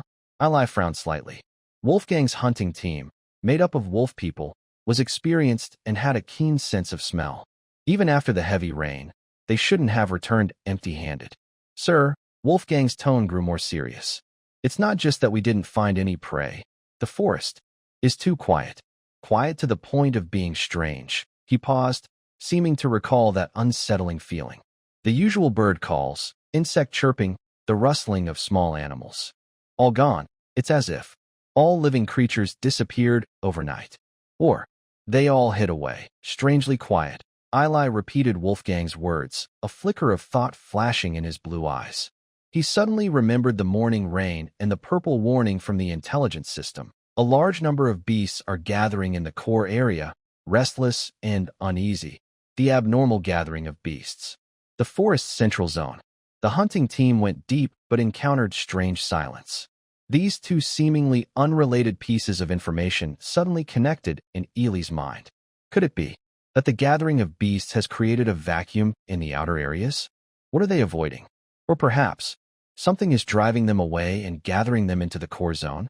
A bad feeling, cold as a snake, quietly crawled up Eli's spine. Wolfgang. Eli's voice suddenly became serious. Go call Old Hardy. Immediately, Wolfgang's sturdy figure disappeared at the door shortly after, and urgent, heavy footsteps could be heard outside the council hall. The wooden door was pushed open, and Old Hardy entered, wearing a slightly old leather vest. His grayish hair still damp from the rain, his face showing a hint of confusion and hurried breath. Lord, you called me? Old Hardy stepped in, glancing at Eli's serious face and Wolfgang, who stood silently like a mountain. He felt a bit nervous. This kind of urgent summons usually meant trouble. Old Hardy, Eli said directly without greeting. Have you heard of a beast tied? Old Hardy was stunned. His cloudy eyes first showed confusion. Then he tried to recall the somewhat unfamiliar term. He frowned. Sir, are you talking about that disaster where countless wild animals, like mad, rush into human towns and villages in our western border area? The elders seemed to call it beast disaster. Yes, beast disaster, Illy nodded. That's what I mean. Confirmed. Old Hardy's wrinkles deepened. He tried to remember. There is such a saying. But that was a long, long time ago, almost like a legend now. I've lived so long, traveled all over the western border, and only vaguely heard some old folks mention it before they passed away. No one has actually seen it. He paused, as if something had occurred to him, and a flash of realization crossed his eyes. Sir, do you remember the old legends I told you about the elves of the western lands? Eli nodded. Yes. The ancestor of the Ralosh family, Rodrig, betrayed and killed the elf queen, which led to the elves being banished. Exactly. Old Hardy's voice grew serious. The legends say that those banished elves, especially the forest elves, have the ability to communicate with all living things and even control wild animals. Because of this, natural disasters caused by animals are believed to be the most vicious curses and revenge from the surviving elves against the Ralosh family and all humans who invaded their land. Controlling animals. Elves' revenge. Wolfgang's icy blue wolf eyes flashed with a cold light. Eli remained silent, tapping his fingers on the table unconsciously. The information Hardy provided, combined with the morning's intelligence and the forest's eerie silence Wolfgang experienced, painted an unsettling picture. What happened next? Eli asked. Have such disasters or animal-related calamities appeared again in the last 100 years? Hardy shook his head firmly. No, sir. As far as I know, nothing like that has happened in the Western lands. After that legendary disaster, the elves disappeared, and the animal calamities seemed to vanish from history. If you hadn't mentioned it today, I might have forgotten about it altogether. He looked at Eli's thoughtful side profile, feeling a growing sense of unease, and quietly asked, Sir, do you suspect? Eli didn't answer directly. He exhaled slowly, his voice heavy and serious. My raven saw strange gatherings of beasts deep in the forest, and Wolfgang's hunting party encountered eerie silence on the outskirts. All of this is very unusual. I have a bad feeling about it. Wolfgang immediately thought of Eli's royal blood. To him, Eli was like a king. He stepped forward suddenly, his icy blue wolf eyes fixed on Eli, and his voice was firm. Please trust your instincts. The forest won't fall silent without reason, and the beasts won't retreat en masse without cause. Eli looked at Wolfgang's unwavering trust in his eyes and gave a helpless, bitter smile. Trust my instincts. This sounds more like a gambler's declaration. But in this wild land full of unknowns and dangers, sometimes intuition can reach the edge of truth faster than logic. Wolfgang is right. Isla's eyes became sharp again. No matter what, it's better to be prepared. Old Hardy, please go again. The sun hasn't set completely. Call all the leaders for an emergency meeting. Yes, sir. Seeing that the Lord was determined, Old Hardy didn't ask more and immediately left the meeting hall. As night fell, the candle flames flickered in the meeting hall, casting shadows in the corners. The leaders who received urgent news looked serious and tense. Everyone was watching Isla, who sat at the main seat with a serious expression. This was the first time they held an emergency meeting. Everyone, Isla said directly without wasting words, standing up. Calling you all at this late hour because we found something very strange. We need everyone to stay alert and respond immediately. He briefly explained the situation. Wolfgang's hunting team went into the Night Song Forest and encountered strange silence, with nothing found. He also added information from Old John about the legend of a beast disaster in the Western lands. Beast disaster. Oh my! A legendary beast disaster. Swarm of wild animals. Then, the forest core. Beast gathering. The outskirts silent. The gasps of shock kept coming. Even Captain Buck and Scholar Alva, usually calm, looked serious and incredulous. Outside the Black Cloak camp, there was only a wooden fence. If a beast horde of that scale really attacked, the consequences would be terrible. While everyone was uncertain and doubtful, the new slave affairs officer, Vic, stood up from the front seat. He looked to be in his 30s, with dark skin. Lord, Vic's voice carried a southern accent, drawing everyone's attention. About the beast disaster, or call it a beast tide, we in the southern forest do have some records, though not as ancient or mysterious as the legends from the western lands. But it has happened a few times, the most recent about 30 or 40 years ago. He paused and said, "The beast tides in the southern region usually happen because of forest fires, floods, or some powerful predators expanding their territory, forcing many animals to lose their homes or feel deadly threats, which causes them to attack human settlements in groups. The sizes vary, but each time, there is bloodshed and destruction." His words added a harsh reality to the vague legends. Eli listened carefully and nodded. "Thank you for the information, Lord Vic. Whether it's an ancient curse or a real disaster, one thing is common. Both are devastating to settlements that lack strong defenses." He looked at everyone present, speaking firmly and confidently. "To be prepared and for the long-term growth of our territory, I have decided to expand the army immediately." He raised 3 fingers. "Starting with the current 150 regular soldiers, we will recruit 300 new soldiers." 300? The number caused more quiet discussions among the crowd.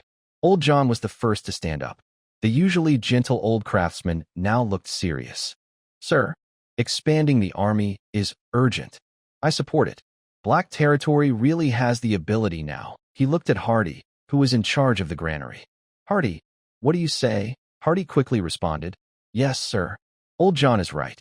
The large amount of grain we just bought from the North Trade Guild has been stored, and our fishing harvest has been good recently. There is no problem supporting 300 new soldiers' food for the short term. It can last until the next harvest season. Food supplies are the foundation of expanding the army." Other officials nodded in agreement. Master Glenn also said confidently, "It's time to expand the army. Without city walls or enough soldiers to defend, if beasts or other things rush in, all the hard work we've done to build this place could be destroyed overnight." Captain Buck's eyes sharpened. "I will personally oversee recruiting and training the new soldiers. We need to become combat-ready quickly." Clark also spoke up, rare for him. "Count me in. I can help train the new soldiers too." Although Esther, Leon, Alva the Scholar, and others didn't speak directly, their eyes showed support for the Lord's decision and alertness to potential threats. Without strong city walls, a powerful army is their only shield and sword. "Good." Ilai looked at his united and determined followers, feeling a bit more at ease. "Since no one objects, let's decide. Increase the army by 300. He turned his gaze to Buck and Wolfgang. "Captain Buck, Wolfgang, you two will be responsible for recruiting, selecting, and initial training of new soldiers. Buck will oversee, Wolfgang will assist, especially focusing on discipline and basic combat skills." "Understood." Buck and Wolfgang responded in unison.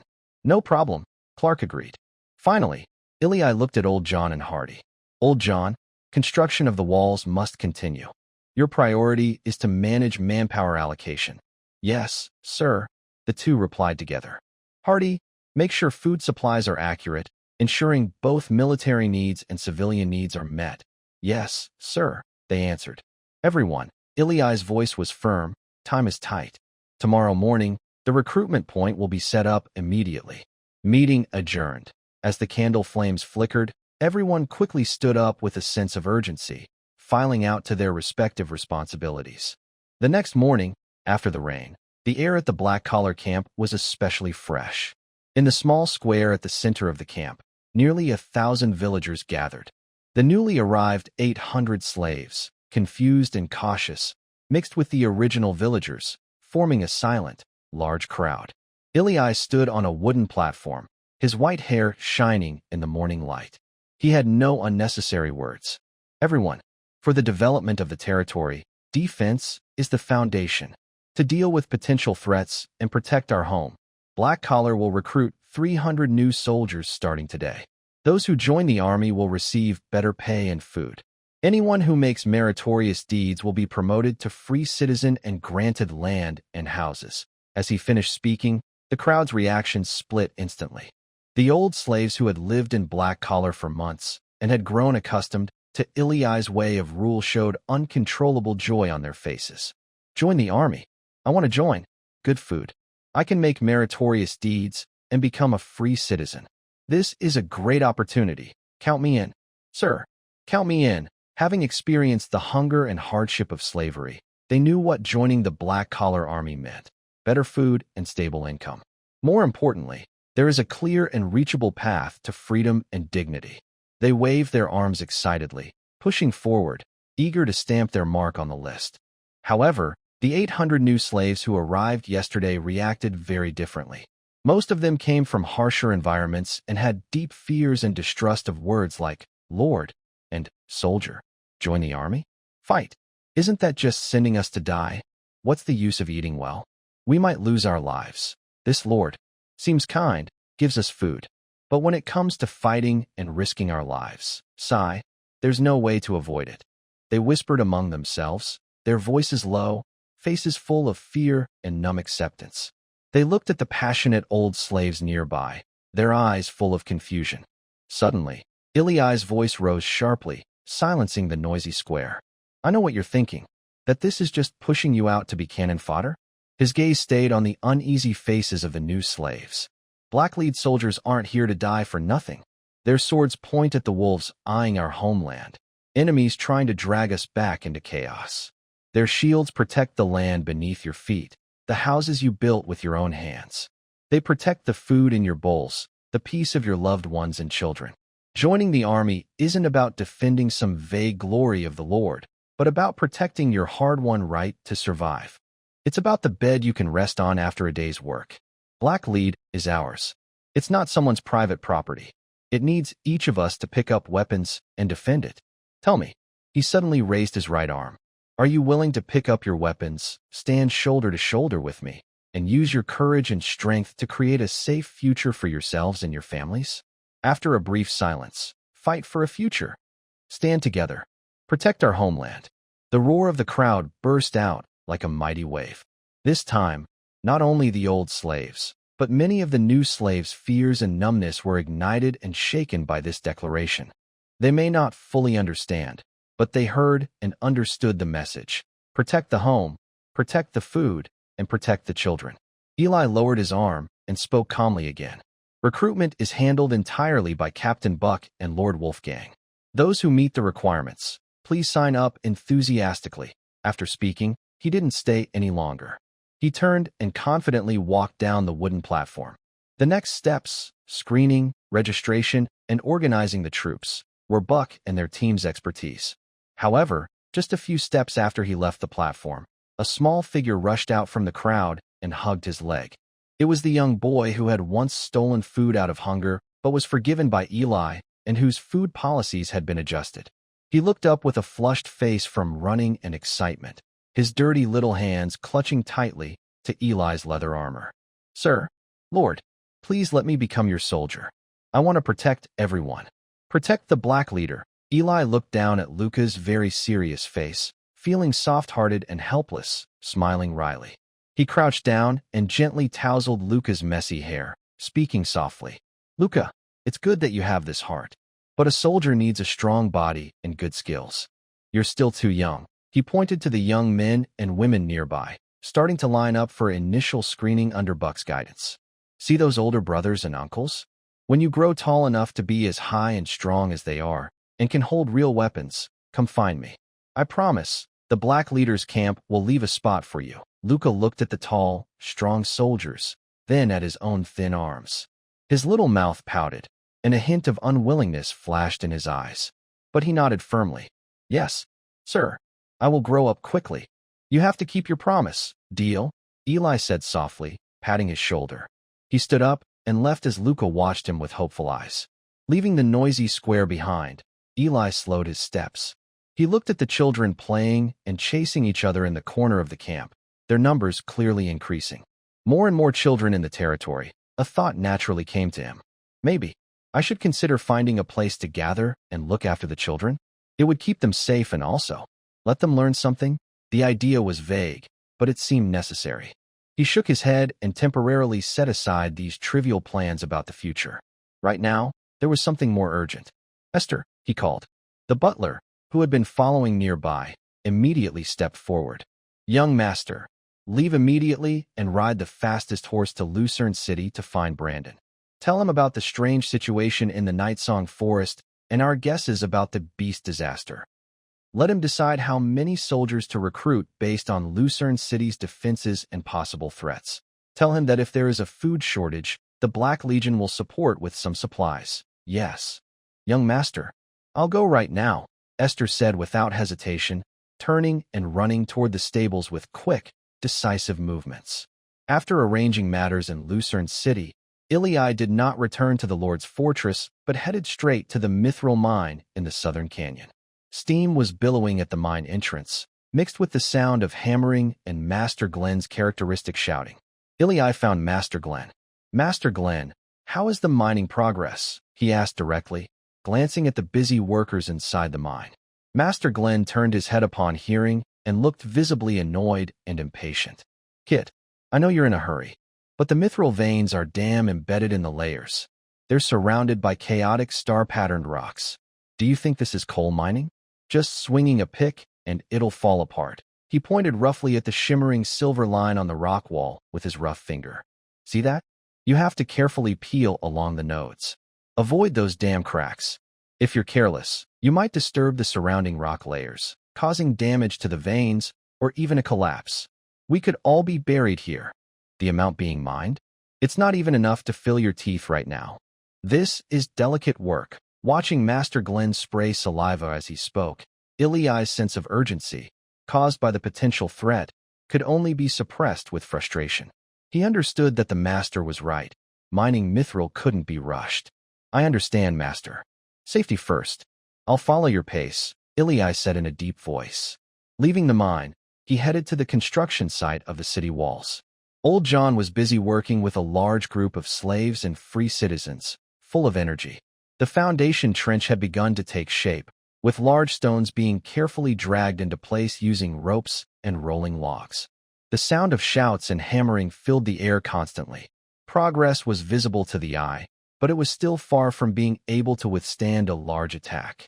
After a round of patrols, the strange gathering of beasts and the eerie silence on the outskirts of the Night Song Forest core area weighed heavily on Ilai's mind, like a heavy stone. All clues, rumors, anomalies in reality, pointed toward the dark, deep parts of that forest. A decision was becoming clearer and heavier in his heart. He needed to know the truth. He needed to see it with his own eyes. Back at the Lord's fortress, Ilai did not disturb Ella, who was busy handling affairs.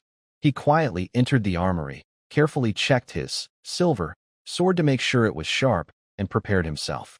He put on the lightest, toughest black leather armor, packed some dried meat and a small water pouch into his belt. Finally, he took a rough map showing the general terrain of Night Song Forest. He knew this was not wise. Going deep into the unknown, dangerous core of the forest was risking his life. Buck and Wolfgang would surely oppose him if they found out, even to the point of using force. "Only by seeing it myself," Ilai whispered, his blue eyes shining with firm resolve. Instead of waiting anxiously for disaster to happen, he decided to uncover the mystery himself. Even just approaching the edge and observing would be better than sitting in the fortress and guessing. So he thought of the mysterious old butler. Ilai silently pushed open the back door of the Lord's fortress. The cold night wind, carrying the dampness unique to the forest, rushed in. He tightened his black leather armor and placed his hand on the hilt of his silver sword at his waist. He was not reckless. He understood what the shadowed core of that place meant. Bringing Buck and the Black Raven Knight? That would be too loud, easy to alert the enemy, and facing unknown powers, numbers might not be an advantage. Just as he was about to step into the darkness, a figure suddenly appeared in his mind. Sebastian. That mysterious old butler. How could he forget him? Although it may seem rude or presumptuous to disturb and command someone of such seniority, at this moment, he might be the best companion, or even the only protection available. Ilai quickly turned and walked briskly toward Sebastian's room. He took a deep breath, raised his hand, and knocked on the heavy wooden door. "Come in," Sebastian's calm, steady voice responded from inside. Ilai pushed the door open. The old butler was sitting on a sturdy wooden chair, reading a thick leather-bound ledger by candlelight. His eyes behind gold-rimmed glasses lifted and looked calmly at Ilai. "Butler," Ilai said without small talk, directly stating his purpose. "I need to go deep into the Night Song Forest. I want to see for myself what has happened. I know this isn't the wisest choice, but instead of waiting passively for disaster, it's better to explore actively. So I need you to come with me." Sebastian listened quietly, closing the ledger in his hands. The candlelight flickered in his calm, deep eyes. He paused for a few seconds, seeming to weigh his options or recall some distant memory. Going into the heart of the forest right now is indeed not wise, he said calmly. But I am glad you thought of me, young master. He paused, his gaze passing through Eli as if looking into a deeper void. Sometimes, when faced with incomprehensible or overwhelming trouble, avoiding and waiting can also be a choice. Not out of weakness, but to gather strength and see the truth beyond the fog. Eli keenly sensed a fleeting sadness in Sebastian's words, as if he had faced many similar choices before. But the fire in his blue eyes did not go out. Butler, I understand what you mean. But the Obsidian realm is my responsibility. Thorn City is my responsibility. Everyone here is my responsibility. I cannot, and will not, run away. Sebastian wanted to argue that he shouldn't go, but he quietly looked at Eli's young yet resolute face, at his snow-white hair. Fine, there probably wouldn't be any problem. After a moment, he nodded slightly. Understood. He slowly stood up, moving smoothly and silently. Then, let's go. Two figures like ghosts blending into the night silently slipped into the forest of night song. As soon as they reached the edge of the forest, the strange silence Wolfgang described as if it were a tangible wave washed over them. There was no sound of wind rustling the leaves, no calls of night owls, no buzzing of insects, not even the soft crunch of fallen leaves underfoot. Only their very light footsteps and the suffocating silence, as if an invisible barrier kept everything else out. Even the air seemed frozen. Butler, Ili whispered softly, breaking the tense silence. Do you think this might be a sign of a beast disaster? Perhaps this ancient man had enough experience to judge. Sebastian's steps didn't pause at all. His gray-white hair was almost invisible in the dim light. He silently took a few more steps before answering in a flat tone. Maybe. The answer was vague. Ili was not convinced. Have you seen something like this before? Or a beast disaster? Sebastian paused a little longer this time, seeming to search through fragments of long memories, then finally spoke two words, perhaps. I have, Ili thought. He felt a vein throbbing at his temple. This old butler always spoke in riddles, saying nothing clear. They had been walking in the oppressive silence for an unknown amount of time. The trees around them grew taller and thicker, their branches and leaves blocking out the faint starlight completely. The darkness was like ink, wrapping them tightly. The layer of decayed leaves underfoot grew thicker, making almost no sound when stepped on. In this extreme darkness and silence, the gloomy aura that Sebastian usually carried seemed to have faded a little. He even began to actively introduce Ili to the strange plants they encountered along the way, some emitting faint glow or strange scents in the darkness. Young master, look at that fern. The star-shaped glowing spots on its leaves are clearest in complete darkness, serving as natural markers for small nocturnal animals. The sap of this ancient tree has a numbing effect and can be applied to weapons. Oh, that moss, when extremely wet, releases hallucinogenic spores if startled, so we should avoid it. Ili carefully observed his surroundings while listening to Sebastian's detailed whispers. An absurd but growing thought entered his mind. This old butler usually prefers staying in the shadows, so familiar with, and even enjoying the dark. Could he be the legendary vampire? If so, that would make sense. Wait, no, that doesn't seem right. I've never seen this butler drink blood. As this thought arose, Sebastian suddenly stopped walking. His usually calm expression vanished, replaced by a serious look Ili had never seen before. His eyes behind the glasses suddenly sharpened, as if piercing through the darkness to a specific direction. In the next moment, Ili saw a flash before his eyes. An irresistible force pulled him into a cold, hard embrace. Sebastian, wearing white gloves, tightly covered Eli's mouth and nose. Caught off guard, Ili instinctively tensed and struggled. Their bodies pressed close together, in a very intimate way. Ili could even feel the faint heartbeat beneath Sebastian's cold chest, almost not human. His face flushed red, and he tried to speak. Silence. Young master. Sebastian's voice was very low, like it was echoing deep inside Eli's ears. A sense. A large gathering of life energy just ahead, very close. Before he finished speaking, Sebastian suddenly used his strength to grip Eli's arms. Eli felt his body lighten, and the solid ground beneath him quickly disappeared. Sebastian moved like a ghost, lightly stepping on the thick tree trunk, so fast that only a faint afterimage remained. In just a few breaths, they silently climbed to the top of the tallest ancient tree nearby, hiding among the dense canopy. Sebastian released his hand from covering Iliai's nose and mouth, but still held his arm tightly, signaling him to look forward. Iliai forced himself to suppress his embarrassment about climbing the tree and his pounding heart, following Sebastian's gesture. Carefully, he parted the thick branches in front of him, his eyes piercing through the gaps in the canopy. He looked down. The scene before him made his blood seem to freeze instantly.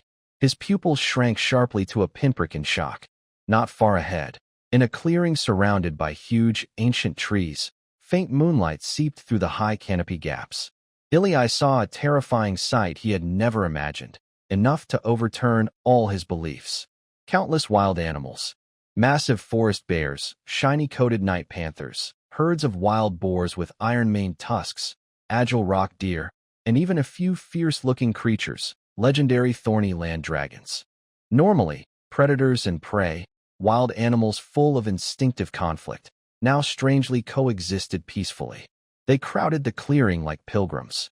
What shocked Iliai even more was, these fierce beasts, usually wild and full of strength, were all kneeling on the ground. The huge bear paws touched the earth, the fierce panther heads hung low, the wild boar's tusks touched the ground, and the strong rock deer knelt. All the animals, big or small, strong or weak, maintained a posture of extreme humility and reverence. Their heads, without exception, faced the deepest, darkest part of the clearing, where even faint moonlight could not penetrate. It was as if there, a supreme being existed, worthy of worship and reverence. Iliai's breath stopped. The scene in the clearing below filled him with a primal fear and shock.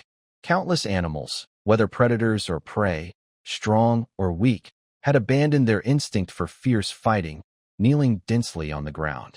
They stood in various postures, but all faced the absolute darkness at the center of the clearing, where all light was swallowed. It was not chaos, but a pilgrimage, a humble act of worship that surpasses species boundaries and is filled with deep reverence. Eli felt his blood rushing violently through his veins. Sebastian's breath also changed. He seemed completely merged with the shadow of the ancient tree, with only his sharp eyes piercing through the darkness, full of alertness and seriousness. At this moment, an indescribable sound quietly spread. It did not come through the ears, but seemed to directly touch the depths of the soul.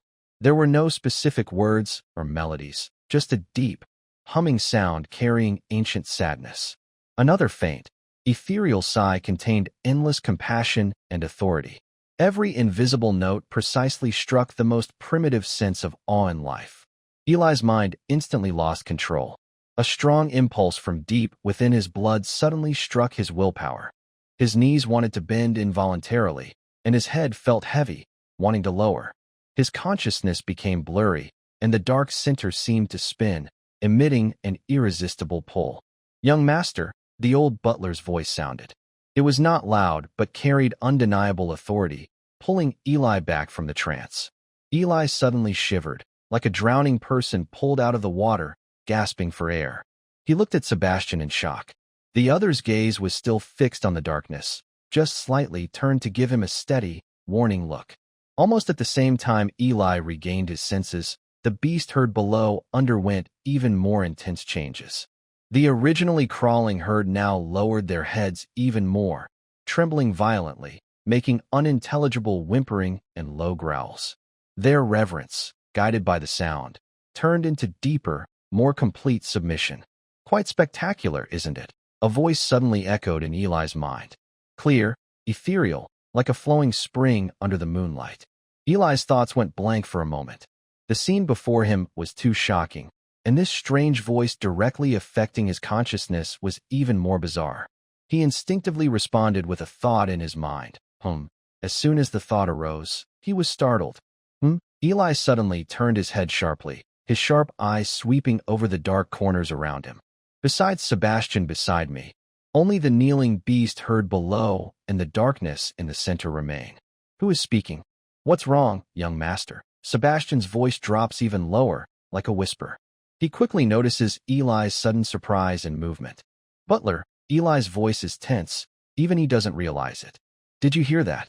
Someone talking? A woman's voice?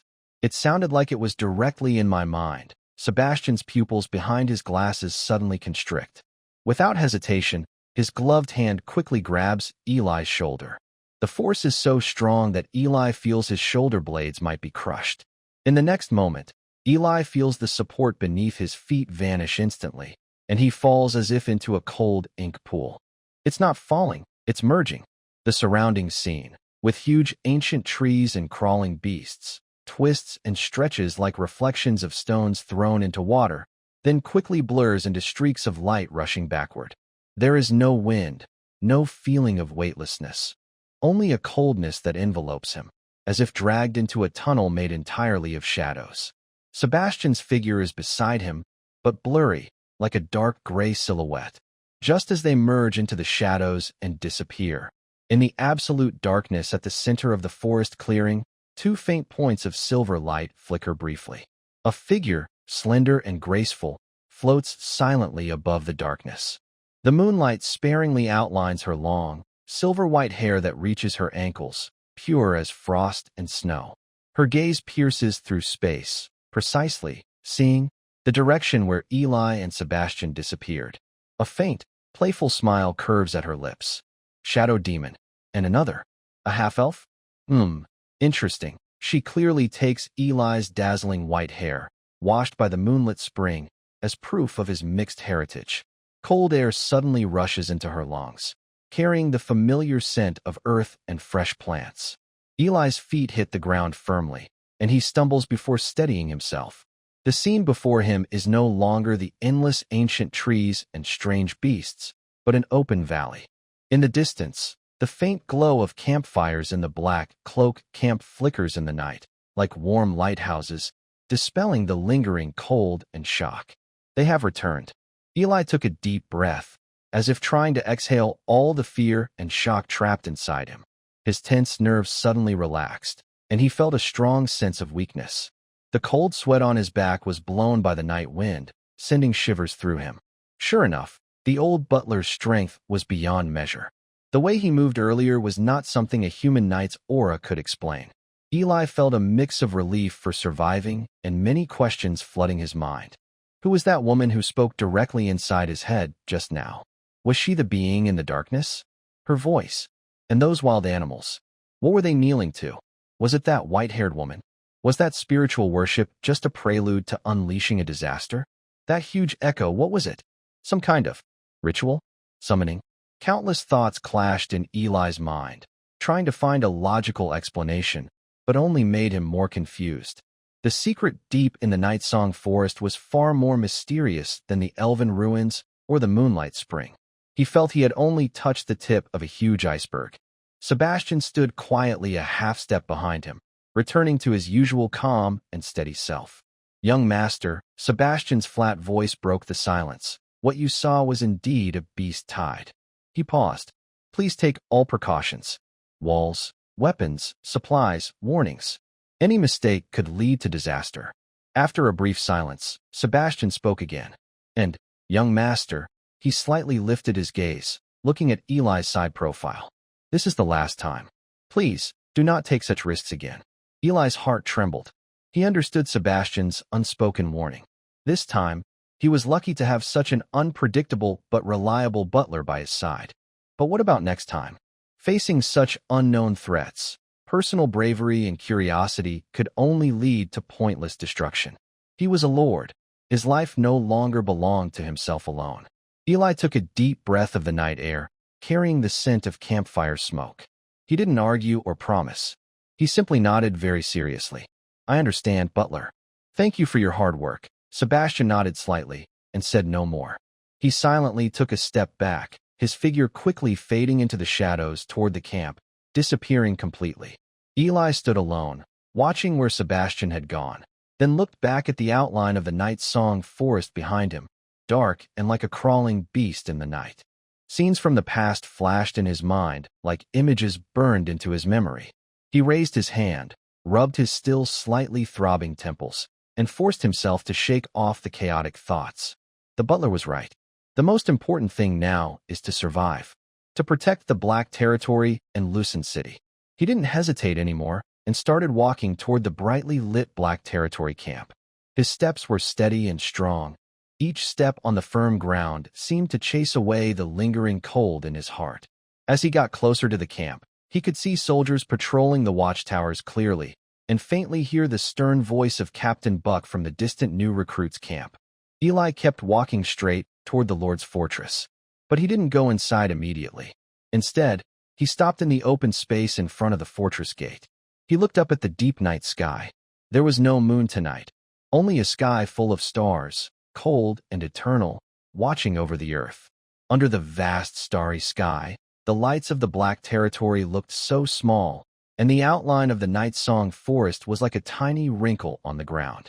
A strange feeling of loneliness and insignificance crept into his heart, along with the heavy responsibility on his shoulders. He was no longer the spoiled prince who only knew how to enjoy himself in the royal capital, nor the reckless knight trying to survive in exile. He was Eli Pendragon, Baron of Thorn, bearer of the lives of 2 territories and thousands of people. The road ahead was long. The storm might just be beginning to brew. He stood quietly under the starry sky, his white hair like frost, his figure tall and straight like a spear, unmoving for a long time. The dawn had not yet fully dispelled the cold of the night, and the council hall of the Lord's fortress was brightly lit. Eli sat at the main seat, his white hair shining in the candlelight. "Everyone," Eli's voice broke the silence. "Last night, I and Butler Sebastian ventured into the core area of the Night Song Forest to investigate." He paused, his gaze pressing down on the entire room like a heavy weight. The silence in the forest where Wolfgang was attacked was not accidental. We saw with our own eyes. At the heart of the forest, countless beasts gathered, including giant bears, night-blade leopards, wild boars, and even thorny land dragons. "A gathering of beasts," Old Hardy gasped. "Oh my, a beast disaster. It's really a beast disaster. The catastrophe that disappeared years ago. How could it reappear? Thorny land dragons." Vic's dark face instantly lost its color. "Sir, that scale." Captain Buck's eyes sharpened like a blade. "Such a large beast group moving together, if they turned toward human lands.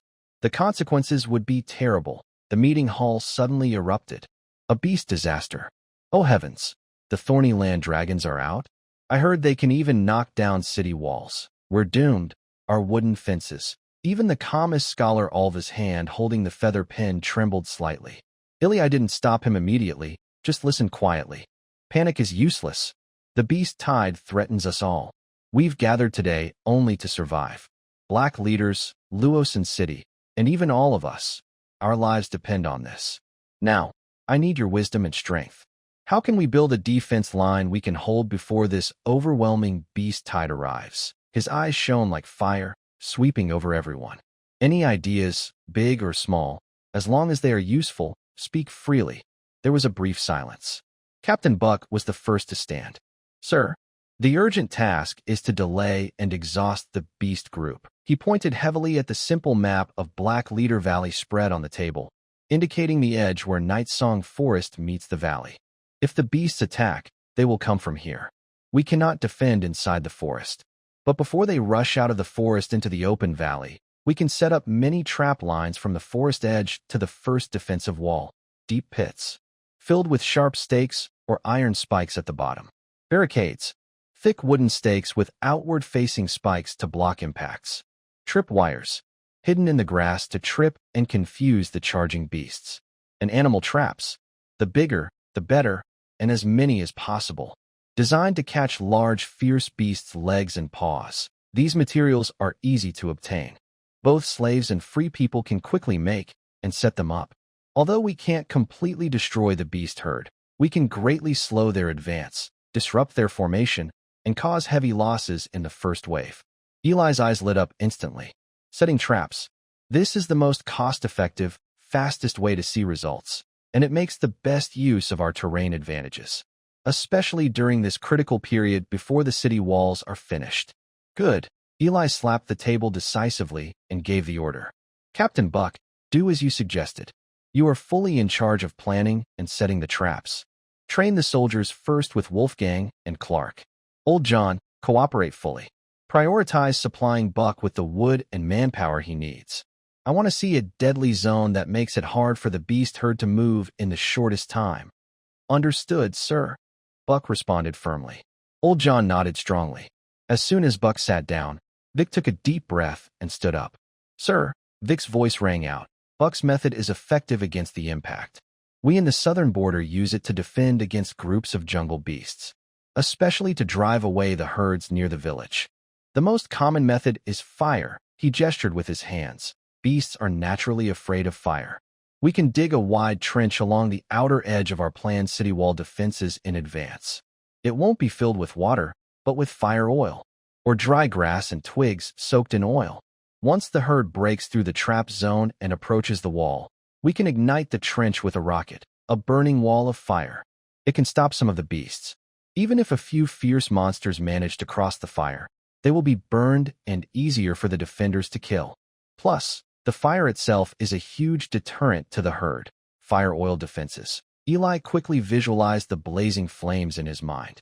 This is indeed an effective supplement for dealing with groups of wild animals, especially in open areas. Vic's experience is especially valuable right now. Vic, your advice is very timely, Eli nodded. I remember that the loot from Grom and Thorn City included a good amount of fire oil. Boar, contact Brandon immediately and ask him to send half of the stockpile of fire oil to Black Ridge. At the same time, urgent orders were sent to the Thorn City North Merchants Guild to purchase as much as possible. Vic was responsible for digging the oil ditches, filling them, and preparing the fire-starting materials. Be sure to finish quickly. Yes, sir. I will do my best, Vic excitedly saluted. The two main pillars of the defense plan, delay traps and oil defenses, were initially established. Iliai's gaze shifted to the core of the plan. Old John. Iliai's eyes locked onto the veteran craftsman. Traps and firewalls are two barriers, but in the end, we must rely on the city wall for the final fight.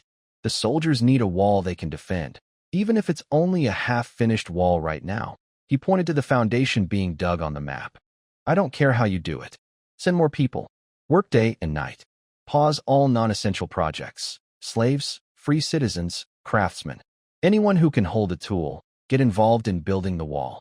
Prioritize raising the height of the main city gate and the two side towers, even if it's just a 3-meter-high stone barrier for now.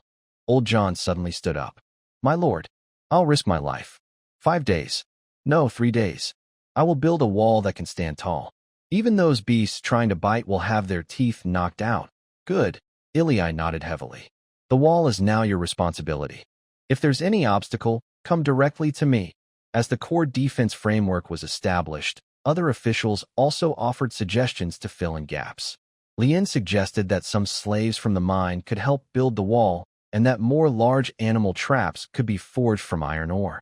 Clark volunteered to organize young and strong free citizens into a support team for defending the city, responsible for transporting supplies and treating the wounded.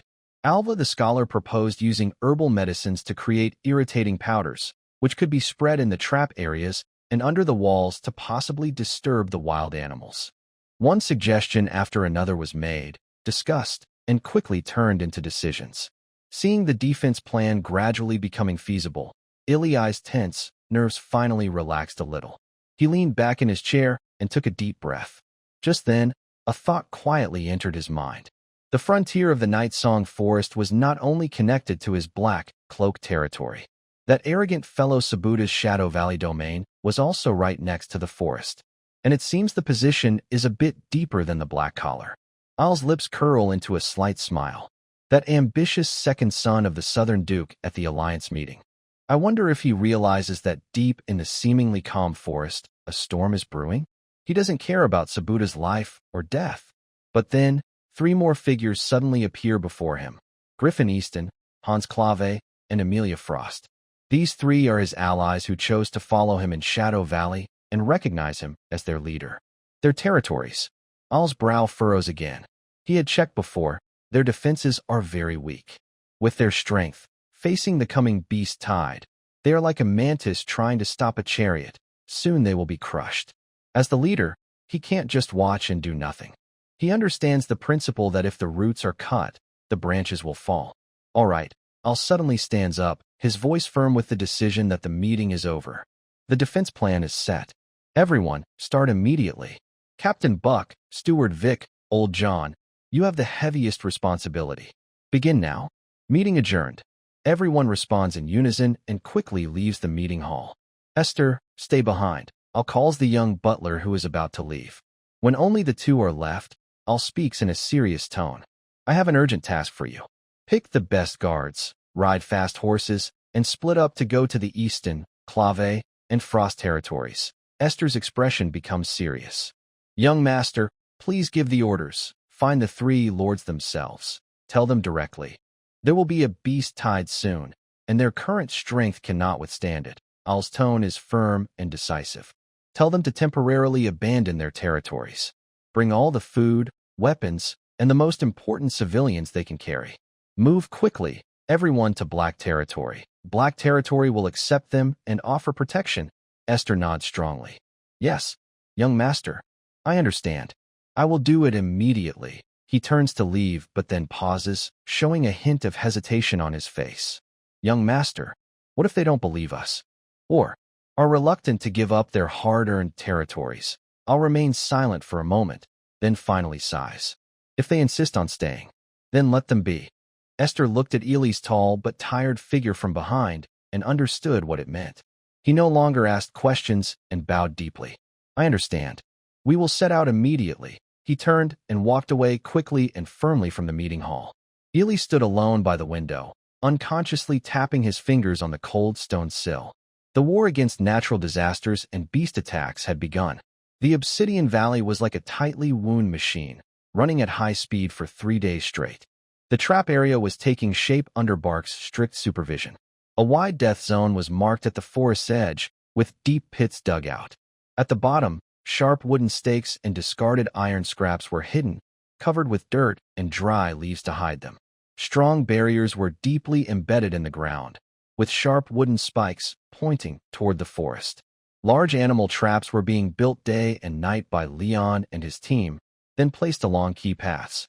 Slaves and free citizens worked hard, transporting wood and stone to the city wall construction site under Old John's coordination. Vic and his team marked the location of the oil-filled moat and were digging it out with full effort.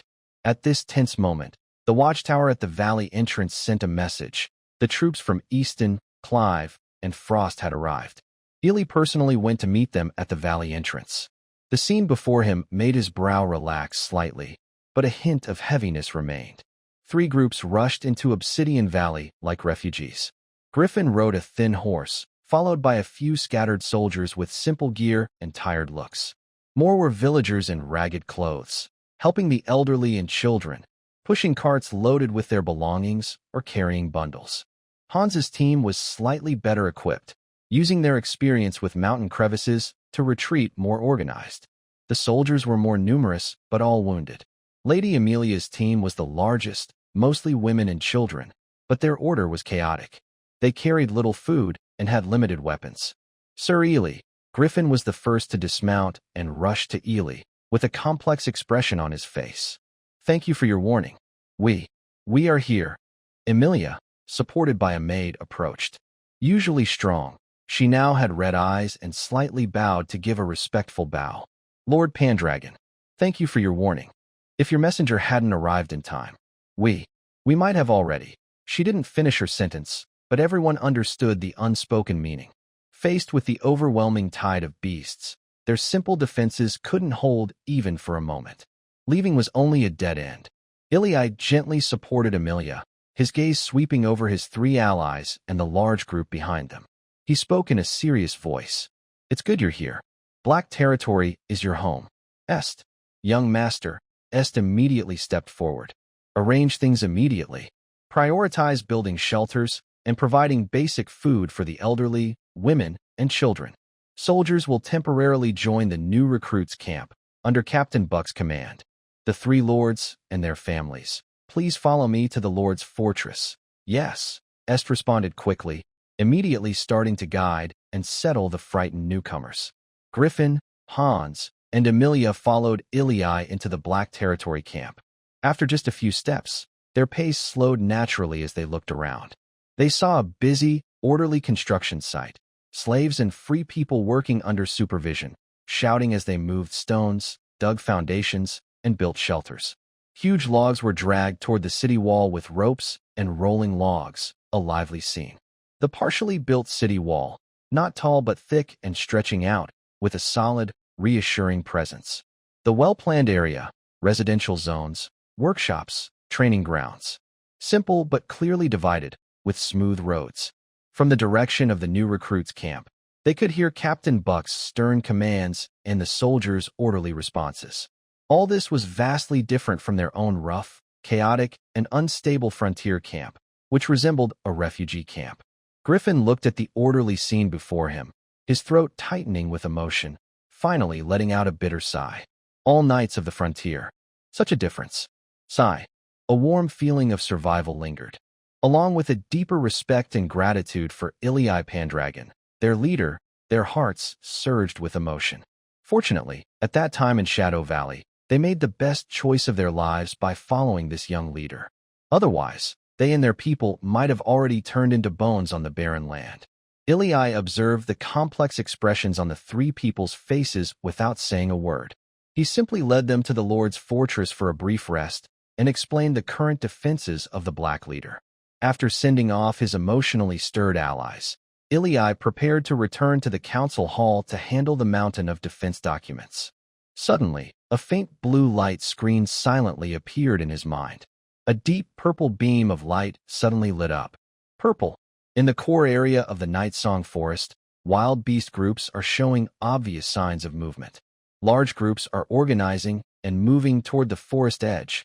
Ilii's steps froze instantly, and his pupils shrank. The moment had arrived. Those wild animals finally moved. Time was more urgent than he had expected. Meanwhile, in Shadow Valley, the council hall of the Lord's residence, Sabuda sat at the main seat, his handsome face cold and expressionless, without a trace of a smile. Only a chilling aura. On either side of him, several trusted nobles from the southern realms sat. Near the corner of the hall, three pioneer leaders were seated, those who had chosen to stay and join Sabuda's alliance during the Shadow Valley gathering. But now, their faces looked very grim, filled with anger and deep regret. They were brought here like prisoners to discuss matters. Their territories had already been forcibly taken over by Sabuda's trusted agents and Southern Realm soldiers. It was called unified defense, but in reality, it was outright annexation. They had been completely sidelined, turned into prisoners of Sabuda. One of the lords looked at Sabuda's indifferent profile and then at the nearby vigilant Southern guards, feeling angry but unable to speak. Why? Why didn't they run away like Griffin and the others? Now, everything was over. Luke, Sabuda's cold voice broke the silence. Any recent news? Luke immediately stood up, reporting, "Young master. Everything else is normal, but it's strange that our hunting teams have returned empty-handed. The situation is very strange." He swallowed hard. They said the forest is too quiet. Quiet to the point of being frightening. Not only no prey, but not even a bird's call can be heard. It's like all living creatures have hidden away or run off. The hunting team went deep inside, but didn't even catch a single fur of the beast. Dead silence. Sabuda's brow furrowed as well. Young master, Ragna, sitting to Sabuda's left with a serious face, spoke. He is one of the few nobles under Sabuda who is truly smart and capable. This matter is very strange. The large disappearance of beasts in the forest's core area. Even the scouts we sent mentioned. Something unusual. This is definitely not just weather or local food shortages. Could it be a sign of a bigger disaster? He paused, speaking with a rare seriousness. Like, a beast surge, a beast surge. Luke sneered, showing clear disdain. Ragna, are you scared? A beast surge? That's an old story from decades ago. I think there's a powerful magical beast in the forest that chased away or ate all the other animals. Another noble from the southern region also stood up, agreeing with Luke. Luke is right. Ragna, you're too cautious. The most important thing now is to unite our forces and prepare for Eli's possible trouble. We should send more scouts into the forest to investigate carefully and strengthen the outer defenses. After saying that, He deliberately shot a challenging look at Ragna. I'm just suggesting a possibility. Ragna remained calm. Sabuda looked between the two, pondering for a moment. He was somewhat cautious about Ragna's judgment, as the strange happenings in the forest made him uneasy. But the more urgent threat seemed to be that embarrassing white-haired baron. All right. Sabuda raised his hand to stop any argument. Ragna's worries are reasonable, and Luke's words are also true. The forest is indeed strange, and we must be cautious. As discussed, triple the number of scouts. Send them deep into the forest to find out what's going on. At the same time, all defenses in Shadow Valley should be on alert. Increase patrols and reinforce watchtowers. Yes, young master. Luke and the noble immediately responded loudly, glancing at Ragna with a proud look. Sabuda looked at everyone in the hall, suddenly smiling. He slowly stood up. Everyone, there's no need to worry too much, because I have another good news to announce. He deliberately paused. Just yesterday, I received a secret family message. To support our expansion in the western region and to deal with some overconfident challengers. My father, the noble Duke Hakeson Medici, has decided to send reinforcements. He looked at the excited southern nobles and announced clearly, a golden-ranked knight, and 200 well-equipped elite soldiers. They will arrive at Shadow Valley soon. Golden Knight? 200 elites? The Duke is wise. The meeting hall immediately erupted in loud cheers, especially the southern nobles, whose faces turned red with excitement. A golden-ranked knight. This is top-level strength that can change the outcome of local battles. Plus, 200 trained elite soldiers. They had previously been suppressed by the Golden Knight beside Ilii. Sabuda watched the passionate subordinates below and the 3 terrified prisoner lords, a cold smile appearing on his face. This reinforcement was something he had to humble himself to ask for, exaggerating Ilii Pendragon's arrogance and insulting the Medici family in his letter to his father. It was finally obtained through his efforts. But there were conditions. Earn merits in battle, gain a noble title, and replace Ilii. His gaze seemed to pierce through the walls of the Lord's mansion, directed toward the Black Cloak, filled with deep hatred and the thrill of revenge. Gather all the leaders. Immediately. Right now? Esther almost scrambled out.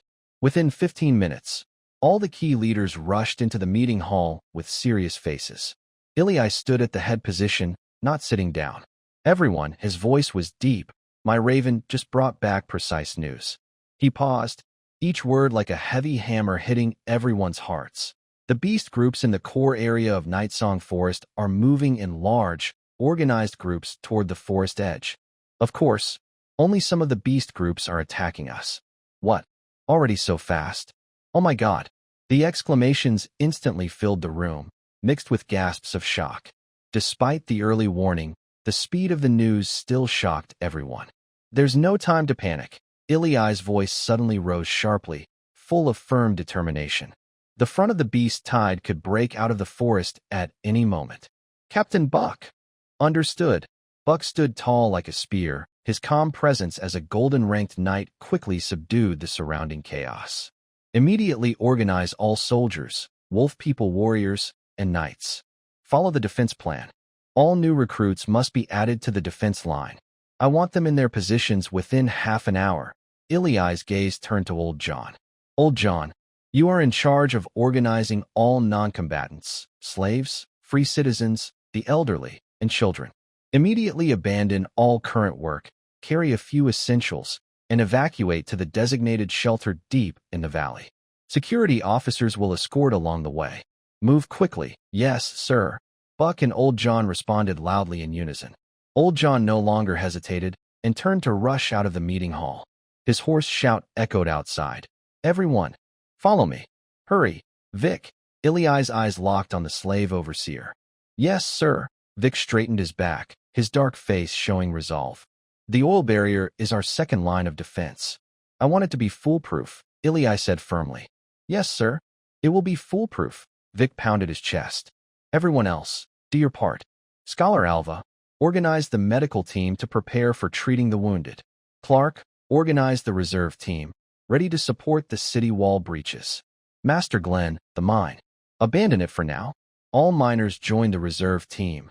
Ilii's gaze swept across everyone and declared decisively, Black leaders, Life and death depend on this battle. Dismissed. There was no extra rallying cry or heroic speech. Everyone, like arrows shot from a bow, rushed out of the meeting hall and headed to their posts. Ili didn't pause for a moment. He grabbed the silver badge at his waist, strode quickly behind Buck, and headed toward the new recruits' camp. The camp was already a scene of wartime chaos. Piercing horns echoed over the valley. Soldiers, like a rushing black iron stream, quickly assembled, received weapons, and rushed toward their designated defense zones amid the shouts of officers. Old John, leading a large group of overseers and key free citizens, shouted loudly like a shepherd. He guided the frightened slaves and women and children, forming a huge crowd that surged into the valley. Buck stood on the command platform, silencing all the noise. Black Raven Knights. Form ranks. Wolfmen Warriors. Form ranks. New recruits, squads 1 to 5. Form ranks. Commands were quickly issued. A defense force of nearly 400 people was assembled, centered around 25 Black Raven Knights, 13 Wolfmen Warriors led by Wolfgang, and a mixed infantry of 350 new and veteran soldiers. Climb the wall. Buck waved his hand. Almost 400 soldiers surged toward the simple wall, which was just 3 meters high and still smelled of fresh mud and rocks. Heavy footsteps echoed through the valley. Ili followed Buck and quickly climbed onto the wall. Below were rough, uneven stones with fresh mud filling the gaps. The wall was not tall and not very thick, but in this endless valley, it was the only barrier. The soldiers quickly lined up along the battlements, archers in front, spear bearers behind, tense and adjusting their breathing. They stared fixedly at the silent, intimidating edge of the forest ahead. Vic and his men did a final check near the moat about 100 meters in front of the wall. The moat was filled with a thick layer of dry grass and twigs soaked in oil.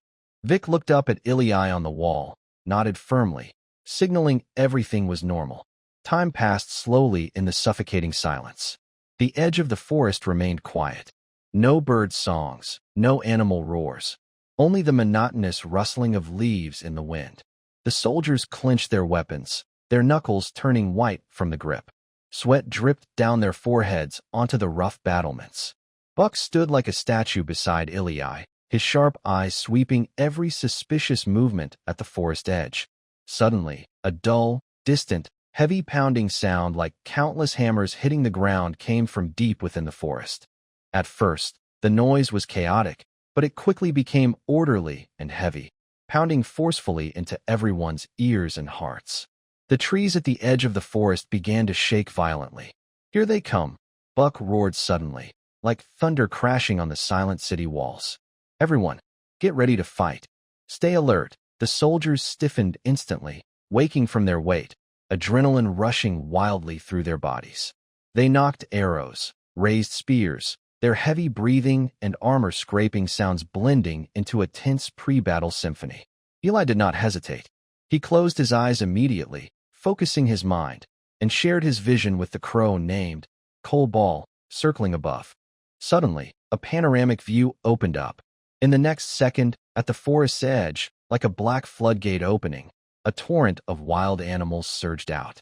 Countless creatures, leopard, wild boar, deer, wolf, of various shapes and sizes, formed an endless, chaotic wave. Their hooves pounded the ground, kicking up clouds of dust. Ili's view quickly swept behind the beast horde. No giant bear, no thorny dragon. He relaxed slightly, almost instinctively estimating, at least a few thousand. Though still terrifying, luckily, the worst-case scenario had not appeared. Roar, a deafening roar of beasts merged into a destructive wave, smashing through the forest's edge. The black tide of creatures, with unstoppable momentum, like a bursting dam, flooded out of the woods toward the city walls of Black Crown. The traps Buck set immediately took effect. The leading beasts fell into cleverly concealed pits, sharp wooden stakes piercing through their bodies, howling painfully. The following animals, unable to stop, collided with barriers, pierced by spikes or tripped by snares, causing even greater chaos. Huge animal traps snapped shut, breaking legs and pinning beasts in place. The vanguard of the beast tide was thrown into disarray, their charge slowed. Screams, the cracking of bones, Angry roars filled the air. Within moments, the trap zone became a bloody slaughterhouse. Good. A muffled cheer erupted from the city walls. But the number of beasts was overwhelming. The remaining animals, ignoring their fallen comrades and bloodshed, continued to charge forward wildly. They moved like a dark, raging wave, quickly crossing the trap area and charging toward the oil-filled moat 100 meters in front of the city wall. "Archers!" Eli shouted sharply. His guards immediately handed him a strong bow and a special fire arrow. He held his breath, eyes sharp as lightning, instantly locking onto the center of the moat. The bow drew back fully. The arrow ignited. Whoosh! A burning meteor tore through the air, with a sharp scream, accurately hitting the middle of the moat. Boom! It was like an eruption of fire from the earth. A wall of flames several meters high shot up instantly along the trench. The hot air rolled outward, engulfing the frontline beasts in an instant. The smell of burnt fur, the thick black smoke from burning oil, and the piercing screams of the dying beasts filled the entire battlefield. It was even more intense and spectacular than expected. The towering flames looked like a roaring fire dragon, blocking the beast tide from reaching the city wall. The rushing wave of beasts, like crashing waves hitting rocks, stalled suddenly in front of the fiery wall. Countless beasts were scorched by the flames, panicked and screaming as they retreated and turned around, causing chaos in their formation. "Good job! Burn them all! Long live the Lord!" The wall erupted with deafening cheers. The soldiers waved their weapons excitedly, morale soaring. But before the cheers could die down, Buck's cold voice struck like a heavy hammer. "Don't celebrate too early. Archers, prepare!" Eli's heart sank. The fire wall was fierce but limited in reach. On both sides and in areas where the fire was weaker, some brave or pushed-back beasts still charged through the flames, smoke billowing from their bodies and burn scars on their skin, howling as they crossed the fire. More than 300 or 400 beasts had crossed the wall. They had been driven into a frenzy by the flames, becoming even more savage. With their bodies smelling of burnt flesh and pain, like demons crawling out of hell, they wildly lunged toward the low stone wall. Vroom! A dense, nerve-wracking sound of bowstrings vibrating filled the air. In an instant, black arrows like suddenly rising clouds of death covered the sky. With sharp, piercing screams, they fiercely rained down on the beast herd crossing the fire wall. Thud! Thud! Thud! Roar! The dull sound of arrows hitting flesh and the agonized howls of wounded beasts quickly replaced the explosion of flames. The frontline beasts were like cut wheat, falling to the ground in large groups. However, despite the dense arrow rain, not all were hit. Second wave. Fire. Third wave. Fire. Buck's cold commands kept ringing out. After 3 rounds of arrow storms, more beasts fell, but the remaining ones, still bearing arrows, surged like mad waves beneath the city wall. Roar! A blackened wild boar with sharp tusks, glaring with crimson eyes, suddenly stood upright. Its sturdy front hooves slammed down on the wall with great force. Bang! Stones shattered, dust flew everywhere. The rough impact sounded like a death knell, striking the hearts of the city defenders. The newly built stone wall trembled violently under the assault of the furious beast herd, groaning under the strain. "Spearmen! Stab!" Buck shouted angrily. The prepared spearmen, holding heavy spears, thrust fiercely through the gaps in the wall. The sharp spear tips pierced into the beasts' necks, eyes, and soft bellies. Yow! Piercing screams of pain echoed. At this moment, the beasts below were completely driven by bloodlust and instinct. Ignoring their fallen comrades, they trampled over the bodies. They roared, pressed together, and crazily climbed upward. Sharp claws dug into the cracks in the stone. Thick horns rammed forcefully, and tusks gnawed at any protrusions they could use for leverage. Stab its eyes, hit it, throw stones. On the wall, the officers' shouts were drowned out by the symphony of beast roars and human screams. The spear wielders' faces turned pale, their arms aching from the relentless stabbing motion. Thud! The spear tip sank deep into a blackened wild boar's neck. Yow! The boar let out a desperate, agonized scream. Its massive body twitched and fell backward, knocking down a crowd of nearby comrades. But in the next moment, a night-blade leopard seized the gap, its claws flashing like lightning. A soldier grabbed a spear that was sticking out too far from the wall due to his strength. Ah! The soldier shouted in surprise as a powerful force suddenly pulled him downward. He lost his balance instantly, half of his body hanging outside the wall. A nearby companion shouted in alarm, trying to pull him back, but was pushed aside by a charging mountain deer. A sharp arrow whistled through the air, accurately piercing the red eye of the night-blade leopard. Yow! The leopard cried out in pain, loosening its grip. The soldier was almost pulled back inside the wall by his companion and collapsed on the ground, gasping heavily. Eli silently lowered his powerful bow, then quickly drew his silver dagger from his waist. A forest wolf, just about to claw the edge of the wall, was cut in half by the swift arc of light. Its foul guts and hot wolf blood splattered everywhere. At the moment he swung his sword, Eli's gaze pierced through the chaos of the beast herd below the wall. He keenly spotted a relatively still figure on a small hill behind the battlefield. It was a large wolf, bigger than an ordinary forest wolf, with strange dark silver fur. It did not join the frantic attack on the city walls, but sat calmly at the top of the hill, watching the battlefield with a cold gaze. Whenever the pressure on a part of the wall eased or the beast attack slowed, it would lift its head and let out one or two sharp, penetrating howls. "Captain Bark," Eli's voice cut through the noise. "Kill it. That wolf is commanding." On the eastern side of the wall, Bark had just split a nightblade leopard in half from head to tail with a single sword strike. The hot beast blood covered his face and head, and the remains of several beasts piled around his feet, creating a brief vacuum zone. He suddenly looked up at the sound, instantly locking onto the conspicuous dark silver giant wolf on the hill. "Wolfgang!" Bark roared like thunder. "Cover me!" Roar! Wolfgang, a mighty figure, let out a deafening growl. He led 13 fierce wolf-like warriors, like 13 silver lightning bolts, leaping from the breach in the wall. "Kill!" Wolfgang's massive claws tore through the air, knocking a wild boar with a thick mane flying. The 13 wolf-like warriors followed closely behind, tearing a bloody path through the crowded beast herd in front of Bark. They used their sharp claws and strong bodies to block the rushing beast horde trying to fill the gap from both sides. "Black Crow, charge with me." Buck didn't hesitate at all. He led 6 elite Black Crow Knights, core members of the Silver Rank, and suddenly leapt down from the city wall. They didn't land, but stepped precisely on the crowded beast heads or backs below. It was like walking on a blood-and-flesh floating bridge, rushing toward the hill. Every swing of Buck's great sword caused dazzling golden energy to cut through, smashing the blocking beasts like straw. The dark silver giant wolf on the hill finally sensed the deadly threat. It suddenly stood up and let out a series of sharp, urgent howls. Howl! Howl! The beast horde, which had been wildly attacking the city wall, seemed to hit a pause button, then erupted into even more violent chaos. Many beasts below the wall abandoned their attack and turned around, madly rushing toward Buck and his team. In an instant, Buck and the 6 Black Crow Knights' momentum was forcibly stopped. They were surrounded by beasts dozens of times their size.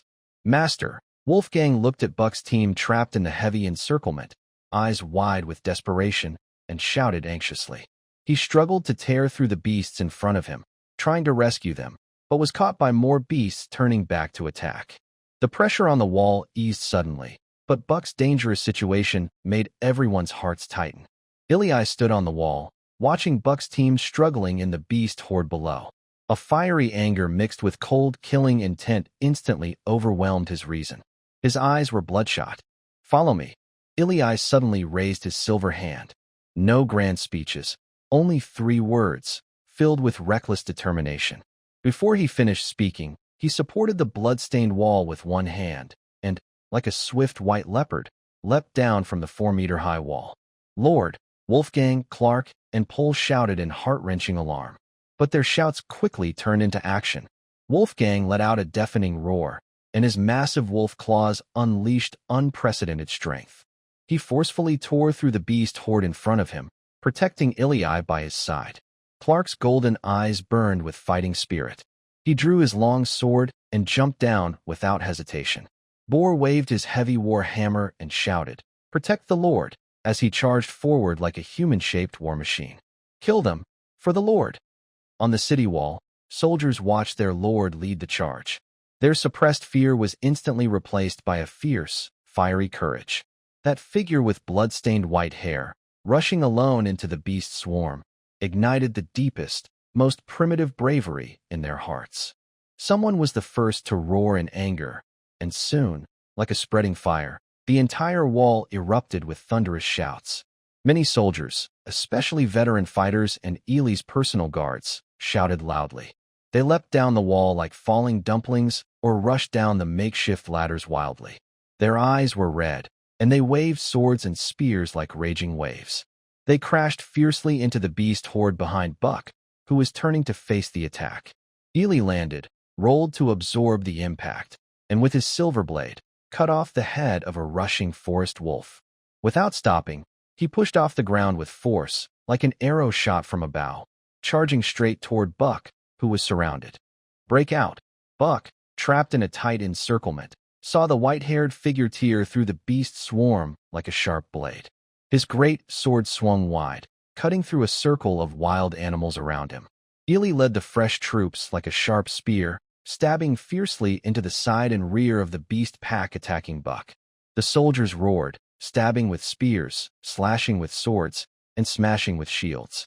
The beast horde was thrown into chaos by this sudden, fierce attack. The encirclement was torn open with a huge gap. Buck seized this rare opportunity, transforming into a brilliant golden streak. In an instant, he broke through the last few layers of beast resistance, aiming straight at the giant wolf on the hill. Beast, die! Buck's roar was like the wrath of a thunder god. The dark silver giant wolf finally showed extreme fear in its eyes. It wanted to run, but Buck was too fast. The golden sword light like a judgment thunder tore through the air, carrying a destructive force, striking down directly. Howl woo! A piercing, desperate scream suddenly stopped. The golden energy slash cut through like slicing tofu, splitting the dark silver giant wolf and a corner of the dirt mound beneath it into two parts. The foul smell of wolf blood and internal organs mixed with dirt and stones, splashing several meters high. In an instant, all the remaining wild beasts on the battlefield seemed to lose their backbone. Their crazed, bloodthirsty eyes were replaced by confusion and fear. Howl! The chaotic cries replaced the savage roars. The beasts spun around like headless flies, making frightened low sounds, and even began to bite and trample each other. Roar! Kill them all! Wolfgang roared, leading wolf-like warriors like fierce tigers into a flock of sheep, chasing the collapsing herd. Chase! Don't let them escape! Clark, Pole, and others shouted angrily, leading soldiers to beat the fallen enemies.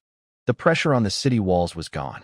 Only scattered resistance and one-sided pursuit remained. However, Ely did not join the chase. He leaned on his silver weapon, standing amidst the mountain of corpses and blood, gasping heavily.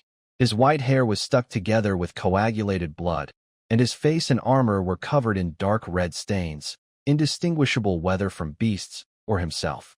He raised his head and looked around at this hellish battlefield. At the foot of the city wall, bodies piled up like mountains. The remains of beasts and human soldiers were mixed together, trampled into shapeless messes. Claw marks, dents from impacts, and splattered blood covered the walls, like scars of battle. The air was filled with the burnt smell of fire, strong bloodstains, and the stench of broken internal organs. The fierce fighting had lasted a full hour from when the city wall was attacked to this moment. That hour felt as long as a century. Ely knelt weakly on the ground, his fingers gripping the silver sword hilt so tightly that his knuckles turned white. The smoke had not yet cleared. In Shadow Valley, once a carefully planned southern territory by Sabuda Medici, now lay in ruins like a hell on earth. Close to the depths of the forest, Shadow Valley had endured a much greater beast tide than the Black Territory. Most of the low but orderly wooden and stone houses had collapsed, turned into blackened ruins after burning. The workshop area is now just a skeleton billowing black smoke. The newly formed farmland has been completely flattened, as if repeatedly plowed over by a giant plow. The defensive walls have been broken in many places, with large gaps, and the wooden watchtowers are broken and fallen. Everywhere are bodies. Soldiers, common folk, and mostly the remains of huge wild beasts. They are piled up in twisted shapes on the streets, among the ruins of houses, trampled into chaos. Sabuda is sitting on the roof of the Lord's mansion, his delicate and handsome face covered with soot and dried blood. His gray eyes, which always sparkle with ambition, now only show numbness and deep, piercing sorrow. He has worked hard, investing all the family's vast resources. Almost everything is gone. If not for the reinforcements sent by his father, led by a golden-ranked knight and 200 elite soldiers arriving just in time to withstand the most furious second wave of the beast tide, he might have already become another cold corpse on this scorched land. Regret, like a poisonous snake, bites at his heart.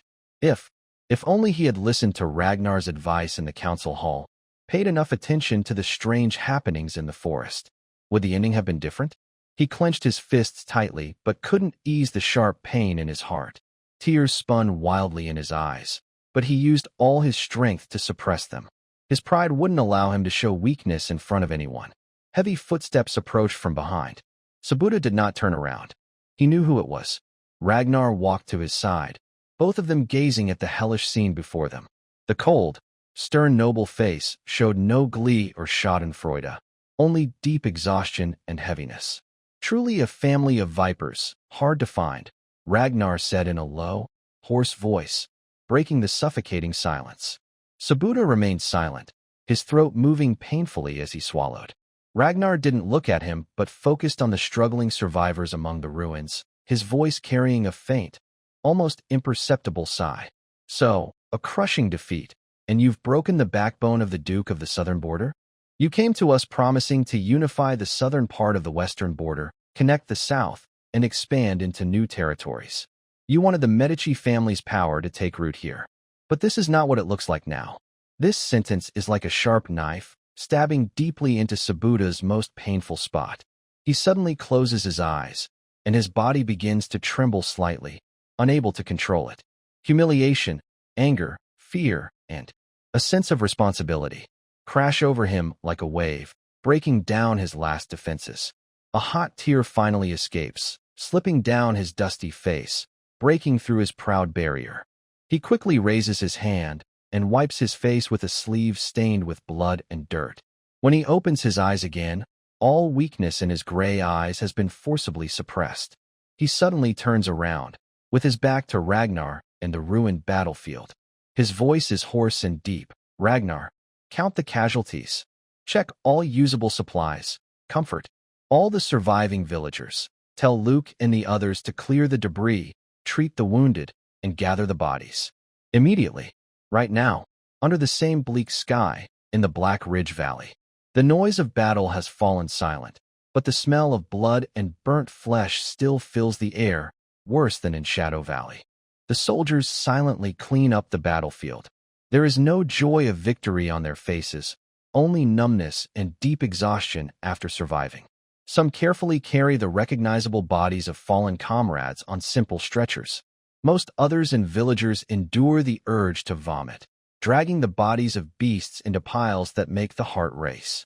In a relatively safe area behind the city wall, a temporary medical tent is filled with painful moans. Ayla's eyes are bloodshot, and her fair face is covered with blood and ash. She is working with Scholar Alva and assistants, moving quickly among the wounded to treat various injuries. The strong smell of herbs mixes with the scent of blood, filling the air. Ayla stands alone on the damaged city wall. She leans on the rough, cold stone, her gaze calm as she surveys the hellish scene below. Beneath that calm lies an unfathomable heaviness. The steady sound of footsteps approaches from behind, accompanied by the faint noise of armor rubbing. Captain Buck walks over to Ayla. His face is also tired, and his black armor bears deep claw marks and dents from impacts. Several damaged areas are roughly tied with cloth strips, bleeding dark red blood. Sir, Bark's voice is deep. Initial count is complete. Ilai does not turn around, only slightly tilts his head to signal him to continue. Our fallen soldiers, 47. Mostly new recruits, killed by beasts that jumped onto the walls during the defense or in close combat. Severely injured and unable to fight, 83. Many with missing limbs, internal injuries, light injuries. Countless, almost everyone is wounded. Black Raven Knight Order. One fallen, silver-ranked Knight Tage, died exhausted during our assault. 3 seriously injured, exhausted from fighting, with multiple fractures. Wolfkin Warriors. 5 lightly injured, no serious issues. Behind these cold numbers are lively lives, soldiers who trust and follow him. Fathers, sons, brothers of the black-clad people.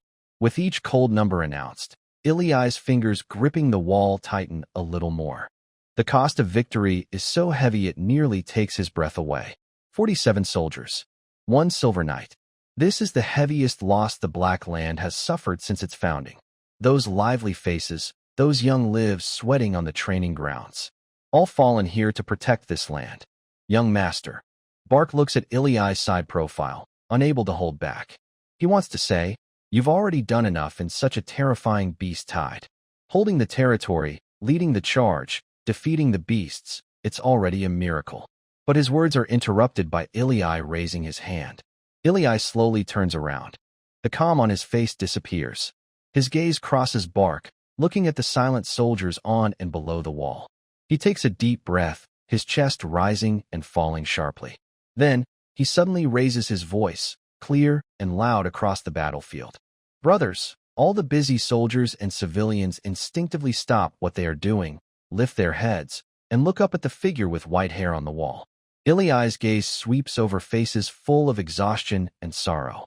He raises his hand, pointing to the mountain of beast corpses below the wall, those killers who took their comrades' lives. "Look at these monsters. They took our brothers' lives. They want to make us afraid. They want us to give up. But today, we held our ground. We made them pay with blood. Now," he suddenly pointed to the mountain of corpses and blood, "let's skin these beasts. Tear their bones apart. Build fires. Roast them. Stew them. Eat them all. Use their flesh and blood to honor our fallen brothers. To tell this cursed wasteland." He almost shouted the last words. "Obsidian territory. Pendragon. We will never surrender." After a brief silence, "Roar. Eat them all. Avenger our brothers. Long live Pendragon." Like a volcano erupting after a long silence, the deafening roar of revenge swept through the entire Black territory. Era looked up from the medical tent, watching the figure on the city wall, white-haired, flying in the wind, igniting everyone's passion like a war god. Her purple eyes were full of complex feelings, worry, tenderness, and a hint of proudness she couldn't quite explain. Bark stood half a step behind Ely, quietly watching that white-haired figure standing tall in the morning light. Seeing the soldiers and townspeople below, fully ignited, his face covered in blood and exhaustion, he showed a faint smile. He remembered the arrogant young man who, at the Shadow Valley Council, dared to recommend himself as leader despite Sabuda's pressure. He remembered the young commander who, after the fierce battle on the windless plain, forced himself to clean the battlefield despite nausea, then led the troops to Thorn City. And he remembered just half an hour ago, the determined figure who, to save him, leapt off the city wall without hesitation. "Lord Marquis," Bark silently whispered in his heart, filled with a feeling beyond duty. "Your son has become a lion forged in the blood and fire of the wilderness. A true leader who can carry his territory on his back and ignite his followers with courage." At this moment, Obsidian territory was bustling with vitality. On the city walls and below, soldiers were cleaning up the last traces of the battlefield. The scorched earth was turned over, huge beast carcasses were disassembled, and thick pelts were stripped away. Old women and quick-handed women scraped off the fat and hung the skins to dry in the sun. Large chunks of dark red beast meat are skillfully cut by the butcher, sprinkled with coarse salt, and hung on a ventilated wooden rack. The huge skeleton is broken open and put into a boiling pot to cook fats and bone broth. Last night's bonfire feast, where blood and flesh were used to honor spirits and vent anger, consumed some of the spoils. However, the leftovers from the beast tide are still enormous. Piles of meat, fats, and pelts fill the warehouse of the Black Banner like never before. Eli even ordered extra meat to be distributed to all villagers, including the new slaves. After a brief celebration, there is a longer period of stability. The food shortage, a constant threat hanging over the frontier settlers, was temporarily eased after this fierce victory. For a while, neither the Obsidian banner nor Thorn City needs to worry about enough food. Eli stands at the window of the Lord's fortress, looking down at the busy scene in the valley below. The wealth gained through blood and life brings him some comfort. But the real foundation of the territory is its people. Wounds from war need healing, and strengthening the Black Banner and rebuilding Thorn City require labor. Eli turns around. Go to Thorn City again. His voice is steady and firm. Find the manager Karen of the North Trade Guild, and tell him that the Black Banner and Thorn City still need people, strong, healthy workers. Tell him I want as many as he can get. The price remains the same as last time. Then Eli walks to his desk, pauses for a moment, and quickly writes on a sheepskin scroll. To Sir Lucius LaRoche, Governor of the Western Lands, your loyal Pendragon reports. The Black Banner has successfully repelled the large beast tide that emerged from the Nightsong Forest. The battle was fierce, with heavy casualties, but the territory was preserved. The scale and ferocity of the beast tide far exceeded previous records, originating deep within the forest. This is no coincidence. Sir, be cautious of similar disasters in other parts of the Western Lands. The Obsidian Banner and Thorn City are in ruins and need time to recover, but Pendragon will never forget the duty to protect the Western Lands. He describes the beast tide in detail and subtly emphasizes his own sacrifices and losses. He also expresses loyalty and dedication to the Western Lands. Finally, he sealed the letter with the emblem of the winged black dragon. Include this letter as well. Hand it personally to Sir Lucius, Ili said, handing the sealed letter to Est. Understood. Rest assured, my lord, Est replied, carefully taking the letter and then quickly leaving to carry out the task. Not long after Est left, the heavy wooden door of the council hall was gently knocked. Come in, Ili responded. The door was pushed open, and Griffin, Hans, and Amelia entered. Their expressions were different from usual, showing more nervousness and seriousness. The three exchanged glances, seeming to hesitate and pass the responsibility among themselves. Finally, Griffin took a deep breath and stepped forward. Seeing their hesitant and uneasy looks, Ili couldn't help but find it a bit amusing. Leaning back in his chair, he asked leisurely, You three look like you've run into big trouble. A flash of embarrassment crossed Griffin's face. He rubbed his hands, as if organizing his words. Lord Alliance Leader. No, Baron. He corrected his title, speaking more respectfully. We came this time to ask you for a favor, the beast tide this time. If it weren't for your timely warning and opening the Black Territory to us, the three of us, along with the villagers and soldiers we brought, might have already been swallowed by the beasts, with no bones left. A bitter and self-deprecating smile appeared on his face. After this life-and-death ordeal, we have seen ourselves clearly. Perhaps we are not suitable to be lords. In the face of real danger, we lack the strength, wisdom, and courage to protect our people. Hans also nodded firmly. Griffin is right. Lord Baron, if it weren't for you, my dozens of brothers wouldn't have survived. As a lord, I would only lead them to death. Amelia stepped forward as well. My lord, the villagers of Frost Territory, you gave them a second chance at life. Continuing to be a mere figurehead lord will only put those who trust me in danger again. We beg you to take us in. She slightly knelt, performing a standard subordinate's bow. Seeing this, Griffin and Hans also hesitated but knelt on one knee without hesitation, right hand over their chests, heads bowed. We three are willing to give up our status as lords, serve you as our master, and become vassals of the Pendragon family. In this life and this world, our loyalty is unwavering. The meeting hall was silent. Eli looked at the three kneeling before him with deep eyes. The horror of the beast tide seemed to have completely shattered their illusion of independence. Choosing to submit voluntarily and seek protection is the most practical and wise decision they could make now. This clear understanding made Eli respect them more. He paused silently, neither offering false excuses nor becoming overly excited, just nodding slowly. A simple word, but like a promise of great importance. Griffin and the others suddenly looked up, their eyes shining with excitement and relief. I accept your loyalty. Eli stood up, walked to the three, and looked at them. From now on, Easton, Clive, and Frost will be officially under the protection of the Pendragon family. But you three will still manage your old territories for me. Thank you, Lord. They replied in unison, their voices full of emotion. However, Eli continued, serving does not mean abandoning responsibility. Your original lands must be restored and developed quickly to support us. He returned to his desk, picked up a map. You each return with your original people and soldiers. Besides that, I will also assign each of you 1 Black Raven Knight and 10 veteran Blackland soldiers. Griffin and the others trembled. They thought maintaining their management roles was already difficult, but now they received additional support. Your grace is greatly appreciated. I would die to repay you. Griffin choked with emotion. Rest assured, Lord.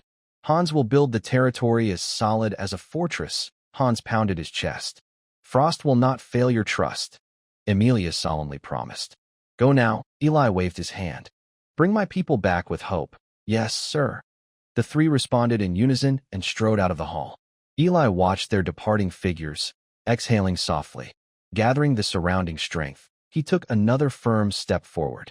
As soon as he sat down to handle the piled-up documents, urgent footsteps sounded outside the door again. A tired messenger was led in by the guards. He took off the copper tube from his back and presented it with both hands. Sir, an urgent message from Lord Brandon, sent from Thorn City. Eli quickly took the message and read through it. Following the Lord's instructions, using the 75 soldiers you left behind as the core, we have urgently recruited 125 new soldiers, making a total of 200 to defend Lucerne, relying on the city walls for a strong defense. And since Lucerne is far from the forest, the attacking beast horde is about 400 strong, with scattered attacks, with the city walls. The defense battle was relatively easy, with only 9 soldiers lost and over 30 injured. The beast horde has been successfully repelled. Some beast meat and fur have been seized and stored. The city defenses are intact, and the people's confidence is gradually restored. However, the food supplies are slightly depleted and need replenishing. Phew. Eli finally relaxed completely. Thorn City is safe. Brandon did a great job. This is undoubtedly the best news. He gently placed the letter on the table and looked out the window. In the valley, soldiers were still working together to dismantle the beast carcasses. Women and children were drying the pelts, and the faint sound of repairs on the distant city wall could be heard. Though the air was filled with a foul smell, it was not pleasant, but it was full of life. There was no grand victory declaration, no sweeping ambitions. At this moment, Eli only had a simple, almost luxurious thought. If only every day could be like this, without sudden disasters, without imminent war, just peacefully developing like this. How wonderful that would be. Sunlight streamed through the glass window, shining on his snowy white hair and his slightly tired but still sharp face, casting a gentle glow. This brief moment of peace and stability was a breath of fresh air bought with countless sacrifices. Eli, who had been working until now, massaged his aching temples. He pushed aside the last draft about the profit-sharing of the Thorn City trading post. Finally, suddenly, a loud bang sounded as the sturdy oak door swung open forcefully, crashing against the wall. Eli, who had just relaxed, tensed instantly. He placed his right hand on the silver hilt at his waist and quickly stood up. A yellow-brown shadow, moving so fast it almost left an afterimage, suddenly darted past his feet. The creature was clear in sight now. It was very determined, jumping onto the large oak desk, knocking over papers, ink bottles, and feathers. Eli could finally see what this unexpected visitor was. Hey, groundhog. It was unusually fat, round like a bag filled with grains. Its short, shiny, yellow-brown fur looked slick, and its tiny black eyes were spinning around. It had a bold look that didn't match its silly appearance. Maybe a bit arrogant? It spread its back legs, stood upright, paws on its hips, and puffed out its fluffy belly, glaring straight at Eli. Before Eli could ask what was happening, the fat groundhog suddenly lunged forward. Its furry head bumped firmly against Eli's forehead. Eli was pushed back slightly, frozen in place, forgetting to hold his sword. His mind went blank, only feeling how absurd everything was. How did this thing get past all the guards and find his study so precisely? And I got hit by it. Eli, are you okay? Ella, from the next room, was startled by the loud noise and hurriedly pushed the door open. Her purple eyes first swept over the messy desk and Eli. Then her gaze was caught by the round, cute, yellow-brown creature on the table. Wow. Ella's eyes lit up instantly, her worry replaced by surprise. So adorable, little mouse. Mouse. Those words seemed to ignite a powder keg. The groundhog on the desk instantly bristled, its short fur standing on end, looking like a furious ball of fluff. It suddenly turned its head, its tiny black eyes fixed on Ella, and its sharp voice almost pierced the air. Nonsense. You're the mouse. Your whole family is mice. I am a bear. A mighty, strong bear. Understand? You clueless woman. Talking. Animals. Eli's blue eyes shrank suddenly. He stared tightly at the fat groundhog that was speaking human words. His muscles tensed instantly, and a quiet fighting spirit seemed to flow within him. There was no warning from his intelligence system, and the guards outside the door didn't react. Is this thing an enemy or a friend? Ella was startled by the sudden roar, but the light in her purple eyes did not fade. Instead, it filled with surprise and a kind of gentle affection. Okay, she couldn't help but smile. It's a bear, a brave little bear, she said as she naturally picked up a small piece of cheese cracker. She tentatively offered it to the angry furball. Are you hungry? Would you like this? Humph. That's more like it. The groundhog's anger came quickly but went even faster. It sniffed its pink nose, suspiciously glanced at the cracker in Ella's hand, and then cautiously looked at Eli, as if assessing safety.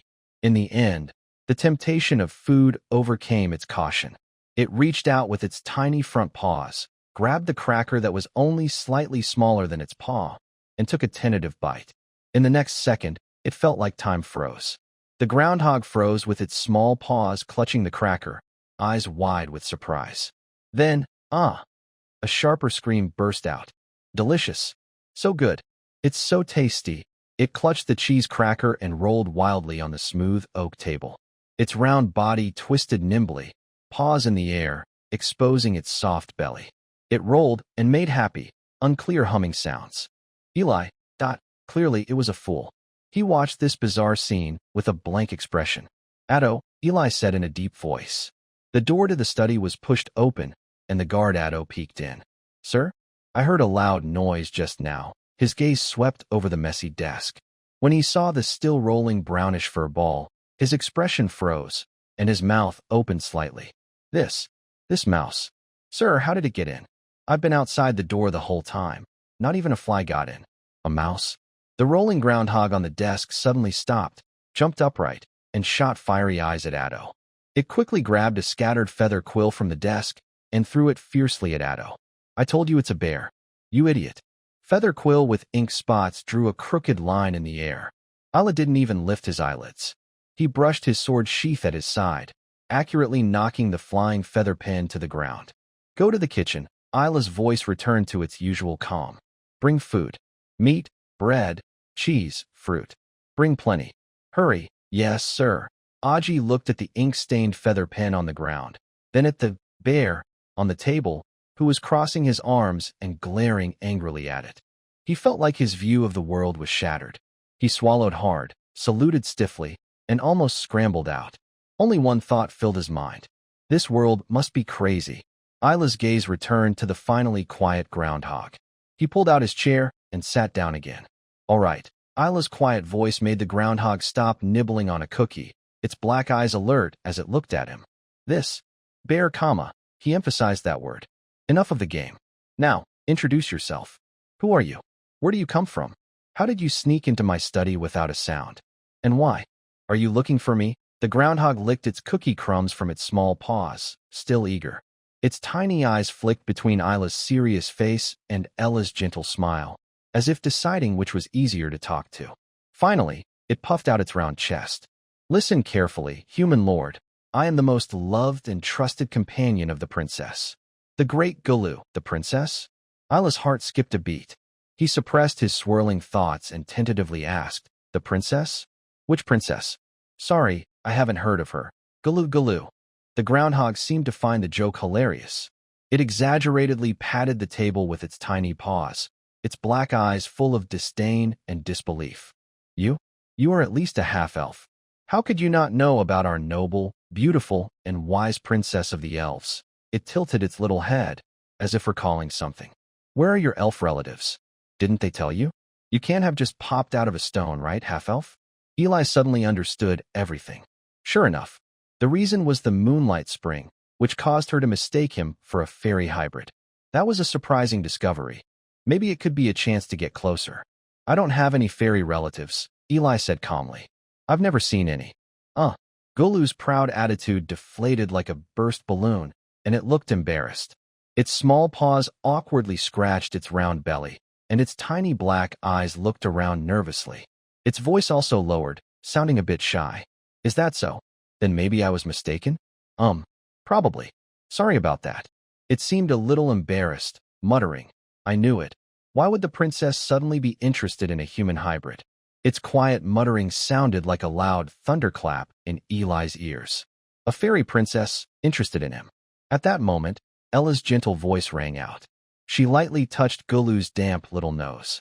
Gulu-sama, why does your princess want to see Eli? Where should they meet? Her violet eyes sparkled, as if listening to a fun fairy tale. Why? Gulu was distracted by Ella's question. It straightened up, trying to look serious, with its paws supporting its fluffy chin. The princess's feelings are very mysterious. Maybe it's because. Its small eyes glanced at Eli quickly and then looked away again. Maybe she finds you nice? Or, thinks this place is okay?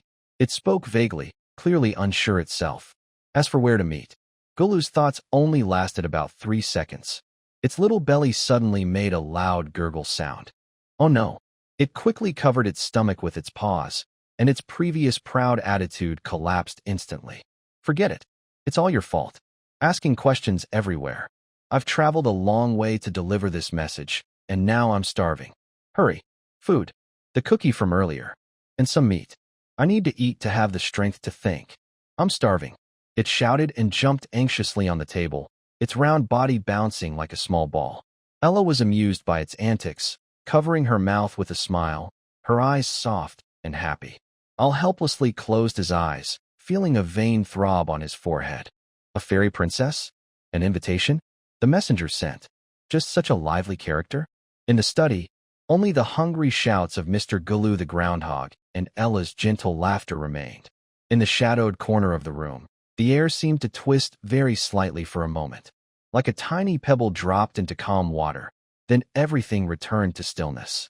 Adu finally returned, carrying a wooden tray almost as wide as his chest, piled high and wobbling dangerously. Gulu! A loud scream, loud enough to shake the roof. The groundhog on the table shot out like an arrow. Its small body burst with surprising strength, causing the heavy tray to shake. What happened next made Isle's mouth twitch slightly. The chubby bear, with a fierce attitude completely out of proportion to its size, pounced into the pile of food. Its tiny paws moved so fast they left only afterimages, tearing, scratching, biting. Its favorite white cheese was clutched in its arms, being fiercely licked with its tiny tongue, making satisfied purring sounds. It devoured everything in a frenzy, gobbling it all up.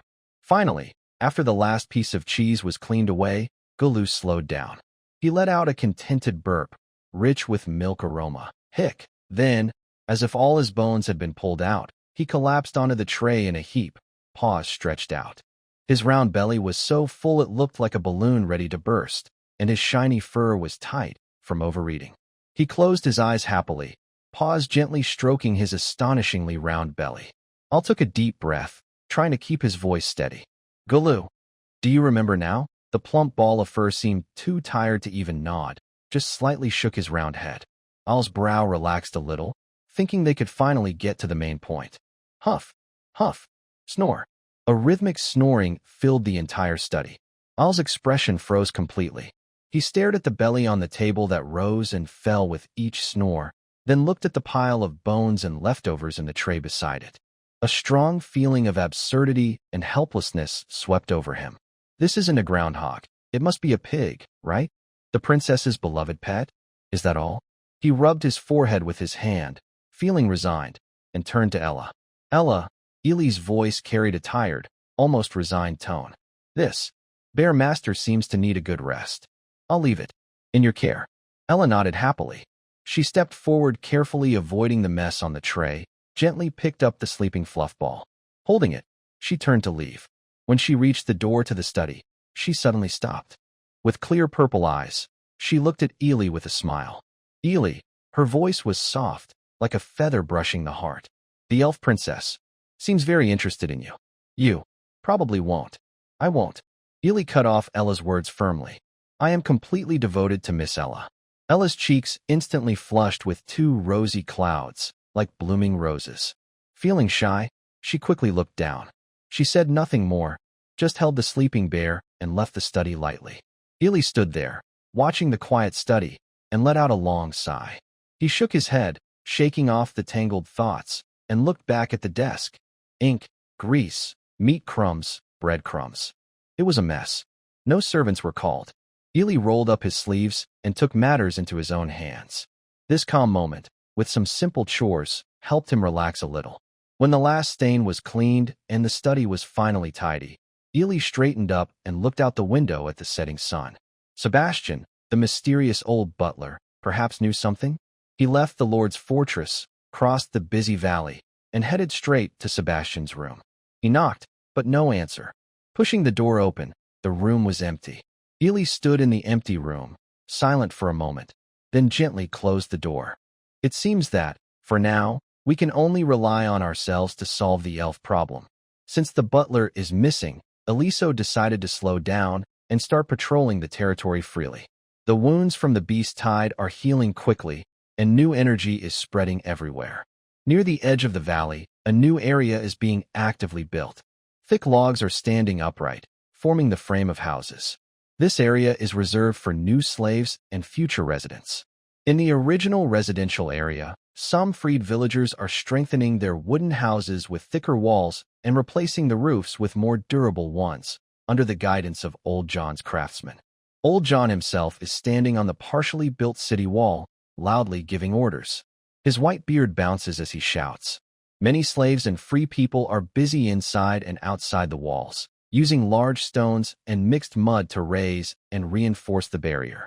The wall is now nearly a meter taller than before the beast tide, and its thickness has increased.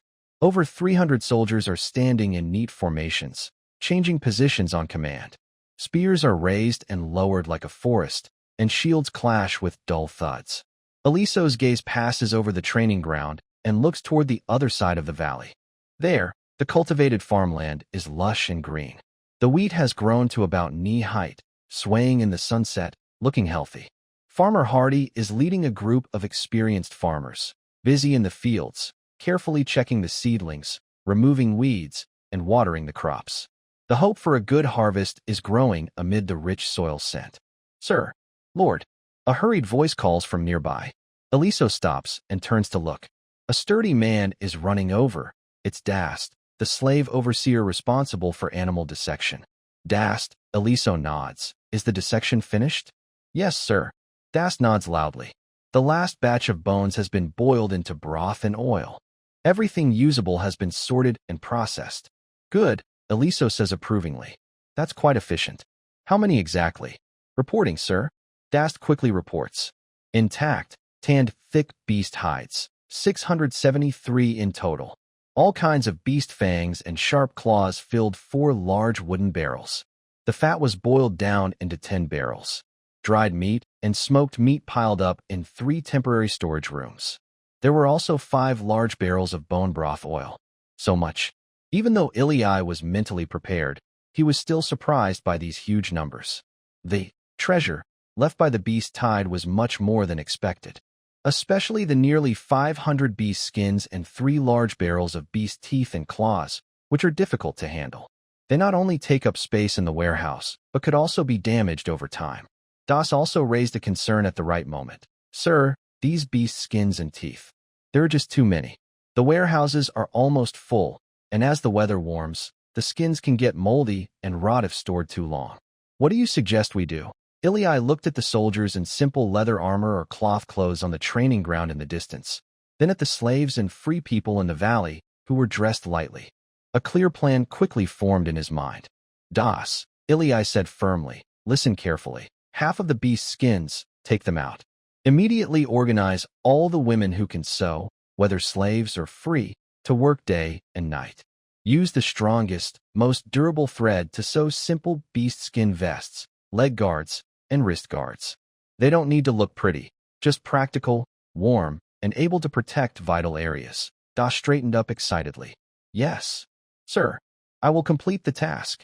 Ilya nodded and continued giving orders. As for the remaining half of the beast skins, he paused briefly, then said, choose the best quality ones, store them separately, and keep them safe, paying attention to moisture and insects. I will have use for these. Das immediately responded, understood. Sir, I will store them carefully. These beast teeth and claws, along with the half of the beast skins you just mentioned to be sealed, divide 1/3 of the remaining skins that are of lesser quality, and pack them tightly. Ilya looked at him. You personally lead a reliable team to escort this batch of beast skins and teeth to Thorn City. Find Karen, the supervisor of the North Star Trading House, or any other major steward who can make decisions. Tell them this is a special product from the Pendragon Lordship and ask if they want to buy it. But remember, what you exchange should preferably be food, salt, iron, or tools. Using the spoils from the beast tide, he exchanged them for urgently needed supplies to develop the territory. This was undoubtedly the most cost-effective deal. Dax's dark face immediately lit up with excitement. Yes, sir, I understand. Dax pounded his chest firmly. Go ahead, make arrangements quickly. Ilya waved his hand. Dax bowed again, then turned and strode away confidently, full of energy. The sunset's glow stretched Ilya's shadow long across the ground. He slowly looked over the rising city walls, the lively training grounds, and the thriving farmland. The road must be traveled step by step. That fat groundhog, calling itself Great Galu, had slept soundly for 2 whole days and nights. Ilya visited it several times, each time unable to resist gently poking its bouncy belly. However, when the morning sun shone through the window on the 3rd day, only a dented cotton nest and a few remaining short brown hairs were left in the small basket. The Great Galu, just like when it arrived, disappeared without a trace, leaving no note behind. When Ilya heard Ella's somewhat disappointed report, he only raised an eyebrow, his blue eyes calm and steady. It seems this bear might just be here to trick us for food. He didn't really mind much. Moreover, the snoring of this lively creature had been echoing through the fortress these days, and now that it was gone, it was much quieter. Busy tasks like an endless tide continued, but at this moment, a rare peaceful period had finally arrived. The city walls were being raised higher, crops were growing, soldiers were training, and houses were being built.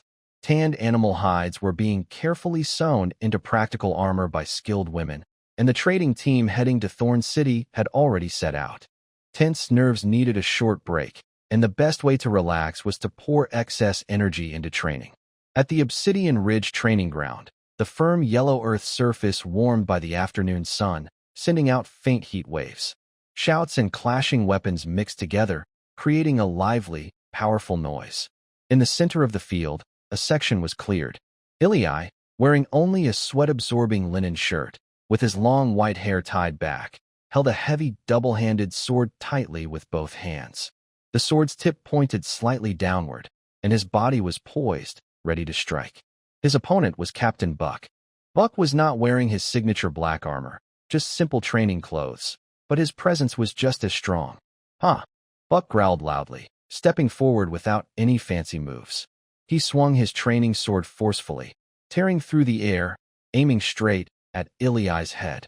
This was the most basic attack, testing strength and skill. Ilya's pupils shrank. He chose not to block or fight back directly.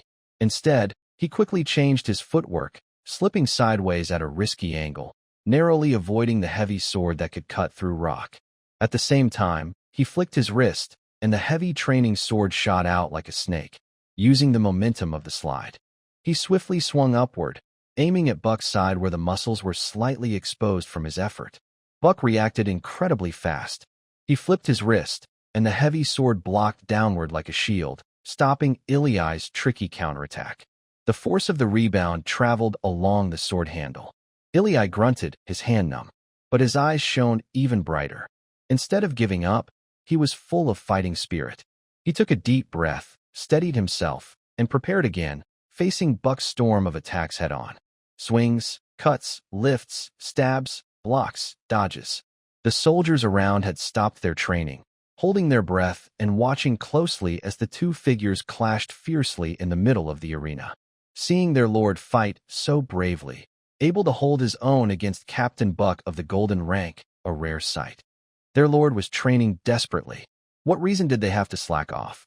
Buck's relentless assault lasted for a full 15 minutes. Ilai was like a rocky outcrop in a storm, constantly pushed back, staggering, but never giving up. He tried to use every bit of fighting energy in his body, applying every technique and footwork Buck had taught him, struggling under the huge pressure. Finally, Buck sheathed his sword and took a step back, stopping his attack. A faint look of admiration appeared on his face. Your progress since the recent beast tide, reaching high-level bronze, is now solid. Ilai leaned on his training sword, gasping heavily, sweat blurring his vision. But upon hearing Buck's comment, he forced a difficult smile at the corner of his mouth. The high-level bronze combat aura was flowing strongly within his body, and indeed, it had become much more solid and stable than before.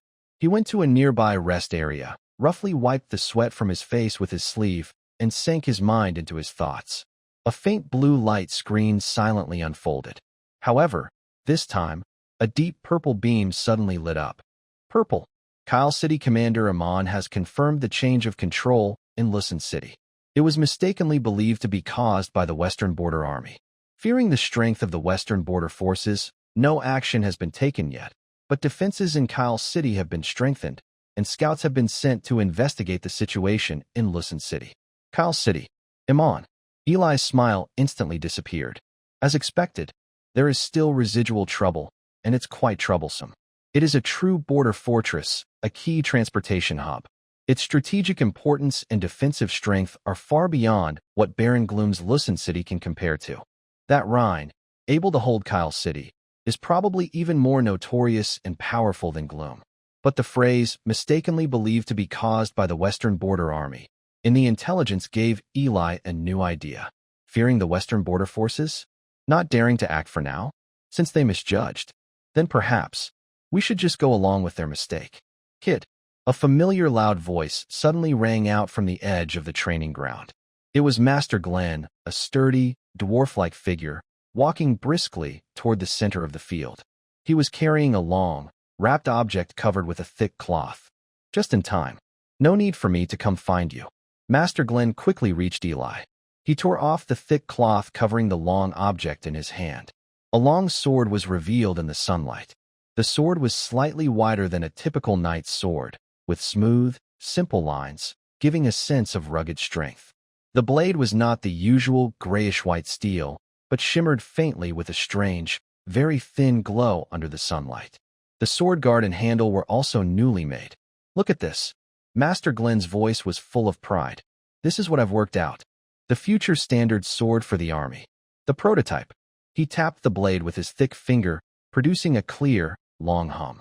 Inside, he leaned close to Eli and lowered his voice. Master Lu has added a small amount of silver alloy.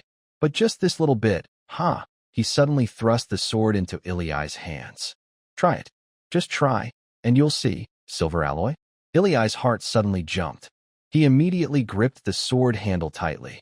The sword felt heavy in his hand, with a great balance and perfect weight distribution. A burst of excitement lit up his eyes. Master Glenn really used silver alloy in mass-produced weapons. Eli looked at the soldiers watching nearby and chose the closest young man. Here, sir. Lower hesitated for a moment, then confidently stepped forward. Give me the sword, Eli said simply. Lower unhesitatingly took off his standard iron sword from his waist and handed it over with both hands. Everyone's eyes focused on the scene, full of curiosity and anticipation. The Lord wanted to try the new sword? Eli took Lower's well-maintained iron sword in his left hand and gripped the silver alloy sword made by Master Glenn in his right hand. He didn't pour in any fighting energy or use fancy techniques. He just swung it like chopping wood. Holding the new sword in his right hand, he aimed at the middle of the iron sword in his left hand and swung it down evenly. Clang crack. Under the watchful eyes of hundreds, Lure's sturdy iron sword suddenly broke into two like a fragile branch. The upper half of the sword clanged onto the ground. The break was smooth and shiny like a mirror. Hiss! Broken.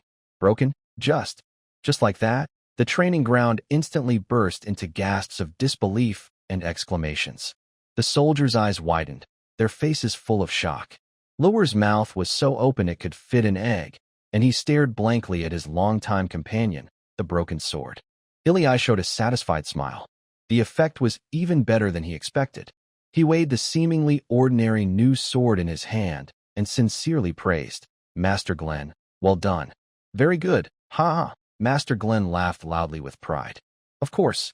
Just look at whose work this is." Next to him, Captain Bach also stepped forward, carefully examining the broken sword's smooth break and testing the sharp edge of the new sword with his finger.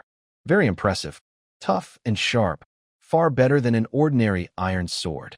Ili nodded, then looked back at Lure, who was still in a dazed state.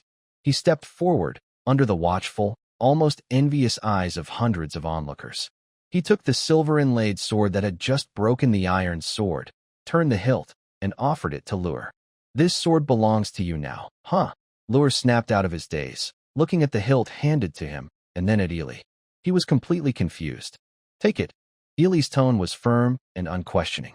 Lure trembled all over and suddenly regained his senses. A wave of great joy and a heavy sense of responsibility flooded his chest. Without hesitation, he knelt on one knee, trembling slightly as he carefully and reverently took the sword as if accepting a sacred object. "Thank you. Thank you, Lord." Lure's voice choked with emotion as he tightly held the sword to his chest. Lure vows to follow the Lord to the end. Damn it. "Good luck, Lure." Why wasn't I the one standing there? The crowd immediately erupted into cheers and jeers, filled with envy and jealousy.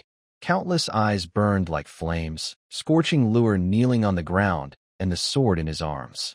They wished they had been the ones called to receive the sword. Ili watched this lively scene, a slight smile on his lips.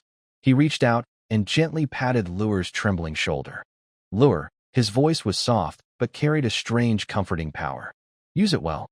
Protect yourself, and also protect your home and comrades behind you." He paused. Then, looking into Lure's reddened eyes from excitement, added with a gentle smile, "I wish you always good luck." The atmosphere on the training ground instantly exploded. Loud cheers and good-natured teasing of, "Good luck, Lure," rang out one after another. Lure held the sword, his face flushed.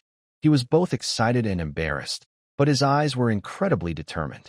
In the study of the LaRoche residence in Thorn City, Lucius sat straight behind a large desk, like a marble sculpture, cold, hard, and lacking vitality. His eyes carefully examined the letter spread out before him.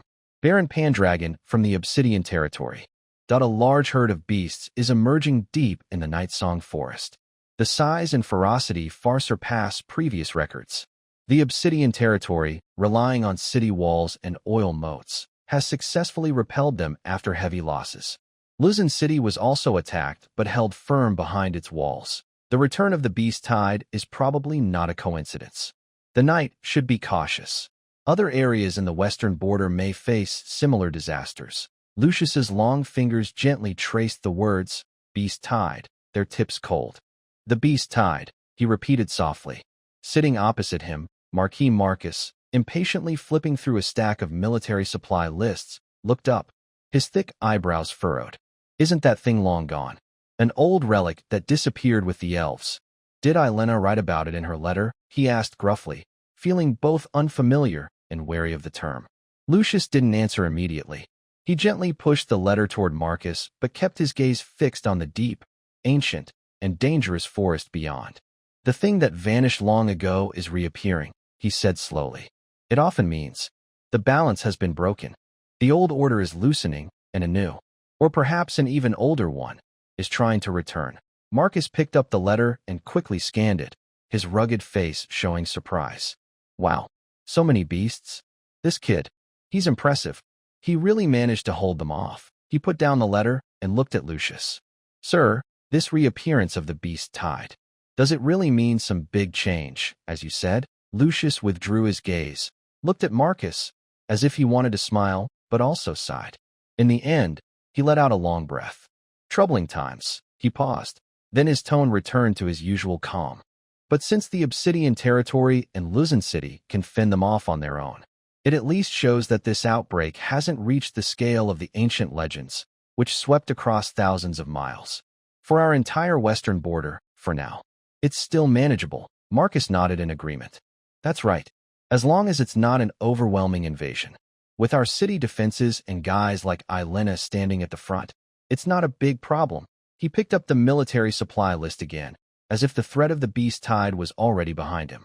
Lucius's gaze returned to Ely's letter, his fingertips brushing over the signature, Pendragon, again, a faint, complex glimmer flashing in his eyes.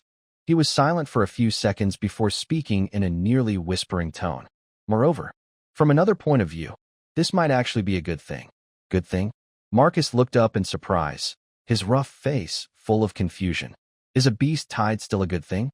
Lucius picked up the cold tea beside him and took a sip. I fear the territories near the forest have all experienced some size of beast tide. The pressure from these beast tides is like a sword hanging over their heads. He put down his teacup, the ceramic clinking softly against the table. This can effectively prevent some emerging forces from rapidly growing instability and eventually becoming uncontrollable. Marcus paused, then burst into loud laughter. Ha! Lord Lucius, your heart really is cold. He pointed at Lucius with a hint of teasing. You don't seem to like Ely very much. Back in the council hall, you even said it was wise for him to change his surname to Independence. Lucius's expression remained unchanged. He calmly met Marcus's teasing gaze, his voice steady. Appreciation is a personal preference. Stability and order in the Western lands are my duty. I am myself, and the Western lands are the Western lands. He paused before adding, personal feelings should not override the bigger picture. That's the most basic quality of a ruler. Marcus's laughter gradually subsided. He looked thoughtfully at Lucius's expressionless face, then shook his head. You politicians, your hearts are so dirty. Then he stopped bothering with the topic and lowered his head to continue dealing with the complicated list. Black Obsidian territory, Lord's fortress study. The flickering candlelight cast Ely's shadow working at his desk on the wall. He had just finished the last document regarding the resource transfer in Thorn City, rubbing his sore eyes. But the intelligence from Thorn City still lingered heavily in his mind. Since you think it's the regular army of the Western lands. Ely dipped his finger in ink and quickly began writing on a new piece of sheepskin parchment. Brandon, immediately hang the Roach family's roaring golden lion banner at the highest and most visible point on the city wall of Lucerne. No need to explain, just do it. Be cautious with all matters concerning the territory. Ely Pendragon. The pen paused slightly at the signature, ink slightly darker. Hanging the Roach family's banner atop Lucerne is a blatant show of power, using influence to intimidate others. It's a risky move. If Sir Lucius notices the intention behind it, the consequences could be serious. But to buy more time for development and to intimidate Rhine near Care City, this seems the most effective method right now. Perhaps it also shows Ely's loyalty. Every day, he remains loyal and respectful to the Roach family.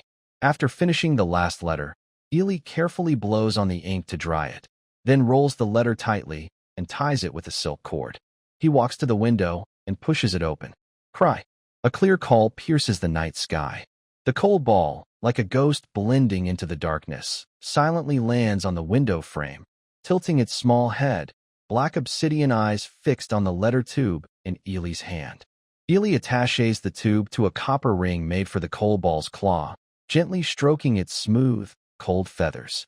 Cold ball, go to Thorn City. Find Brandon, he whispers. This clever raven, after many trips to Thorn City, has memorized the route. From now on, regular contact with Thorn City can be maintained without relying on messengers, thanks to this sky messenger. The cold ball seems to understand, gently nuzzling Ely's finger with its beak.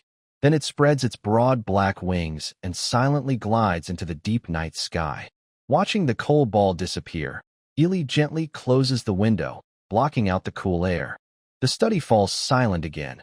Only the faint crackling of the candle remains. He looks around the tidy yet empty study, his gaze sweeping over Sebastian's usual sturdy wooden chair. That mysterious old butler.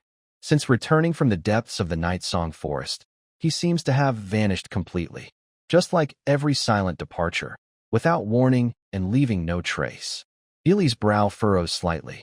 That encounter deep in the forest, the strange scene of beasts worshipping, the whispering that directly affects the soul. Could it be that the unfathomable presence has somehow influenced him? Or perhaps, he discovered something more urgent that must be dealt with immediately? Or maybe, his very existence is somehow connected to the secret deep in the forest, a connection he has yet to understand? The old butler has always been very unobtrusive, so much so that people often overlook him. Wait, could that whisper in his mind be the princess spoken of by Galoo? It's very likely. As his thoughts drifted, a gentle weight suddenly pressed on his left shoulder. Ely was momentarily startled and turned his head. Ella had quietly come up behind him. She looked exhausted, standing there with her forehead gently resting on his shoulder, most of her weight leaning on him. Her long, tired eyelashes lay quietly over her eyelids, breathing steady and light. A few soft strands of hair brushed against Eli's neck, feeling slightly ticklish. His gaze softened instantly. He carefully turned around, worried he might wake her. Then, he reached out with his arms, slipping one hand through her leg bend and wrapping the other around her slender but resilient waist, gently holding the sleeping Ella. She seemed to sense the movement and unconsciously let out a soft whimper in her sleep. Her little head instinctively nuzzled, seeking a more comfortable position, and her breathing quickly became calm and steady again. She trusted him completely, without any defenses. Eli held her securely and quietly walked out of the study, through the silent corridor, heading toward their room. He pushed open the door and gently laid Ella on the soft, wide bed, tucking her in carefully. Looking at her peaceful face, Eli leaned down and placed a feather-like kiss on her smooth forehead. Outside the door, the night was deep and quiet. He raised his hand and extinguished the last wall lamp in the corridor. Darkness gently enveloped everything. Today's work ends here, he whispered to himself. There are more important things waiting ahead. Thud, thud, thud. A series of frantic, rhythmless knocks shattered the silence at the top of the Lord's fortress. The force behind the knocking was fierce, causing the heavy oak door to creak and tremble under the assault. Two people sleeping together in bed are suddenly awakened. Eli suddenly opens his eyes, and his blue gaze sharpens instantly like an eagle in the moment of waking. Ella lets out a tiny gasp, her long eyelashes trembling, and her purple eyes filled with confusion and a hint of unease. Hey, the sun's already high. Get up, girl. A sharp, piercing voice, like a spell, rushes in. Ella immediately wakes up, a helpless smile on her face. It's Galoo. She's back. Eli's eyebrows furrow into a tight knot, annoyed by this unruly little creature. Ella gently nudges him, quickly pulling back the blanket and getting up. Morning light filters through the window, outlining her slender, graceful silhouette. She grabs her clothes from beside the bed and quickly dresses, her fair skin flashing briefly in the soft light. Eli's gaze lingers on her for a moment, then is replaced by anger at the constant noise outside the door. He turns over, moving swiftly and silently, not even bothering to wear a robe, just a thin dark shirt and pants. He reaches out and grabs the silver sword leaning against the bedpost, the cold scabbard in his hand. Ella just fastens the last strap of her dress, tidies her slightly messy silver hair, and turns around. At that moment, bang! A deafening explosion. Eli's right foot kicks forcefully against the inside of the closed door. The heavy oak door is struck like by a battering ram, and with a loud crash, it swings open.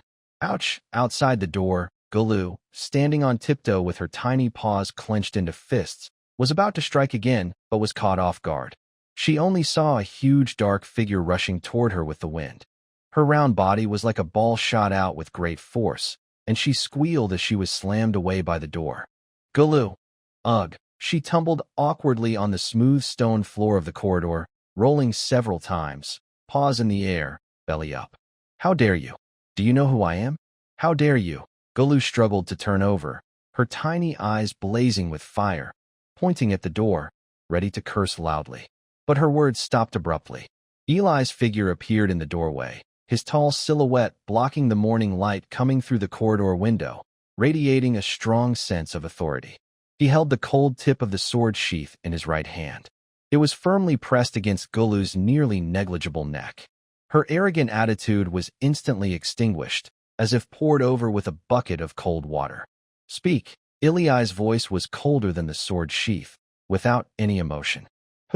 Who are you exactly?" The air seemed to freeze. Only Gulu's teeth chattering remained in the corridor. I. Gulu's voice trembled uncontrollably, with a hint of crying. "I'm really sent by the princess." "Great Gulu. I didn't lie to you." Its small paws futilely tried to pull away the sword sheath on its neck, but its strength was like an ant trying to move a tree. I remembered last night. The place. The meeting spot. I came back just to tell you." "Humph." Iliai sighed, easing the grip on the sword sheath. This mole rat was unpredictable and secretive, making it hard to trust. "Iliai." Ella's gentle voice broke the stalemate. She had tidied up her appearance and quickly walked to Iliai's side, gently tugging on his sleeve. "Let it go first. It looks very scared."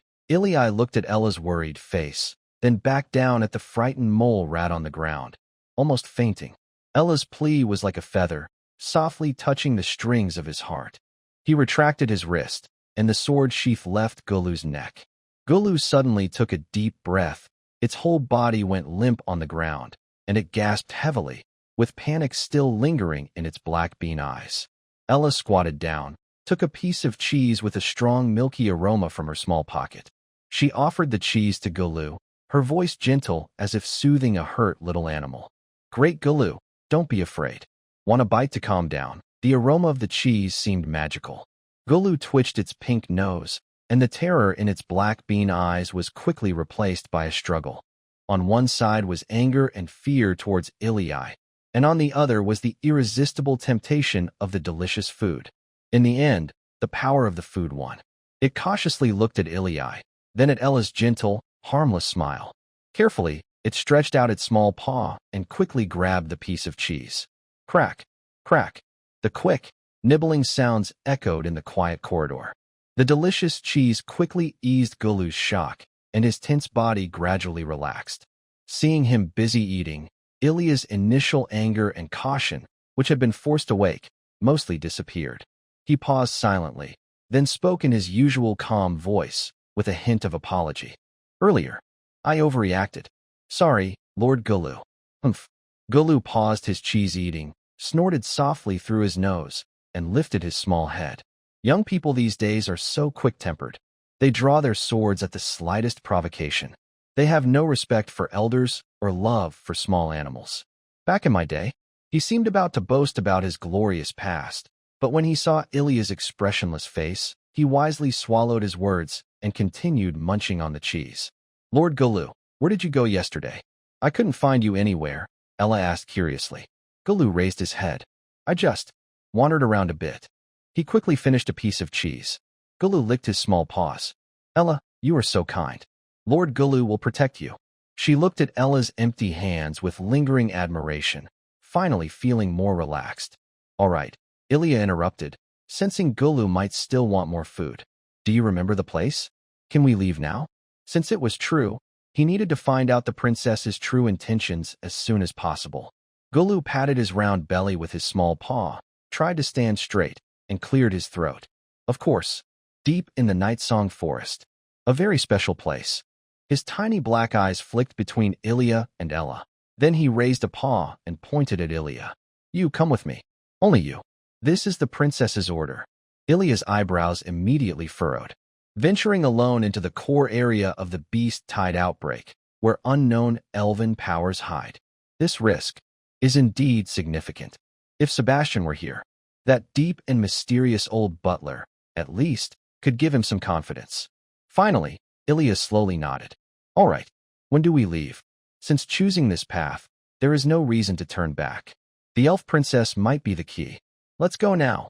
Gulu seemed pleased with Iliai's quick decision, waving his small paw. "While it's cool in the morning, I will lead the way, Iliai." Ella's purple eyes were full of worry. She stepped forward and gently held Iliai's hand. Iliai held her cool hand back firmly, giving her a steady and reassuring look. "Don't worry. I'll be back soon. The territory, I leave it to you." He believed Ella could keep things steady behind. Ella pushed down her unease. She took a deep breath, nodded, released his hand, and took a step back. Be careful. Hey, are we leaving or not? Stop dawdling. Gulu impatiently hopped ahead, urging them on. Let's go, Ilya said without hesitation. Ella watched as the tall and short figures disappeared around the staircase corner. Meanwhile, Gulu hopped down the stairs, but in his little mind, he was still thinking about last night. He wasn't just wandering around randomly. Yesterday, he had explored almost all of the Obsidian territory, from the reinforced city walls to the busy training grounds, from the orderly residential areas to the thriving farms.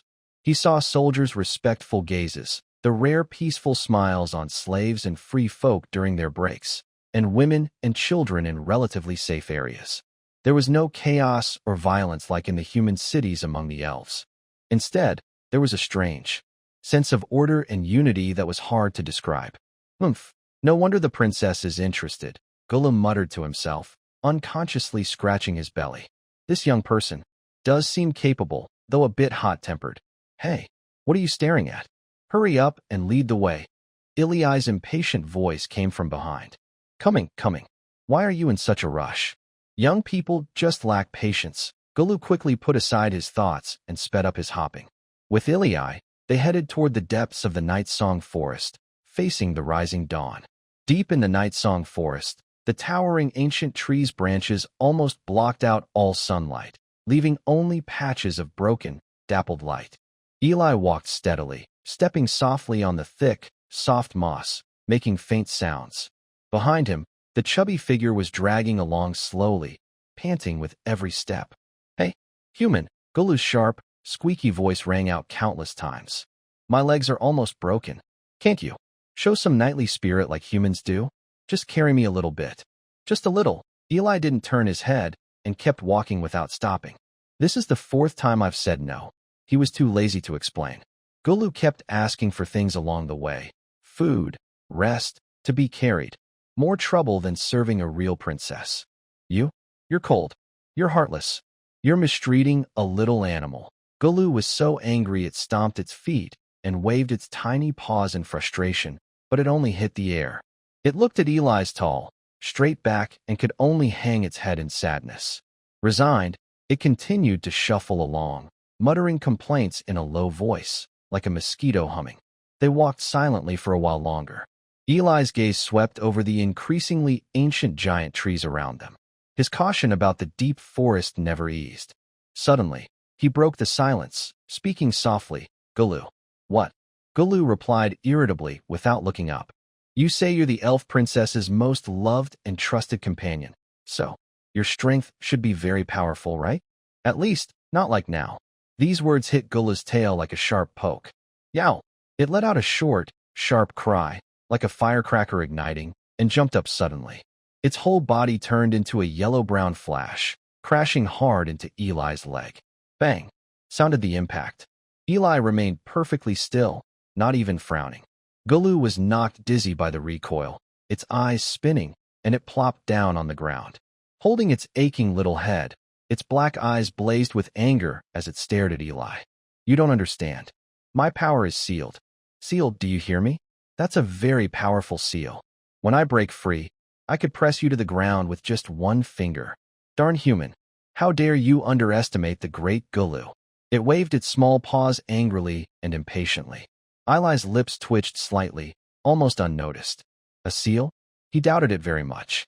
The two, or rather, one person and one mouse, fell silent again, walking one after the other through the dense forest. They traveled for about half an hour more. Suddenly, Eli's steps stopped without warning. Oh, Gulu, who was busy walking and muttering about annoying humans and I'm starving, was caught off guard when its round head bumped into Eli's sturdy calf. Why did you bump into me? Gulu held its aching forehead and blamed Eli. But when its eyes crossed Eli's leg and saw what was ahead, all its complaints and anger disappeared instantly. Eli ignored it. His gaze, his entire focus, was fixed on the scene before him. Ahead, the dense primal forest seemed to be forcibly cut off by an invisible giant hand. A huge, breathtaking lake suddenly appeared in view. The water was a deep, pure blue-green, like the finest jade melted and spread across the land. It was so calm there were no ripples, smooth as a mirror, reflecting the sky above, broken into fragments by ancient tree branches and the lush forest around. The shoreline was winding and dotted with countless unknown flowers, glowing faintly or emitting strange scents. The air was so fresh, as if it had been thoroughly washed, filled with a strong sense of life. The perfect silence and grandeur made Eli's mind go blank for a moment. He had seen the bleakness of deserts, the smoke of Obsidian territories, but he had never seen such a pure, breathtaking natural wonder. Beautiful, that was the only word he could think of at this moment. Gulu snorted proudly, holding its tiny paws, hopping to Eli's feet, its small head held high. See, tiny human, this is the real good place. Much better than your stinky, stone-built cities. This is a gift from nature, a sacred place for elves. After bragging, it paid no attention to Eli, who was still immersed in shock, and quickly ran to the clear lake. Facing the mirror-like surface, it shouted loudly with all its strength. Hey, I brought the person, Valerian. Open the door. A sharp, high-pitched voice echoes over the vast lake, reaching far and wide. Eli was awakened by the shout, and in the next moment, his pupils shrank to pinpoints. The calm, deep blue water in front of Gulu suddenly began to rise without warning. The lake water churned as if boiling, splitting apart. A huge head covered in dark blue diamond-shaped scales slowly emerged from the water. Water droplets fell like a waterfall from its smooth, cold scales. The outline of the head, fierce, majestic, just like in the legends. Its large eyelids slowly lifted, revealing a pair of giant pupils like golden vertical slits. A cold, ancient gaze filled with an indescribable, terrifying pressure fixed tightly on Eli standing at the shore. Eli felt a primal, irresistible fear wash over him like a tidal wave. His silver hand trembled uncontrollably. A dragon? Under the lake in Nightsong Forest. Is there really a sleeping dragon? Just as the huge head fully surfaced, connecting to its long, elegant neck, Eli noticed a key difference. Below the head, the body was connected, no claws, no sturdy limbs, only a long, powerful body covered in dark blue scales, winding like a giant python. It looked like a dragon, but without claws. What is it? Valerian's molten gold vertical pupils simply glanced indifferently at Eli. Then, the giant head slightly turned toward Gulu, as if confirming something. Next, in Eli's terrified eyes, Valerian, the beast, opened its massive mouth filled with sharp, deadly teeth toward the lake in front of it. No roar, no growl. The lake in front of it seemed to be parted by an invisible force. A transparent staircase, made of flowing water, extended downward from the lake surface. On both sides of the staircase, the water flowed like crystal walls. Eli's mind instantly flashed with this image, and he was overwhelmed with shock. Stop staring. Follow me. Gulu shouted back at Eli. It took the first step with its short legs, jumping onto the magical staircase made of flowing lake water. Eli looked at the passage leading to the unknown lake bottom, then at the cold, deep golden eyes at the entrance. The pressure in that gaze hadn't fully disappeared, like an invisible chain wrapped around him. He took a deep breath, forcing himself to suppress the trembling of his legs wanting to run away. He cursed his own cowardice silently. Having fought in the beast tide and faced death threats, how could he be afraid now? He stepped forward, one step at a time, onto the flowing staircase. Under his feet was moving yet steady water, feeling icy and strange. On both sides, water walls constantly flowed and changed, with huge water plants swaying like forests and colorful fish swimming peacefully nearby. This scene reminded Eli of the underwater tunnel from his past life. But it was more magical, more surreal. The passage extended downward, the light gradually dimmed, but the lake water seemed to emit a gentle glow, not appearing sinister. After walking several hundred steps, suddenly, the view opened up. At the end of the passage was a large dry space. In the center stood an archway carved from a jade stone that emitted a soft white light. A small paw pressed against the giant door. A strange glow flashed, and the door slowly opened. It looked back at Eli, who was following behind, a hint of cleverness flashing in its tiny black eyes. It deliberately cleared its throat. Oomph. Kid, since you're here, it proudly patted the jade door with its paw. Just wait quietly for your end. Inside there are, all right, Gulu. A voice like wind chimes ringing in a quiet mountain valley echoed in the open space. It was the ethereal whisper from deep within the night song forest, which had once directly touched his soul. Gulu's threatening words suddenly caught in his throat, and it shrank its neck. It made a face at the front, clearly unhappy about being interrupted. As this voice sounded, the space ahead slightly twisted. Then, in Eli's disbelief, the air above the tall jade base in the palace's center rippled like water waves. A figure suddenly appeared silently and without warning, as if she had always been there. She sat gracefully on a throne carved from a single, pure crystal. Her long hair, silver and flowing like a waterfall of moonlight, nearly touched the ground. Her features were so delicate, like the most perfect work of a creator, with every line radiating a beauty beyond the mortal world. Her eyes, like the deepest starry sky, calm and still. She wore a simple, elegant silver dress that outlined her slender, perfect figure. Her presence seemed to embody the very idea of beauty. When Iliai's gaze fell on that figure, my mind went completely blank. I could even feel my heart skip a beat. But my strong willpower immediately took over. I lowered my eyes. I forced myself to suppress the almost worshipful impulse in my heart. Taking a deep breath, I placed my right fist over my chest and bowed deeply to the figure on the throne. Eli Pendragon, greetings to the princess. Eli Pendragon, greetings to the princess. The respectful words echoed through the empty space. Then, a gentle yet irresistible force straightened his bowed body firmly. On the throne, Princess Eileen looked at him calmly. No need for such formality. Her gaze shifted to Gulu, who was trying hard to puff out his chest and straighten up, with a hint of helplessness in her tone. Gulu is stubborn and lively, and I suppose he has caused you quite a bit of trouble along the way. Hey, Your Highness. I didn't. Gulu immediately jumped, paws on hips, protesting loudly. I completed my task diligently. I was almost cut down by that fierce human. It's him who caused me trouble. Iliai's gaze swept calmly over the excited Gulu, his voice steady and sincere. Your Highness, you are too kind. Gulu is naturally innocent, lively, and adorable. And he paused, speaking smoothly and naturally. He is strong and brave, escorting us all the way, doing his duty. It is an honor for Pendragon. Ha ha. Ha ha. As soon as Iliai finished speaking, the angry Gulu suddenly burst into laughter.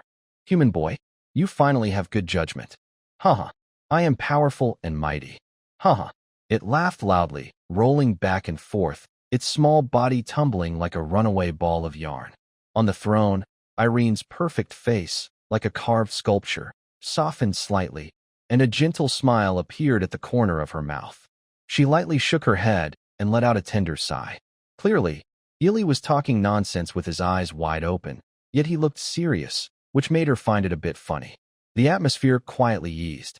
Ili keenly noticed this. He no longer hesitated and directly got to the point. Your Highness, may I ask why you summoned Pendragon? Irene's face returned to calm. She didn't answer Ili's question directly. Her starry eyes, like the night sky, fell on Ili's snowy white hair, and she spoke softly. Are you an elf? Here it is. The key question. Ili's heart tightened. Luckily, he was already prepared with his words. He slightly opened his mouth, ready to admit to a possible misunderstanding. No. A clear, firm word suddenly burst out of him. Ili's pupils shrank sharply. What's going on? His body. It felt as if an invisible force was controlling him. He looked in shock at the calm, starry eyes on the throne, feeling completely seen through. He could only watch helplessly as his mouth moved uncontrollably. I am not an elf. I just happened to find and absorb a moonlight spring from an elf relic. What? Gulu suddenly sat up from the ground, eyes wide with surprise. Moonlight spring? You actually drank from our elf tribe's sacred spring? That's a supreme treasure only royal bloodlines can bathe in. No wonder. No wonder Valerian looked at you more than once. You. It stammered, trembling with its tiny paws, as if Ili had committed a terrible crime. Ili's heart sank to the bottom. He stiffened in place, feeling the double pressure from Gulu's screams and Irene's calm gaze. He knew that in front of this mysterious and powerful elf princess, He had completely revealed himself. From the very beginning of this negotiation, he had no leverage, and now he was in an even worse position. Without hesitation, Eligo decisively knelt on one knee. He lowered his head and said, "Your Highness, regarding the Moonlight Sacred Spring, I truly did not mean to offend. But since it is a fact, I am willing to accept all consequences." He lowered his stance completely, leaving the decision entirely to her. Inside the jade space, everything was silent. On the throne, Eileen quietly watched the white-haired human below. After a moment, her ethereal voice sounded again, calm and emotionless. "The Moonlight Sacred Spring is indeed the highest sacred object of our elf race. Over many years, very few springs have been left on Earth. Finding one and successfully absorbing its essence is your fate." Her tone was very flat. This calmness slightly eased the tension in Ely's heart. She did not immediately unleash her anger. "But," Eileen continued, "fate is fate, but there must be an explanation." Ely's heart tightened again, and he held his breath, focusing intently. Eileen's lips seemed to curve into a sly smile. "Over 500 years ago, a brave human entered our sacred land and stole a very important treasure." 500 years ago? Ely looked up, his blue eyes filled with questions. Eileen's gaze seemed to carry a hint of amusement. "That human's name, I believe you've heard of. His name is Caesar Aurora." This name exploded like thunder in Ely's mind. "The founding emperor of the Orlando Kingdom? Ancestor of the royal Aurora family?" "Your Highness," Ely's voice was hoarse with shock. "Are you saying I should go deal with the royal family? Find the stolen treasure?" It sounded like a fairy tale. Sending him to confront the very foundation of a kingdom? That was more absurd than slaying a dragon. "Please, Your Highness, just kill me," Ely said with a nearly hopeless calm.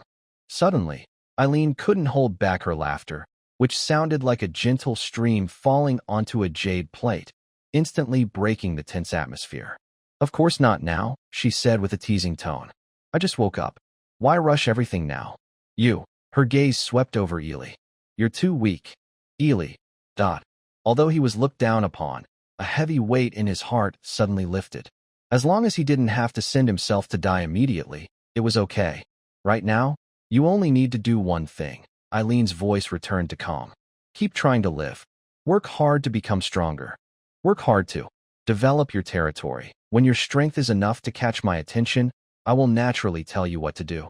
Ely felt a bitter taste in his mouth. The cost of the Moonlight Spring was heavier than he expected. A chain, unknown when it would fall, was inexplicably placed around his neck. It bound him tightly to this mysterious elven princess. But did he have a choice? In the face of an absolute power gap, in front of the unavoidable truth of the Moonlight Spring, no. He took a deep breath, lowered his head again, and his voice regained its usual calm. "I understand. I will follow your Highness's orders." "Good." Eileen seemed somewhat satisfied with his attitude. She stood up gracefully. "Remember my name, Eileen. If you need anything in the future, I will contact you." "Yes, Your Highness Eileen," Ely replied respectfully. "Oh, by the way," Eileen suddenly remembered something. Her slender, jade-like finger casually waved in the air. A slight twist of space occurred. In Ely and Gulu's surprised gazes, a long sword with an ancient, weathered appearance and a sense of age appeared out of thin air on the empty ground in front of Eileen. But this sword was not just placed normally. Its tip was downward, deeply embedded in a grayish-white boulder about 1/2 meter high. The sword's blade fit perfectly into the stone, as if they were one. "Nice to meet you." Eileen's voice carried a hint of mischief. "I have a gift for you. It is said." She pointed to the sword stuck in the stone. "This is the sword of the king, passed down by the elves. Ancient prophecy says only a true king can pull it out of the stone. You dare to try?" Gulu's black bean eyes immediately lit up. Curious, he leaned closer to the sword in the stone and tentatively poked the cold hilt with his small paw. Eli's gaze fell on the legendary sword embedded in the stone, calm and steady. The words of the old butler echoed in his mind. Yes, the gift of fate always comes with a price. He remained silent for a few seconds, then looked up at Aaron. His voice was calm. "Your Highness, I think. Perhaps you are mistaken." "Oh," Aaron raised an eyebrow, seeming a bit surprised by this answer. "Not everyone who pulls out this sword can become a king. Eli said each word carefully. But only the sword in the hands of a true king is the real sword of the king. He glanced again at the simple, ancient sword stuck in the ordinary stone. This sword itself doesn't decide who is the king. After he finished speaking, the space inside the jade stone fell into a brief silence. Gulu, the little clawed creature, froze in midair, its big black eyes wide with surprise. Suddenly, a ripple from the sword's energy caused it to fall to the ground. This sword, it seems to be angry. In front of the throne, Erin's calm and cunning expression was replaced for the first time by shock. She quietly looked at Eli, gazing for a long time. Her eyes no longer looked down on him, but carried a complex, hard-to-understand curiosity. You're right, Eli. After a long pause, Erin's ethereal voice sounded again, carrying an indescribable meaning that was different from before. She gently waved her hand, and the ancient sword in the stone, along with the large rock, disappeared silently into the air, as if it had never been there. Without any extra words, a soft light enveloped Eli, and the space around him slightly twisted. In the next moment, Eli's figure vanished from the spot. The jade space returned to its original silence. Bah! Gulu pouted at where Eli had disappeared and snorted disdainfully. Acting so cool. The princess doesn't even give him face. Not grateful at all. He's probably just afraid he can't pull it out. It jumped back to Erin's feet and asked, Your Highness, what do you think of him? He's got a bad temper and looks fierce, but he seems pretty clever, and he's managing the territory quite well. It scratched its tiny belly with its paw and added in a serious tone. Moreover, speaking of which, having absorbed the moon spring, he should now be considered the only male elf. Our elven race's continuation also. He hadn't finished speaking. Suddenly, an invisible force struck his round body. With a short, sharp scream, the great Gulu lord was like a fluffy ball shot out forcefully.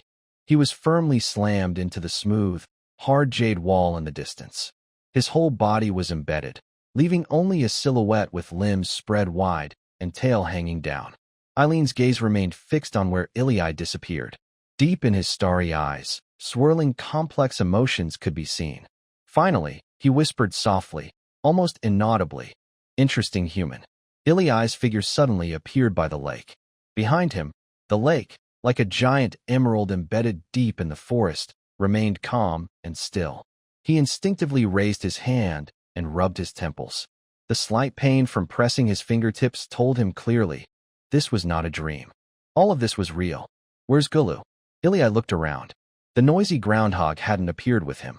He tugged at the corner of his mouth, showing a self-deprecating smile. He wanted to ask about the beast tide that almost destroyed the black collar, whether it had anything to do with elves. But before he could speak, the other side casually sent him away. He muttered softly, shaking off those distant and unrealistic thoughts. Elven princess, dragon, royal family. These existences are too high-level. Right now, he was just a small baron who had just found his footing in the wilderness. He had already paid the price for the moon spring. The only thing he could do now was walk steadily on his path. He took one last look at the beautiful lake, then turned and walked firmly back along the way he came. The tall, ancient trees closed behind him, blocking out that mysterious blue-green. When the familiar voices of the Black Collar Valley faintly reached his ears, an indescribable sense of relief flooded through him. From afar, the stone wall at the edge of the valley had grown taller once again. Under the sunlight, the rough wall surface still shows wet patches of freshly applied mud, shining with a yellowish-brown glow. Although the work is far from finished, this visible progress makes Ili smile with satisfaction. Lord, Master has returned. At the city gate, the security officer on duty saw the distinctive figure with white hair from afar and immediately bowed respectfully, filled with admiration. Ili casually waved his hand, and the soldiers quickly pushed the heavy gate hinges together. With a creaking sound, the iron-bound wooden door slowly opened inward. Passing through the busy camp, Ili headed straight to the Lord's fortress. He pushed open the heavy wooden door of the study. Ella was facing away from him, busy working at the desk. Hearing the noise, she suddenly turned around. Ili, Ella's purple eyes lit up instantly as she hurried to meet him. She carefully examined him, as if trying to confirm he was unharmed, until she saw no injuries on him, and that he looked calm as usual. The faint worry in her eyes quietly disappeared. How was it? Did you see Her Highness the Princess? What is she like? She paused, scanning around behind Ilya with a curious look. Huh? Gulu? Didn't come back with you. Seeing Ella's concerned and curious face, Ilya felt a warm flicker in his heart. He deliberately spoke in a very calm tone. Oh, that noisy groundhog. Too loud. I roasted and ate it halfway here. Ella was stunned at first, then reacted quickly, clenched her small fist, and punched Ilya in the chest. You're teasing me again. I'll hit you. Tell me, where did Gulu go? Ilya was about to grab Ella's wrist and tease her a little more when suddenly, a sharp knocking interrupted the brief warmth in the study. Knock, knock, knock. Knock, knock, knock. Ilya released Ella's hand and said loudly, Come in. The door was pushed open, revealing a dusty and hurried EST. Behind him followed two familiar figures. Karen, the manager of the North Trade Guild, and Pierre. Young master, Manager Karen and Manager Pierre have arrived. S stepped aside to let them in. As soon as Karen entered, he immediately put on his typical enthusiastic merchant smile and bowed deeply to Ilya. Honorable Baron Pendregan. Good day. Please forgive our sudden intrusion, followed by open admiration and flattery. Oh my, how much time has passed? Your territory is changing so quickly. This city wall. Impressive. So strong and grand. Even the outer wall of Thorn City is not as sturdy, right? Baron, your leadership is truly remarkable. Pierre quickly bowed and agreed from the side. Yes, yes. Clerk Karen is right. Your skills as a noble are truly admirable. Eli did not speak, but looked calmly at Karen with his blue eyes. The invisible pressure made Karen's smile stiffen slightly. Save the pleasantries. Just get to the main point. Karen immediately stopped smiling. Understood, sir. So, our trading caravan recently traveled south and happened to meet your agent, Master Dast, who was heading to Thorn City for trade. Master Dast was carrying a large amount of animal hides, teeth, and claws, quite a lot. When we saw it was the Baron's goods, we didn't hesitate. We exchanged them for supplies like grain, salt, and iron, as you requested. The trade was completed on the spot. Everything went smoothly. All the exchanged goods have already been sent to Black Ridge and are waiting outside the valley entrance. Master Dast also returned with us and is now counting and unloading the cargo outside. A hint of satisfaction flickered in Eli's eyes. Good work, he nodded slightly, acknowledging North Trade's service. With Eli's approval, Karen and Pierre relaxed and their smiles returned. It's our honor to serve the Baron. Karen rubbed his hands and moved on to the main topic. Additionally, Sir, our visit is mainly regarding the population request made by Lady Esther. Eli's gaze sharpened. How many people have you brought? Karen immediately became very careful, carefully raising one finger on his left hand, then quickly extending 5 fingers on his right hand. Sir, this time, a total of 1,500 people, all carefully selected strong and capable workers, just as you requested. Healthy, quick, and reliable, definitely good laborers. He hurried to add, worried Eli might think it was too many. Considering the large number of people, the long journey, and the difficulty in managing, we divided the transport into 2 groups. The first group of 800 people has already arrived outside the valley with us. The second group is still on the way and should arrive in about 3 days. How many do you need? We will arrange the second group's destination accordingly. All of them. These 3 simple words were spoken calmly by Ilya again. Karen's smile instantly froze, and his mouth opened slightly. Pierre gasped dramatically, eyes wide with surprise. Again, all of them. Karen's voice trembled with disbelief. He even wondered if he had heard wrong. 1,500 people. That's not just 1,500 copper coins. The cost of escorting slaves and the expenses on the road are astronomical. Could it be that this Baron really found the legendary gold mine underground? Pierre stammered to confirm. My lord, are you sure? That's 1,500 people. I am sure, Ilya said calmly, without any change in tone. The first group will stay in the Black Collar Valley for settlement. As for the second group, he paused briefly. Please, your trading caravan, make another effort and deliver them directly to Lucerne City, to Lord Brandon. Tell him these are the workers I am sending, and he can arrange everything. The shock was so great that Karen and Pierre's minds went blank, and they could only nod mechanically. Yes, yes, my lord. We understand. The first group stays in Black Collar, and the second goes to Thorn City, to Lord Brandon. After the shock came overwhelming joy. A slave trade involving 1,500 people. This was one of the largest single population transactions in the history of the North Commerce Guild. Karen forced himself to suppress his pounding heart and tried to keep his voice steady. Then he asked, "My lord, according to the previous agreed price, per person, considering the longer journey and the large number, our guild has taken on great risk and cost. The total is 1,042 gold coins. But since you are our most important guest, and this is such a large deal, we will give you a small discount, rounded up to 1,000 gold coins." When he announced the number, his voice trembled slightly, and he kept a close eye on Ely, afraid that the other might change his mind or try to lower the price. Ely showed no hesitation. "All right, Este, young master." Este immediately stepped forward. "Go to the treasury." Ely instinctively wanted to say, "Ask Steward Sebastian for the funds," but he remembered that the mysterious old steward was still nowhere to be seen. A faint feeling of disappointment crossed his mind, but he quickly changed his words. "Follow me. I'll take you there." Karen and Pierre hurriedly bowed. "Yes, sir." Soon after, the gold coins had been loaded onto the cart. Karen looked at the full cart and Ely's territory, and a desire to be friends with Ely grew in his mind. He hesitated a little, but finally spoke. "Lord Baron, I wonder if you would be willing to hear a humble merchant's advice." Ely's eyes showed curiosity. "Oh, go ahead." Karen let out a breath of relief. "Sir, this was also our oversight. During the process of allocating slaves, perhaps because of the overwhelming display," he paused, then continued, "it attracted the attention of some interested people.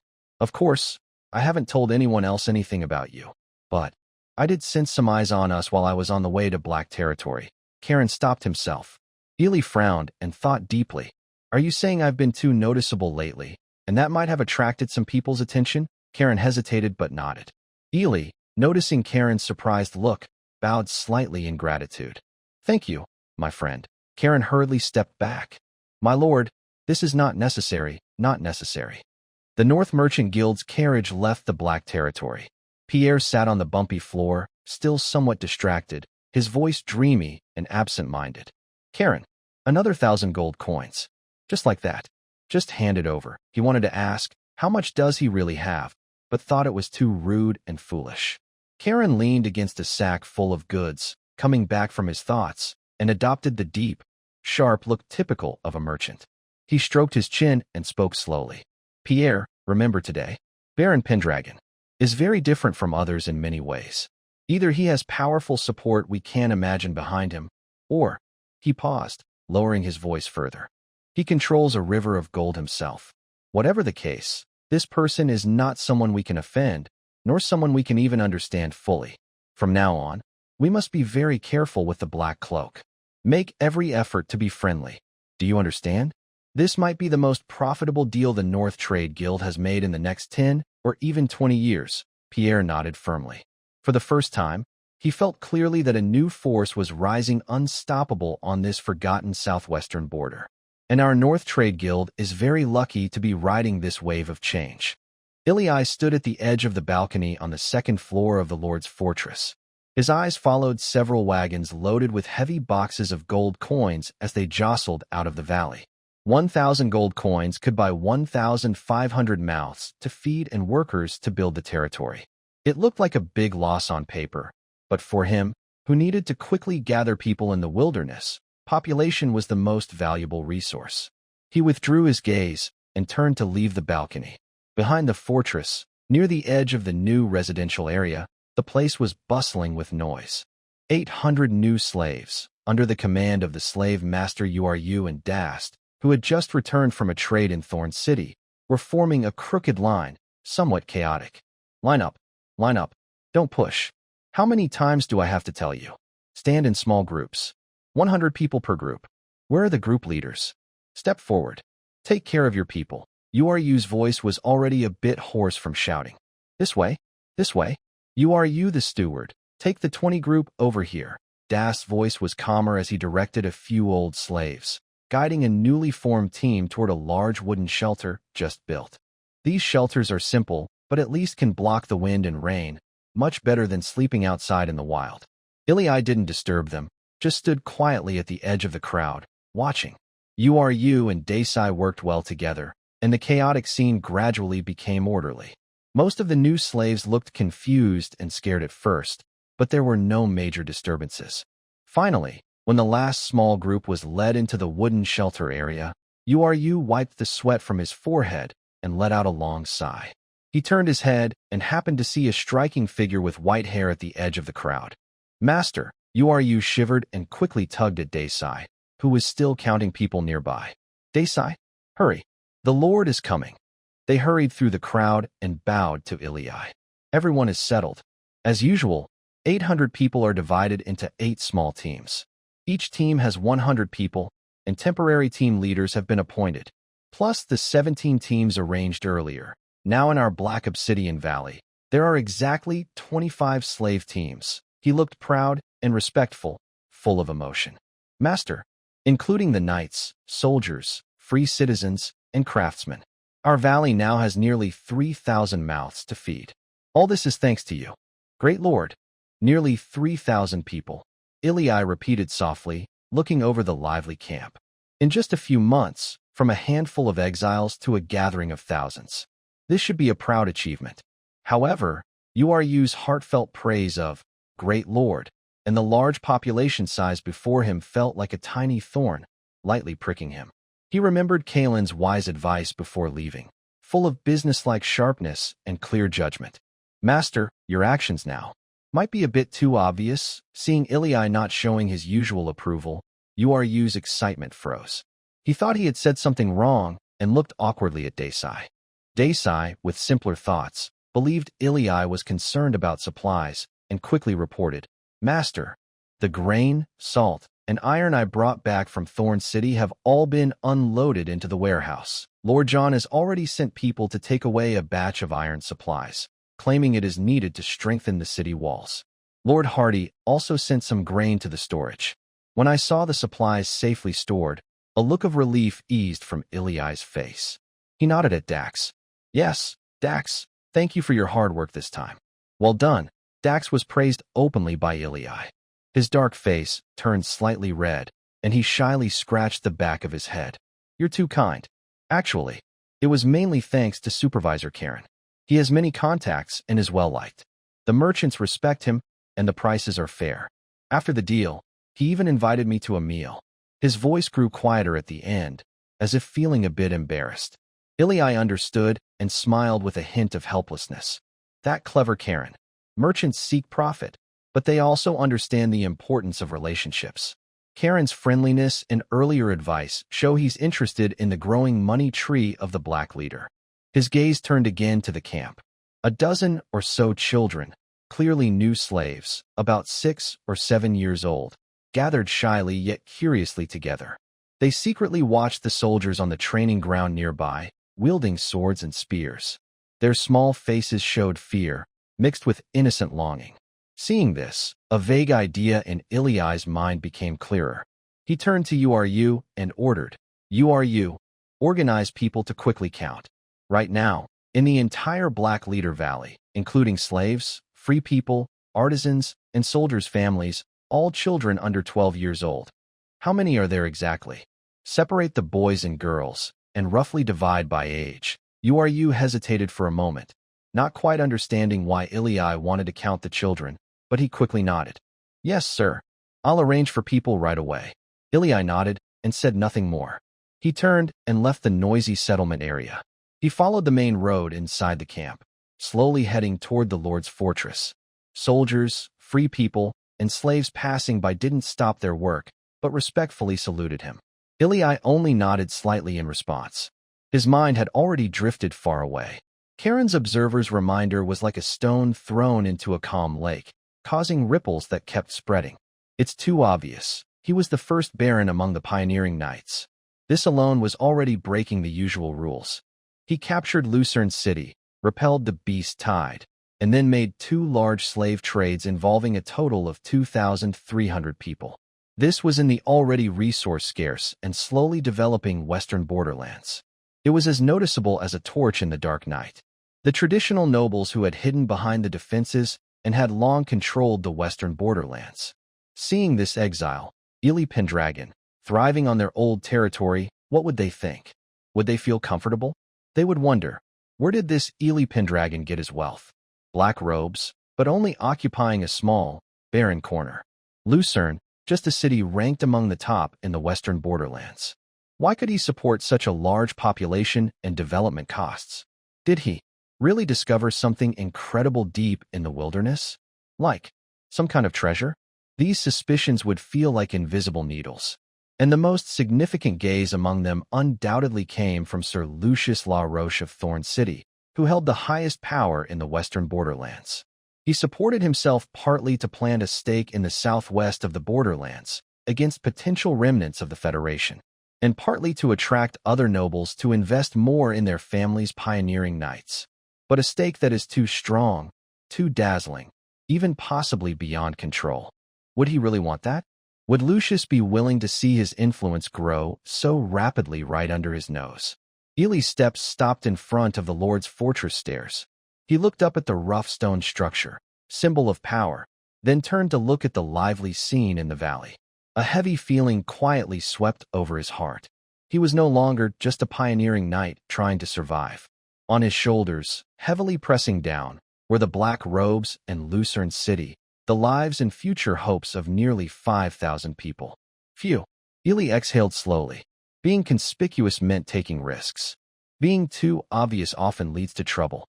Kalen is right. At least for now, we must calm down and turn showy into reserved. Be modest. Bide your time. Digest and adapt. Integrate the new population into the territory, turning them into productivity and defense. Strengthen the walls, train the soldiers, cultivate the land, and gather supplies. Silently, deepen and solidify the foundation. Only with strong roots can the branches grow lush, and only then can we stand firm against future storms.